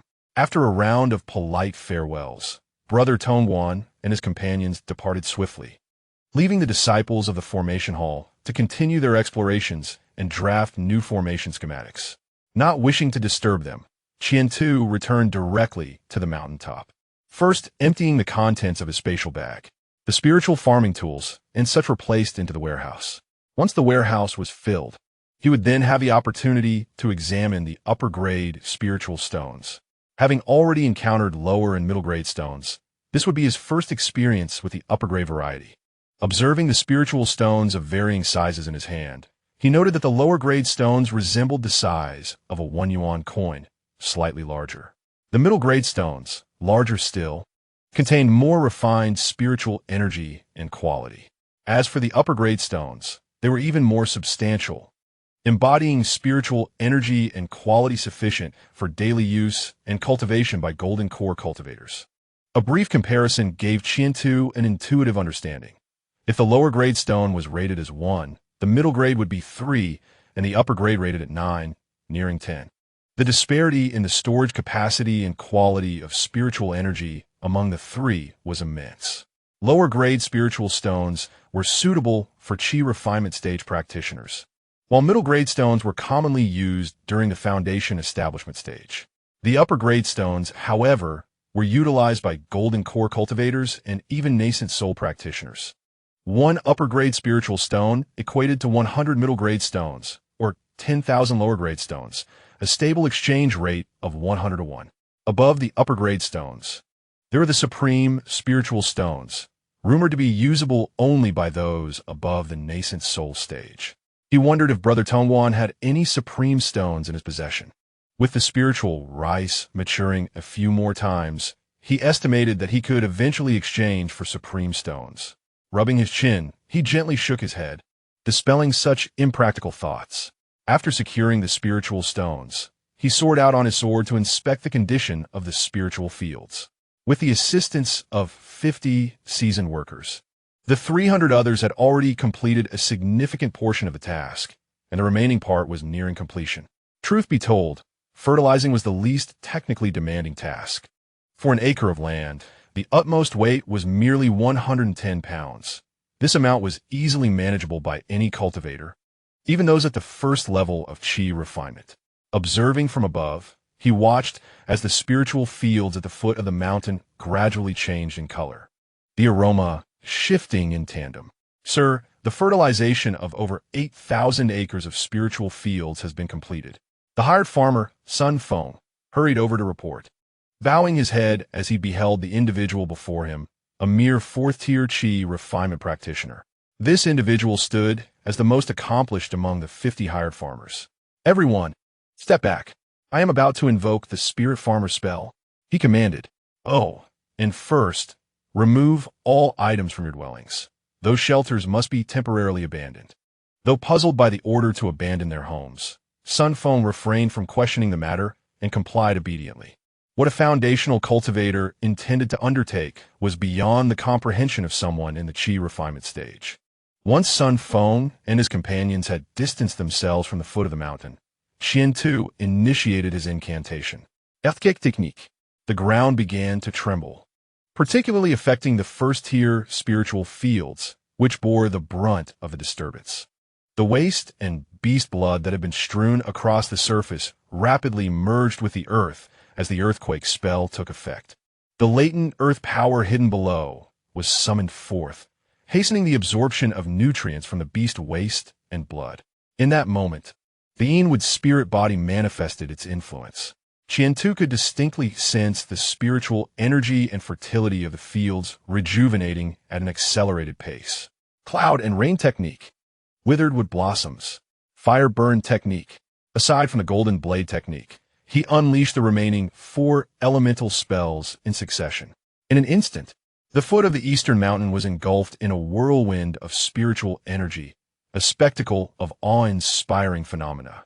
Such a transformation was truly astonishing. Even the disciples from the array hall, who were engaged in surveying, stood dumbfounded. Chapter 050, Second-Tier Spiritual Plants, the Array Hall. Among the many halls of the Five Elements sect, it ranks among the most prestigious.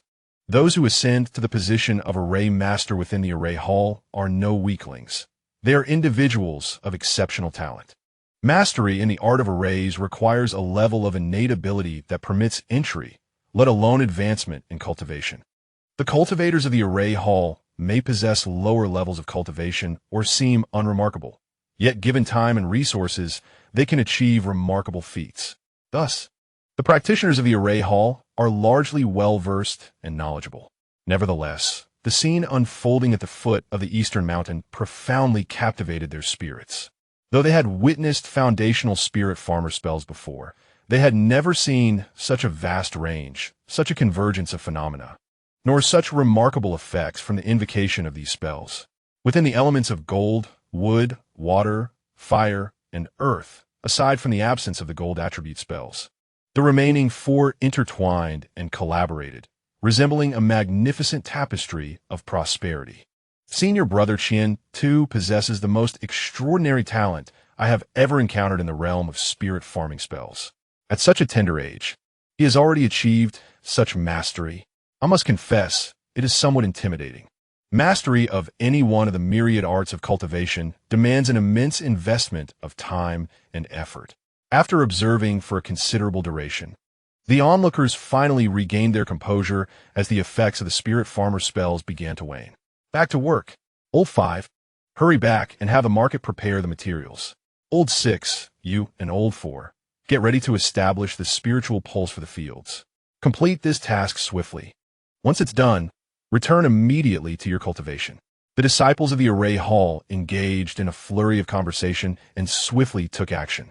The initially slow and meticulous approach transformed in an instant, perhaps inspired by Qian-Tu's astounding mastery of spirit farming spells, or perhaps out of a desire not to squander precious time. This is indeed a fortuitous development for Qian-Tu's day. Completing the tasks a day ahead of schedule enables an earlier harvest. Having finished the preliminary work on the spiritual fields, Qian-Tu was not hasty in planting the spiritual rice. He planned to cultivate the newly opened spiritual fields alongside the existing ones, ensuring that the harvest would occur on the same day. This approach would conserve considerable effort and streamline the process. Otherwise, staggered harvesting would entail greater complications. Once these arrangements were made, Qian-Tu constructed new dwellings a bit farther down the mountainside. This time, the accommodations featured some modifications.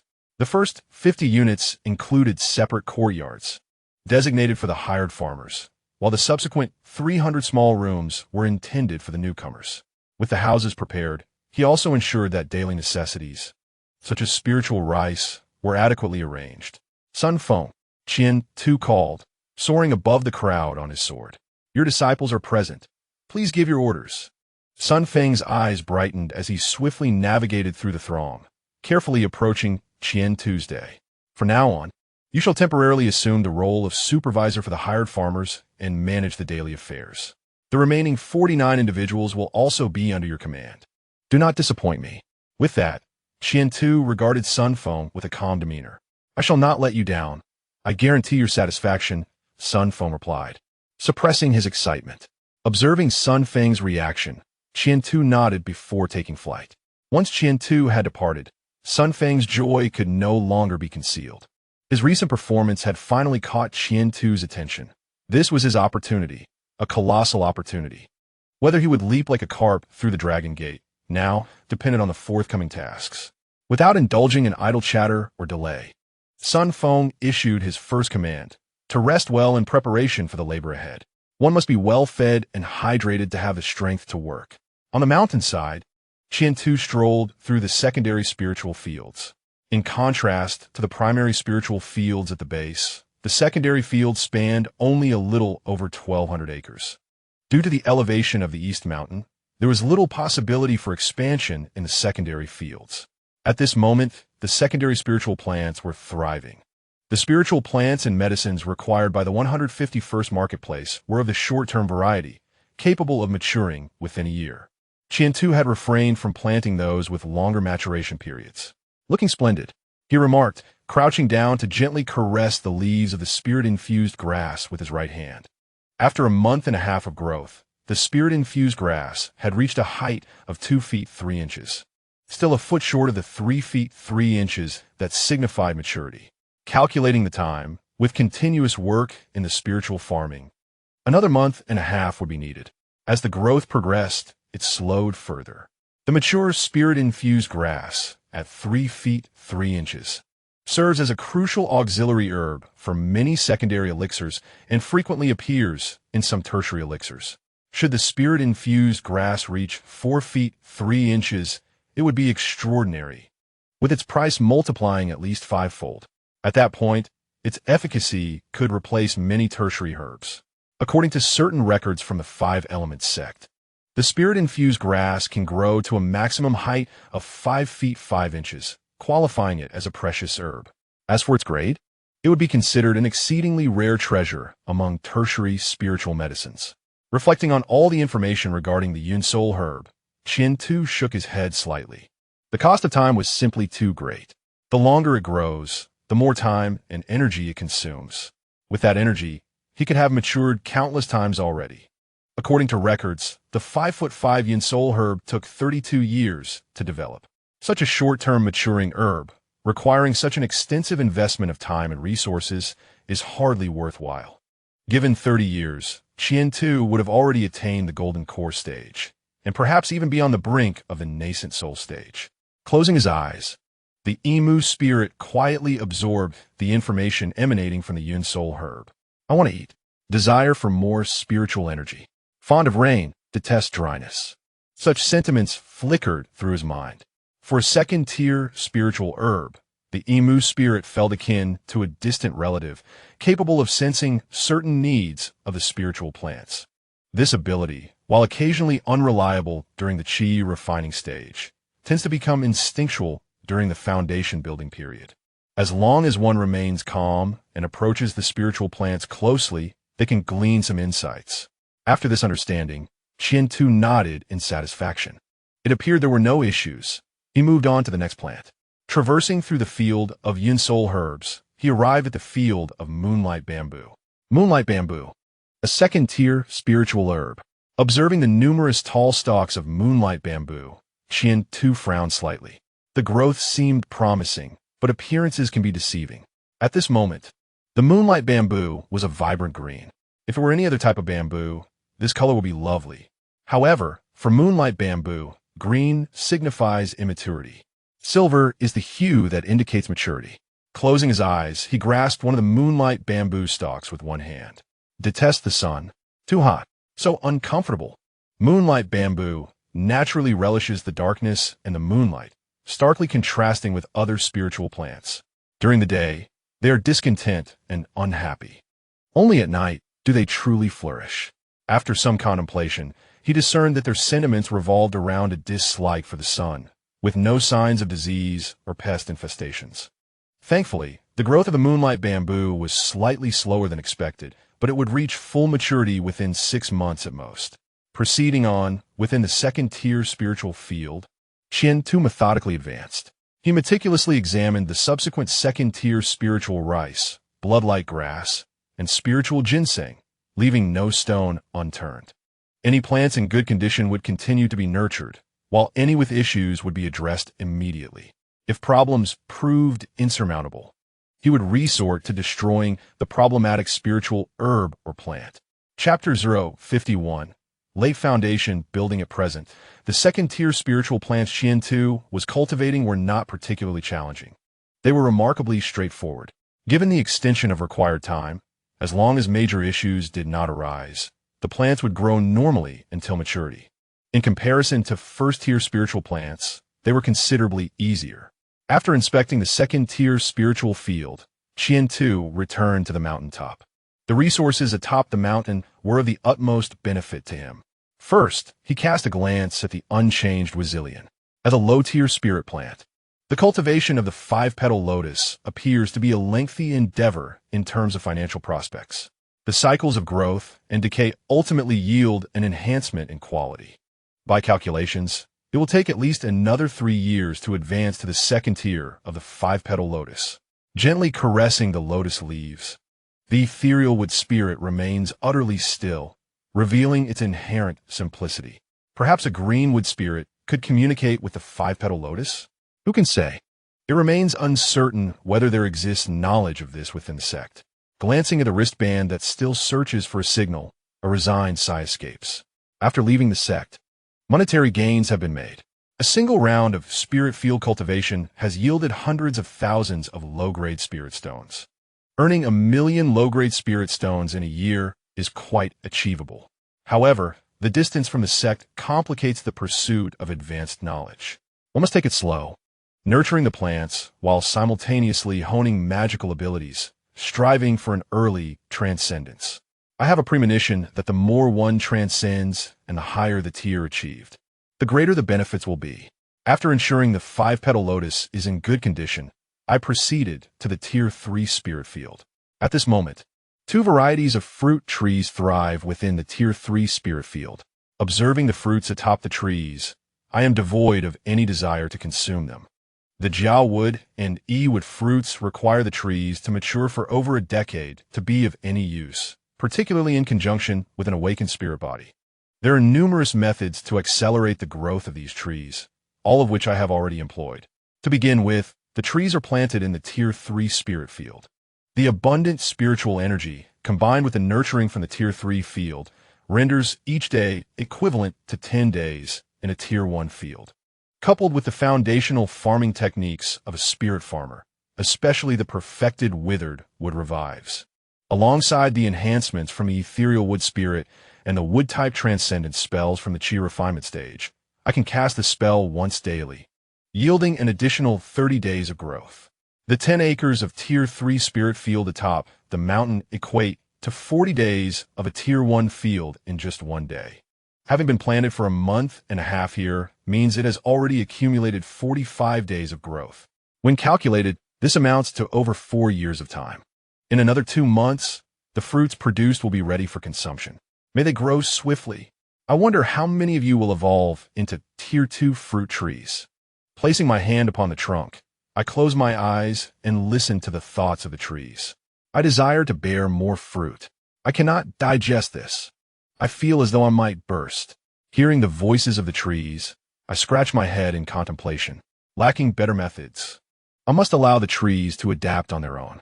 Never mind, it is time to cultivate. In the blink of an eye, 2 months have quietly passed. On the Eastern Mountain Spirit Field, the second round of harvest has concluded. 2 months prior, following an expansion, the number of Tier 1 spirit fields in the Eastern Mountain had surged from over 8,000 acres to nearly 30,000 acres, an increase of more than threefold, approaching fourfold. Soaring through the air on my flying sword, I hover above, silently observing the laborers below, under the leadership of Sun Feng and others.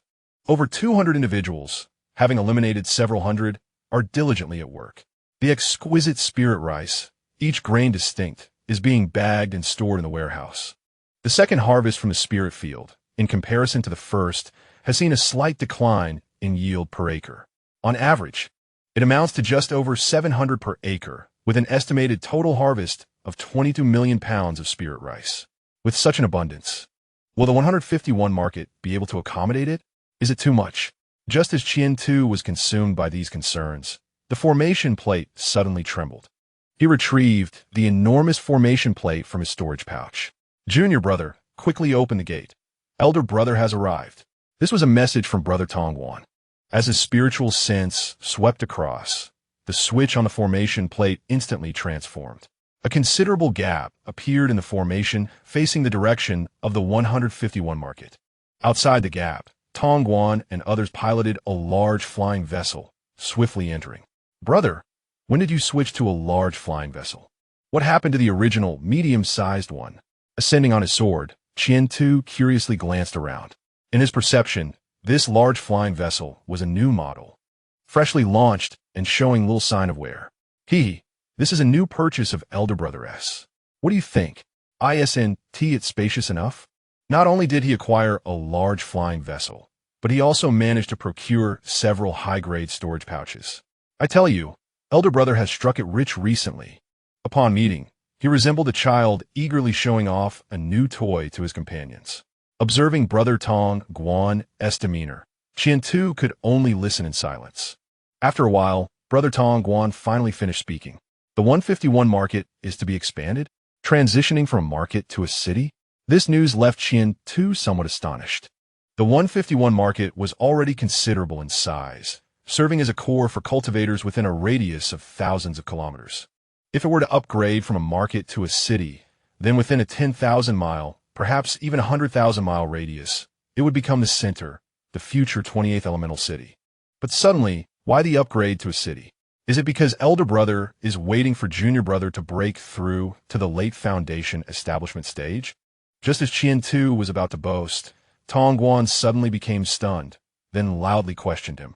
The last time they met, Qian Tu was still in the mid-foundation establishment stage. This time, he had unexpectedly advanced to the late stage. Such a pace of cultivation is rather astonishing. According to the information from the sect, Qian Tu's total time spent in cultivation amounts to 5 years, of which nearly 3 years were in the Chi refining stage. And he broke through to foundation establishment in less than a year. To advance to the late foundation establishment stage within just 1 year? Such rapid progress in spiritual physique seems implausible. Could it be that Qian Tu's spiritual physique is not of the beginner level, but rather of intermediate or even advanced caliber? I just broke through last month.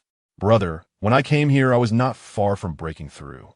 In comparison to the breakthroughs within the sect, the pace here is considerably slower. Qian Tu's words made Tongguan feel somewhat disheartened. He had initially thought Qian Tu was here to show off.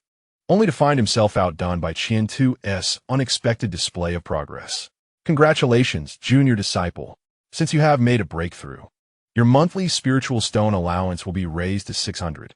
If you reach the peak of the foundation establishment stage, it will increase to 700. Understood, senior brother. That's good to hear. Let us commence the transaction. Very well. Without delay, we shall proceed with the handover. The quantity of spiritual rice this time far exceeds the last. 2 million pounds of spiritual rice, with only a small amount left as change. The remainder shall be sold entirely. Concurrently, I will also procure a significant quantity of beast dung and beast blood from Brother Tongwan to maintain the fertility and productivity of the spiritual fields. In addition to these, I will acquire numerous first-tier spiritual herb seeds. Relying solely on the cultivation of spiritual rice in the fields seems rather wasteful. By planting spiritual herbs, we can utilize them for alchemy, thereby enhancing the progress of our alchemist cultivation. Merely mastering the art of spiritual farming is not sufficient for me. Junior disciple, alchemy is a discipline that heavily tests one's innate talent. Given your aptitude in spiritual farming, do not squander too much time. It's beneficial to occasionally refresh your mind and unwind. Taking Brother Tongwan's advice to heart, I nodded earnestly. As for whether I would heed it, that was another matter entirely. By the way, this is a second-tier alchemical furnace previously used by our esteemed uncle. I'll sell it to you a bargain. Not only does it include the furnace, but also first- and second-tier alchemical inheritances. Chapter 52. The annual auction and alchemical furnace and recipes once employed by our uncle in the Dan Hall. Hearing Brother Tongwan's introduction stirred a sense of intrigue within me. Surely, a furnace and formulas used by such a respectable figure would not be subpar. But why would he choose to sell these items? Perhaps, sensing my apprehension, Tongwan discreetly approached and communicated through spiritual sense. Our 151st marketplace is slated for an upgrade to a city next year. At that time, many will return to their sections. Among them, our uncle from Adan Hall has already decided to return and intends to clear out many unused items before his departure. I accepted this explanation. Will you be returning, brother? I casually inquired. I will not return. I plan to attempt a breakthrough to the Golden Core stage in a few months. Are you preparing for a breakthrough, senior brother? Yes, I have remained at the peak of Foundation establishment for 7 years now. I have accumulated enough resources, and it is time to make my push. As he spoke of this endeavor, a flicker of concern crossed Tongwan's face. The transition between major realms, particularly from Foundation establishment to Golden Core, carries significant risks. Despite thorough preparation, the chance of mishap remains. I wish you success in your breakthrough, and I will take the furnace and recipes. Very well, but I must return first to deliver them to you. There is no rush. As our casual conversation drew to a close, the financial settlement was finalized. After deducting all my purchases, a total of 139,000 low-grade spiritual stones remained. The majority of this was due to a large quantity of second-tier formulas, while the price of the furnace was relatively minor. Junior disciple, check if this is correct. I trust you, brother. As I spoke, my spiritual sense confirmed the accuracy of the stone count. Then, brother, please return first. I promise to deliver them to you before nightfall. By the way, do you still want the Starry Moon sapling from last time? As Tongwan spoke, he suddenly inquired, what about the seedling of the Starry Moon tree? Not for the time being, he replied. The ones from our last transaction have yet to be planted. I need to wait for a while. My original third-tier spiritual field currently has no available space. I see. Then I shall take my leave, the senior brother said. Travel safely. Standing at the edge of the formation, watching the large flying vessel recede into the distance, a fleeting thought of purchasing a flying vessel crossed his mind. Compared to flying swords, flying vessels are considerably more expensive. The larger the vessel, the greater the cost. With the added formations and functionalities, the price can double. However, the usage environments for flying vessels and flying swords differ significantly. For long-distance travel, a flying vessel is indeed preferable. Why dwell on it? He mused. Although he possessed some spiritual stones, acquiring a suitable flying vessel seemed impractical. Given his current progress in cultivation, Purchasing a second-tier large flying vessel would likely lead to its obsolescence in no time. Once he breaks into the golden core stage, he would need to acquire a third-tier vessel, rendering the second-tier one a waste. Suppressing the notion of a flying vessel, he then shifted his focus to the affairs of the spiritual field. 2.5 hours later, Tong Guan hurriedly returned. Junior brother, take a look at the alchemical furnace and these alchemical formulas. Ensure you safeguard them and prevent any leaks. As he spoke, he handed Qian-Tu a small storage pouch. Unlocking it with his spiritual consciousness, an alchemical furnace materialized before him. Though modest in size, the formations etched upon it were far superior to those of Qian-Tu's previous furnace. The internal space, enhanced by spatial formations, appeared tenfold larger. He discerned the medium-sized spirit gathering formation, fire gathering formation, and spirit tempering formation on the furnace, and with each passing moment, Qian-Tu's spirit soared. Aside from being second-hand, it bore no drawbacks, only merits. Thank you for your assistance, senior brother. Qian-Tu expressed his gratitude promptly. No need for formalities. By the way, next month marks the annual auction at the 151st market. It may very well be the last one. Once it upgrades to a city, next year's event will surely be postponed. If you have the time, do come and observe. What date is it next month? The 16th. No problem. I will definitely be there. After chatting for a while, Tong Guan departed aboard the flying vessel. Once his brother was gone, Qian-Tu finally had the energy to meticulously examine the alchemical furnace and formulas. The furnace was quite impressive. It could last a long time, at least until he thoroughly understood the second-tier formulas before considering a replacement. As for the formulas, there was an abundance. 50 first-tier formulas, all of which he had not yet studied. 179 second-tier formulas encompassed various types. Those for cultivation, breakthrough, healing, enhancing spiritual consciousness, and fortifying physical strength, among others. In addition to these beneficial ones, there were also poison formulas and various debilitating control pills, etc. The realm of medicinal and toxic substances intertwines. An alchemy master is often a master of poisons as well. After reviewing the formulas, he turned his attention to the inheritance of alchemists. There were extensive pharmacological properties of numerous herbs and the interplay between various monarch and minister effects. The precautions during the alchemical process, along with over 200 techniques for alchemy, were all meticulously detailed. It was comprehensive, complete, and thorough, even with average talent, as long as one followed the steps outlined. Producing qualified elixirs would not pose a challenge. As for advancing further, that would depend on one's innate gifts. Possessing such abilities, one naturally surpasses their predecessors. If lacking, it is best to humbly serve as a mere alchemical apparatus. This technique does not seem characteristic of the sect. Could it be a legacy acquired by my master from outside? Regardless, it is mine now.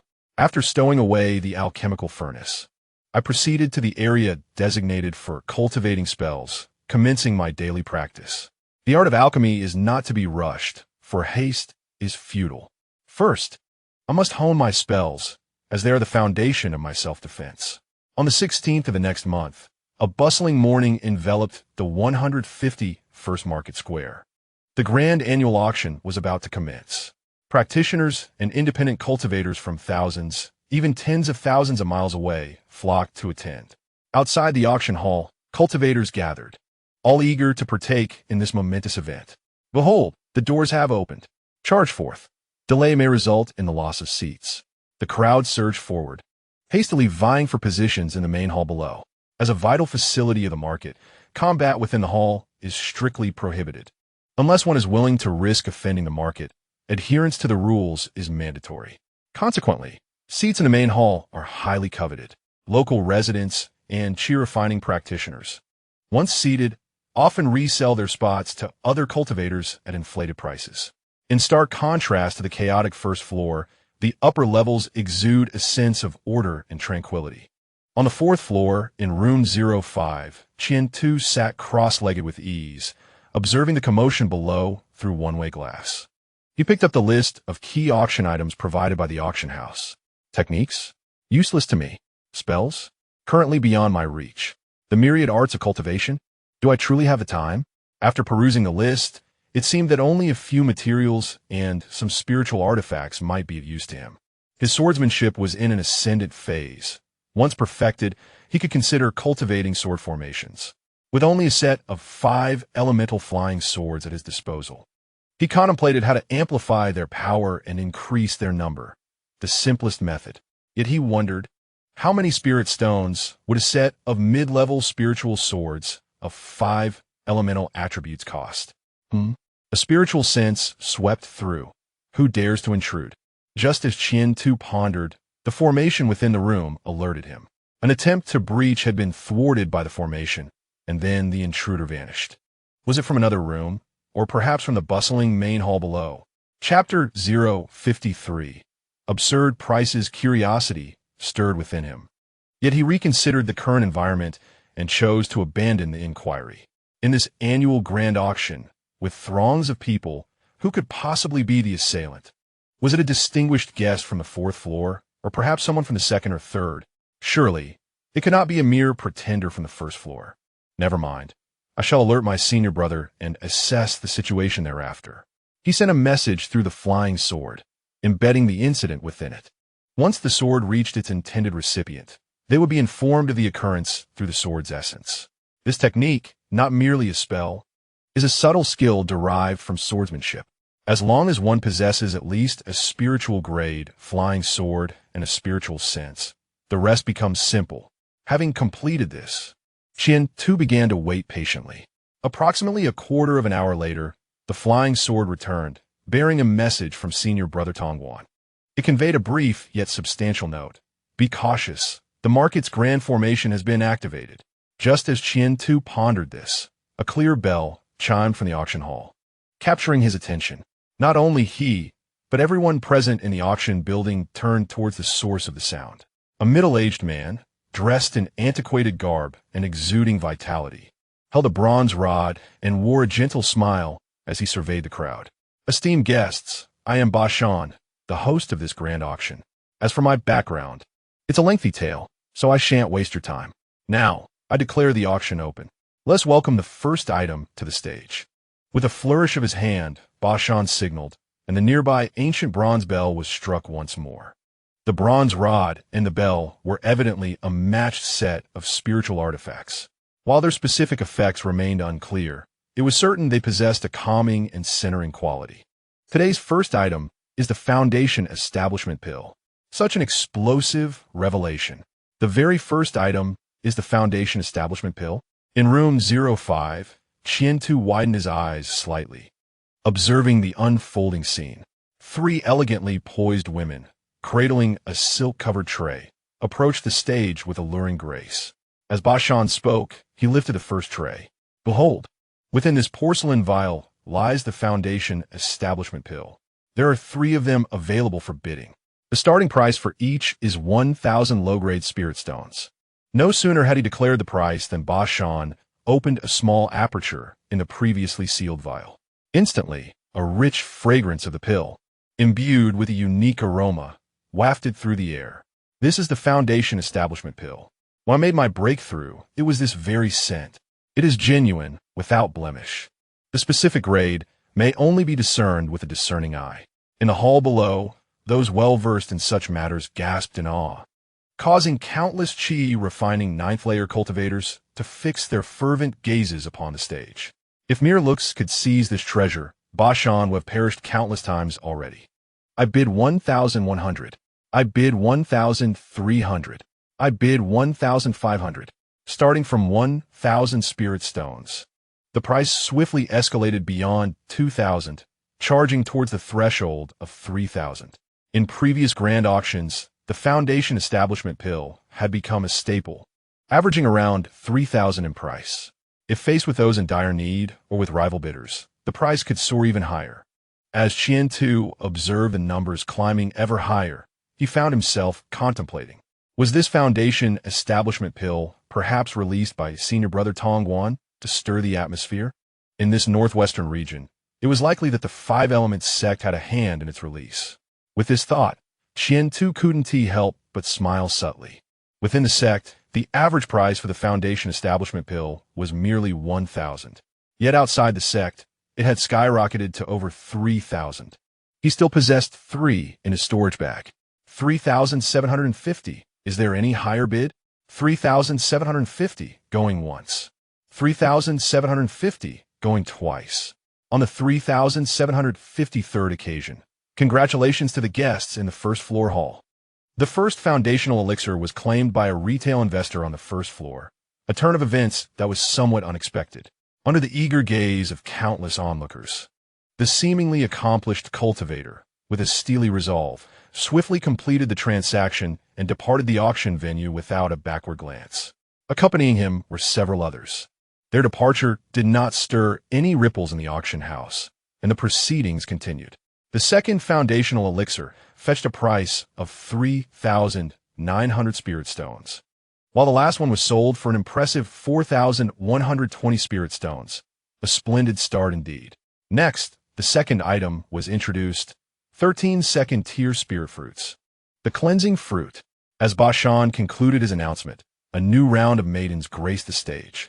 13 maidens, each bearing a tray, and atop each tray lay a fruit. These fruits were not large, roughly the size of an infant's fist, yet the energy they contained was far from insignificant. The cleansing fruit? Upon hearing the name, Qian-Tu's face broke into a smile. For those exceptionally gifted individuals, these fruits held little effect, mainly serving to expel inner toxins or accumulated impurities. However, for those of average talent, the impact was quite formidable. The cleansing fruit is the fruit of a second-tier special spirit tree, yielding only 13 fruits upon maturity. These fruits are also the core ingredient of the cleansing elixir. The cleansing elixir has the ability to eliminate impurities, enhance one's foundation, and bolster comprehension. One cleansing elixir can grant an ordinary person, devoid of any cultivation aptitude, a low-grade talent. If one already possesses low-grade aptitude, consuming 13 cleansing elixirs consecutively can elevate them to mid-grade talent. Conversely, the cleansing fruit offers 1/3 of the elixir's efficacy. The bidding for the first cleansing fruit commenced at 800 low-grade spirit stones.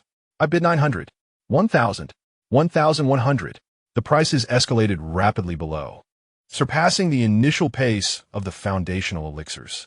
In room 05 on the 4th floor, Qian-Tu pondered for a moment before reaching for the bell beside him. 3,800 spirit stones. He entered the price, giving the bell a slight shake. Meanwhile, Bashan on stage acknowledged the bid from the 4th floor. A distinguished guest from the 4th floor has offered 3,800 spirit stones. Is there anyone willing to bid higher? His words brought a sudden halt to the previously fervent bidding.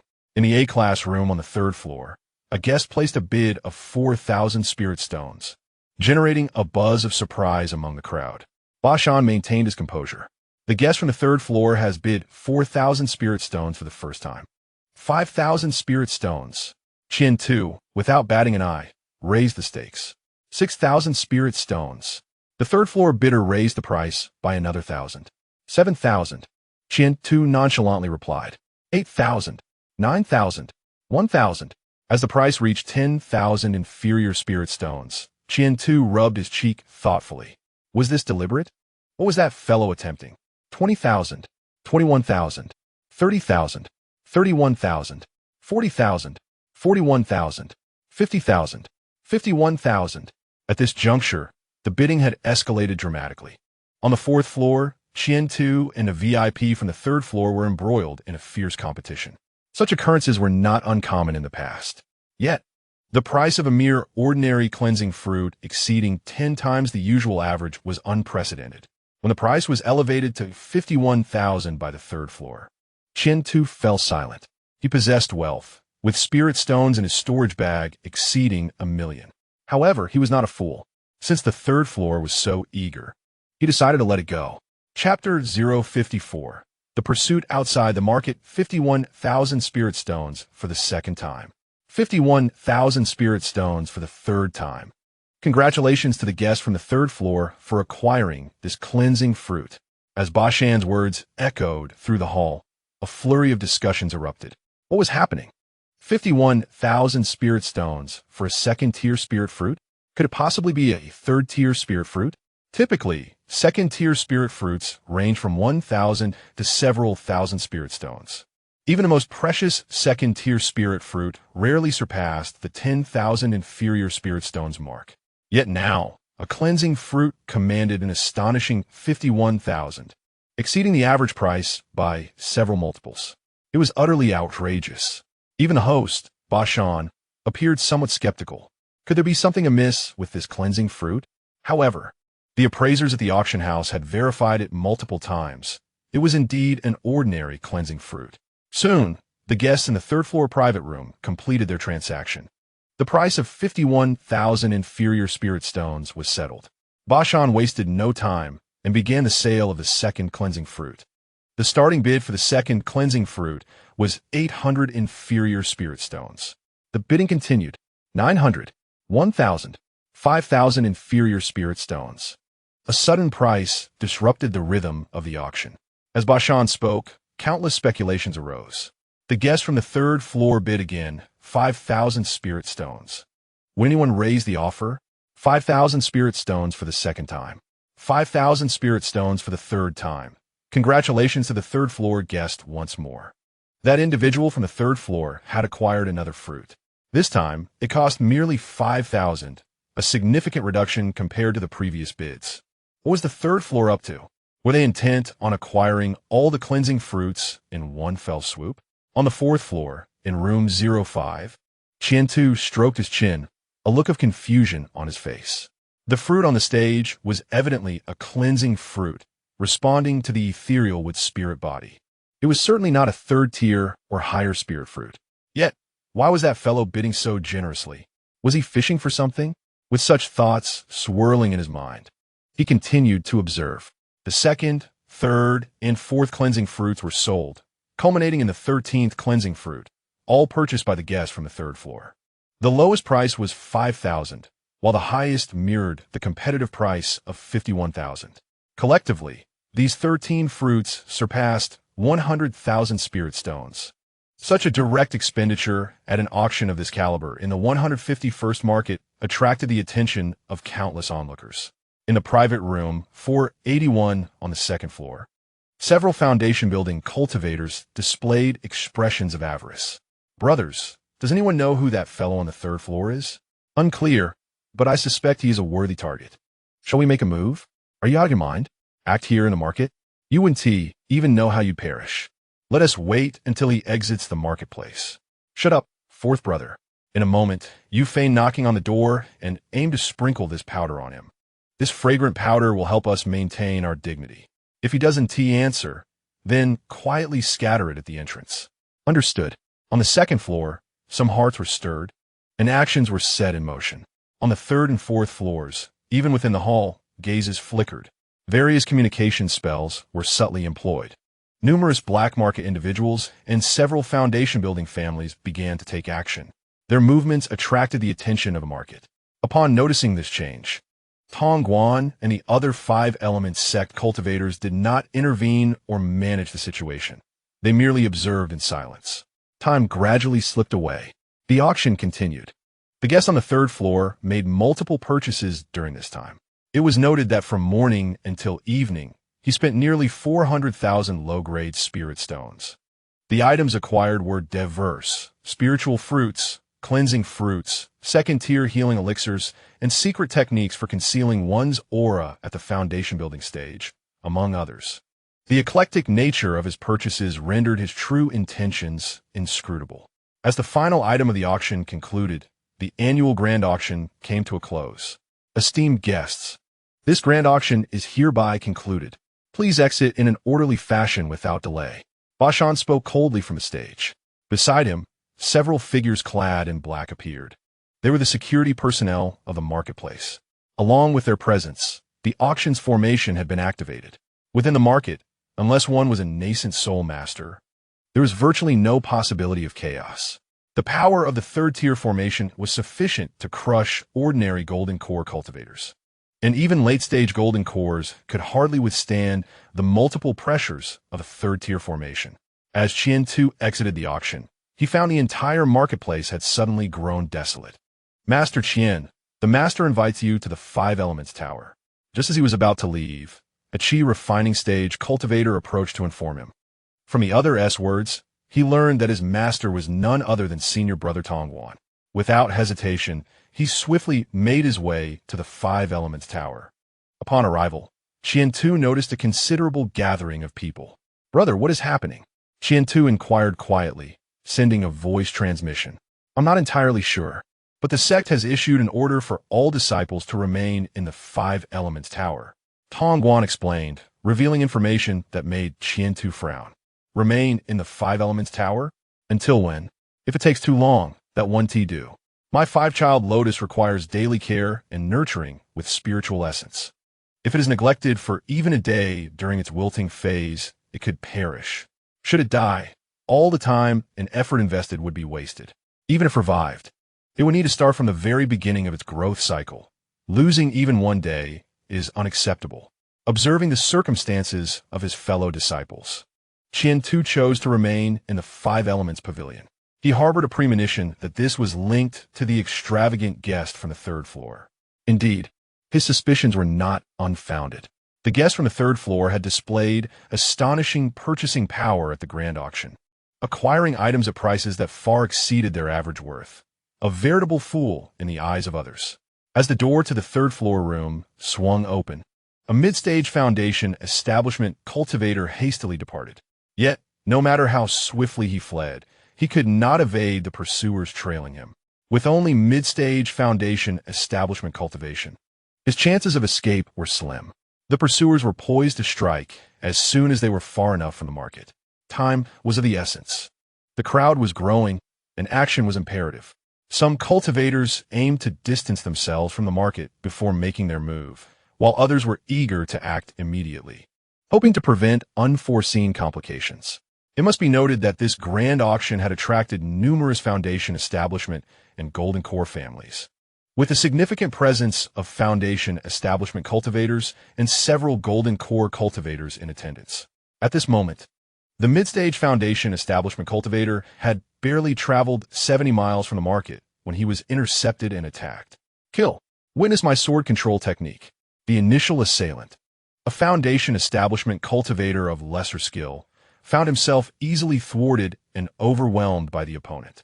This breakthrough was relentless. Employing a talisman, the assailant's speed surged fivefold, allowing him to cover dozens of miles in the blink of an eye.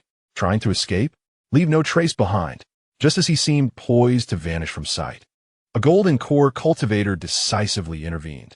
A massive hand of vital energy coalesced, reaching across dozens of miles to seize the mid-stage foundation establishment cultivator. Unable to withstand the assault from a golden core expert, the man's defensive artifacts shattered in an instant. With a heavy thud, he crashed to the ground, spewing out a mouthful of blood, injuries visibly marring his form, his complexion pallid and ghastly. He was grievously wounded, whether it was a desperate gamble or a calculated decision. He bellowed, "If you wish to see me perish, you shall not have your way. Ha ha ha! Is it merely my spirit stones you covet? Take them, then explode." In an instant, his storage pouch detonated, scattering its contents in every direction. This spectacle nearly elicited laughter from the golden core cultivators, who thought he could evade capture through such antics. Oh, superior spirit stones. Just as they were about to continue their assault to eliminate the mid-stage foundation establishment cultivator, their consciousness swept across the area, detecting the presence of the superior spirit stones. Not only did he notice, but other golden core and foundation establishment cultivators did as well.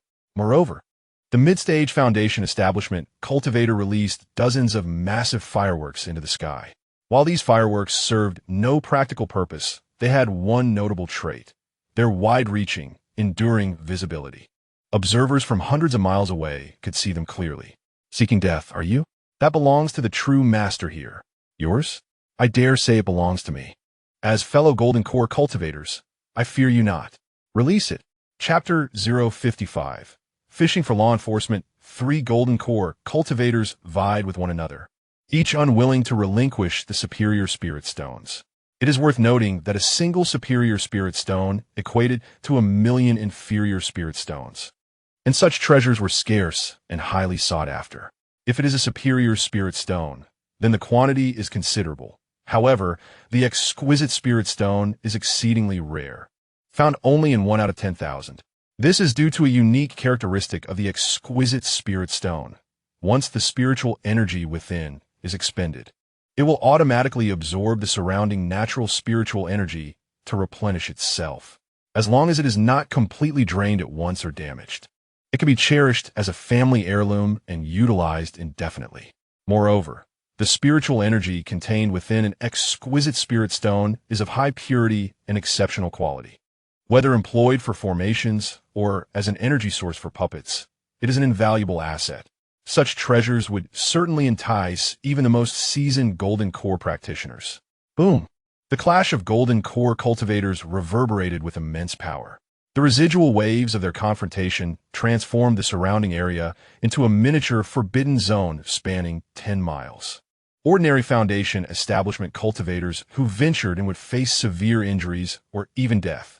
Thus, the core area deterred incoming foundation establishment and refining cultivators from entering recklessly. Here lay a medium-grade spirit stone. It was uncertain whether it was ejected from a burst storage bag or propelled by the shockwave of battle. A late-stage refining cultivator gleefully picked up the medium-grade spirit stone, then cautiously surveyed the vicinity. Upon noticing that other cultivators were preoccupied with collecting treasures, he finally breathed a sigh of relief. It was perilous here. He resolved to gather one more item before making his swift exit. Scanning the area, this late-stage refining cultivator was fortunate indeed. He discovered a small black box, roughly the size of a palm. What? It bears talismans? What kind of talismans are these? They appear quite intricate. No matter. Time was of the essence, and he tore the talismans apart without hesitation. In an instant, wisps of black energy dispersed, though this black mist remained invisible to his refining perception. Not only he, but even foundation establishment and golden core cultivators would find it challenging to perceive such black energy. What is this? A broken bone? This is bad. I must leave quickly. Upon opening the box, a shattered finger bone emerged at its center. Before the refining cultivator could examine it closely, his expression shifted dramatically. Nearby, 2 foundation establishment cultivators had begun to fight over some items, their battle trajectory heading directly toward the refining cultivator's position. Attempting to flee, it was unfortunately too late. The refining cultivator met his demise on the spot, and the black box slipped from his grasp, falling to the ground. The battling foundation establishment cultivators merely cast a glance at the box before resuming their conflict. Meanwhile, 1,000 miles away, in a concealed underground base, I sensed the aura of a nascent soul treasure. Wait, I recall that the nascent soul treasure was taken by those from the 5 Elements sect. Is it a trap or something else? Should I send a few others to scout the area? If it truly is a nascent soul treasure, then within the underground base. Several golden core demon cultivators maintained a composed demeanor as they surveyed their surroundings. They sensed the presence of the nascent soul treasure, but refrained from acting impulsively. Over the years, the 5 Elements sect's bait-and-switch tactics had become all too familiar. Having fallen into traps numerous times, resulting in many casualties, they had learned to exercise caution. No matter how exceptional a treasure may be, one must possess life to wield it. As the golden core cultivators engaged in their deceitful performances, deep within the confines of the base, the great door of the Elder in the nascent soul stage suddenly swung open. An overwhelming aura emanated from the nascent soul, engulfing the entire base, yet curiously refraining from spilling beyond its borders. Has a treasured artifact materialized? The cold voice of a nascent soul demon echoed, reporting to Elder Zoe. We are uncertain. Perhaps, Elder Zoe, you could lead a team to investigate? Should that artifact prove genuine, we would willingly present it to you. Sensing the Elder's emergence, numerous golden core demon cultivators hurried to pay their respects. Upon hearing the words of these fledgling demon practitioners, the Elder let out a derisive laugh. In that case, you shall all proceed. I recall that direction leads to a certain market of the 5 Elements sect. I command you to obliterate that marketplace. What? No, Elder. Are you mad? Are you sending us to our doom? The Golden Core demons exchanged anxious glances, none eager to be the first to step forward. Those who had ascended to become demon cultivators and reached the Golden Core stage were far from foolish. Fools had long since become part of the Soul Banner or earned merit as righteous cultivators. What? Do you wish to betray the demon sect? Oof. The elder's voice boomed, sending tremors through the air. A pitch-black banner materialized, exuding an ominous aura that compelled all present to bow their heads in submission. At your command, we dare not defy the elder's orders. We shall set forth immediately, under the watchful gaze of the elder and the Soul Banner. The multitude of Golden Core and Foundation establishment demons within the base hastily sprang into action. They dared not resist, nor did they entertain thoughts of escape. To flee would only result in the addition of more vengeful souls to the banner. Once the demons began their tasks, the elder leisurely followed behind. His concealment techniques were masterful, and his demonic eyes could scrutinize everything within 100 miles.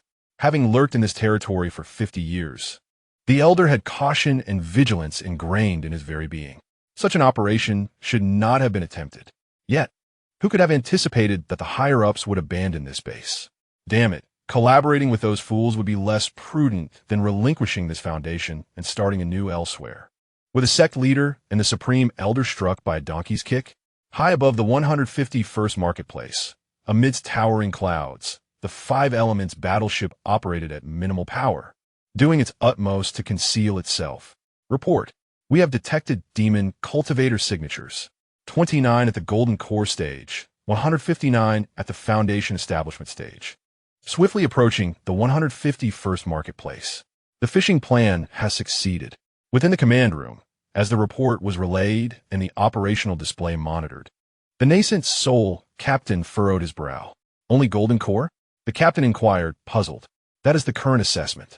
The intelligence department suspects that the elder in the Nascent Soul stage is lurking in the shadows, awaiting an opportunity. I share the same suspicion. Relay my orders.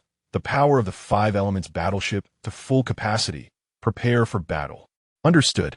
With a single command, the battleship's power surged to its maximum, and the concealed formations could no longer mask the battleship's presence. The formidable aura, akin to a towering mountain, permeated the atmosphere with a palpable intensity. The demonic cultivators traversing the path felt this presence immediately. Curse it, the Five Elements warship. Retreat. Yet retreat was not an option. Fleeing would lead to swifter demise. As the ancient demon was surely lurking nearby. What to do? Press on, disperse, seize the secret treasure, and flee at once. Let fortune dictate the outcome. This was the only course of action. The Golden Core demonic cultivators engaged in rapid discourse, quickly devising a strategy. Many scattered, approaching the location of the Nascent Soul treasure from various directions and positions. However, due to distance and other factors, some cultivators deviated significantly from their original path towards the 151st marketplace. After running for several hundred miles, they veered off toward other directions. Such a course was not unique to one individual. Unfortunately, the pursuing Nascent Soul demon had anticipated this maneuver. Several Golden Core cultivators and a dozen Foundation establishment cultivators became mere materials for him, enriching his soul banners and other demonic artifacts. Notably, he refrained from targeting those heading towards the 151st marketplace. As long as their positions remained relatively close, he chose to ignore them. Their pace must quicken, for the Five Elements warship was merciless. Chapter 056. The state of emergency concludes in the skies. The Five Elements warship radiated brilliance. The luminescence divided into 5 distinct colors, each symbolizing one of the elemental powers. As the light separated from the warship, it swiftly transformed and accelerated. The sword-shaped beams of light shot forward with incredible speed, colliding with the demonic cultivators. Boom, boom, boom. The resounding explosions claimed the lives of over 100 demonic cultivators on the spot. Only a few, quick to react, managed to evade the impending doom. After a single wave of assault, the number of cultivators diminished by 70%. Furthermore, a second wave of attacks erupted. Boom! This time, only a handful remained, all of whom were formidable Golden Core late-stage and peak cultivators. They could endure no longer. Run. They could no longer heed the threat posed by the nascent soul demon. They simply could not withstand the onslaught of the five elements worship. In an instant, life-saving secret techniques were unleashed. Blood demon disintegration techniques, blood ignition techniques, all were employed. Shadows of black or crimson light flickered, and the remaining few golden core cultivators vanished without a trace. Within the command center of the five elements worship, reports of the situation were swiftly disseminated. Signals of escape techniques were detected, one at a distance of 390 miles, another at 920 miles, and the farthest one at 1,330 miles. Hearing this data, the nascent soul captain nodded slightly. Prepare the teleportation array, maximum power. Pursue. Not a single golden core cultivator shall escape. Understood. The five elements warship moved swiftly to chase down the fleeing demonic cultivators. Once the warship had distanced itself, the scattered golden core cultivators engaged in diplomatic affairs at the marketplace finally came to their senses. They hurriedly divided the spoils and prepared to depart. That is acceptable, but I shall take the top-quality spirit stones. However, I can compensate you with 1 million low-grade spirit stones each. I have no objections. The three scattered golden core cultivators quickly negotiated and hastily conducted their transactions before leaving. The three of them fled, leaving behind only the foundation building or refining loose cultivators, who were not slow either. Soon, outside the marketplace, the craters caused by spells and a few bloodstains and remnants served as the only evidence of what had transpired. As time gradually passed, a figure quietly emerged, swiftly grasping a black box concealed within the earth. With the prize in hand, he departed. Before leaving, his covetous gaze lingered on the marketplace. With the prowess of his demonic eyes, he could easily discern the presence of numerous beings within. Should he unleash a bloodbath upon that marketplace, the soul banners and demonic spells would be significantly enhanced. Alas, the protective formations of the marketplace were fully activated. Even with his nascent soul cultivation, breaching it head-on would require time sufficient for the five elements worship to return. Securing the treasure was still a worthy gain. With that thought, he swiftly veered in another direction. Just as he soared hundreds of miles away, the sky flickered and an immense pressure descended upon him. It was the five elements worship, which had shifted space to appear out of thin air. Dreaming of capturing me? Infernal demon escape technique. A flash of black light, and the cloaked figure vanished without a trace. Want to flee? Fire the five elements cannon. Let us see how you fare against the first shot of my warship. No sooner had the words left his lips than the long-prepared five elements cannon erupted. At the front of the warship, five colored radiants coalesced into a beam roughly 10 feet wide, hurtling toward the distant target, the cloaked figure, now 1,000 miles away. Damn it. The treasure is inscribed with a tracking array. No, there's no sound. Rather, the sound has been silenced. Along with the surrounding earth and mountains, only a large pit remained. The cloaked figure, along with the black box and the demonic nascent soul treasure, had completely vanished without a trace. Soon, the five elements warship arrived above the pit. Immediately, conduct a scan. Do not waste time, hurry. Everyone, activate the newly installed array. The nascent soul captain issued the command with excitement. At last, the first shot of the five elements warship had been fired. Eliminating a nascent soul demonic cultivator was not a disgrace. Captain, array detection indicates a high probability of an external incarnation or a second nascent soul. A second nascent soul? Upon hearing this term, the nascent soul captain's expression brightened instead of darkening. Quickly, lock onto the location of the main body. Analyzing. Report. The target's location is 145 miles away. Continue charging the five elements cannon. Once fully charged, fire immediately. Understood. As the five elements warship charged, over 2,000 miles away, Elder Zoe, the nascent soul demonic cultivator, suddenly felt a surge of unease. No, why am I feeling such trepidation? I have sacrificed my second nascent soul. Why this sensation?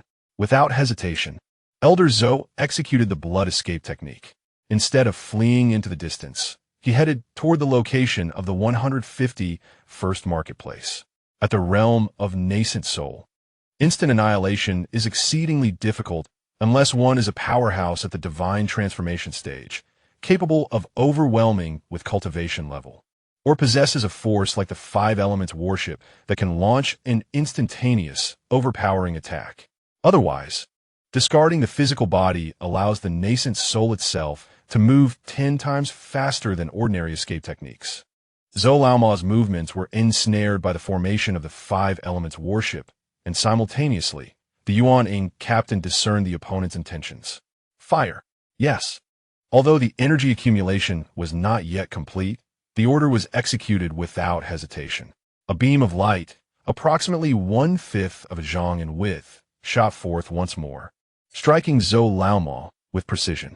However, due to insufficient energy, the soul banner held firm against the attack. "Oof, do you wish to kill me? No chance. You shall become the dwellers of my soul banner. 10,000 souls banner, 5 elements temporal sword." A faint voice interrupted Zhou Laoma's incantation. The originally radiant black light of the soul banner began to dim. A 5-colored flying sword pierced through Zhou Laoma's heart, accurately striking the Yuan-Ing. Cough! Damn, the 5 elements sect. The Yuan-Ing was impaled by the sword, which, unfortunately, was embedded with a formation specifically designed to counter Yuan-Ing. Not only was escape impossible, but even his spirit was confined. "Oh, I've encountered a big fish. Not bad. Elder of the demon sect. Good. The Yuan-Ing captain appeared beside Zhou Laoma, beaming with amusement. While casting spells, he cautiously sensed his surroundings. The demon's treachery, adept in various insidious techniques, was a cause for concern. Those bastards from the Five Element sect are more treacherous than I am. I wish to know how you discovered my presence." The demon's Yuan-Ing struggled to speak, his small eyes fixated on the Yuan-Ing captain. "Want to know? I shall not tell you." As dawn broke, the Five Elements warship hovered above the 151st market. Simultaneously, an order from the sect arrived, announcing the lifting of the lockdown. Free to come and go, yet advised not to stray too far. Within 1,000 miles was permissible. Upon receiving this command, Qiantu immediately bid farewell to senior brother Tongguan. Eager to return home. During the day, the earth-shaking, terrifying light beam had instilled fear even within the market. He was concerned for the well-being of the Five Lotus, and thus hurried back. Upon returning to Dongshan, Qiantu was taken aback. Where are the mountains? Where's the spiritual field? Why is only half remaining? My Five Lotus. Without pausing to investigate further, he rushed toward the mountaintop that had lost much of its stature. Chapter 057. The Crisis of the Five Lotus. The azure flying sword slowly descended. Qiantu's body lightly touched the summit of Dongshan. Previously, this mountaintop spanned several dozen acres. Aside from the core spiritual field, the remaining area was composed of rocky terrain. Yet now the third-tier spiritual field was gone. The fruit trees that had been cultivated had also vanished without a trace. The constructed shelters atop the mountain were no more, and everything within them had similarly disappeared. Turning his gaze, the darkness could not hinder Qiantu's sight as he looked down. The entirety of Dongshan had lost more than half of its volume. Huff! He exhaled a breath of turbid air and stepped toward a water tank. Cautiously, he caressed the wilted lotus leaves, striving to sense the condition of the Five Lotus. The situation appeared dire. At this moment, the Five Lotus resembled a frightened rabbit, its life force unstable. Recalling the information from the jade slip during its cultivation, Qiantu's expression changed dramatically. "This is bad." Without hesitation, he invoked the Five Elements Spirit Refining technique, swiftly placing the essence of foundational cultivation upon the lotus pedestal, hoping that the five-child lotus would take a bite. Yet, in the face of the essence, the five-child lotus appeared utterly disinterested. It neither absorbed the essence nor stirred a muscle. The pulse of its life force was declining at a steady pace. Curses.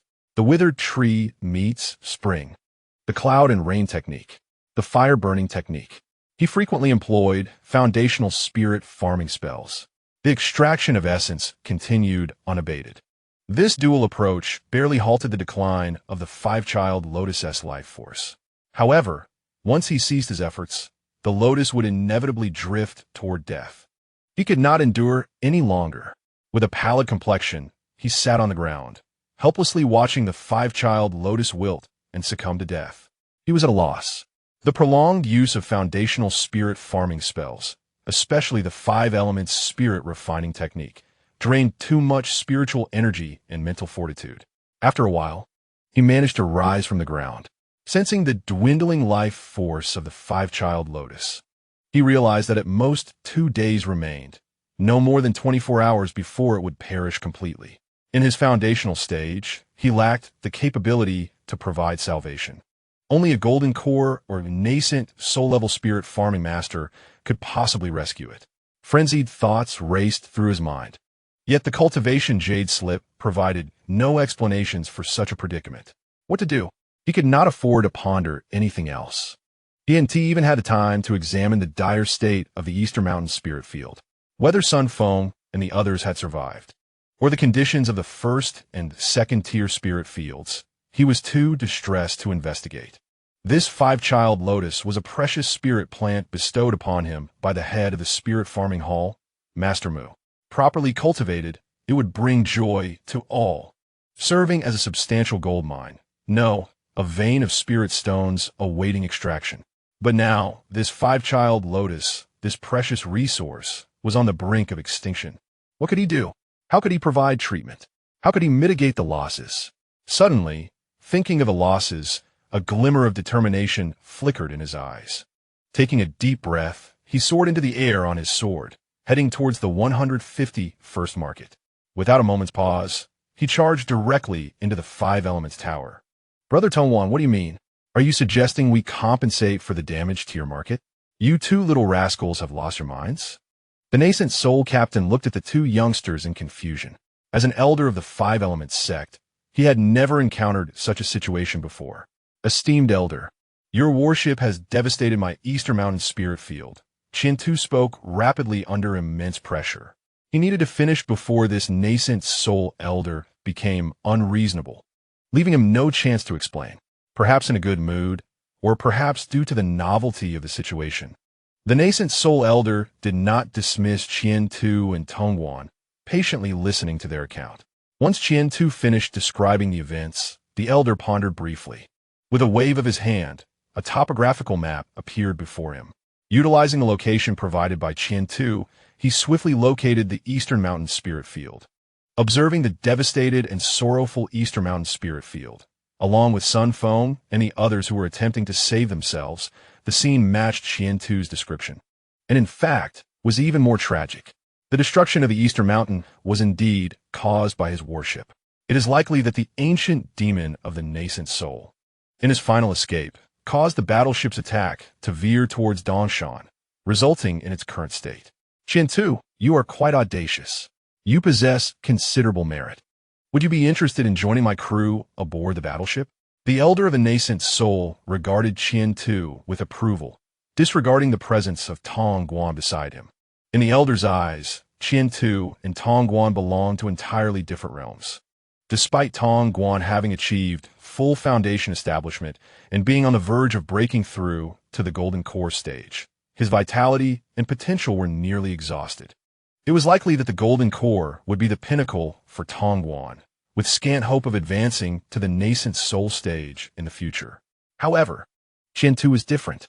In the late stages of foundation establishment, Chintu's vitality and spirit were comparable to Tongguan's, if not surpassing him in physical and mental prowess.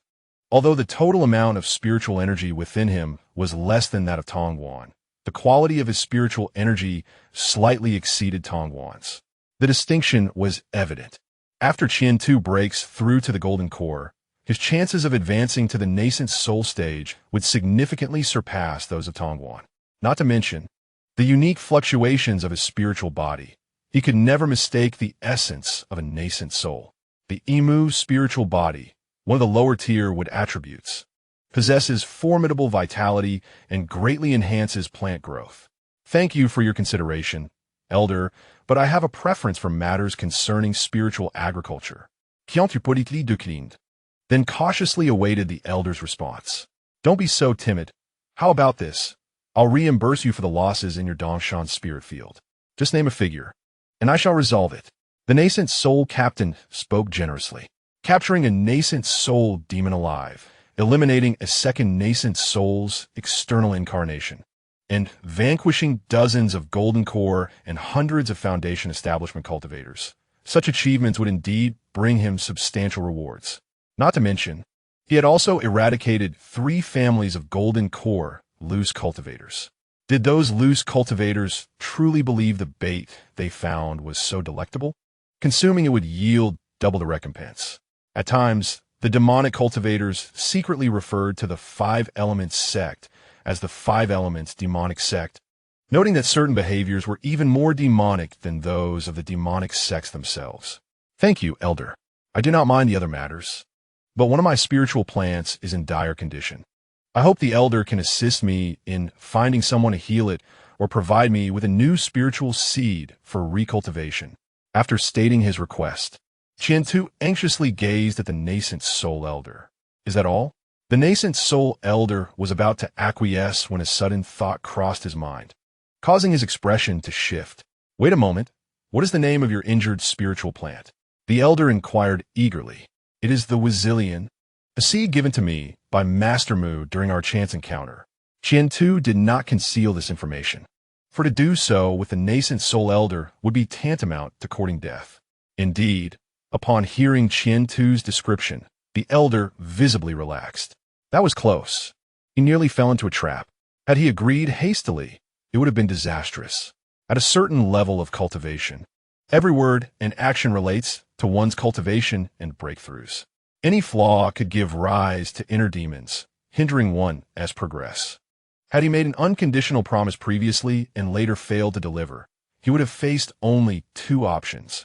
First, eliminate the source of trouble, without the victim. The issue dissipates naturally through secret methods. Second, compensating handsomely for the source of trouble. However, acquiring the 5-child lotus is no simple task. The old man values the protection of the 5-child lotus more than that of his own descendants. It is even rumored that the head of the 5 Elements sect places great importance on the 5-child lotus as well. Ahem, regarding the 5-child lotus. I recall the Elder Mu mentioning that it has a penchant for spiritual stones. So, just wait. Chapter 058. Enhancement of qualifications. The Nascent Soul Elder departed, leaving Qian-Tu and Tongguan locked in a silent stare. Neither dared to move, uncertain of the formations laid out within the room. For the Nascent Soul Elder, these formations might serve as mere warning devices, but for the 2 of them, who were merely at the foundation establishment stage, they could be lethal. They stood obediently in place, awaiting developments in silence, with no exchange of words. Communication through spiritual consciousness was fraught with risk. If they encountered a powerful cultivator whose spiritual awareness surpassed theirs, their words could easily be intercepted. Any unfortunate utterance could stir up further complications. After a considerable time, the Nascent Soul Elder returned, bearing what he described as compensation. I have applied to the sect for the spiritual fields in Dongshan, and the Artisan Hall has accepted the task. Now, we must simply await further progress. As for the market area, the Artisan Hall will handle that as well, transforming it into a small, celestial city. For reasons unknown, the Nascent Soul Elder spoke at length. Qian-Tu and Tongguan complied without hesitation, particularly Qian-Tu, clutching the Elder's compensation storage bag, swiftly left the 5 Elements warship. Upon their return to the 151 market, they collapsed into chairs within the 5 Elements tower. I was terrified. I thought we might never return. Junior brother, let us hope there is no next time. My poor heart is still racing. It feels as though it might leap from my chest. Dongguan's exaggerated remarks surprisingly eased Qian-Tu's tension. Facing the formidable Nascent Soul Elder and successfully obtaining compensation was exhilarating. Spiritual purification initiated. Progress in the spiritual sword cultivation. 5,000. A message suddenly flashed across the panel. With a quick glance, Qian-Tu dismissed it. The priority now was to ascertain the contents of the Nascent Soul Elder as compensation. As the spiritual sense probed the storage bag, it swiftly morphed into a form that resonated with Qian-Tu's day. An advanced storage bag? Just this item alone held considerable value. The bag contained a modest assortment of items, some spiritual stones, various materials, and a few spirit seeds. The vast space within the storage bag was occupied by only a minor fraction of its potential. Brother, consider this your appearance fee.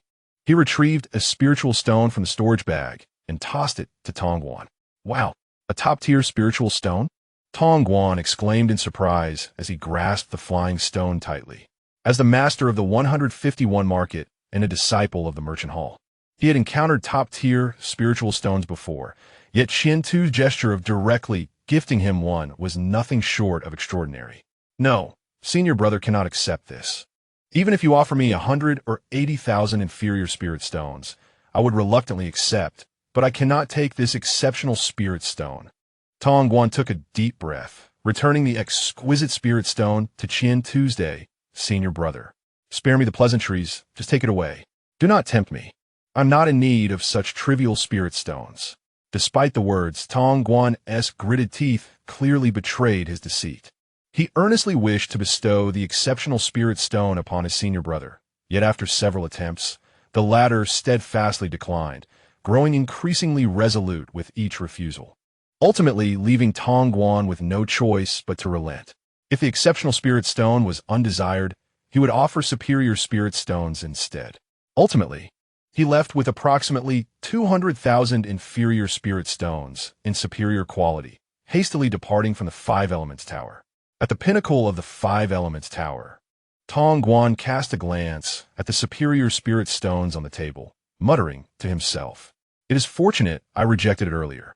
By relinquishing the exceptional spirit stone, my mental secret technique has made a breakthrough." Unexpectedly, my mental technique advanced prior to my breakthrough into the Golden Core stage. As he soared through the skies on his sword, upon returning to the fragmented East Mountain, the sun had already begun its descent, signaling the end of the day.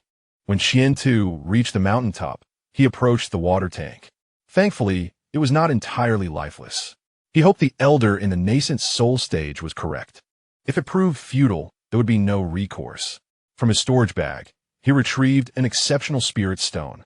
To his delight, he observed that the languid five lotus had seemingly regained newfound vigor.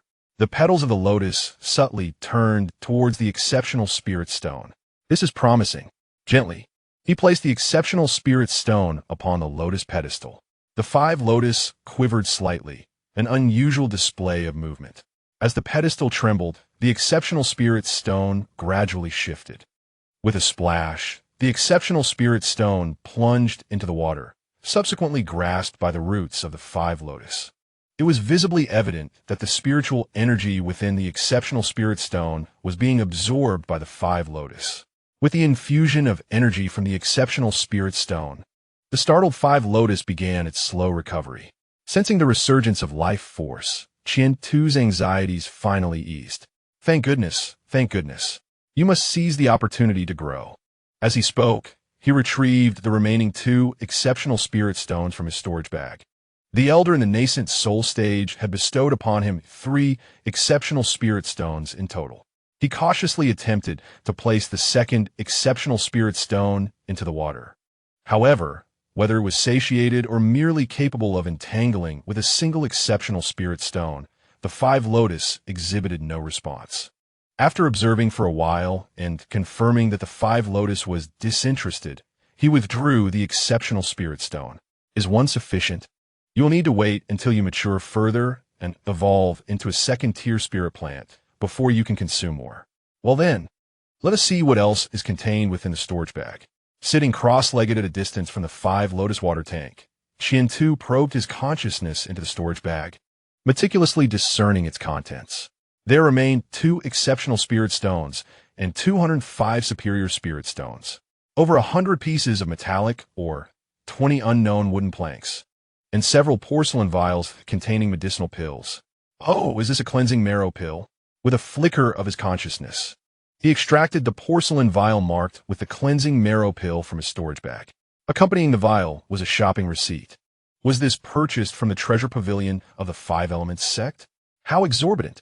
I recall that when I was within the sect, the price was merely 1/5 of this receipt.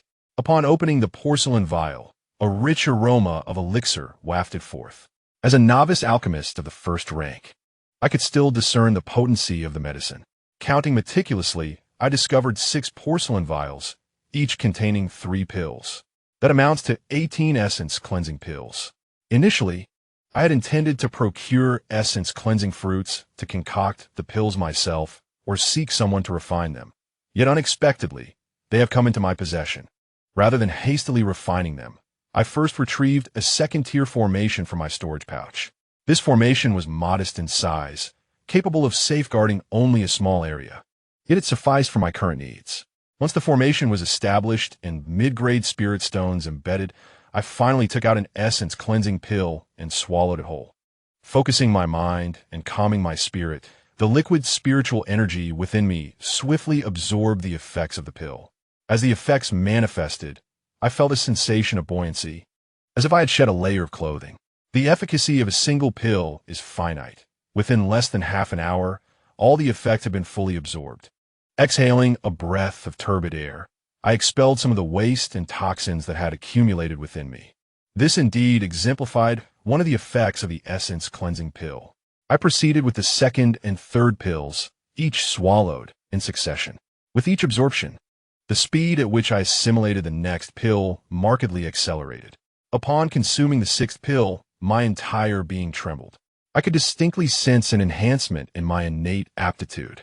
Initially, my aptitude was merely that of a low-grade cultivator, and my rapid progress was attributable to the elevation of my cultivation technique under the enhancement of the panel. Furthermore, the formidable support of the wood spirit body played a crucial role. Devoid of this enhancement, my aptitude would be deemed ordinary, even subpar. Now, however, my low-grade cultivation aptitude has ascended to mid-grade. Wasn't it said that 13 pills were required for such a breakthrough? How could I achieve it with just 6? What could be the reason? Chapter 059. The arrival of the Artisan Guild. After some contemplation, I took out another essence cleansing pill and swallowed it. This time, the absorption was swifter, yet the anticipated enhancement in aptitude was entirely absent. Instead, only the toxins and waste within my body dissipated, and that sensation of shedding clothing. That lightness was nowhere to be found. It appears I have indeed transitioned to mid-grade aptitude. But why? During my time in the sect, with the aid of the wristband and network, I had perused numerous free posts.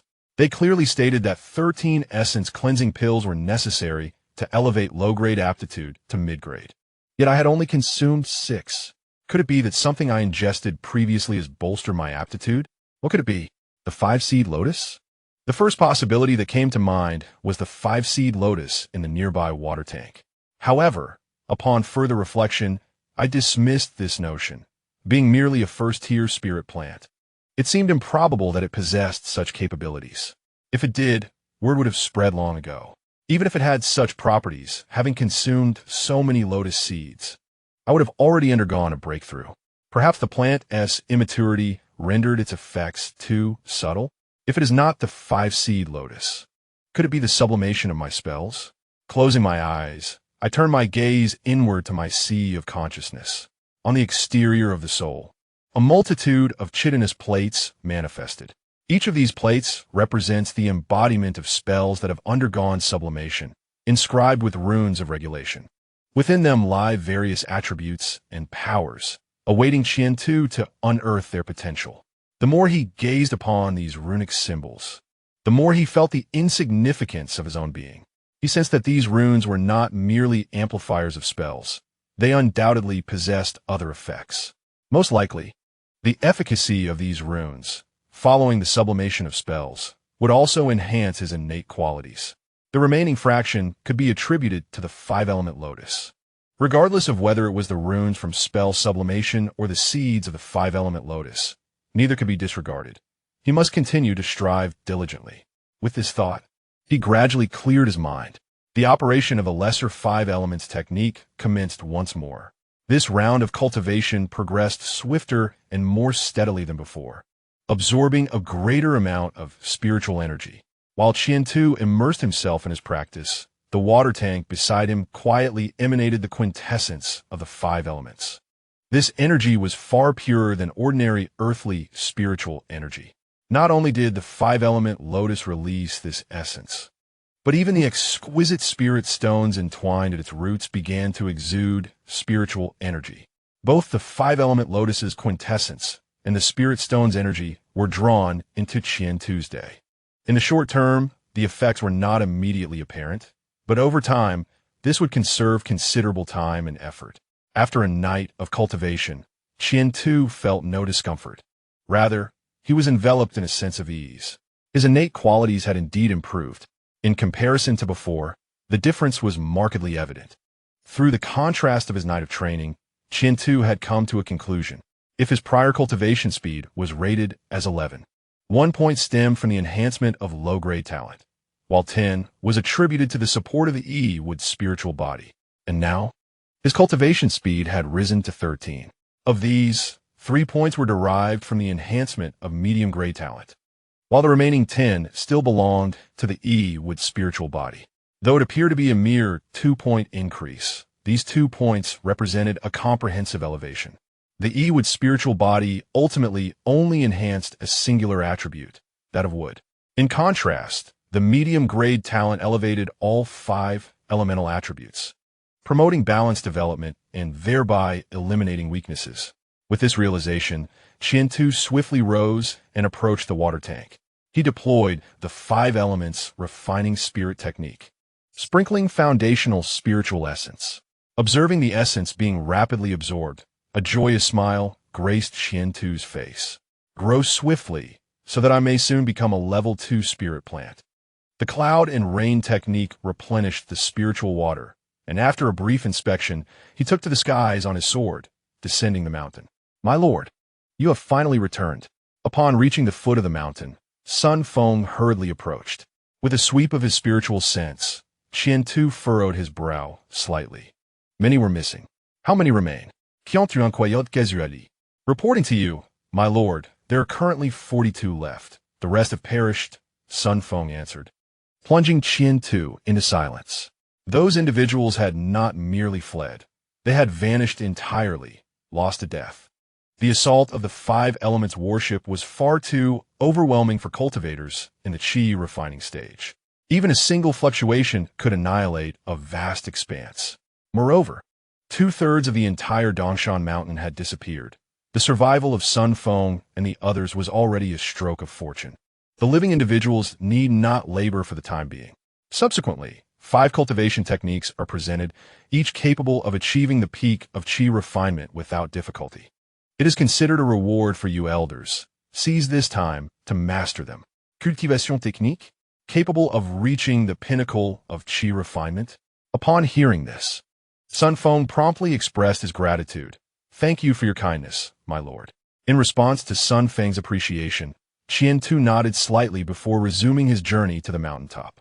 The 5 techniques entrusted to Sun Feng were procured from his senior brother, Tong Wan, and were sourced from scattered cultivation families.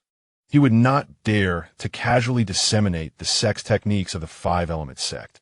Doing so would incur severe penalties within the sect, ranging from the forfeiture of one's cultivation to execution. Days passed, and after 7 days, a floating city appeared above the 151st market. This city was larger than the 151st market itself, resembling a vast metropolis adrift in the sky.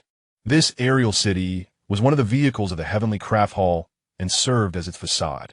As the floating city gradually came to a halt, within the control room, a late-stage Nascent Soul cultivator opened his eyes. Is this the 151st market?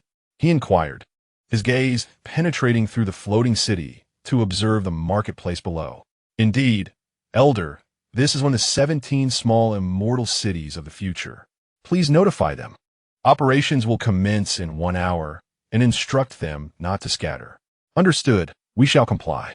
By the way, there is a minor task surrounding this market regarding the repair of the 3rd-tier spiritual fields. Could you see to that at your convenience? Certainly, Elder. Soon, orders from the Heavenly Craft Hall were disseminated. Tong Guan and others immediately sprang into action. The entire market was informed of the directive. Entry permitted, exit forbidden. Violators would face merciless consequences. Under the formidable suppression of Tong Guan and his companions, the market was eerily quiet. An hour later, countless streaks of light burst forth from the floating city. These were none other than numerous golden core cultivators. On the northern side of the floating city, aboard the Five Elements warship, many cultivators idly gaze at the unfolding scene. One could not help but remark on the sheer number of individuals affiliated with the Heavenly Craft Hall. Indeed, look at those emerging golden core cultivators.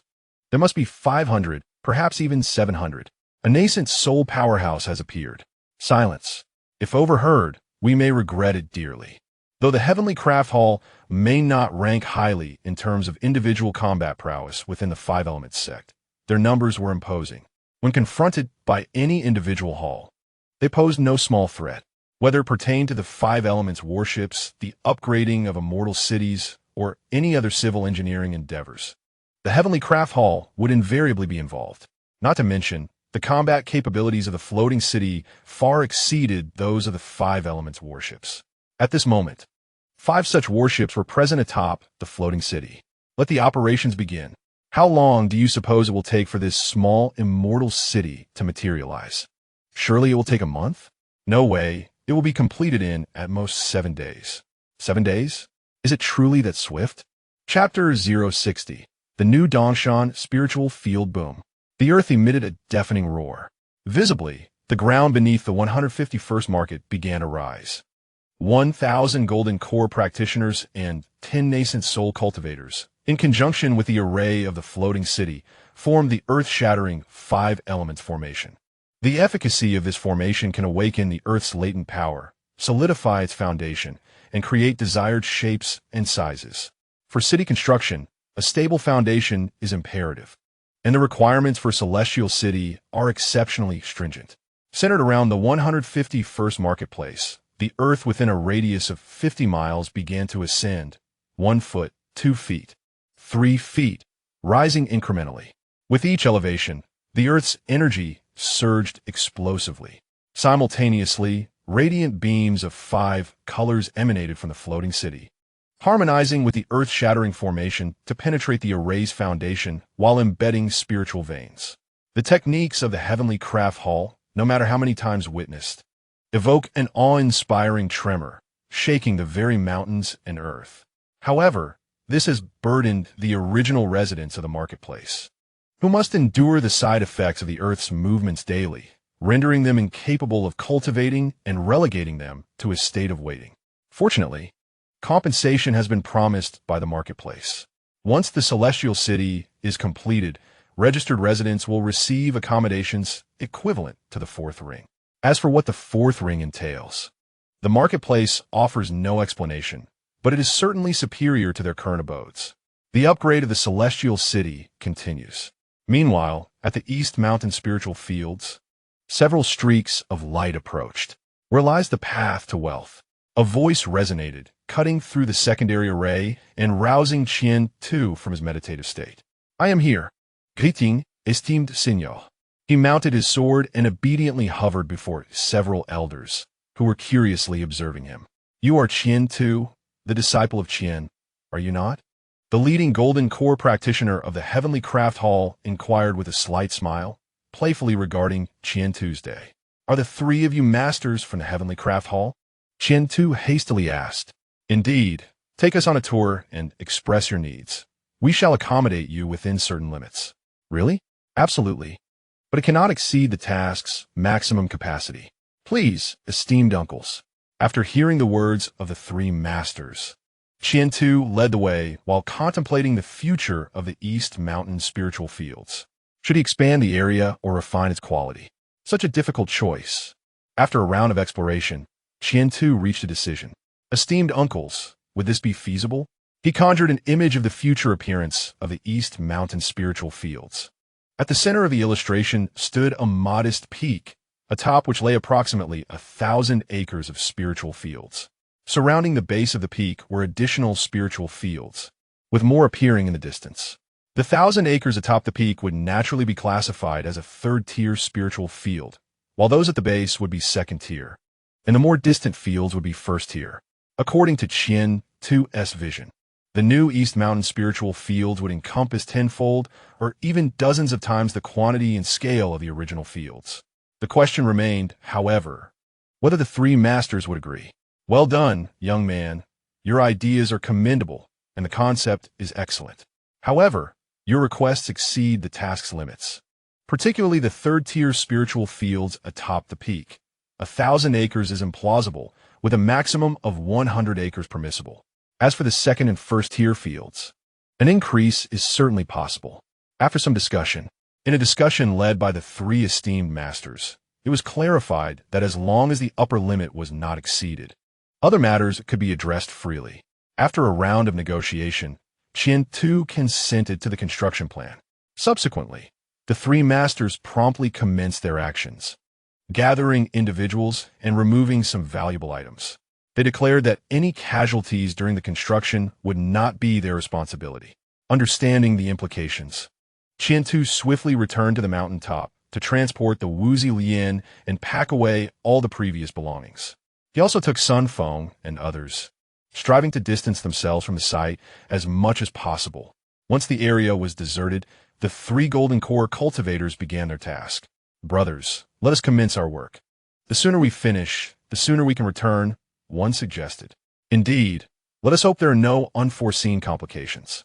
Let us proceed.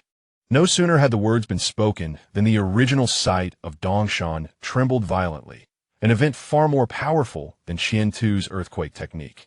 With a significant portion of Dongshan missing, it could no longer maintain its form, vanishing amidst clouds of dust and debris.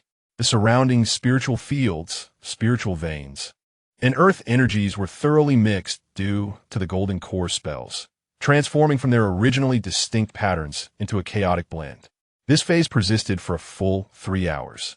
As things began to settle, the three golden core masters moved on to the next step. Disperse. Infuse the spiritual veins. Construct the formation.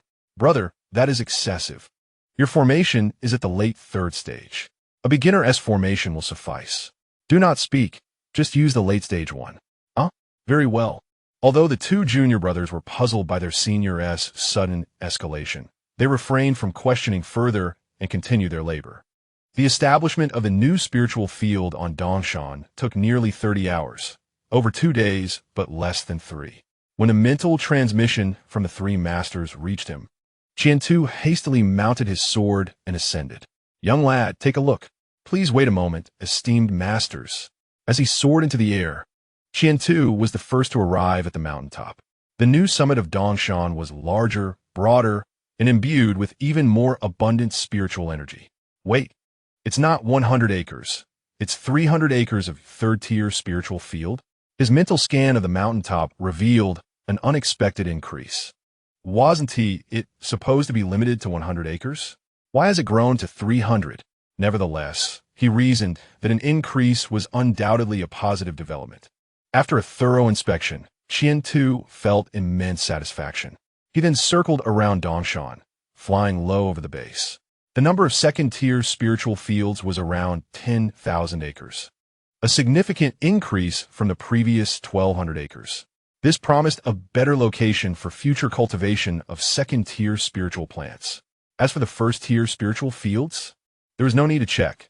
There were at least 100,000 acres. Such an enormous expanse of spiritual fields instead filled Qian-Tu with concern. This was far too much. The quantity of spiritual fields had increased tenfold compared to before. How would he manage the cultivation? What if a golden core master coveted them and sought to seize them? The marketplace at 151 was undergoing upgrades. Once it evolved into a small celestial city, the overseers would no longer be mere foundation establishment practitioners like Brother Tongwan. The minimum would be golden core cultivators, or even nascent soul masters would come to preside. This humble foundation establishment spiritual farmer seemed unlikely to retain his holdings. Upon contemplating this, Qian-Tu suppressed his inner concerns and swiftly sought out his three venerable masters. The three masters expressed their satisfaction with the craftsmanship of the Tiangong Hall. As long as you are content, we shall proceed to record your spiritual energy and consciousness fluctuations. Additionally, the formation plate is located atop the mountain. Make sure to study it thoroughly when you have the time. Yes, master, he replied obediently. Once the formalities were completed, Qian-Tu extended an invitation for his three masters to rest at the mountain peak, allowing him the opportunity to host them. However, the three golden core masters declined. There is no need for rest. The small celestial city is still under construction, and we must return to continue our work. By the way, your standing within the spiritual farmer's hall is quite notable. Huh? One of the master's remarks left Qian Tu momentarily speechless. What do you mean by that? What standing?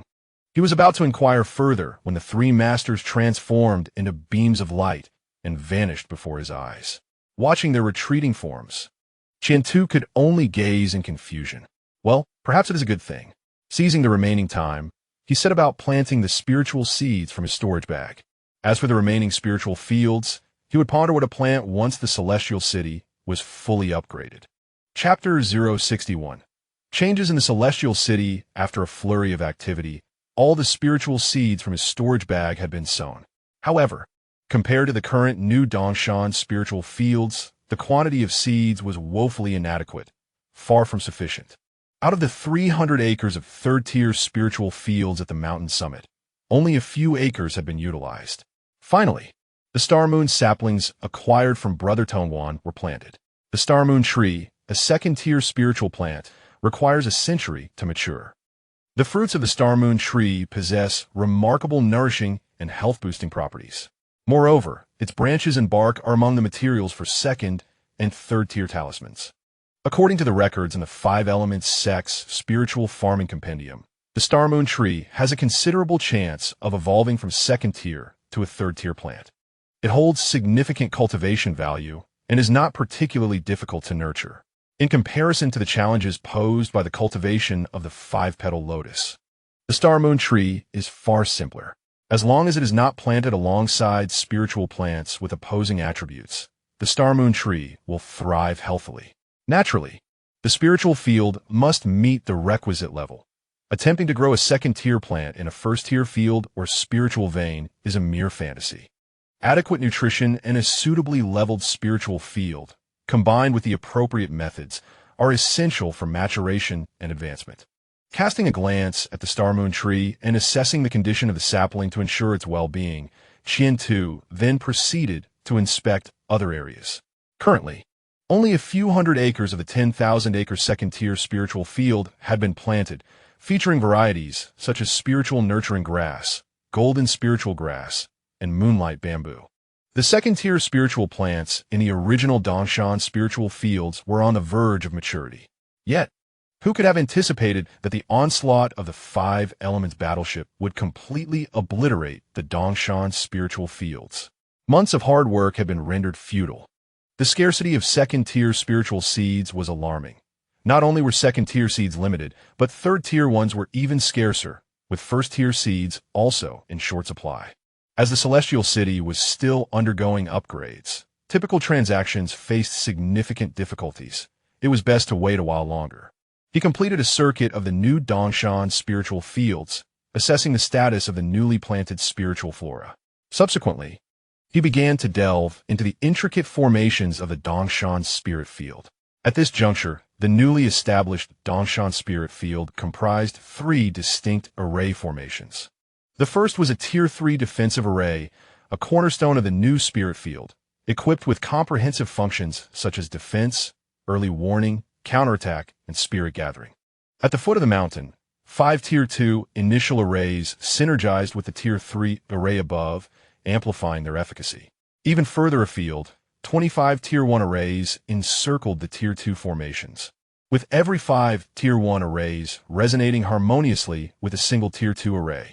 The interplay of these 3 types of arrays achieved a synergistic effect, roughly equivalent to 1 + 1 being approximately 2. Time passed, and a full 3 days elapsed.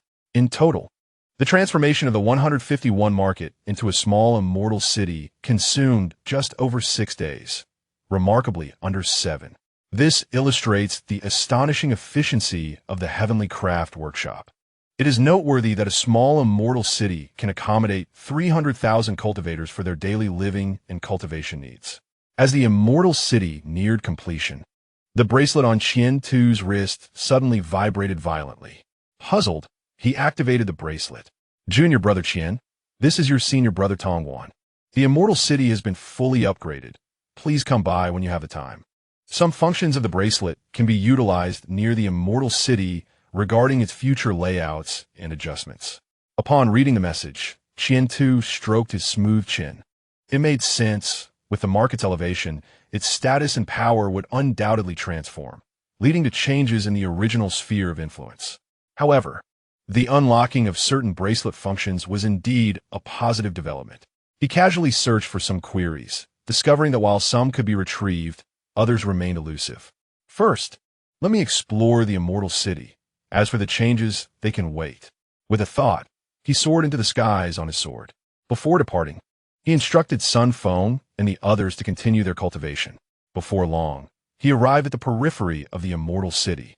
Compared to the previous 151 market, the immortal city was now significantly closer to the Dongshan spirit field, merely about 50 miles apart. Ascending to a higher altitude, he could see the outline of the city from afar. How grand! From his aerial vantage point, the city appeared immense, stretching approximately 40 miles in both length and width, rendering its area astonishingly vast. As Qian-Tu approached the towering city walls, he frowned slightly. A sweep of his spiritual sense revealed that the array on the walls repelled his probing efforts. A minor headache ensued, but he soon smiled, recognizing the formidable power of the formation. The walls stood about 30 zhang high, roughly equivalent to 100 meters, not accounting for the elevation of the foundation. Circling the walls for some time, Qian-Tu confirmed that entry into the immortal city was only possible through the main gate. Attempting to enter from above was mere fantasy, and subterranean access was even more impossible. Thus, he proceeded to the city gate. At that moment, a lengthy queue had formed at the entrance, where numerous wandering cultivators and clan members were registering for entry into the city. After observing the queue for a while, Qian-Tu boldly displayed his wristband and entered the celestial city without hesitation. "Why isn't that fellow waiting in line?" Someone muttered. "Silence. Do you think the matters of that esteemed individual are, for you worthless ones, to discuss? Just queue obediently or be gone." Qian-Tu's entrance stirred discontent among some loose cultivators. But what of it? This celestial city of the five elements west was the domain and property of the five elements sect. As a disciple of the sect, how could one be equated with those scattered cultivators? When a member of the sect returns, privileges are to be expected. Upon entering the celestial city, Qian-Tu was struck by one overwhelming impression: its vastness. The residences within the city were at least several times larger than those in the 151st square market. The architectural style had also undergone significant changes. It exuded a sense of grandeur and ruggedness. This was the most immediate sensation. Beyond the sheer size, there was also a certain desolation. Within the immense celestial city, the number of cultivators was alarmingly sparse. While the 151st square market was bustling with practitioners, one could walk for quite some time in the celestial city before encountering another cultivator. It seemed that filling this city would take an exceedingly long time. Following the guidance of the map on his wristband, Qian-Tu arrived at the new Five Elements Tower. Standing outside, gazing up at the enlarged building, he couldn't help but feel that the artisans of the Heavenly Craft Hall had perhaps been a bit lackadaisical, missing a touch of refinement. Shaking his head, he dismissed the thought. "Brother Tongwan, I have arrived." He ascended directly. At this moment, the celestial city was still under its original administrative structure. As the master of the 151st square market, Tongwan was temporarily handling daily affairs. However, it was a foregone conclusion that a true city lord could not be a foundation-building cultivator. At the very least, one would need to be at the golden core stage, with some key positions even held by Nascent Soul experts. "Junior Brother Qian, you finally made it. Please, take a seat and wait a moment." In the office, Tongwan swiftly attended to his work. Upon completing his tasks, he finally breathed a sigh of relief. "How do you feel, Junior Brother? The celestial city is quite impressive, isn't it?" With a wave of his hand, several cups of hot tea appeared. As the fragrant aroma wafted through the air, Qian-Tu's eyes sparkled. "Excelente! This is no ordinary leaf. It must be from a third-tier tea tree. Brother, this is quite lavish. Is this third-tier tea? What is its name?" Qian-Tu inquired while savoring the brew. "It's nothing too extraordinary. Just recently acquired third-tier mingling tea leaves. If you wish, you can purchase them with points." "Mingling tea.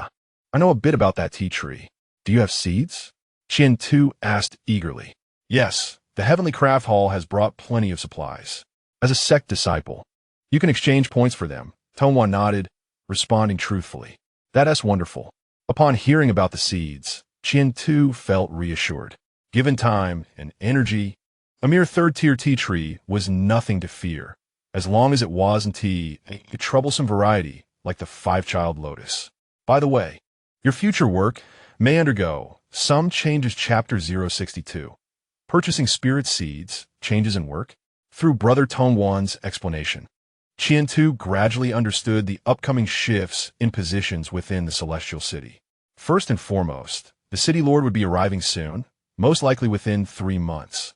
Simultaneously, the 151st market has been upgraded to the 5 Elements West 3-5 Immortal City, with 12 surrounding markets fully integrated into the Immortal City. Such an influx of population will significantly increase the demand for spirit rice and various spiritual herbs and plants in the future. Subsequently, the Immortal City will possess 4 spirit fields, 1 in each direction: east, south, west, and north. Brother Qian, fortune favors you, as the sect has confirmed that the Eastern Mountain Spirit Field will remain under your stewardship. The new Eastern Mountain Spirit Field will be quite substantial, even if you achieve the Golden Core stage. However, be prepared for an increase in annual tasks. Nodding slightly in acknowledgement, he understood the implications. The expansion in both the scope and number of spirit fields, combined with the tasks initiated by the sect's Artisan Hall, would undoubtedly lead to a heightened workload. This did not concern him, for he felt confident in his ability to cultivate spirit fields. But what about you, brother? Will you return to the sect or remain in the Immortal City? Qian Tu glanced at Brother Tongwan. Once the new city lord arrives, I will prepare for my breakthrough. With a stroke of luck, you may soon address me as Uncle Master. Tongwan chuckled, radiating an unshakable confidence. It appeared that the resources brought by the Artisan Hall had greatly aided Brother Tongwan's preparations for his breakthrough. Then let us celebrate your impending success. Indeed, here is half a gene of tea leaves, a gift for you. Oh, this is too much. Please, take it. I have more back at my place. In that case, I shall graciously accept. After a light-hearted exchange, Qian Tu bid farewell to Brother Tongwan and made his way southward towards the Immortal City. The sect's exchange point was somewhat distant from the 5 Elements Tower. Upon arrival, he was greeted by a throng of familiar faces. Brother Qian, you've arrived. Brother Qian, you're quite prompt. Amidst various greetings, he joined the queue. What would you like? To his surprise, the one managing the sales was a Golden Core uncle. Could you tell me what types of spirit seeds are available? Are there any Tier 3 spirit seeds? Ah, a little one from the Spirit Farmer Hall? The Golden Core uncle cast a discerning glance at Qian Tu, particularly noting the bracelet on his wrist. Yes, I am Qian Tu from the Spirit Farmer Hall. I've met you before, uncle. Indeed, we have Tier 3 spirit seeds, 26 varieties, Tier 2 spirit seeds, 72 varieties, and Tier 1 spirit seeds, 226 varieties. Feel free to choose. As his words faded, a luminous screen materialized before Qian Tuesday. He quickly perused the offerings. It was undeniable that the spirit seeds selected by the sect for sale were among the most versatile. Notably, the saplings of mingling tea were included. The wealth of superior goods was impressive, and the prices of the spirit seeds were quite reasonable. He decided to purchase all 26 Tier 3 spirit seeds, requesting approximately 10 acres of seeds for each. For Tier 2 spirit seeds, he selected 50 varieties, each requiring around 500 acres. As for Tier 1 spirit seeds, he opted for 110 varieties, each necessitating about 10,000 acres. Expeditiously making his selections, Qian Tu acquired a substantial amount. His grand expenditure caught the attention of the Golden Core uncle. That amounts to 120 points. However, your points are insufficient.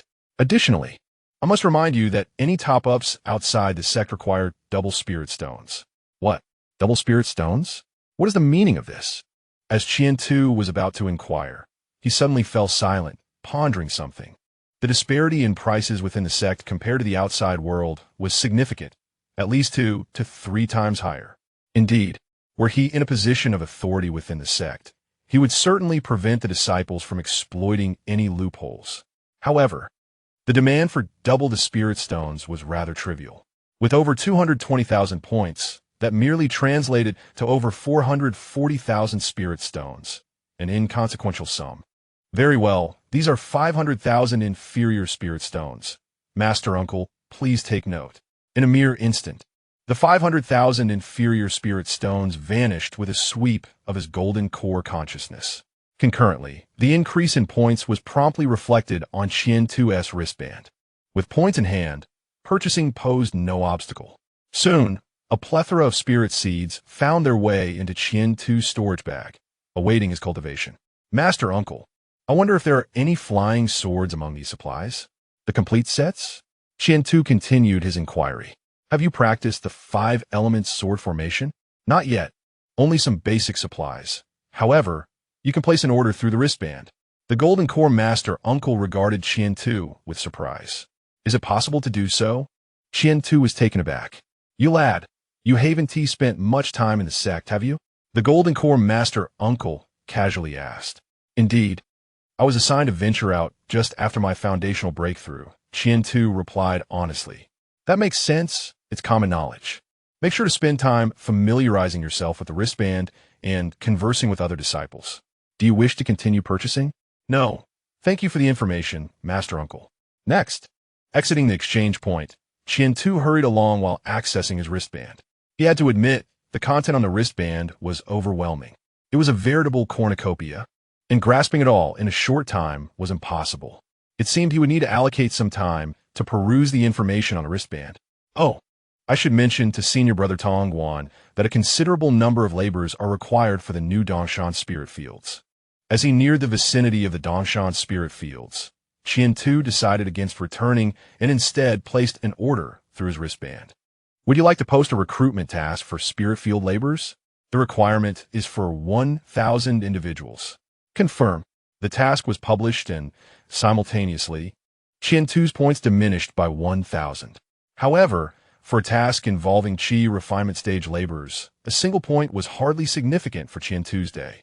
In addition to the labor task, Qian-Tu also submitted a request for the custom crafting of 5 elements intermediate grade spirit sword. After contemplating, he posted yet another task. Would you like to initiate a long-term procurement task for rare spirit seeds?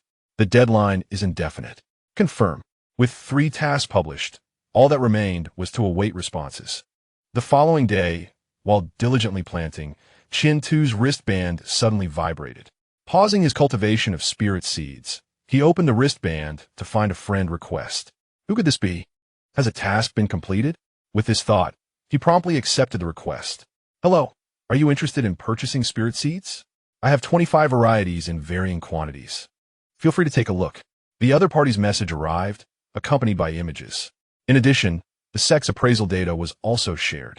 Among the 25 spirit seeds, 20 were of the second-tier spirit plants, while 5 were of the third tier. These spiritual seeds are quite unfamiliar. Observing the preliminary appraisal data from the sect, Qian-Tu nodded in satisfaction. State your price. If you are a swindler, there's no need for words, he replied straightforwardly. 28,000 low-grade spirit stones. And these seeds are yours, the other party stated a figure. 28,000 spirit stones? That translates to 14,000 points. This price is rather steep. 20,000. These spiritual seeds can cultivate a maximum of 2,000 acres. If it exceeds 20,000, I shall not take them. 20,000? That's too low. How about 23,000? Just 20,000. If you choose not to sell, await the next fated one. Qian-Tu sent his final message, but the other party remained silent for an extended period. Presumably, they were in contemplation. Casting a glance, he continued with his cultivation. He had already secured a third-tier spiritual field and was steadily tending to the second tier. As for the vast first-tier spiritual field, that would take time. Sold to the trading post in the Immortal City. All right, I shall be there shortly, within half an hour. I await your arrival. Chapter 063. News from the Sea Tribe. After terminating the communication, Qian-Tu turned his attention to other information. 1,000 hired farmers were ready. poised to come to the immortal city to collect their tasks. For this mission, employers were required to arrange their own means of transportation. Observing the new information, Qian-Tu scratched his head. Is the speed truly this rapid? In just a day, 1,000 hired farmers are prepared. Moreover, not just this task. Even a mission for the mid-grade 5-element flying sword had been accepted. Such swiftness was astounding. After pondering, he completed the planting tasks at hand and invoked the foundational spirit farmer's spell. Then, he soared away on his sword towards the immortal city. Upon arriving at the east gate, he discovered several docking points for flying boats had been constructed, seemingly overnight. Numerous flying boats were currently moored, with many individuals disembarking, cultivators, mortals, and even spirit beasts, among others. Something felt amiss. These people appeared as though they were fleeing. The flying boats bore signs of magical attacks. What had transpired? Without rashly inquiring, Qian-Tu entered the immortal city directly. While making his way to the designated location, he activated his wristband to search for information. Flying boats, fleeing, attacks, a plethora of information flooded in, with various accounts. The sheer volume made it challenging for Qian-Tu to discern the truth. I shall inquire with senior brother Tongwan later, he resolved, quickening his pace. Before long, he arrived at residence number 1423, where the seller of the spiritual seeds resided. This was indeed within the third ring of the immortal city, a core area. He gently knocked on the door, and the array connected to the door promptly notified the homeowner. Coming, please wait. As the voice echoed, the door creaked open, revealing a mid-stage foundation cultivator clad in azure robes. Good afternoon, junior brother, Qian-Tu remarked upon noting the individual's attire and cultivation level. Greetings, senior brother. Please come in, the other replied, coughing violently, perhaps due to an injury or some other affliction. It was then that Qian-Tu realized the individual was wounded. Initially, the other party managed to maintain composure. However, the recent violent coughing fit rendered the pretense ineffective. The palpable aura of weakness was unmistakable. Had the junior disciple sustained injuries? If so, at whose hands? Should assistance from the Golden Core elders be sought? Qian-Tu cautiously broached the subject, offering a prudent suggestion. In his estimation, the junior disciple before him was gravely wounded. Who could inflict such harm upon him? Was it the demon sect, or perhaps another adversary? Cough, cough, brother. Would you care to come in? The junior disciple, his complexion ashen, looked at Qian-Tu imploringly. Very well, I shall intrude, he replied without hesitation, stepping into the room. Were they outside, Qian-Tu would never have been so reckless as to enter so boldly. Yet within the confines of the immortal city, unless the adversary could swiftly overpower him, a mere thought would trigger a distress signal from his wristband. The 5 Elements warship was still patrolling the skies above the city. A formidable Yuan-Ing level expert would arrive within mere breaths. Brother, please, make yourself comfortable. The Foundation Establishment Junior casually gestured towards a distant chair before reclining in a peculiar chaise lounge. This seat was oddly shaped, while it resembled a lounge chair. It was significantly larger than a typical chair, yet much shorter than a conventional bed. The aura emanating from this lounge chair caught Qian-Tu's attention. Was it a special wooden spirit artifact? The life force radiating from it was remarkably pure. Was it intended for healing? After contemplation, this seemed to be the most plausible conclusion. Brother, let us first examine the seeds, the junior disciple said, his tone noticeably lighter as he reclined. With a wave of his hand, a multitude of spirit seeds appeared on the table. There was no need to draw closer. The Imu's spiritual body activated its effects. The second-tier spirit seeds exhibited perfectly normal life fluctuations. These seeds posed no issues. Once planted, they would undoubtedly sprout and thrive. Regarding the third-tier seeds, although the Imu's spiritual body could not gauge them precisely, Qian-Tu could still discern their rich life force and would attribute energies. He casually picked one up, scrutinizing it closely. Upon confirming its quality, he selected another. The quantity of third-tier spirit seeds was limited, yet each was exquisite and rare. The spirit seeds are sound. Let us commence the transaction, Qian-Tu declared as he produced 2 high-grade spirit stones, placing them on the table and glancing at the Foundation Establishment Junior. Certainly, The transaction proceeded smoothly, devoid of any complications. The spirit seeds were subsequently stowed away in a storage bag, and Qian-Tu inquired, "What led to your injuries?" "I was attacked by the Sea Tribe." The Foundation Establishment Junior replied slowly. "The Sea Tribe? What is that? Could you elaborate?" Qian-Tu pressed further. "Of course." The junior disciple, or rather, Guoli, began to relay a rather disconcerting tale. Originally, Guoli was stationed as a cultivator at the 14th Market, which lay by the sea, approximately 20,000 miles from the West Sanwu Immortal City. Over a month ago, remnants of the demon sect conspired with the Sea Tribe to launch a surprise assault on the coastal markets of the Five Elements sect. With inadequate defenses, the coastal markets were forced to abandon their positions, retreating with the aid of the Five Elements warship while engaging in a defensive battle. Last night, they finally arrived at the West 3-5 Immortal City. Subsequently, the individuals from the 14th and 16th marketplaces settled in directly. On one hand, they sought to recuperate from their injuries. On the other, they aimed to fortify the city's power. The news from junior brother Gua caused Qian-Tu to frown. The alliance between the Sea Clan and the remnants of the demon sect? This was certainly disconcerting. "Junior brother, how formidable is the Sea Clan? Does the sect have any countermeasures?" Qian-Tu inquired once more. "Formidable? The Sea Clan is exceedingly powerful, even deploying divine transformation forces. If it weren't for the strength of the Five Elements warship, I doubt I would have survived to ask this question," Gua replied. The more Qian-Tu learned, the more disheartened he became. Then why doesn't T junior brother return to the sect? Surely, it would be safer there than in the Immortal City? Qian-Tu posed a crucial question. "Return? I have no intention of doing so. Once a full-scale war commences, it presents a once-in-a-lifetime opportunity. It is said that support from the main sect is already en route," Gua stated.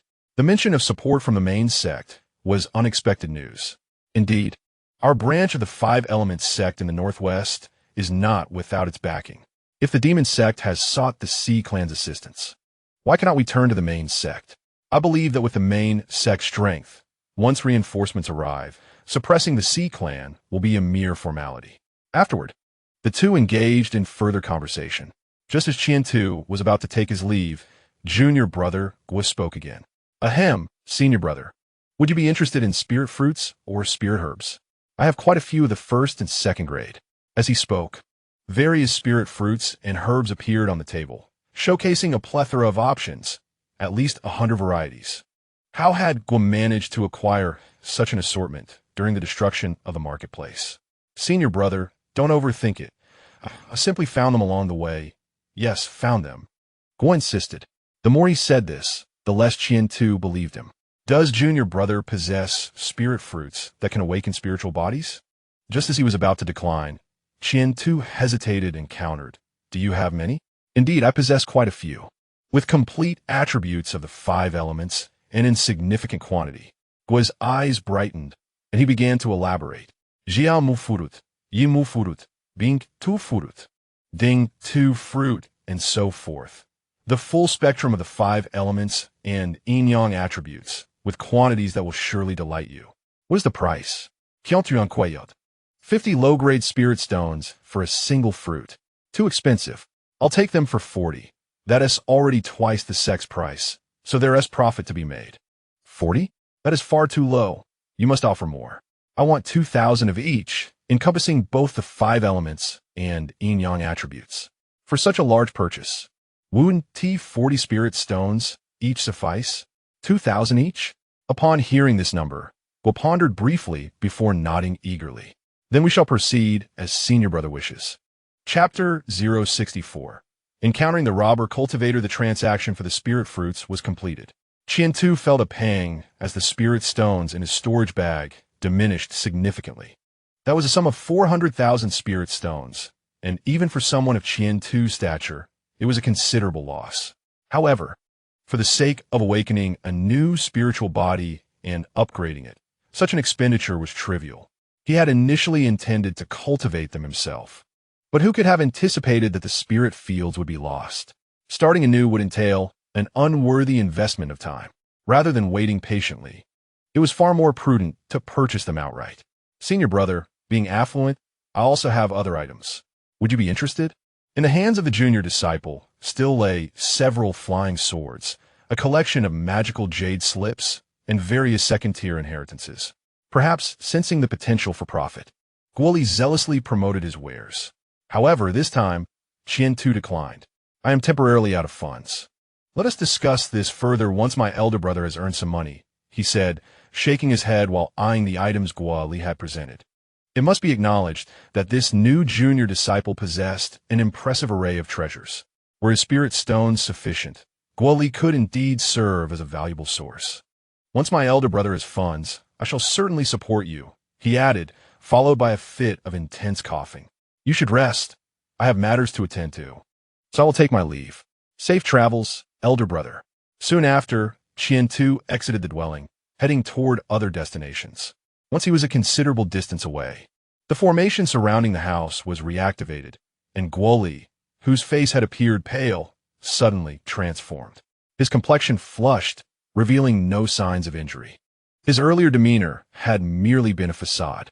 Ha ha ha, your elder brother is truly remarkable. A sharp voice echoed in Guoli's mind. So what if he is? During our conversation, he displayed no hint of greed. I'm certain he would not turn against me. And that is sufficient, Guoli coldly replied within. Greed? The trinkets you possess hold no allure for him. Moreover, his innate talent far exceeds your imagination, and he possesses a spirit body. Such exceptional aptitude guarantees him a position of significance within your five-elements sect. Innate talent? Spirit body? What kind of spirit body does elder brother Qian-Tu possess? Guoli furrowed his brow, slightly inquiring further. Curious, are we? Entreat me. Dream on. I shall not divulge anything. I'm off to cultivate. Wait, don't be so hasty. From this moment onward, our fates are intertwined. Allow me to explain. The old demon, whether having undergone a change of heart or not, surprisingly refrained from haggling, which took Guoli aback. Yet it was worth listening to. Your elder brother's name is Qian-Tu, correct? His energy and spirit are exceptionally formidable, with at least a 50% chance of breaking through to the golden core stage, and that is without considering the assistance of any core formation treasures. He requires nothing but his own strength, and still holds a minimum of 50%.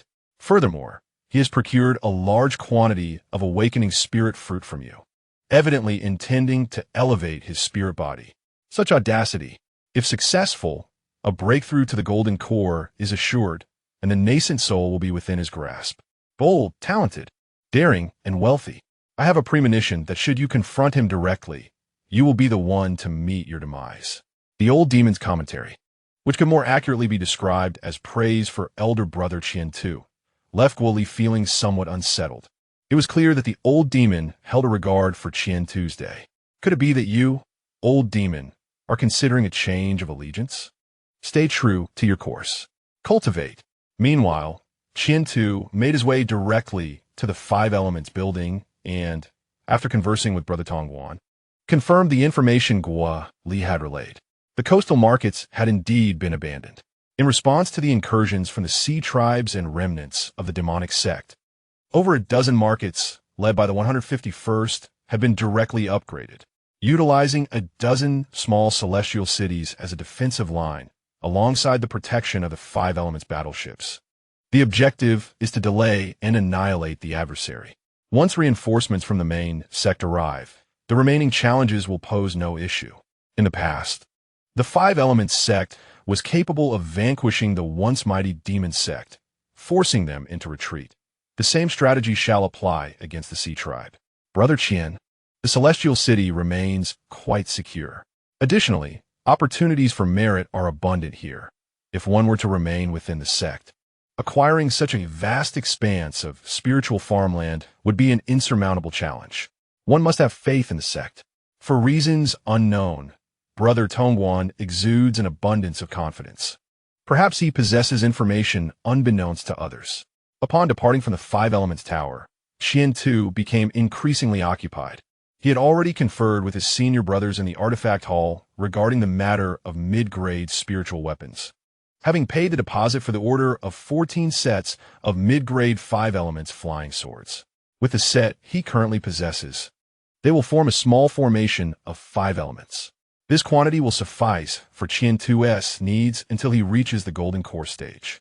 After finalizing the delivery time, Qian 2 hastened towards the western part of the city. Following the guidance of his wristband, he acquired 1,000 disheveled hired farmers as his subordinates.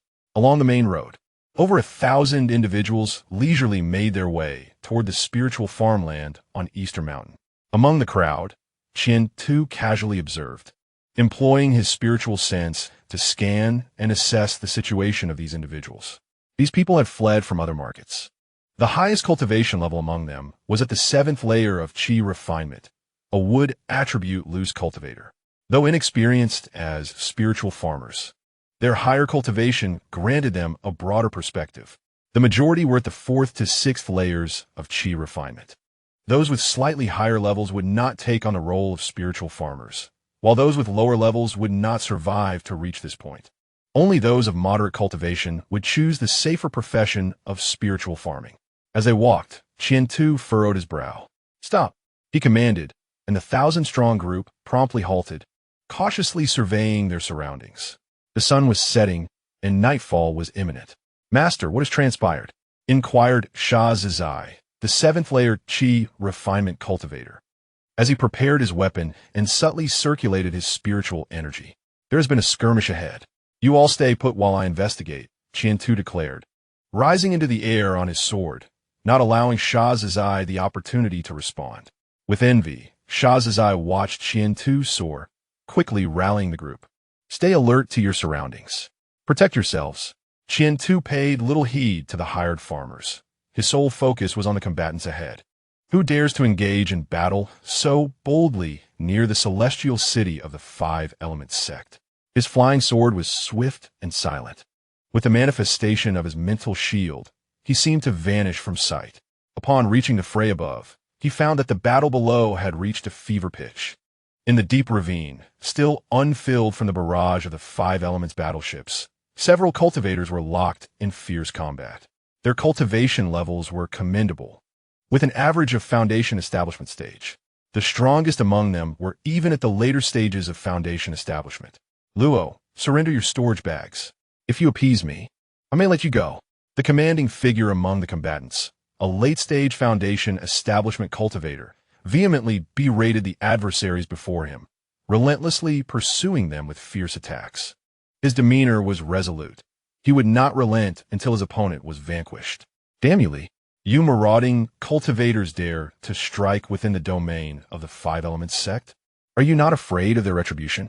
Struggling to fend off the onslaught, he simultaneously sought an opportunity to escape. However, outnumbered by the enemy, his small group found themselves unable to hold their ground.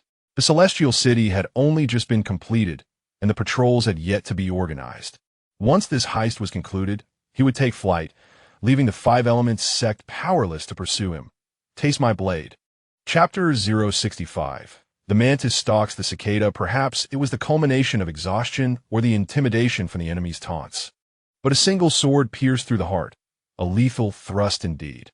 Swift and precise, it struck true. "You."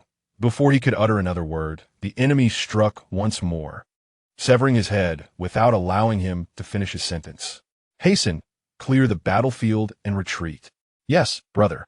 With their leader's command, the remaining few quickened their pace, intensifying their assault as they finally unleashed their full might. The previously coordinated ambush had held back their strength, but once their leader eliminated the strongest of the foes, they erupted into action. 8 cultivators united their powers against the 2 encircled adversaries, casting foundation establishment spells and flying swords with seamless precision. It was evident that they were accustomed to working together. The 2 besieged cultivators faced dire peril, their lives hanging by a thread, unable to consider anything else. "Do you wish to kill us? In your dreams, behold our treasure." Before the words could fully escape, a brilliant light erupted. In midair, Qian 2 swiftly ascended. Having recognized the nature of the object, it was a talisman, a pinnacle-level 2nd-tier talisman, or perhaps a half-step 3rd-tier talisman, crafted by a master talisman maker. Each was worth more than a typical 3rd-tier talisman, often even more costly. For lower-tier cultivators, such a talisman was a life-saving treasure. capable of slaying enemies and safeguarding one's life when peril loomed. Now was that critical moment. The emergence of the talisman instantly devastated and annihilated the 8 assailants. As the radiant light dissipated, only 2 among the 8 remained standing. The others lay on the ground, either gasping for breath or lifeless. Damn it! In the distance, the leader's eyes bulged with rage. He shared blood ties with those 8. They were brothers of the same clan. Had they been strangers, lacking familial bonds, he might have needed to be wary of treachery. But bloodkin offered a semblance of safety. Kill him. Do not give him a chance to retaliate. Brother, I'm unable to move. What? Who? The leader's airborne figure abruptly halted, the flying sword vanishing to be replaced by a circular spiritual artifact. Not far away, an individual cloaked in dark energy emerged. A demonic cultivator. Upon seeing the black aura enveloping the figure, the leader and several others instantly turned pale. The tragedy at the coastal market was orchestrated by these demonic cultivators in collusion with the sea creatures, causing the people to be displaced and forced to seek refuge in distant lands. Vestok. Continue. The foundation-building demon cultivator chuckled, emanating an overwhelming aura. Perfected foundation establishment. His realm surpassed that of everyone present. Even Qian Tu, hovering above, could not contend with this individual in terms of cultivation level. However, casting a glance towards the formation at the distant Dongshan spirit field, Qian Tu stroked his smooth chin. These individuals must be deranged. Engaging in battle outside my Dongshan spirit field formation, do they not fear that I might activate the formation and ensnare them all? No, something is amiss. If those scattered cultivators were unfamiliar, it would be one thing, but the demon cultivators should certainly recognize me. Are they attempting to provoke me into action? Or are they seeking to deplete the formation's reserve energy? Moreover, is there but one demon cultivator? A mere foundation-building demon dares to approach the vicinity of the immortal city? Surely, there must be others in the shadows. The very existence of his exposure remains uncertain. The distant 1,000-strong hired farmer cohort offered little concealment.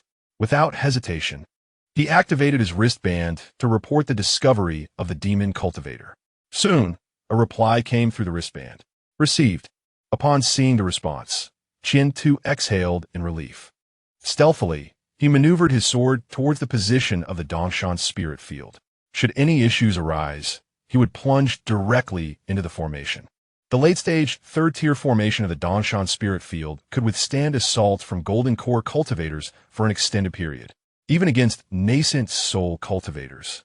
As long as they were not mid to late stage, it could endure several attacks.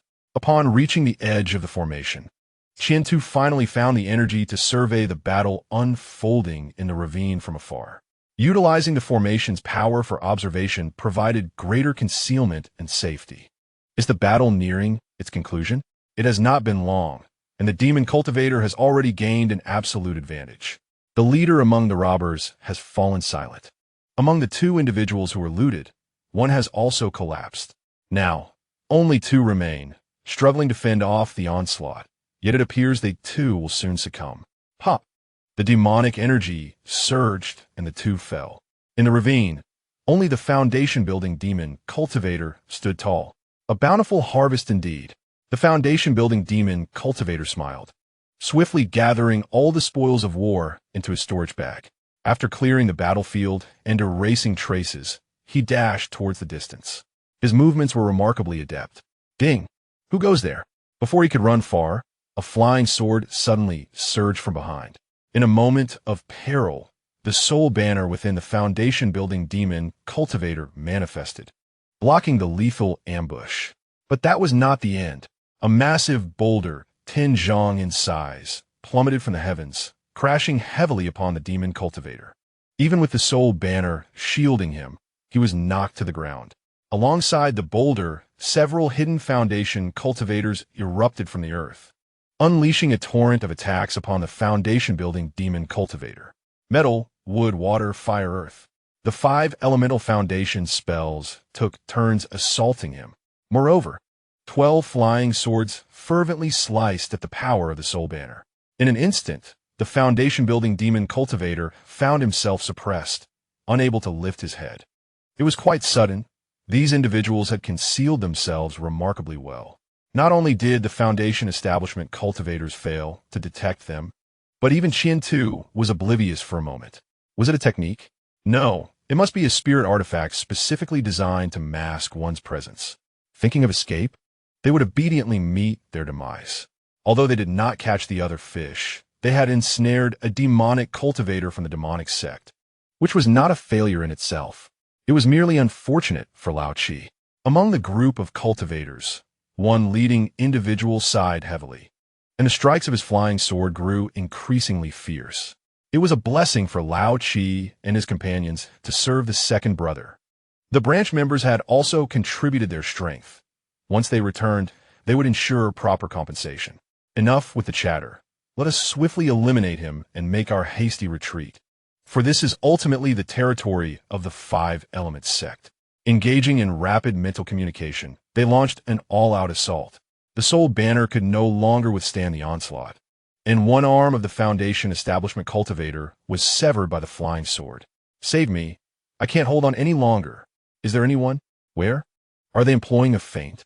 Just as they searched in every direction, Qian Tu suddenly felt a chill run down his spine. Without hesitation, he dove into the formation and hurried toward the peak of East Mountain. That Foundation establishment cultivator was merely bait. Who was their true target? Was it him? With a heart full of trepidation, Qian Tu plunged into the late-stage formation atop the mountain. Why were the Five Elements sect's disciples so timid? They had always been quite brave in the past. Had they finally encountered an exception? Outside the East Mountain formation, the Golden Core Demon cultivator furrowed his brow. Qian Tu's rapid escape was somewhat unexpected. However, it mattered little. The corpses of these Foundation establishment cultivators were sufficient. Not to mention, that Foundation establishment demon cultivator was also prime material. My disciple, it appears you have failed. Let me accompany you on your journey. Master, I am still of use. Two seniors, I am still of use. Save me, save me. Beside the Golden Core Demon cultivator, two figures shrouded in black made no utterance, their deep blue eyes observing everything that transpired. Just as the Golden Core Demon cultivator was about to reap his rewards, the two suddenly gazed skyward. Chapter 066. The yellow sparrow lies in wait in the dim sky. The stars twinkled brightly. A colossal entity silently descended from above. Its exterior was incomprehensibly dark, not merely black, but absorbing the surrounding light and heat. Shaped like a ship, it was none other than the Five Elements battleship stationed in the Immortal City.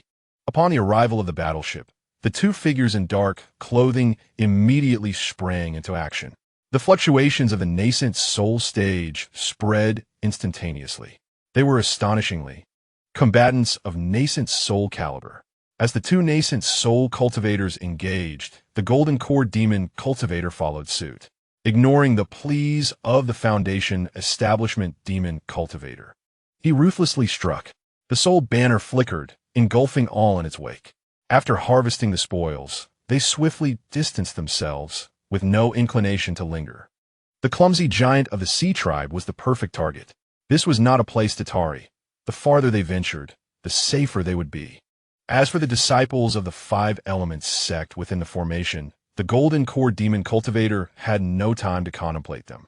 The fierce clash between the Yuan Ying and the Five Elements worship is not something that a mere Golden Core cultivator like him can involve himself in. Boom! The Five Elements worship stirred, radiating a brilliant array of colors. With two cannon blasts, it accurately struck two Yuan Ying combatants of the Sea Clan. Despicable extraterrestrial demons. Do not think that you could defeat us merely by relying on these external forces. Attack! The waves surged as the two Yuan Ying from the Sea Clan unleashed their full might. Within a radius of several dozen miles, colossal waves were stirred. Endless seawater appeared out of nowhere, surging wildly towards the sky and the Five Elements worship. The seawater transformed into shields and various weapons, raining down like droplets in a counteroffensive. On the Five Elements warship, the Yuan Ying captain observed all this with indifference. Whether it was rain, seawater, or attacks manifested from spiritual energy, he regarded them with disdain. No other high-level Sea Clan combatants have been detected. Continue searching, and also, prepare the forces at the Immortal City at all times. Understood, Captain. After issuing the command, the Yuan captain lowered his head to examine the surrounding map. After a moment of scrutiny, he finally focused on the direction of the Dongshan spirit field. The situation there was somewhat precarious. Endless seawater was washing against the outer formation. Fortunately, Qiantu had activated the formation early, and with the Sea Clan's attention diverted to the Five Elements warship in the sky, it had not been breached. However, if this continued for an extended period, whether it could withstand the onslaught remained uncertain. After all, this was the explosive assault of 2 Yuan combatants from the Sea Clan. Brother, it seems ineffective. Should we continue? The slightly weaker mid-stage Yuan from the Sea Clan, while channeling his internal spiritual energy, communicated with his older brother beside him. Upon hearing this, his elder brother furrowed his brows. The attack from the Five Elements warship was formidable, and their combined efforts could hold for a while. But to defeat the troublesome Five Elements warship was unrealistic. Not to mention, the true destructive power of the Five Elements warship had yet to be unleashed. Then let us not delay any longer. Let the operation commence. As you say, brother. The two quickly exchanged words, and soon, the late-stage Yuan from the Sea Clan retrieved a conch shell from his storage pouch. As the conch was produced, the surrounding seawater surged dramatically, and the intensity of the attack rose a level. The conch wailed, yet curiously, none of the human cultivators aboard the Five Elements warship could hear it. Or rather, it was not meant for humans, but served as a specialized communication method for the Sea Clan. After a prolonged blowing, hearing the echoes of other conches in their ears, the 2 Yuan from the Sea Clan once again unleashed their spiritual energy. All the seawater accumulated during this period converged furiously, charging straight upward against the artillery fire of the Five Elements warship. Report. Other Yuan level combatants have been detected. They are moving towards our direction. Their target is our warship.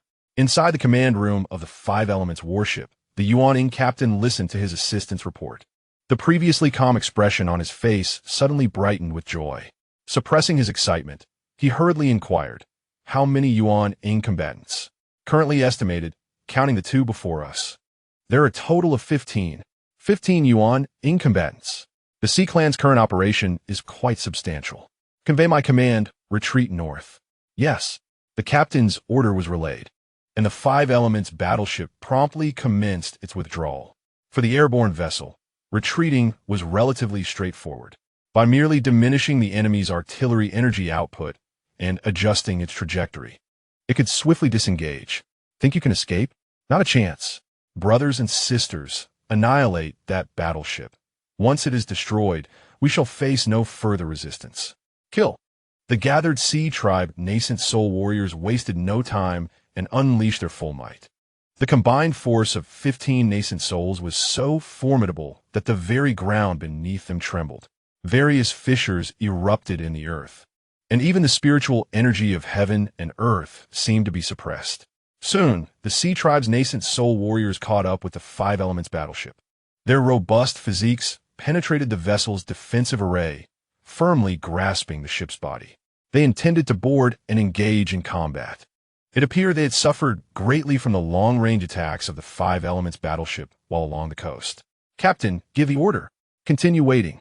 "Captain, the Five Elements battleship has sustained 37% damage. We can no longer afford to wait." "Continue waiting." "Captain, the enemy is closing in, and they have already begun to damage the battleship." Yet the Nascent Soul captain remained resolute, not issuing any commands. As the Five Elements battleship endured further damage and began its slow descent, it was evident that it could no longer withstand the onslaught. Even its power systems faltered. "Is this all you've got?" The battleship had incurred over 50% damage, and the Nascent Soul captain let out a sigh. "Let begin." Upon finishing his sentence, a message was dispatched from his high-grade wristband. Simultaneously, a treasured flying sword emerged from within him. Five Elements Time Sword. A faint voice echoed, and a blurred sword light penetrated the battleship's armor, manifesting outside the vessel.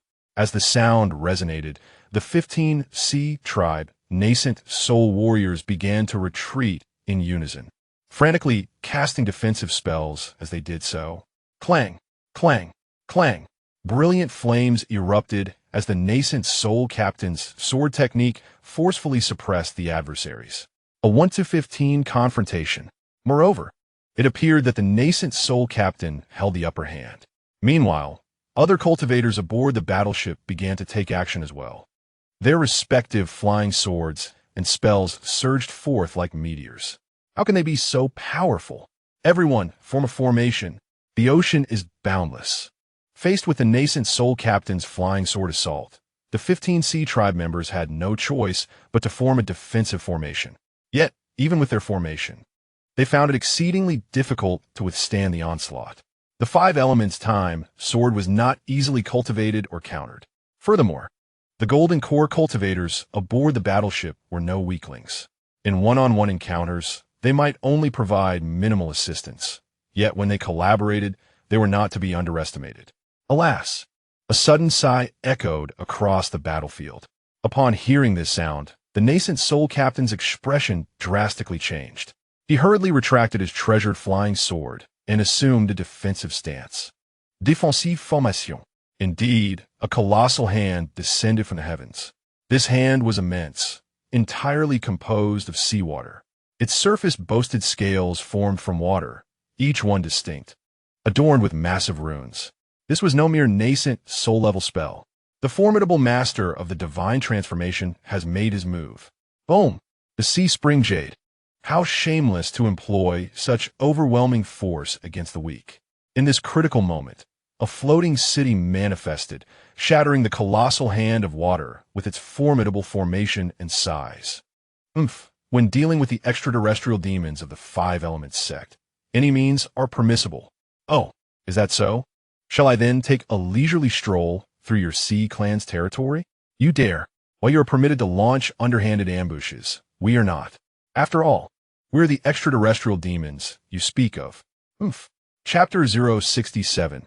A temporary calm atop East Mountain. Qian Tu gazed up at the sky in puzzlement. Dawn was fast approaching. The tumult and spectacle of the battle that transpired at midnight lingered vividly in his memory. The 3rd level formation was nearly breached, had it not been for the dire circumstances, wherein Qian Tu forcefully drew upon the spiritual energy of the 3rd level spirit vein. East Mountain would likely have been lost by now. Phew, is it truly calm now? Or have they simply relocated to engage in combat elsewhere? The disparity is far too great. I remain woefully inadequate. In the latter stages of foundation establishment, one could easily serve as a national advisor in a realm of mortals, even being a pillar for some weaker families and sections. Yet within the 5 Elements sect, such status holds no significance. Only those at the Golden Core stage can be deemed substantial, while the nascent soul possesses a modicum of authority. Foundation establishment? At best, one is merely cannon fodder. Young man, open the door. As Qian Tu pondered, a familiar voice echoed in his ears. Though the voice stirred a semblance of recognition, he made no move, remaining dutifully at the core of the mountain's formation. Exercising caution, he scrutinized the information on his wristband. The voice resounded once more, this time accompanied by a tremor from the wristband. Upon inspecting the wristband, Qian Tu obediently activated the formation. Upon activation, the nascent soul captain, no, he should now be referred to as the nascent soul elder, arrived alone before the 5 Lotus. He cast a glance at the 5 Lotus in the water tank, then surveyed the surrounding spiritual plants before finally turning his attention to Qian Tuesday Sr. Well, you must have been on edge all night, haven't you? The matter has passed for now. Temporarily? Passed. So, is not yet over then. He had witnessed the earlier part of the events clearly, but once the Sea Clan's nascent soul appeared, he lost all perception of the outside world. Even with the formation's power, he could see nothing. You have indeed contributed significantly this time. By the way, the 1,000 individuals you took will be returned to you this afternoon. Additionally, your reward has arrived. 100,000 points and a 3rd level spirit vein. More rewards? With no time to ponder further, Qian Tu hastily expressed his gratitude. Thank you, Senior. No need for thanks. You were simply fortunate. Make the most of this time to cultivate. The period of tranquility will not last long. After the Nascent Soul elder spoke, he left behind the rewards and vanished from Qiantu's sight. How did he disappear? Qiantu could not discern even a trace. Was it a technique of evasion? Or perhaps something more advanced? He longed for such abilities, yet his cultivation level was insufficient, leaving him devoid of any means to practice. Is this what a spirit vein looks like? It is the first time he has encountered one. How does one even operate it? In the place where Elder Yuan Ing departed, a transparent stone approximately 3 feet in height materialized. According to the description provided, this was the spiritual vein. For the first time, Qiantu scrutinized it back and forth for quite a while before he could discern a hint of its nature. This was a spiritual vein imprisoned within a special material. The outer transparent stone merely served as the confining substance, while the luminous object within was the essence of the spiritual vein. Additionally, embedded within the confining material was a spatial formation, indicating that the size of the spiritual vein certainly exceeded the dimensions of the stone before him. After pondering for a moment, he activated his wristband to search for the applications of the spiritual vein. To his surprise, there were numerous uses. It could upgrade the existing spiritual vein, replace, or even augment it, and it could be refined for artifact crafting, among others.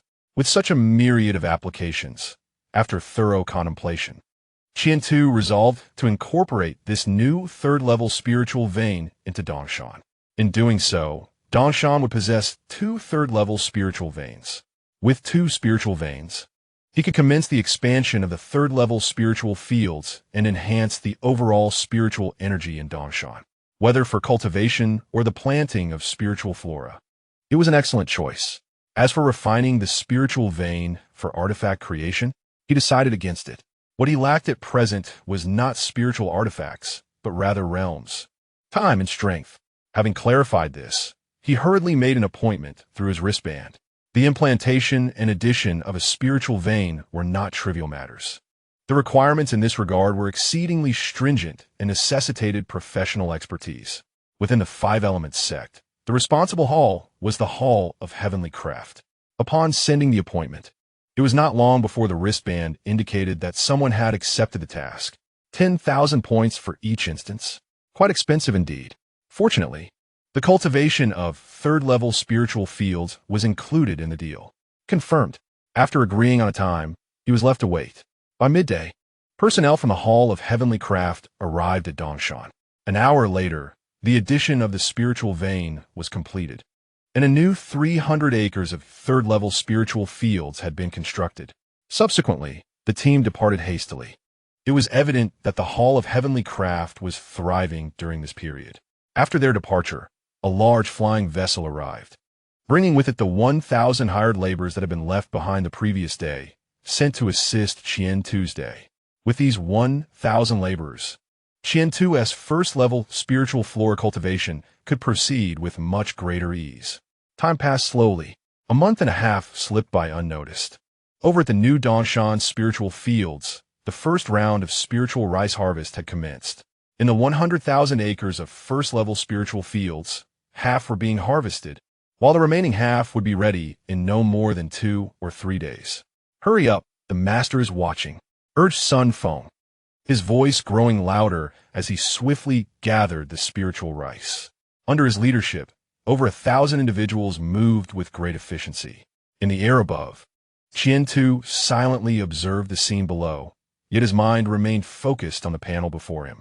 Panel, name, Qiantu, lifespan, 16,400, spirit body, Imu spirit body, 395, Jummu spirit body, awakening pending, 699, realm, late foundation establishment 59,100, cultivation method, minor 5 elements technique, completed sublimation, major 5 elements cosmos technique, great achievement 262, 432, 000, spells, 5 elements spirit refinement technique, proficient 211, 520, 000 mental sword, sublimated 172, 232, 000 5 elements sword array, great achievement 181, 440, 000 Qingmu I, minor achievement 12, 114, 000, first level alchemist, perfection 221, 416, 100,000, sword intent. Entry level 21, 422, 100,000. Rule runes, self-cleansing, object control, illumination. Fire seed, knife tillage. Gazing at the panel before him, Qian-Tu felt a sense of satisfaction. Compared to a month and a half ago, he had made considerable progress. Firstly, he had acquired a new sword intent. This emerged from the completion of the sublimation of his swordsmanship, a novel comprehension. With the enhancement of sword intent, even at the entry level, Qian-Tu's flying sword and related attacks or spells experienced a 30% increase in potency. The sheer power of sword intent, providing such a significant boost at the entry level, is indeed remarkable. However, the path to further enhancement is fraught with difficulty.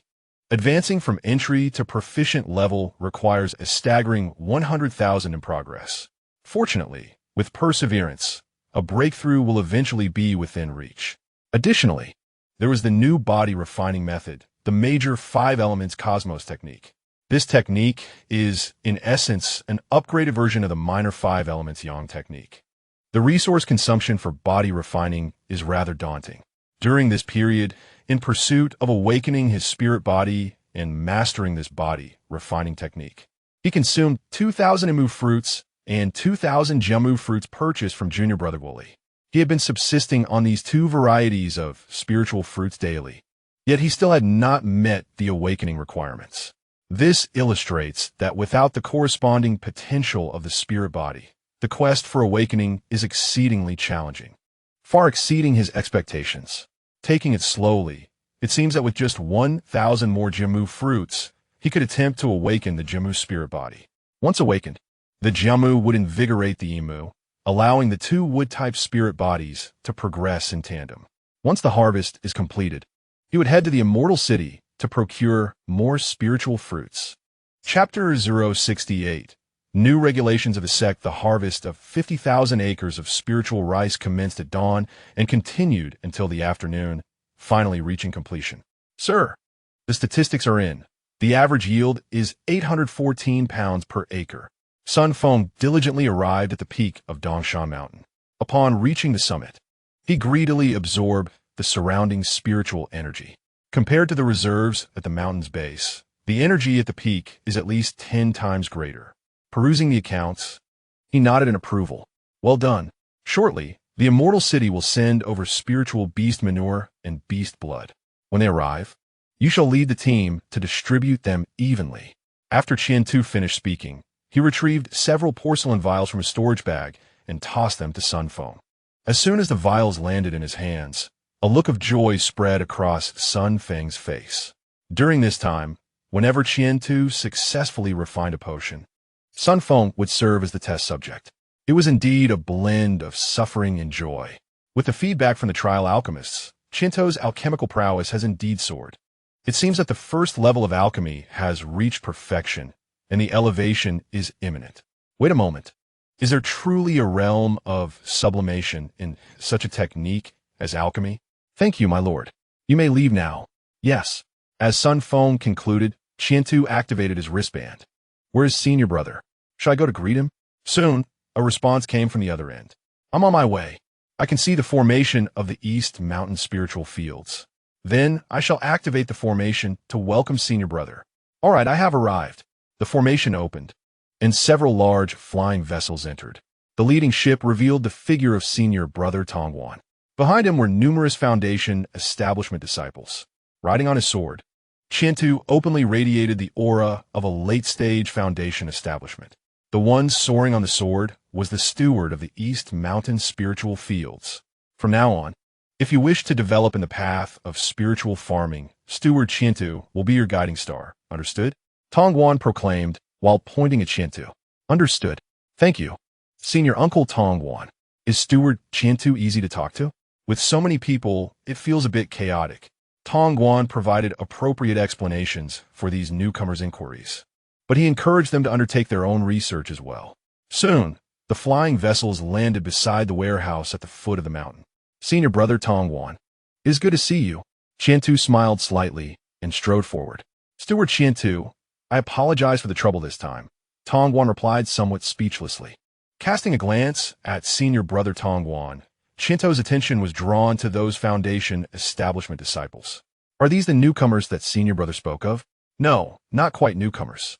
Recently, with the completion of successive constructions in the Immortal City, the sect decreed that any cultivator who joined the Five Elements sect's northwest expansion must report to the Immortal City after 3 years. Only by reaching a certain level of cultivation and establishing sufficient merits can one return to the sect. With this new regulation, the number of cultivators in the Immortal City surged instantaneously. However, it also brought some drawbacks. The increased population necessitated finding places for them to learn and work. As the steward of the East Mountain spiritual fields, Qiantu was also tasked with some educational responsibilities for the newcomers. Not only Qiantu, but even senior brother Tongguan and other foundation establishment seniors and juniors shared this burden. Should we proceed with the transaction first? Qiantu redirected his gaze to Tongguan. Of course, let us transact first. How much spiritual rice do we have this time? As he mentioned the transaction, Tongguan's expression turned serious. A little over 40 million pounds. So much? Excellent. Junior brother has indeed caught a fortuitous moment. The purchase price of spiritual rice has risen slightly to 3 spiritual stones for 10 pounds. This price is quite favorable. At this rate, after selling the spiritual rice, he could obtain 12 million low-grade spiritual stones. After deducting the cost for beast dung, blood, new spiritual seeds, and some newly purchased tools, he would still earn at least 10 million low-grade spiritual stones. Indeed, after senior brother Tongguan's calculations, the final result was revealed. Junior brother has made quite a profit this time, totaling 1,081 high-grade spiritual stones. The profits garnered by the junior disciple this time are likely to take the senior brother over a year to accumulate. Receiving the spirit stones handed over by his senior, he swiftly scanned the amount with his foundational consciousness, confirming its accuracy before stowing it in his storage bag. Next, he would embark on the gradual process of unloading. The vast expanse of 100,000 acres of spirit beast dung and beast blood would require considerable time to spread adequately. Not to mention, within the 50,000 acres of spirit fields, the spirit rice had yet to reach full maturity. Senior brother, I've heard that the Lord of the Immortal City has taken office. Who is it? What is their cultivation level? What is their character like? He inquired, subtly pulling at his senior, Tongguan, as they walked. The new city lord? They just arrived yesterday. Rumor has it they are an elder from the array hall, possessing mid-stage nascent soul cultivation. As for their personality, they seem rather strict, but as long as the tasks set by the city lord are accomplished, the rest should not pose a problem. Tongguan could only provide a general overview of the new city lord. An elder from the array hall. Wait a moment. Mid-stage nascent soul? Such a formidable figure to preside over a small immortal city. The sect must have invested heavily. Qiantu then asked, are there any significant changes in the immortal city recently? Significant changes? Prices have risen considerably, and the population has increased notably. If you have the time, junior brother, you should explore the immortal city. Additionally, your spirit farmer supervisor must report to the city lord. After an extended conversation, Qiantu finally released Tongguan, agreeing to meet in the immortal city the following day. Once the unloading and loading were completed, the large flying vessel swiftly vanished. Subsequently, the formation activated, temporarily isolating the East Mountain spirit fields from the outside world. You lot, follow me, commanded Sunphone. The other hired farmers, upon completing their tasks, were free to return and rest.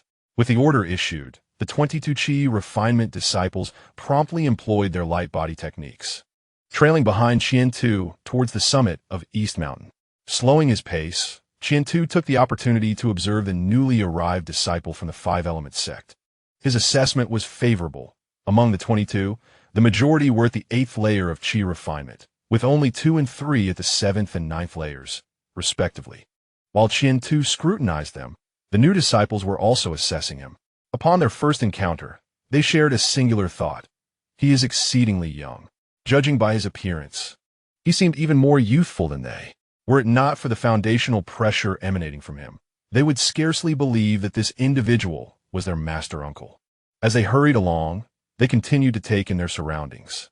Upon reaching the second-level spirit field at the foot of East Mountain, the impression of Qian-Tu among the new disciples significantly improved. Although they lacked spirit bodies, their studies as spirit farmers enabled them to discern whether spirit plants were thriving. The abundant second-level spirit plants across the 1,000 acres conveyed that Qian-Tu was indeed a standard spirit farmer, and following him would impart considerable knowledge. This notion transformed once again as they ascended East Mountain. Within the 600 acres of third-level spirit fields, a plethora of third-level spirit plants radiated a vibrant life force. To successfully cultivate third-level spirit plants at the foundational stage, Qian-Tu had already made significant strides in the realm of spirit farming. Master Uncle Qian, are these third-level spirit plants? Inquired one incredulous disciple. Indeed, some are, while others are second-level spirit plants, he replied. The slowly growing, newly sprouted plants are classified as Tier 3 spiritual flora. The flourishing ones are designated as Tier 2 spiritual flora. Remarkably, there is a scarcity of withered or languid specimens.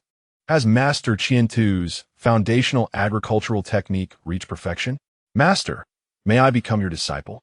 A youth, roughly the same age as Qian-Tu, suddenly inquired. Chapter 069. The task of 100 million gene of spiritual rice become a disciple. Qian-Tu turned to the speaker, who appeared to be around 14 or 15 years old, brimming with vitality and confidence. After a moment's contemplation, he shook his head resolutely. I have yet to reach the golden core stage.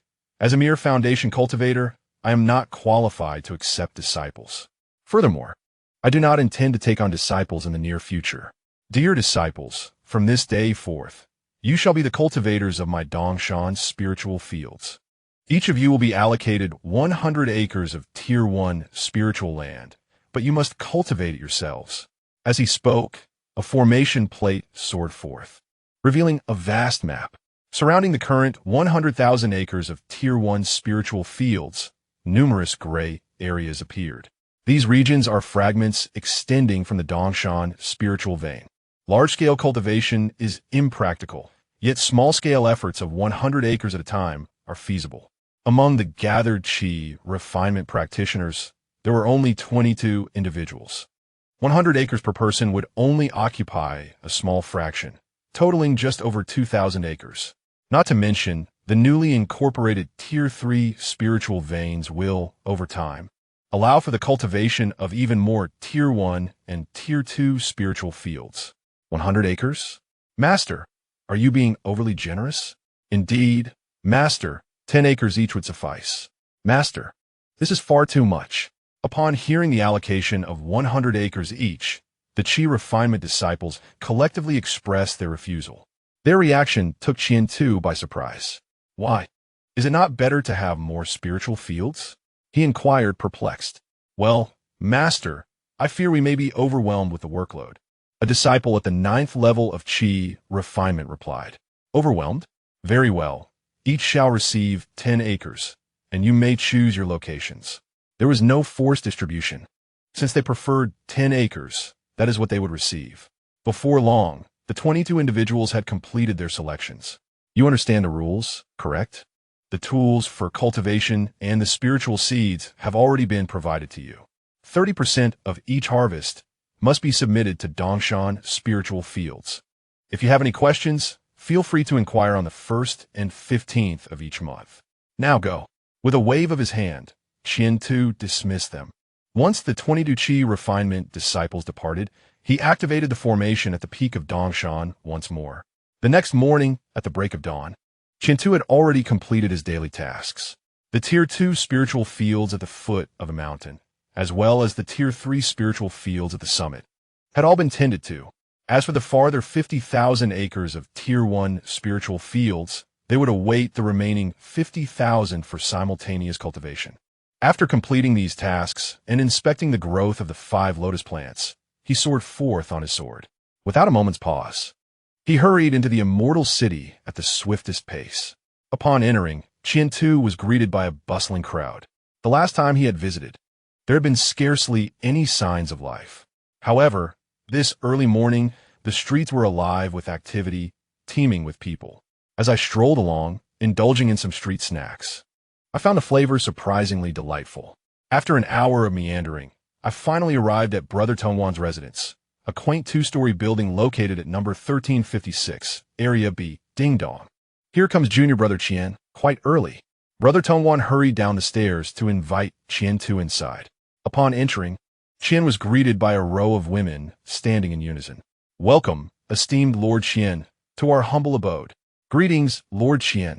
As he beheld the lineup of ladies and the smiling Brother Tongwan beside them, Qian inquired, "Brother Tong, who are these?" "They're all my family," Brother Tongwan replied proudly. "Are they all sisters-in-law?" "Sort of. Could you elaborate?" "Of course." He led Qian to the tea room, where they sipped tea and enjoyed pastries while discussing the details of his sisters-in-law. It turned out that after the upgrade of Xiansheng, Brother Tongwan's status had shifted from a district head to the steward of the Xiansheng Business Hall. While it appeared to be a demotion, his power had significantly increased. With numerous districts and surrounding scattered cultivator families eager to settle in Xiansheng, they all sought Brother Tongwan's approval. In the absence of the city lord, the former district chief had become a sought-after figure, whether for support or to gain entry into Xiansheng. Consequently, daughters of scattered cultivator families and even princesses from the mortal realm devised various means to become Brother Tongwan's companions, whether as wives, concubines, or even maids. Initially, Brother Tongwan had declined such advances, but he could not resist the allure of the precious treasures presented by those families and mortal emperors, some of which could aid in breaking through to the Golden Core stage. Thus, he reluctantly accepted these women. Listening to Brother Tongwan's account, Qian felt a pang of envy. Why was such fortune not bestowed upon him? No one sought him out. "Brother, you have such good fortune. Haha, if you desire. Junior brother, whatever you wish for, just speak, and I shall provide it for you." "No, I'm not inclined towards matters of romance at the moment." "Very well, but since you have come today, I shall treat you splendidly." In the afternoon, bidding farewell to the enthusiastic Brother Tongwan, Qian made his way directly to the Five Elements Tower. At that moment, the Five Elements Tower appeared unchanged since his last visit. Yet a long queue had formed at the entrance. This line consisted of individuals who were not disciples of the Five Elements sect, attending to various matters, whether seeking residence in Xiansheng, purchasing property, or establishing enterprises. True disciples of the Five Elements sect, however, could simply pass through without queuing by using their wristbands to make appointments. As Qian approached, a sudden puppet appeared to block his path. "I have an appointment to meet the city lord." The information on his wristband was scanned by the puppet, which then promptly cleared the way. This scene was witnessed by the foreign cultivators queuing on the other side. Surely, they must be disciples of the Five Elements sect. Otherwise, they would not have been granted entry. How wonderful it would be to become a member of the Five Elements sect, supported by this majestic mountain. However, such dreams are futile for us. Perhaps the next generation may have the opportunity to join the Five Elements sect. Ignoring the discussions from the outside, Qian proceeded smoothly to the 5th floor, standing before the room marked with the city lord's plaque. He tidied his attire and performed several cleansing spells before cautiously knocking on the door. "Kumein. Greetings, City Lord. Iam Qian, the steward of the Dongshan Spirit Field, here to report." As he spoke, Qian bowed respectfully to the middle-aged man before him. He sensed an aura of latent strength emanating from the man. Qian, the prodigy of the Spirit Farmer Hall, the awakener of the wood elemental spirit body. Quite impressive. Certainly stronger than the other inept ones. With each statement from the city lord, Qian nodded silently in acknowledgement. After a brief conversation, the city lord's tone shifted. "In 5 months, a new year will commence. This year will be an exception. Starting next year, your Dongshan Spirit Field is required to submit 100 million pounds of spirit rice. Do you have any objections to this task? 100 million pounds of spirit rice? That is no small feat, however. It seems that the city lord implies there are no additional tasks for this year." Feigning contemplation for a moment, he then affirmed, "I assure you, I will complete this task, City Lord. Aside from this obligation, there are no other submissions required, correct?" "Correct. Among the 4 spirit fields, you're the only one at the foundation establishment stage. The others have different tasks. For next year, Your only responsibility is to submit the spirit rice. As for future obligations, they will be determined based on your circumstances. The City Lord's response caused Qian Tu's gaze to flicker. Thank you for clarifying, City Lord. Very well. You may leave now. If you have any matters to discuss, you can contact me through your wristband. Yes. Chapter 070. The Spirit Field Without Weeds. Exiting the Five Elements Tower, Qian Tu observed the lengthy queue outside. He turned and made his way directly to the Five Elements Sex exchange point. Along the way, his wristband buzzed with multiple notifications. Your position has been changed. Steward of Dongshan's Spirit Field, West Sanwu Immortal City. Your monthly salary has been adjusted. 1,000 points per month. Automatically credited to your account. Unclaimed salary has been settled. You have a new task. Submit 100 million pounds of level 1 spirit rice to West Sanwu Immortal City within 17 months. For any inquiries, please consult the Five Elements Tower in West Sanwu Immortal City. Gazing at the messages on his wristband, Qian Tu stroked his chin and then closed the device. Continuing on to the exchange point. From the information, it was evident that the new city lord adhered to regulations and approached tasks with a serious demeanor. Just as senior brother Tong Guan had described, as long as he fulfilled the requirements, the rest was of no concern. This was agreeable.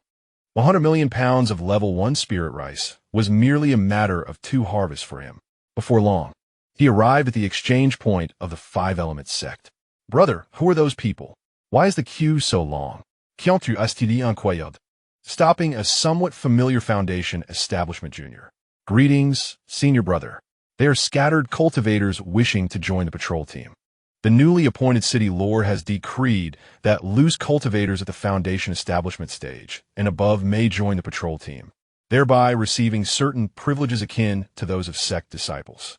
Additionally, a celestial city army is to be formed, reportedly gearing up to advance towards the coastal regions. My junior brother conveyed several pieces of information. After listening, Qian Tu expressed his gratitude and presented a barrel of spirit rice wine to his companion before proceeding to the exchange point. What shall he exchange for? The custodian of the exchange point had changed. Now a stranger, a golden core elder. Elder, do you have imu fruits and jamu fruits here? Yes, which vintage do you seek? The 10-year first-grade spirit fruit, or the 50-year second-grade spirit fruit? Should you desire the 100-year third-grade spirit fruit, prior reservation is required. The elder replied, and before Qian Tu appeared the prices and quantities on a luminous screen. Imu fruit, 10-year, first grade, 25 points, 165, 215 remaining. Jia Mu fruit, 10-year, first grade, 25 points, 194, 512 remaining. Imu fruit, 50-year, second grade, 750 points, 221 remaining. Upon gazing at the prices, Qian Tu silently lamented. How exorbitant! At present, within the celestial city, 1 point equates to 2 inferior spirit stones. Thus, 25 points demand 50 inferior spirit stones. In the past, during his time in the sect, such a sum could procure an entire awakening package. Yet here, in the celestial city, it merely suffices to acquire a single core spirit fruit, with the auxiliary spirit fruits being even pricier. Elder, I wish to purchase 1,000 of both first-grade Jiamu and Imu fruits. Additionally, 1,000 of both second-grade Jiamu and Imu fruits as well. The Golden Core Elder, upon hearing such figures, cast a glance at Qian Tu's day. Are you endeavoring to awaken a new spiritual body? Indeed, I plan to give it a try. Qian Tu nodded affirmatively. You lad possess quite the audacity. I wish you good fortune. Thank you, Elder. He completed the transaction and departed. Leaving the exchange point, Qian Tu hurried to the artifact hall to retrieve and settle for the reserved flying sword. Days turned into nights, and in the blink of an eye, a month elapsed. Successfully practiced the minor 5 elements technique, your cultivation progress. 1. Gradually concluding the operation of the technique. He slowly opened his eyes, feeling the enhanced liquid spiritual energy within.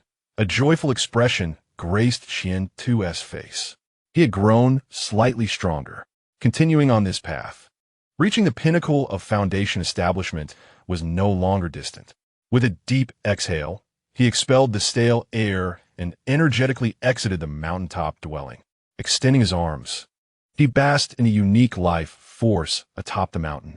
In the 600 acres of third-grade spiritual field, the spiritual plants thrived robustly. Whether due to the influence of the mountaintop spiritual flora or the exceptional spirit stones, the quantity of lotus seeds produced by the 5 children lotus had notably increased. After inspecting the 5 children lotus, he commenced his daily regimen. Cloud and rain technique. Withered wood revives in spring. Instantly, the entire Danshan spiritual field transformed in hue. Dark clouds descended, and vibrant life energy surged down from the mountaintop. Just as Qian Tu wielded the spiritual farming technique far beyond the first-grade spiritual field. In the area where the new disciples of the 5 elements sect resided, Elder Qian commenced his work anew. It must be said, the mastery of spells exhibited by Elder Qian is the most formidable I have ever witnessed. Ah, it is indeed a narrow perspective. I have witnessed the venerable Jin Dan demonstrate the spirit farmer's technique, yet its range and efficacy pale in comparison to that of Master Qian. At this moment, all 22 Qi refinement disciples have gathered, engaged in discussions about the spirit farmer's arts while awaiting the unfolding events. Gradually, the celestial rain descends, infusing the earth with an aura of vitality. Though the distance is considerable, the new disciple spirit fields have nonetheless reaped significant benefits. The yields of the spirit rice, spirit herbs, and spirit plants they cultivate will undoubtedly see a marked increase. After observing for a full hour, the Qi refinement disciples commence their respective tasks. Among them, one named Miao Chaowang, a 9th-level Qi refinement disciple, stands out as the most accomplished in both cultivation and mastery of the spirit farmer's technique. Having labored for 2 hours, he was about to take a respite when a voice interrupted his thoughts. What about the weeds in your spirit field? How did they come to be? It was Master Qian. Master Qian. Miao Chaowang promptly greeted him. Weeds? Do they not grow naturally? He inquired. Master, is there a problem with these weeds? Upon hearing Miao Chaowang's question, Qian Tu stroked his chin, pondering how to respond. Ever since he embarked on the path of the spirit farmer, he had scarcely encountered weeds. Over time, he had come to believe they were non-existent. Yet, it appeared that they simply did not exist within his own spirit fields. Scanning Miao Chaowang's 10 acres, Qian Tu noted that, through the disciples' diligent efforts, over 90% of the weeds had been cleared. The remaining small weeds and seeds would require time to develop. There is no issue. Rather, I have simply not observed them much, Qian Tu concluded, shaking his head. Not observed much? This response left Miao Chaowang in a state of bewilderment. Just as he was about to inquire further, Qian Tu had already taken flight. Watching the departing figure of Qian Tu, Miao Chaowang, filled with curiosity, sought out his fellow disciples. Everyone, I just encountered Master Qian, and he claimed to have rarely seen weeds. What could this mean? Is it a special spirit farmer's technique? Has anyone heard of such a thing? As Miao Chaowang spoke, his peers shook their heads in unison. They had never encountered such an extraordinary situation, being too inexperienced in their cultivation journeys. Shall we visit Master S' spirit field? They proposed. Let's go and take a look. Our tasks for the day are complete, so why not? Upon arriving, the 22 Qi refinement disciples immediately sensed something amiss. In Master Qian's first-tier spirit field, only spirit rice, spirit herbs, and spirit plants thrived, with not a trace of weeds to be found. Not even the seeds of weeds were visible. After surveying thousands of acres of first-tier spirit fields, they found no signs of weeds whatsoever. Returning to their own spirit field area, the disciples engaged in animated discussions. Something is indeed amiss, very much so. I once witnessed the third-tier spirit fields of a venerable Jin Dan, where weeds still existed, necessitating daily weeding. Yet, why is it that Master Qian's fields are devoid of them? What distinguishes Master Qian from the other masters? Could it be a matter of technique? It seems unlikely. Then, what could be the reason? Chapter 071. The disciple becomes the master while the other Qi refinement disciples were engaged in speculation. Qian Tu had already discovered the truth.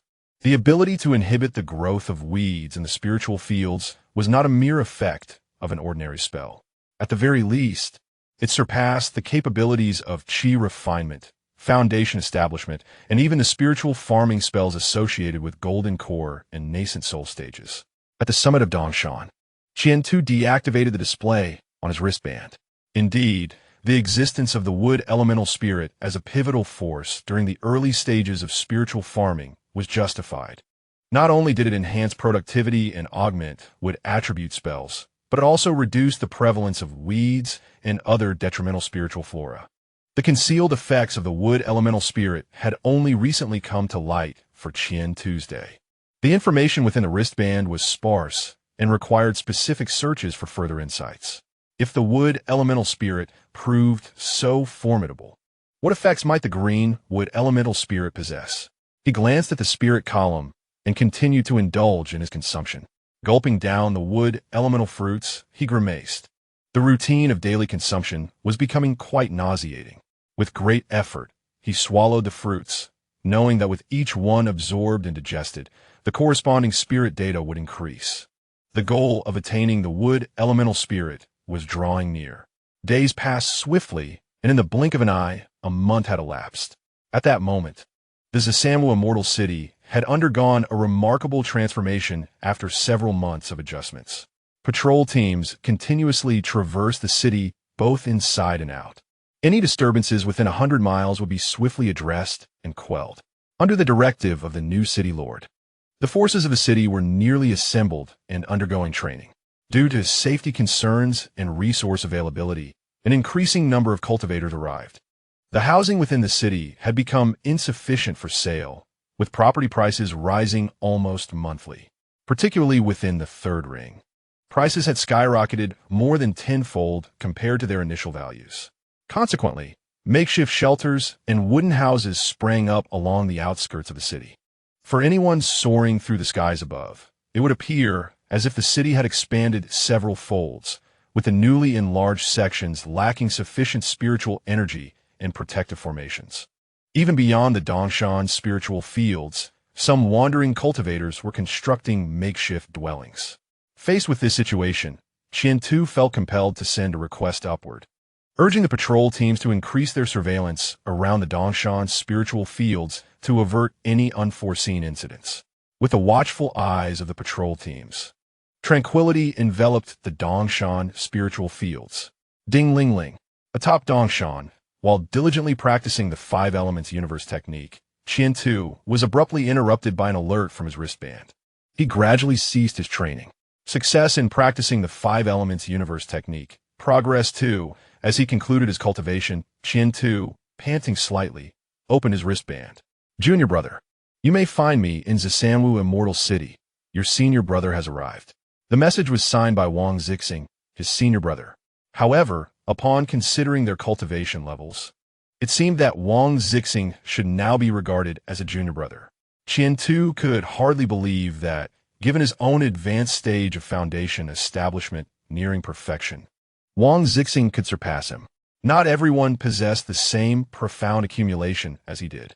After some contemplation, I promptly replied, I am in Dongshan Lingtian. Where are you? In Zisanfuxian City or elsewhere? I am in Xiansheng. Wait a moment, I will arrive shortly. All right, notify me upon your arrival, and I shall activate the Lingtian formation. No problem. Ending the call, Qian-Tu immediately made his way towards the small building. From his storage, he retrieved tables, chairs, benches, wine cups, and tea sets, arranging them meticulously. He also placed the spiritual fruits and wine on display. Qian-Tu felt a profound gratitude towards Wang Zixing. As he set up, he awaited the information from his wristband. In a short while, a message came from Wang Zixing. Without hesitation, he soared into the sky on his sword, heading straight for the edge of the formation to welcome him. Ha, Qian Shitty, you rascal! How have you progressed so rapidly in your cultivation? Wang Zixing, now at the mid-stage of foundation establishment, was overjoyed upon seeing Qian Tuesday. However, as he sensed the powerful aura emanating from Qian-Tu, his expression shifted multiple times, from initial joy to bewilderment, and finally to disbelief. The formidable aura of late-stage foundation establishment was something he had encountered before, yet he never anticipated Qian-Tu would reach such heights. Wow, is the enhancement from the spiritual body truly this significant? Ha ha! Now it's your turn to address me as Shi Xiao. Qian Tu laughed heartily, giving Wang Zixing a hearty pat on the shoulder. The force of the pat made Wang Zixing wince, but he was not to be outdone and returned the gesture with equal force. However, for Qian Tu, who had successfully cultivated his physical body, the impact felt akin to a mere tickle. After exchanging pleasantries, Qian Tu turned his gaze to the individuals behind Wang Zixing. Wang Shidi, who are these companions of yours? The few individuals behind Wang Zixing were unfamiliar to Qian Tu, leaving no impression on him. Yet, since they were brought by Wang Zixing, they must surely be his friends. Ah, it's a bit awkward. Come, Qian Shi Xiao, allow me to introduce you. This is Gan Lushing from the Pill Hall. Despite being only at the initial stage of foundation establishment, he can refine level 2 late-stage pills. This is Wu Xingwen from the Sword Hall, also at the initial stage, yet his combat prowess is formidable. Lastly, this is Bao Er from the Spiritual Farmer Hall, who is likewise at the initial stage of foundation establishment and may offer assistance in spiritual farming. As for me, I have joined the Sword Hall. Listening to Wang Zixing's introductions, Qian Tu greeted each one in turn. Wang Zixing's membership in the Sword Hall was unexpected, but it indicated his promising talent. The Sword Hall and Battle Hall rank among the top in the Five Elements sect, renowned for their exceptional combat capabilities. Subtly, Qian Tu sensed a hint of sword intent emanating from Wang Zixing and Wu Xingwen. Dear Shidi, let us gather at the mountain peak, he invited. I hope you will overlook any shortcomings in my hospitality. As he spoke, he led the way, flying at a moderate speed while providing introductions about Dongshan Lingtian. During the flight, the three companions who accompanied Wang Zixing began to transmit thoughts to him. You old Wang, is this your way of showing off? Is this the Shidi you are close with? Your connections are impressive. Hearing their remarks, Wang Zixing felt a sense of helplessness. When we initially parted ways, Qian Tu had yet to reach the foundational stage. It has only been a brief period, and he has already attained the mid-foundational stage, while Qian Tu has progressed directly to the late foundational stage. The aura and might emanating from Qian Tu indicate that he is no ordinary practitioner at this level. He is perilously close to achieving the consummation of the foundational stage, and it is not far-fetched to say that he may soon break through to the golden core stage. This rapid advancement is astonishing. Before long, the group made their way to the summit of Dongshan Mountain. Brother Qian, is that a level 3 spirit plant? Bao Er, a fellow disciple from the Spirit Farmer Hall, immediately recognized the presence of level 3 spirit fields upon reaching the peak. Indeed, your keen eye serves you well, Bao Shidi. It is indeed a level 3 spirit plant, though some are level 2. Brother, your prowess in the realm of spirit farming is commendable. You must be on par with typical golden core spirit farmers, Bao Er remarked, observing his surroundings with admiration. Not at all. I still have a long way to go. You flatter me too much, brother. In the future, I hope to seek your guidance more often. May I add you as a friend on my wristband? Of course, Qian Tu replied, feeling quite pleased with Bao Er's attitude. The other two disciples also hastened to add him as a friend. Having a powerful brother in spirit farming is indeed advantageous. It will simplify future purchases or reservations of spirit plants. Listening to Bao Er's descriptions, Qian Tu began to cultivate level 3 spirit plants, knowing they would still be beneficial even after their breakthroughs to the golden core stage. Dear fellow disciples, why not sample the spirit wine I have brewed? Though it is merely level 1 spirit wine, its flavor is quite delightful. Especially you, Brother Wang. I encourage you to savor it thoroughly. Chapter 072. Introducing Brother Tongguan at the summit of Dongshan Mountain. The group indulged in spirit fruits and wine, sharing tales of their past experiences. It must be said that Wang Zixing's recent exploits have been quite remarkable. After successfully reaching the foundational stage, he ventured to the coastal market, where he faced the threats of demonic cultivators and sea tribes, retreating while fighting. Through the trials of battle, he gained profound insights, leading to a significant enhancement in his swordsmanship and magical techniques, eventually joining the Sword Hall. Later, he encountered Wu Xingwen and others along the way, forging bonds amidst life and death situations. As heroes returning from the front lines, the group could have rested for several years within the sect. However, The sect's new regulations and substantial rewards tempted Wang Zixing and his companions. After some deliberation, they resolved to return to the front lines. Not quite the front lines, but rather the reserve positions. The newly constructed immortal cities, located 2,000 to 3,000 miles from the coastline, serve as the Five Elements sect's new defensive line against the sea tribes and demonic cultivators, as long as they can endure until reinforcements from the main sect arrive. The rest will be manageable. Brother Wang, your experiences are truly diverse and colorful. Meanwhile, my own endeavors seem rather monotonous. It is either planting spirit plants or cultivating spirit fields. Recently, a number of Qi refinement stage disciples from the Spirit Farmer Hall have also arrived. Wang Zixing inquired, "But how did you come to know I was here?" As the conversation progressed, Qian Tu suddenly turned his gaze toward Wang Zixing. "How did you find out?" "Of course. I consulted the roster of the immortal cities. The names of all officials above the management level in each city are listed there, though it only provides names, lacking specific details regarding cultivation levels or ages," Wang Zixing explained. Upon hearing this, Qian Tu nodded in understanding. "Then, Brother Wang, what are your plans for the future? Do you intend to join my Dongshan spirit field, or are you considering other departments?" Upon the mention of this topic, Wang Zixing did not hasten to respond. He first sipped from his cup of spirit wine and glanced at the other three. The four exchanged glances, and it was only then that Wang Zixing spoke. "Brother Qian, do you have acquaintances within the immortal city?" "Among us four, only Bao Air expresses a particular fondness for the spirit field. The perilous life and death battles at the front lines, while fraught with danger, are undeniably captivating. So that is the case. This reveals a penchant for the thrill of frontline combat, a desire to transcend oneself amidst life and death. Furthermore, the rewards and gains from the battlefield are quite alluring." He contemplated offering some counsel, yet found himself at a loss for words. As the saying goes, every individual has their aspirations. He, for one, prefers a stable path of cultivation, while Wang Zixing and his companions are drawn to excitement. People are different, and their thoughts vary as well. What you deem good may be seen as unfavorable by others, and conversely, what others consider undesirable may be beneficial to you. Acquaintances, you say? Indeed, I know a brother from the Merchant Hall in Immortal City who has achieved full foundation establishment for many years and is currently planning to break through to the Golden Core stage. Shall I inquire on your behalf? A brother from the Merchant Hall? A prospective Golden Core cultivator? Upon hearing such terms, Wang Zixing and the others hurriedly expressed their gratitude. "No need for hasty thanks. Let me make the inquiry first. Please wait a moment." With that, he activated his wristband and sent a message to Brother Tongwan's account. "Brother, are you there?" Shortly after the message was sent, a response arrived. "Yes, Junior Brother, what is the matter? I have some friends who have just arrived from a sect and would like to ask if you require assistance. What is their cultivation level? Which halls do they belong to? If you have time, come to Immortal City and let me have a look. 2 from the Sword Hall, 1 from the Pill Hall, and 1 from the Spirit Farmer Hall. 1 is in the mid-foundation stage, while the other 3 are in the early foundation stage.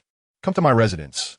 It just so happens that you should visit as I plan to break through to the Golden Core in 7 days." "All right, brother. We will head over right away." Closing the wristband, he looked at Wang Zixing and the others with a beaming smile. "Gentlemen, let us proceed. Brother Tongwan happens to be available. We can discuss any needs in person. Brother Tongwan, originally the master of the marketplace, is now in charge of the Merchant Hall in Immortal City. During my time in the marketplace, he has shown me considerable favor, riding on swords, all foundation cultivators." The group moved at a swift pace. When they arrived at residence number 1356, not much time had passed. "Esteemed disciples, please." Tongwan led the way, exuding a grand demeanor. "Brother Tongwan, these individuals have just arrived in Immortal City. They have previously engaged in battles along the coastal regions against the Sea Clan and possess commendable strength." Qian Tu spoke first. "Greetings, Brother Tongwan." "Brother Tongwan, hello." "Greetings, brother." With Qian Tu's introduction, Wang Zixing and the others greeted him in unison. After a round of pleasantries, they settled in the guest hall, sipping tea while discussing the past and future. Once the conversation reached a comfortable point, Brother Tongwan finally inquired, "I wonder what positions you gentlemen are seeking?" The direct inquiry startled Wang Zixing and the others. However, they quickly realized that Brother Tong Guanshi was the manager of the merchant hall in the Immortal City, a position of considerable stature and authority. Typically, such matters would not require a formal introduction. Fortunately, the group was not lacking in intelligence and had gathered information upon arriving in the Immortal City. Brother Tong, the four of us wish to join the outer patrol team as captains of 100. The concept of an outer patrol team was straightforward, referring to small squads patrolling the outskirts of the city. As for the captain of 100, that implied leadership over a small unit. Their request for such positions raised some eyebrows. Yet Tong Guanshi nodded. That's quite feasible. Do all four of you wish to be captains? Who will take the position of the captain of 500? All as captains of 100? There could also be a captain of 500? Tong Guanshi's inquiry left them momentarily taken aback. The four exchanged glances, their expressions shifting from confusion to delight, yet they hesitated to respond immediately. Perhaps we should deliberate a bit?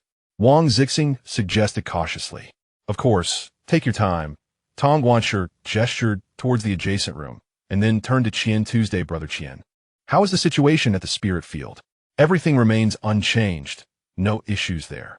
By the way, Brother Tong, where did you achieve your breakthrough? Qian Tu explained before returning the question. The breakthrough location was chosen at the eastern cave of the Immortal City, a site modeled after the sect's facilities. While it pales in comparison to the sect, a location of such caliber suffices for breaking through to the Golden Core. With Tong Guanshi's explanation, Qian Tu expressed his understanding and inquired about the specific time of the breakthrough, indicating he would attend to observe. Brother Tong, we have discussed among ourselves and decided that I shall be the captain of 100, while the other 3 will join my squad. We are aware of our capabilities. If I were to advance to the late foundation establishment stage, I could contend for the captaincy of 500. However, at present, my cultivation remains insufficient. Upon returning, Wang Zixing and the others candidly shared their thoughts. After listening to them, Tong Guanshi expressed no concerns. In front of everyone, he directly contacted the manager of the outer patrol team via his wristband. After a series of operations, a message promptly appeared on Wang Zixing and his companions' wristbands. Once they confirmed their positions on the devices, everything was settled. Wang Zixing and the others quickly expressed their gratitude to Tong Guanshi and Qian Tuesday. Thank you, Brother Tong. And thank you, Brother Qian. We are immensely grateful for your assistance. Should there be any tasks or matters in the future, do not hesitate to call upon us. Thus, the gathering ended on a harmonious note, with Wang Zixing and the others securing the positions they desired. Qian Tu had strengthened his bond with them, while Tong Guanshi had invested in promising talents for potential future use. Just as the group was enjoying drinks and casual conversation, Wang Zixing's wristband suddenly vibrated. Without a second thought, he opened the device. Wang Zixing has also chosen to head to the Western 3-5 Immortal City. Upon reading the new information on his wristband, Wang Zixing's expression shifted multiple times. He found himself at a loss for words regarding his second brother. Was he gifted?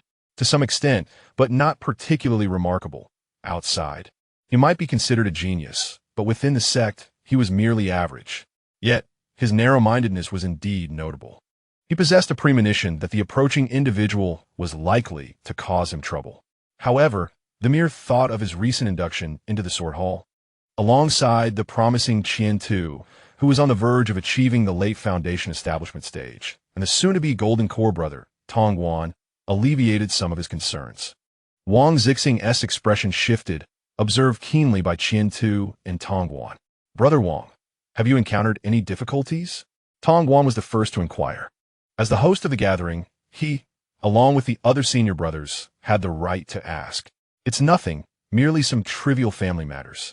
Thank you for your concern, brother. Wang Zixing hastily replied, omitting any mention of Wang Zixing.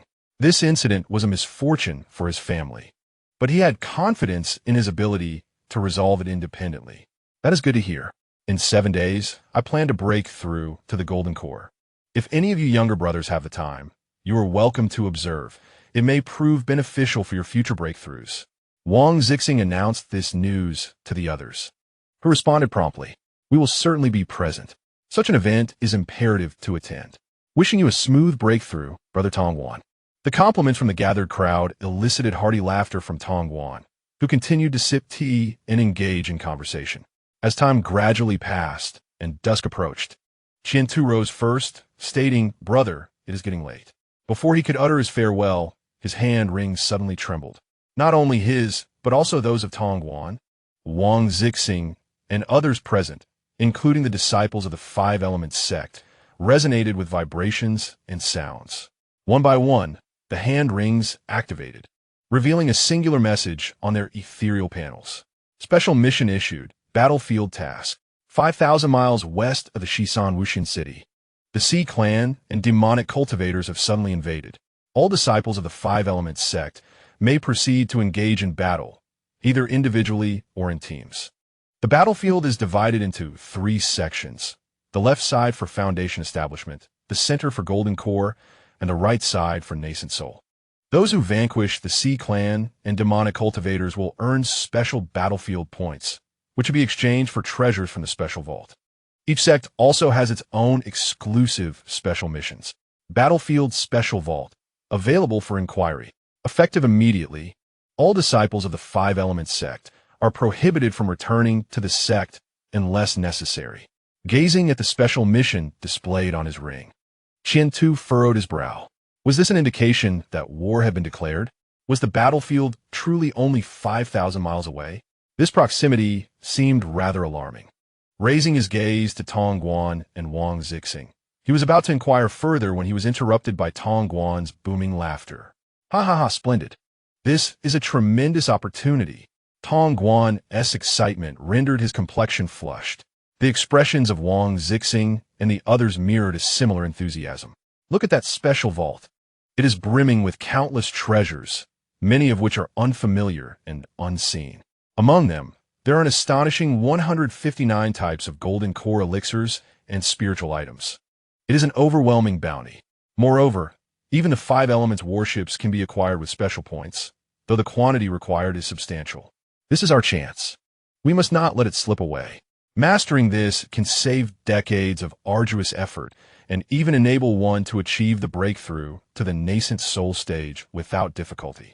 For cultivators, the essentials are wealth, companions, techniques, and location, with wealth reigning supreme. As disciples of the Five Elements sect, we are not lacking in partners, techniques, or places for cultivation. However, wealth is a scarcity for most disciples. This wealth encompasses not only spiritual stones and similar monetary assets, but also cultivation pills, spiritual materials needed for breakthroughs, and other forms of wealth. With sufficient resources, the pace of breakthroughs can be accelerated exponentially. Alas, Wang Shidi, had you agreed to become the envoy of 500, you would have gained a significant advantage in this battlefield mission. Tong Guan suddenly expressed regret. This remark left Wang Zixing momentarily at a loss for words. After a long pause, he finally spoke hesitantly. "My strength is insufficient. What can I do, Shi Xiao? Will you continue to strive for breakthroughs?" "Breakthrough? Indeed, I shall." Although progressing to the battlefield will transition from the Foundation Establishment stage to the Golden Core stage, the rewards and benefits will also increase. Continuing to strive for breakthroughs is essential. My accumulation during the Foundation Establishment period is sufficient. Further accumulation will not enhance my strength. Rather than waste time, it is wiser to break through early and begin studying the spells and secret techniques of the Golden Core stage. By the way, what about Qian Shidi? What are your plans? After Tong Guan finished speaking, he turned his gaze towards Qian Tuesday. Among this group, Tong Guan held the highest regard for Qian Tu, whose mastery of spells is profound and whose youth bestows boundless potential. "I have temporarily chosen a special task from the Spirit Farmer Hall. As for the battlefield, we will see." Rubbing his head, he spoke candidly. While Qian Tu felt a mix of curiosity and anticipation for the battlefield, he did not wish to venture forth to his demise. As his cultivation had not yet reached the pinnacle of the Foundation Establishment stage, his spells had yet to be fully refined, and his body refining techniques had not been sufficiently practiced. With the alliance of demonic cultivators and sea tribes, there would undoubtedly be numerous geniuses and prodigies. Very well. Since Shidi has made up his mind, let us strive together. Thank you, Shi Xiao. As the conversation concluded, the group dispersed, each attending to their own affairs. Meanwhile, within the entire West 3-5 immortal city, no, in the vicinity of the dozen or so immortal cities near the seashore, all disciples of the Five Elements sect who were at the Foundation establishment stage or above began to prepare. They rapidly gathered talismans for battle, spiritual weapons, pills for replenishing spiritual energy, and secret medicines for unleashing their potential. These items were snatched up at an astonishing speed, hundreds or even thousands of times faster than usual. By the time latecomers sought to purchase more, the shelves were bare. Reluctantly, they could only resort to their wristbands to buy at exorbitant prices.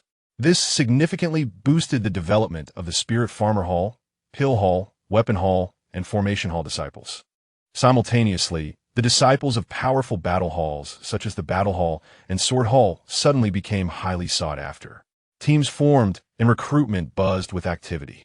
Some individuals, believing themselves to possess extraordinary combat prowess and unparalleled talent, even charged alone into the corresponding battlefields.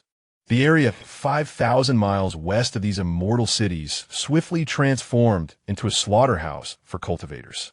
Each day, disciples of the Five Elements sect fell in battle, yet others emerged victorious from the fray, exchanging for coveted treasures in the special treasury. After absorbing the essence of the treasures, one's power grows stronger, and then the journey to the battlefield continues. For the time being, this has no connection to Qian 2's aspirations. Daily tasks proceed, as usual, with dedicated practice of spells, until the dawn of the seventh day. Imu's Spirit Body, 676. Jiamu's Spirit Body, Awakening not yet achieved 100. The awakening progress of the Jiamu Spirit Body has reached its maximum. Had it not been for the purpose of attending the ceremony to witness senior brother Tong Guan's breakthrough into the Golden Core stage, Qian 2 would have already awakened the Jiamu Spirit Body. The previous awakening of the Imu Spirit Body consumed several days, and the awakening of the Jiamu Spirit Body would certainly require at least a day or two. He did not wish to miss this opportunity. Taking a deep breath, he closed the panel and exhaled a breath of impure energy. May senior brother Tong Guan's endeavor be successful. With his tasks completed, he set forth to attend the ceremony. Chapter 074. Witnessing the Golden Core manifestation an hour later, the daily tasks in the East Mountain Spirit Fields were accomplished. It must be said that for Qian 2 at this moment, these daily tasks had become second nature. As long as there was no need to replant or change the spiritual seeds, he could manage over 100,000 acres of spirit fields within an hour. The foundational techniques of the spirit farmer had been elevated, transforming into protective runes that surrounded his soul, enhancing Qian 2's foundation. Taking a moment to glance at the status of the five-child lotus, he then soared into the air on his sword, heading towards the immortal city. Upon arriving at the southern breakthrough cave of the immortal city, he noticed the presence of many people. Uncle Master, look over there. Someone is breaking through to the Foundation establishment stage. Where? Let me see. Oh, a phenomenon 2 miles away. Impressive indeed, a genius. Look over there. Someone seems to be attempting a breakthrough to the Golden Core stage, but unfortunately, they have failed. The breakthrough caves in the West Samuel Immortal City were considerably larger than those of the sect. They accommodated both Foundation establishment and Golden Core breakthroughs, rivaling the sect's own breakthrough caves in capability. However, the breakthrough from Golden Core to Nascent Soul required a return to the sect, as only the sect's breakthrough caves could assist in such an endeavor. Standing outside the breakthrough cave, Qian 2 observed the phenomena in the sky. To avoid disturbing the other cultivators within the immortal city, the manifestations were suppressed and diminished by a formation, visible only in the vicinity of the breakthrough cave.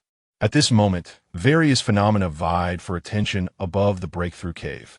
Most of these were related to the breakthrough from Qi refinement to Foundation establishment, a level of breakthrough that occurred frequently. The occurrences and efficiency of breakthroughs from Foundation establishment to Golden Core had plummeted dramatically. Casting his gaze upward at the phenomena, Qian 2 nodded, producing the token gifted by senior brother Tong Guan, and smoothly entered the area designated for the Golden Core Breakthrough Cave. Breakthrough Cave número 34. Here I am. After walking for a while, the entrance to Breakthrough Cave number 34 appeared before him. Outside the cave, a considerable number of cultivators had gathered, including those at the Foundation Establishment stage, several at the Golden Core stage, and even one or two at the Nascent Soul stage. Some of these individuals were known to Qian Tu, while most were unfamiliar, likely friends of Senior Brother Tong Guan. It must be said, Senior Brother Tong Guan has a wide circle of friends. As I surveyed the surroundings, I noticed that 1/3 of the attendees were not disciples of the sect. They exuded a somewhat disordered aura, lacking the discipline characteristic of true sect members. This may indeed be a flaw inherent to wandering practitioners. Sect disciples, supported by their sects and practicing the same techniques, carry a sense of confidence and pride due to the strength of their affiliations. In contrast, wandering cultivators possess diverse methods and varying levels of combat prowess. Even their spells are a medley of styles. On average, wandering practitioners tend to be weaker than their sect counterparts, though there are notable exceptions. Brother Qian, you have arrived, exclaimed Wang Zixing and others as they hurried in from outside, obediently standing beside Qian Tuesday. The four of them had only recently come to the western 3-5 Immortal City and knew few people, making it difficult to engage in conversation with others. Have you been adapting well these past few days? Qian Tu casually inquired, glancing at Wang Zixing. Quite well. It took some time to get our 100-man team to follow orders. My fellow disciples and I plan to participate in battlefield tasks after a month of training, replied Wang Zixing. May Brother Zhu's endeavors be successful, Qian Tu said. Thank you, brother. Look at starting, someone exclaimed as the spiritual energy within the cave began to fluctuate. It had not been long since their conversation commenced when Brother Tongwan's breakthrough began. Above cave number 34, the once rich spiritual energy appeared nearly solidified. However, now it was no longer stagnant, but began to flow into the cave. Through explanations from other Golden Core and Nascent Soul masters, it was understood that this was a precursor to Tongwan's breakthrough. The process of advancing from Foundation Establishment to Golden Core is quite similar to that of breaking through from Qi Refinement to Foundation Establishment. Meeting the conditions of the three essentials, essence, energy, and spirit, combined with breakthrough elixirs and spiritual objects, and overcoming one's inner demons, marks the moment of success. Yet, the requirements for advancing from Foundation Establishment to Golden Core are distinctly higher than those for the previous breakthrough. Observing the speed of the spiritual energy fluctuations above the cave indicates how rapidly Tongwan is absorbing it. The pace of this energy serves as a crucial indicator. Notice the small stone on the left side above the cave, which functions as a measuring tool for the spiritual energy fluctuations. It is divided into 5 colors, with blue being the best and red the worst. Currently, it is at the 2nd tier, but the speed is beginning to accelerate.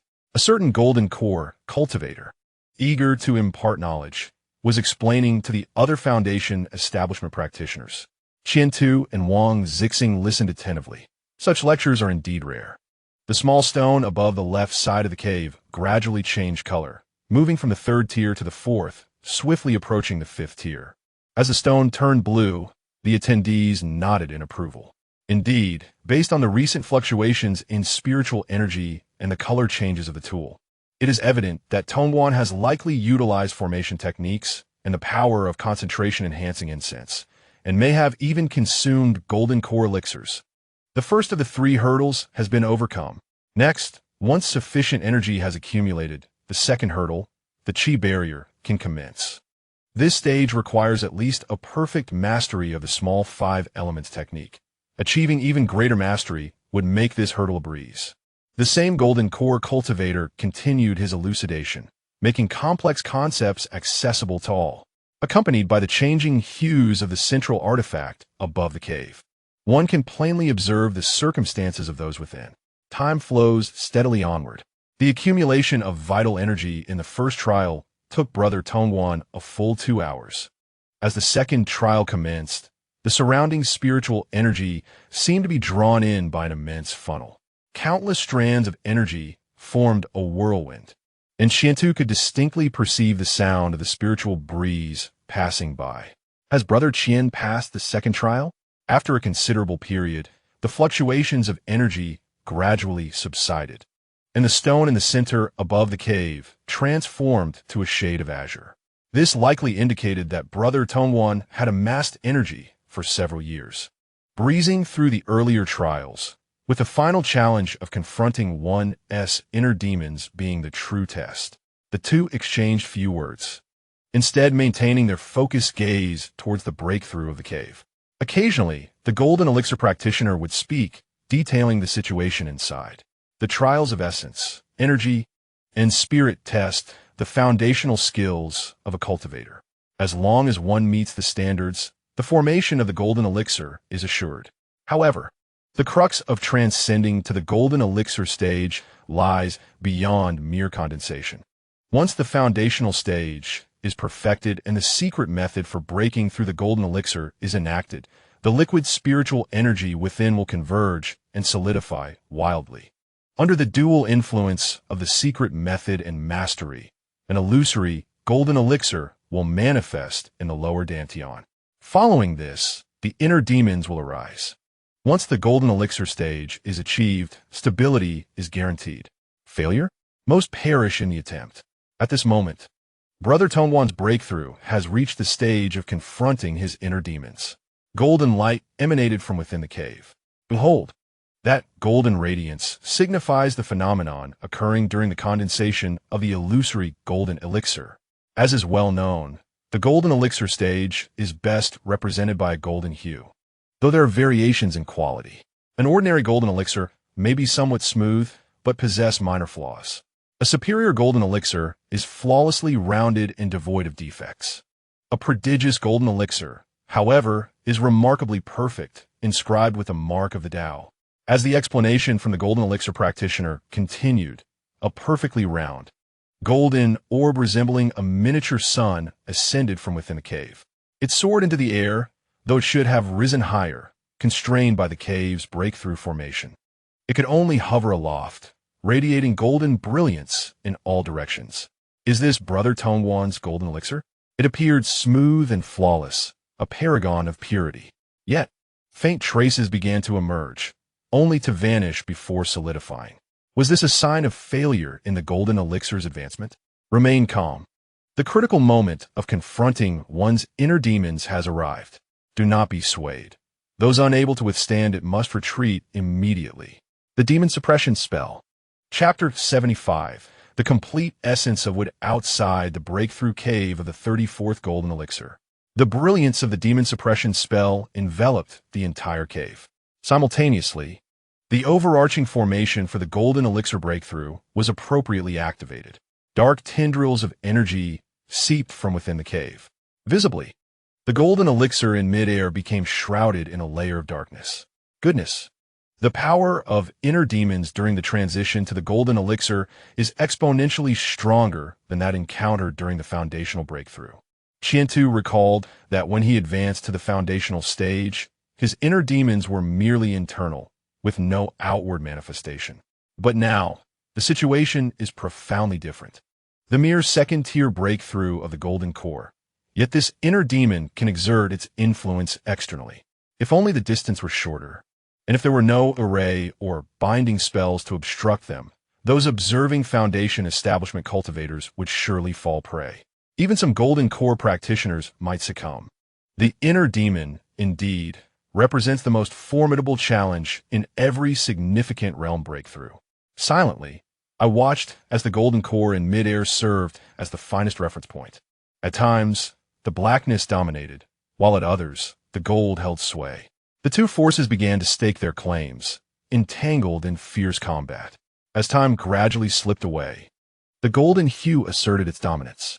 It appears that the lad, Tongwan, faces no obstacles in his breakthrough. That boy has prepared most thoroughly, even to the point of exaggeration. He has exchanged years of accumulation for treasures meant solely for this breakthrough. Not even one person could exhaust them, let alone 3 or 5. The discussions among the Golden Core and Nascent Soul experts foretold the outcome of the breakthrough, aligning precisely with their conversation. After half an hour, golden light burst forth, the darkness utterly vanished. Accompanied by waves of brilliance, the golden light converged, and the aura and momentum of the golden core permeated the surroundings. Has the breakthrough succeeded? Indeed, since the success is confirmed, I shall take my leave. The Nascent Soul expert departed first, followed by the golden core practitioners. The remaining foundation establishment cultivators exchanged a few words, leaving celebratory messages for Tongguan on their wristbands before parting ways. Qian Tu and Wang Zixing diverged in their paths, parting at the entrance. Upon exiting the area of the breakthrough cave, Qian Tu contemplated and headed directly to the headquarters of the artifact hall. There, he procured 10 sets of mid-grade spiritual 5 elements flying swords, gathering a total of 25 sets, sufficient to form a medium-scale 5 elements formation. With the 5-element sword array, he could maximize its power. This is one of Qian Tu's trump cards at present. Safely returning to the East Mountain Spirit Fields. After a brief inspection, Qian Tu stood at the edge of the East Mountain summit, gazing down at the myriad spirit fields cloaked in darkness. Tongguan's successful breakthrough is indeed a good omen. For me, foreknowledge of the golden core breakthrough allows for early preparation. The awakening and elevation of the spiritual body, the refinement of physical cultivation techniques, and the enhancement of mental secret arts. None of these can be overlooked. Essence, Qi, and Spirit, the inner demon. These 4 trials have ensnared countless ordinary cultivators. Only the truly exceptional, those with profound accumulations, can forge ahead. As for cultivation, tomorrow's morning lesson will be completed, and I shall awaken my wood spirit body first. With this thought, I sat beside the water tank of the 5-child lotus, absorbing the vital energy of the 3rd-tier spirit plants while entering a state of cultivation. Focusing my mind, calming my spirit, embracing the cosmos, I naturally attuned to everything around me through the accumulation of spiritual energy, emptying my thoughts within my perception, the rich vital aura. Particularly the yin aspect of the wood attribute became strikingly evident. As for the yang aspect of the wood attribute, it remained somewhat elusive. As the sun gradually ascended, the yin aspect slowly faded, while the yang aspect began to strengthen. With the sun fully emerging, the yang supplanted the yin. Yin and yang, the sun and the moon. Light and darkness. There are countless interpretations, each individual, shaped by their distinct knowledge, experiences, and perceptions, arrives at their own understanding. As I gently open my eyes, I find an unusual tranquility enveloping my heart amidst the prospects of wealth. Like any other day, a new dawn heralds the commencement of my spiritual farming endeavors. The art of spiritual rain, the withering wood revived in spring, and the 5 elements refinement technique. By the time I have completed all my tasks, merely an hour has passed. Surveying my surroundings, I ultimately choose to sit beside the 5 lotus. Oh, 5 lotus, may you grow swiftly. I hope that by the time I break through to the golden core stage, you will not still be a mere 1st-level spiritual plant. The golden core corresponds to a 3rd-level spiritual plant. Tenderly, I caress the blossom of the 5 lotus, then set my cushion aside. After a moment's contemplation, I move back slightly. Awakening my spiritual body is bound to influence the surroundings. I would not want to shatter the 5 lotuses water basin. As I manipulate the formation atop the mountain, I layer additional protections around the water basin. Once I ascertain that all is secure, I close my eyes. Wood of Jia, Ikome. Without consuming the Jia wood fruit, my awakening progress is already at its peak. I skillfully operate the secret technique of the Jia with spiritual body. This technique bears a high resemblance to that of the wood, differing only in the specific circuits where it lingers at various points. Jia wood and wood are both forms of wood. One is yang, the other yin. As I execute the technique, turmoil erupts within me. The once tranquil wood spiritual body seems to sense an invasion, instinctively resisting the burgeoning power of the Jia with spiritual body. Were it anyone else, they might face catastrophic failure. However, I am well prepared. My spiritual consciousness far exceeds that of the average foundation establishment stage, as does my liquid spiritual energy. I forcibly confine the power of wood while vigorously advancing the Jia wood technique. One suppresses, the other flourishes visibly. A brilliant azure luminescence radiates from my being, split into two halves. The left side shines a deep azure, profound and mysterious, representing the E-Wood's spiritual body. The right side glows a lighter azure, warm and inviting, symbolizing the Jia-Wood's spiritual body. Time flows steadily. As the sun reaches its zenith, it marks the hour of the day when yang energy is at its peak, coinciding with the culmination of my technique. A crisp sound resonates within me. My internal organs, particularly my liver, quiver violently. The Jia-Wood has manifested. The awakening of my spiritual body is a success, and the azure radiance condenses into a beam of light shooting upwards. Ordinarily, a successful awakening would attract the attention of the surrounding exploration formations. Yet, as I have already awakened once, this second awakening, still of a similar attribute, allows me to forcibly absorb the forming beam of light, wasting not a single fragment. The power of Jia-Wood circulates within me while gradually releasing the suppression of E-Wood. The energies of Jia-Wood and E-Wood slowly converge within. Initially, there is some resistance. The fusion of yin and yang is no simple feat, fortunately. Qian-Tu's body refinement technique is of considerable mastery, allowing him to withstand the entanglement of two distinct forces. Through the powerful harmonization of his spiritual awareness and energy, the energies of the wood element, both Jia and Yi, are subtly transforming. A new shade of green seems on the verge of emergence. Yet ultimately, the two energies did not fully meld. They merely intertwined, becoming less adversarial. Both forces, sharing the same root and origin, still reside within Qian-Tu's being. As he attunes himself to the differences between the two spiritual entities, he gradually releases his mental constraints, focusing entirely on perception. At the moment he relinquishes this restraint, a tremendous transformation occurs atop Dongshan Mountain. The powers of the Jia-Wood and E-Wood spiritual entities swiftly expand. The surrounding second-tier spiritual plants grow with astonishing rapidity, as if invigorated by a growth stimulant. In a brief span, they flourish remarkably. Even the third-tier spiritual plants experience some influence, though their growth is not as exuberant as that of the second tier. They have nonetheless taken on a more vibrant green hue. Even the seemingly stagnant woozy lotus appears to have received a potent tonic, maturing rapidly and nearing the withering stage, a process that would typically require several more days. The effects of the awakening of the spiritual entities do not cease there. Even the second-tier spiritual fields at the mountain's base, particularly those nearby, are impacted. Chapter 76. The need to continue harvesting fruits while the activity on the mountaintop and at the foot of the mountain is considerable. The external world remains oblivious due to the protective formation. However, those within the confines of the Dongshan spiritual fields witness the phenomena firsthand. Led by Sun Feng, the hired farmers stand at the edge of the second-tier spiritual field, gazing at the rapidly growing spiritual plants in the distance. Brother Sun, what do you think is happening? One of the hired farmers inquires. How would I know? I'm not even at the foundation establishment stage. It's likely that Master Qian has made some breakthrough in his magical abilities, Sun Feng responds. This is a good thing. Should we do something to show our acknowledgement? Let us refrain from acting. Master Qian specifically instructed us not to disturb him yesterday.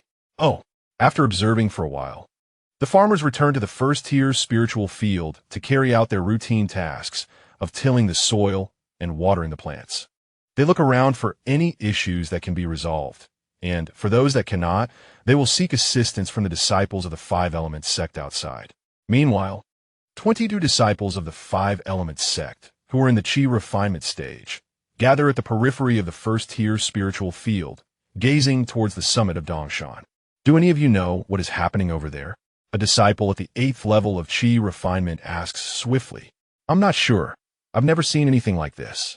Could it be a culmination of magical prowess? I once heard a Golden Core master mention it in a lecture. It doesn't seem like that. The aura emanating from there feels teeming with life, yet simultaneously, it seems devoid of it. Could it be the awakening of a spiritual entity? Awakening? That's impossible. Our master Qian has already awakened the E-Wood spiritual entity. Can it even be upgraded further? The knowledge and comprehension of the Qi refinement disciples are limited by their experiences. Without having broken through to foundation establishment or truly acquiring the 5-element sex bracelet, their understanding remains shallow. Yet amidst their various speculations, fragments of the truth emerge. As time progresses, several hours have elapsed since the convergence of the Jia Wood and Yi Wood forces. A new day has dawned. As the sun ascends to its zenith, Qiantu gradually opens his eyes. A gentle exhalation releases a pale blue mist, the rich essence of wood energy captivating the surrounding spirit plants. The closest to Qiantu, the 5-leaf lotus, eagerly absorbs the smoke, leaving no opportunity for the other flora. The sensation is delightful, filling him with a profound sense of vitality. His strength feels significantly augmented. The essence of the wood element manifests most simply in his already formidable body refinement capabilities, which have now grown even more robust. His power and defenses have surged. The specifics will reveal themselves in due time. Surveying his surroundings, particularly towards the 5-leaf lotus, Qiantu suddenly rises from his cushion. Something is amiss. How has the 5-leaf lotus matured so soon? It was still several days away. And where have the 7 days' worth of spirit essence I reserved gone? Have they been consumed, or did I truly meditate for 7 days? Checking his wristband, he observes that only a day has passed. Stroking his chin, he begins to formulate a hypothesis. Could it be the influence of the wood spirit body? No, both the Jia Wood and Yi Wood are at play here. It is said that the Qingmu spirit body signifies the 3rd level, or the strength of the golden core realm, a power that even the 5-leaf lotus would covet. Understanding this, he promptly begins his daily spiritual farming duties. It is imperative not to neglect these tasks, for interruption may lead to unforeseen complications. After an hour, he completes his chores and returns to the mountaintop, standing beside the water basin of the 5-leaf lotus. With a swift motion of his hand, 35 lotus seeds swiftly enter a jade box. Each elemental attribute comprises 7 seeds, each radiating a faint luminescence. The fruits are plump, nearly reaching the pinnacle of 1st-level spirit fruits. After securing the lotus seeds, he opens his status panel. Status panel. Name, Qiantu, lifespan 17. 450, spirit body. Yi Wood spirit body 77, Jia Wood spirit body 33. Realm, foundation establishment perfection 24. 100, technique. Lesser 5 elements formula, sublimation complete. 5 elements universe formula. Perfection 106, 964, 000, spells. 5 elements spirit refinement technique. Proficient 1, 874, 120. 0005 elements sword array. Perfection 501, 680, 000, Qingmu, sword chi. Beginner 21, 885, 100, 000. 1st level alchemist. Sublimation 1, 122, 132, 000. Sword intent. Beginner 70, 000. 100, 000. Rule runes. Self-purification, object control, illumination, ember, knife tillage. Gazing at his current panel attributes, Qiantu's face beams with joy. Compared to before, the enhancements are monumental. Firstly, his lifespan has increased from 400 to 450. He has always possessed a longer lifespan than his peers. Now, it has expanded even further.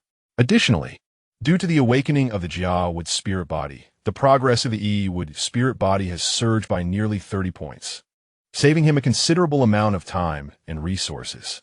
Furthermore, the newly awakened Jia Wood spirit body has reached a progress of 33%. Observing the spirit body section, he senses an impending breakthrough. Once both spirit bodies reach full capacity, he will be ready to embark on his next advancement. When the elements of Jia Wood and Yi Wood fully merge, they will transform into the entity of Qingmu. The myriad benefits of the Qingmu entity have already been thoroughly investigated through the bracelet. Prior to transcending into the golden core stage, acquiring the Qingmu entity is imperative. Once obtained, the golden core will pose no obstacles. The timeline is not far off. At worst, it requires consuming additional fruits. By indulging in the 2nd-tier Jia Wood and Yi Wood fruits daily, progress will inevitably reach its maximum potential in due time. After the awakening of the spirit entity, The first-tier fruits, which correspond to a decade's worth of spiritual essence, still hold some efficacy, albeit significantly diminished. To achieve rapid advancement, only the second-tier fruits will suffice. As for the third-tier fruits, it is wise to refrain from consuming them for now, primarily due to the difficulty in digestion. During the foundational period, consuming second-tier or first-tier fruits allows for swift absorption and digestion. However, even with perfected body refinement techniques, the third-tier fruits require considerable time to process. Evidently, the Jiawood entity provides a far greater enhancement to body refinement than initially anticipated. Before awakening, there was still a deficit of nearly 10,000 points in progress, which has now propelled him beyond mere accomplishment to the realm of perfection, thereby saving some time. Body refinement techniques do impose certain requirements regarding aptitude, yet they are not excessively stringent. The focus is predominantly on resources. Nearly half of the energy from the consumed Jiawood and Yiwood fruits is absorbed by the body, while the remainder translates into progress for the spirit entity. Without the constraints of body refinement, awakening would have occurred much sooner. His gaze settled upon the realm section. Having recently achieved the peak of the foundational stage, his progress surged by over 20 points, significantly shortening the accumulated time. The rapid elevation in realm has caused the body refinement progress to lag behind. Moving forward, a greater emphasis will be placed on body refinement techniques. As for spells, there is no diminishing of significance regarding spells and protective measures, particularly since most of the spells at hand have already reached a stage of transcendence. Take, for instance, the foremost spell, the 5-element spirit refinement technique. Achieving perfection or transcendence in this spell is not feasible in the short term due to the considerable amount of spiritual energy consumed, which requires a substantial recovery period. Additionally, the newly acquired third spell, Qingmu Sword Qi, was originally intended for those at the Golden Core stage. Nevertheless, through profound accumulation, he has undertaken its study ahead of schedule. Progress can only be achieved incrementally over time. Other spells within the foundational period are comparatively easier to master. Continuing to advance steadily, he aims to channel resources towards body refinement, striving for early transcendence. He must procure spiritual fruits. Given the current situation, a considerable quantity is still required. Chapter 077. Senior Brother Tongwan acts as a matchmaker, standing at the exchange point in the western 3-5 Immortal City. Chinto's fingers danced across the screen. Second tier, Yiwood fruit. Priced at 500. Second tier Jiawood fruit, 1,000 pieces. Following these selections, his points sharply diminished. Originally, his points were insufficient, but having preloaded 2 million points, he now has a temporary surplus. Each second-tier spiritual fruit costs 750 points. For 1,500 pieces, it amounts to over 100,000 points. The previously purchased second-tier spiritual fruits have not yet been fully consumed, leaving a considerable remainder. Together with the newly acquired fruits, the quantities should align closely. Here are the spiritual fruits you requested. Please take a look. The manager responsible for overseeing affairs has changed once more, or rather, the overseers during the Golden Core stage frequently undergo personnel shifts. I extend my gratitude to my esteemed uncle. The numbers are correct, and there is no issue. Indeed, awakening and upgrading one's spiritual body requires careful deliberation.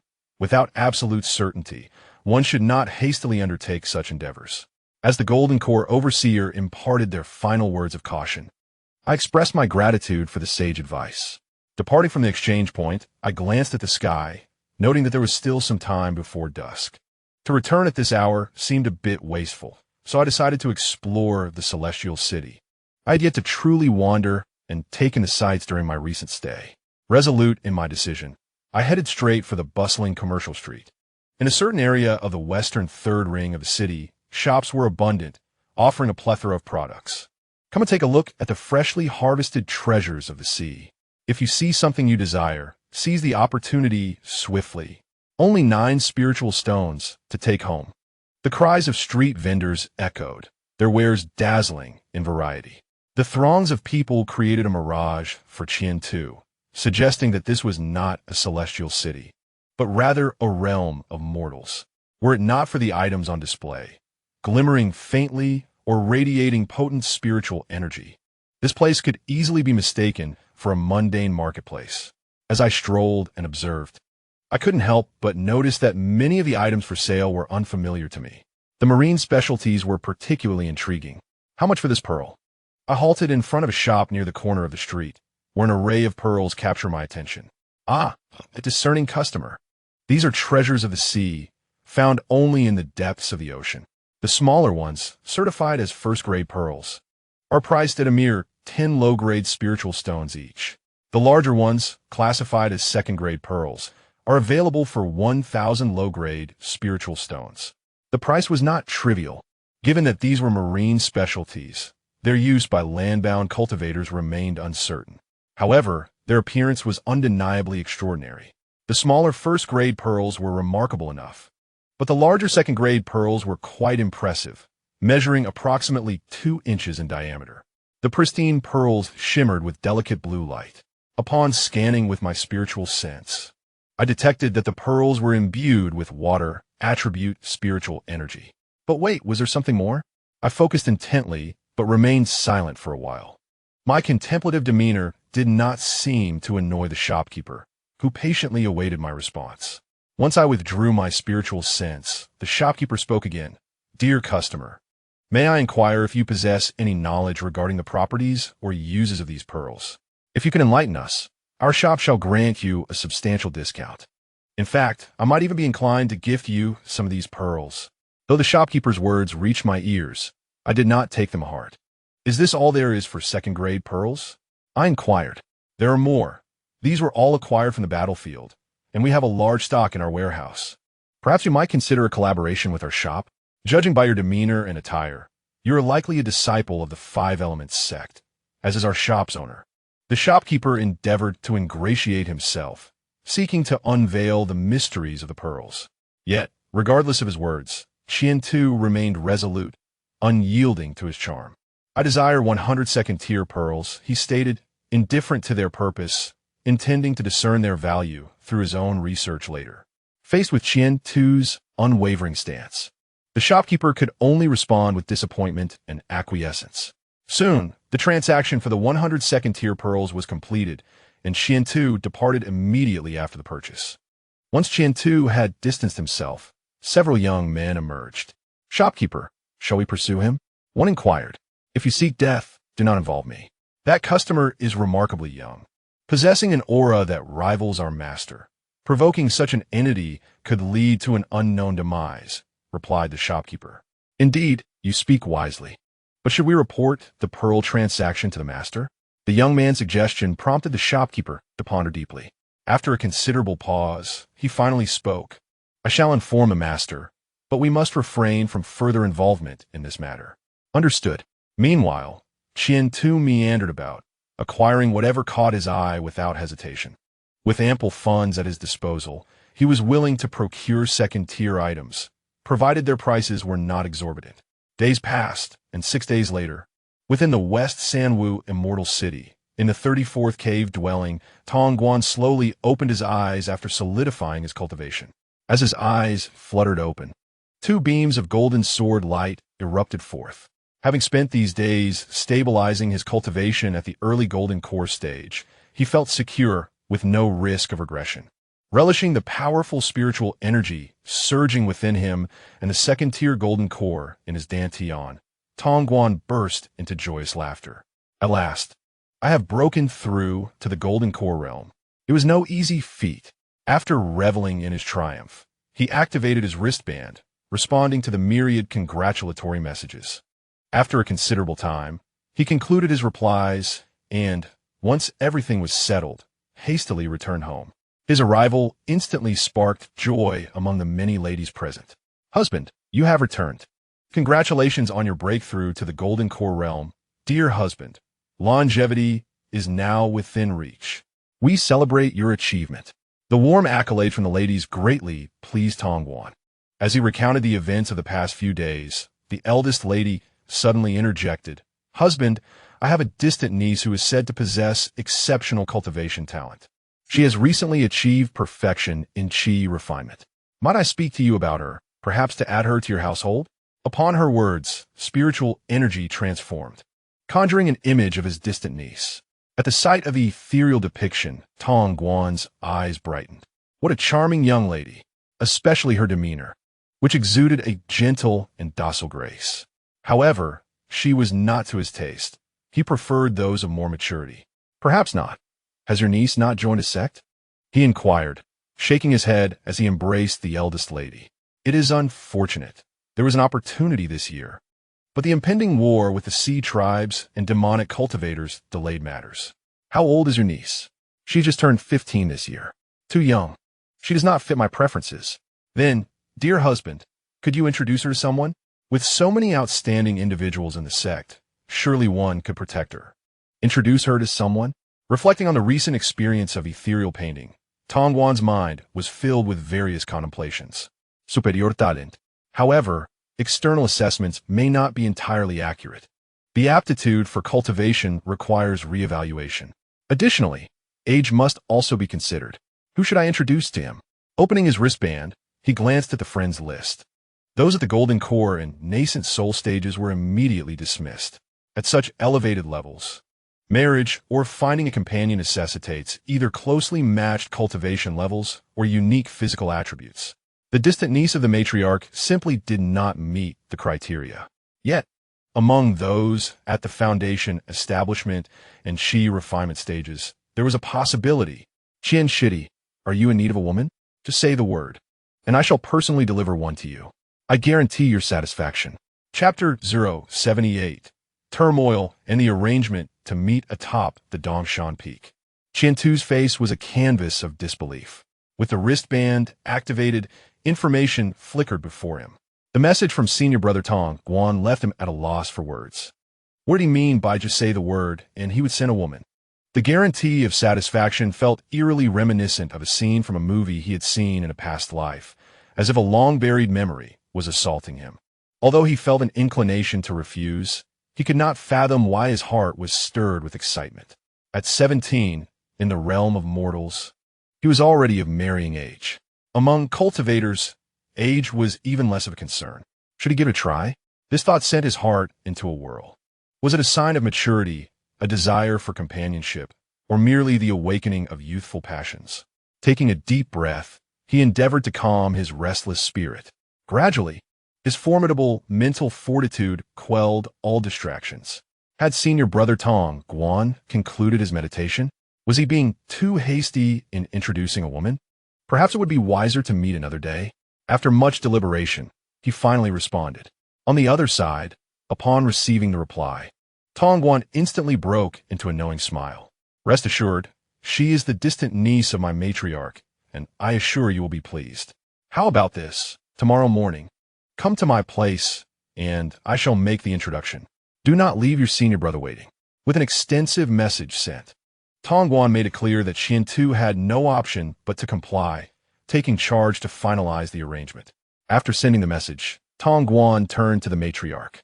Madam, please have your niece come by tomorrow. I would like to introduce her to Shidi, Qiantu, that young lad. The matriarch's eyes sparkled with curiosity. Indeed, in terms of talent and potential, that young man far surpasses me. He will break through to the Golden Core stage within just a few years, Tong Guan stated confidently. Having already reached the Golden Core stage, he finally became a core disciple of the Merchant Hall. In terms of status, he had only just caught up with Qiantu's day. Qiantu had already been a core disciple of the inner sect upon his breakthrough to foundation establishment. Once he ascended to the Golden Core stage, his status would undoubtedly elevate further. The sect valued Qiantu highly, which was precisely why Tong Guan chose to introduce the matriarch's distant niece to him. When playing matchmaker, one must select quality candidates, for introducing those of mediocre potential would simply be a waste of time. Even the possibility of enmity may arise. If one is to mediate, it must be done with conviction or not at all. Very well, my dear husband, I shall attend to this matter forthwith. Ah, there's also another concern. My distant niece seems to be encountering some troubles. Just as I was about to venture out to seek assistance, the matriarch suddenly recalled something and hastily explained. A disciple in the later stages of foundation establishment is causing disturbances? What of it? It is of no consequence, let alone the financial prospects. Your husband has already attained the golden core stage, and a mere foundational cultivator poses no threat. Be swift in your return, for we must celebrate this evening. Upon hearing her husband's somewhat twisted words, the matriarch cast him a charming glance before swiftly departing. Atop Dongshan Mountain, Qian-Tu reclined languidly on a mat. Gazing at the clouds drifting by, his mind awash with myriad thoughts. Was it the temptation of brother Tongwan, or the haunting memories of a past life? After relinquishing his restraint, his heart grew even more tumultuous. In such a state, Qian-Tu found himself disinclined to move. He lay there for a considerable time before finally regaining control over his chaotic thoughts. Opening his bracelet, he swiftly searched for relevant keywords: heart in turmoil, chaotic thoughts, male and female. As his search progressed, a variety of answers surfaced. He selected a post from the top 10, expending 1,300 points to unlock it. Cultivators are human too. Upon reaching a certain age, they instinctively seek a partner. A suitable companion will enhance a cultivator's training. Only through experience can one learn to choose wisely. If you're a devoted ascetic, you may choose to sever your emotional ties. I recommend the following spells and auxiliary techniques. If you're not an ascetic, consider the harmony of yin and yang and engage in the pursuit of the Tao. If you wish to remain unwed, the yin-yang harmony pavilion I operate can fulfill all your desires. All disciples purchasing this post will receive a 50% discount on their first 3 transactions. Upon reading this post, Qian-Tu's expression turned peculiar. An advertisement? Not quite. The content did possess substantial merit. It is no wonder this post ranks in the top 10. The yin-yang harmony pavilion must provide considerable assistance. He committed to memory the location of the pavilion and the title of the yin-yang true monarch. He focused on the earlier parts of the post. Severing emotional ties? If all were forsaken, would one still be human? Still himself? Since the day he embarked on the path of cultivation, he had never intended to pursue a path devoid of emotion. Seeking a partner, marrying, and nurturing life harmonizes yin and yang, ultimately fostering a better state of mind. Yet, he pondered, what might Brother Tongwan recommend? After perusing the post, Qian-Tu ceased to suppress his thoughts. Various ideas raced through his mind in disarray. This chaotic sensation felt strangely immersive. Gradually, as he pondered, he unexpectedly succumbed to slumber upon the mat. A long-awaited respite from activity, just as Qian-Tu drifted into sleep. Nearby, in a water tank, the withered lotus of the 5-petal lotus trembled slightly. A faint surge of elemental energy wafted forth. This force was exceedingly weak, insufficient even compared to the energy he could amass in a night of cultivation. Yet, the quality of this energy, comprising all 5 elements, was remarkably high. As the elemental energy entered Qian-Tu's body, it surged directly toward his internal organs. Apart from the liver, the remaining 4 organs trembled slightly before settling into tranquility. However,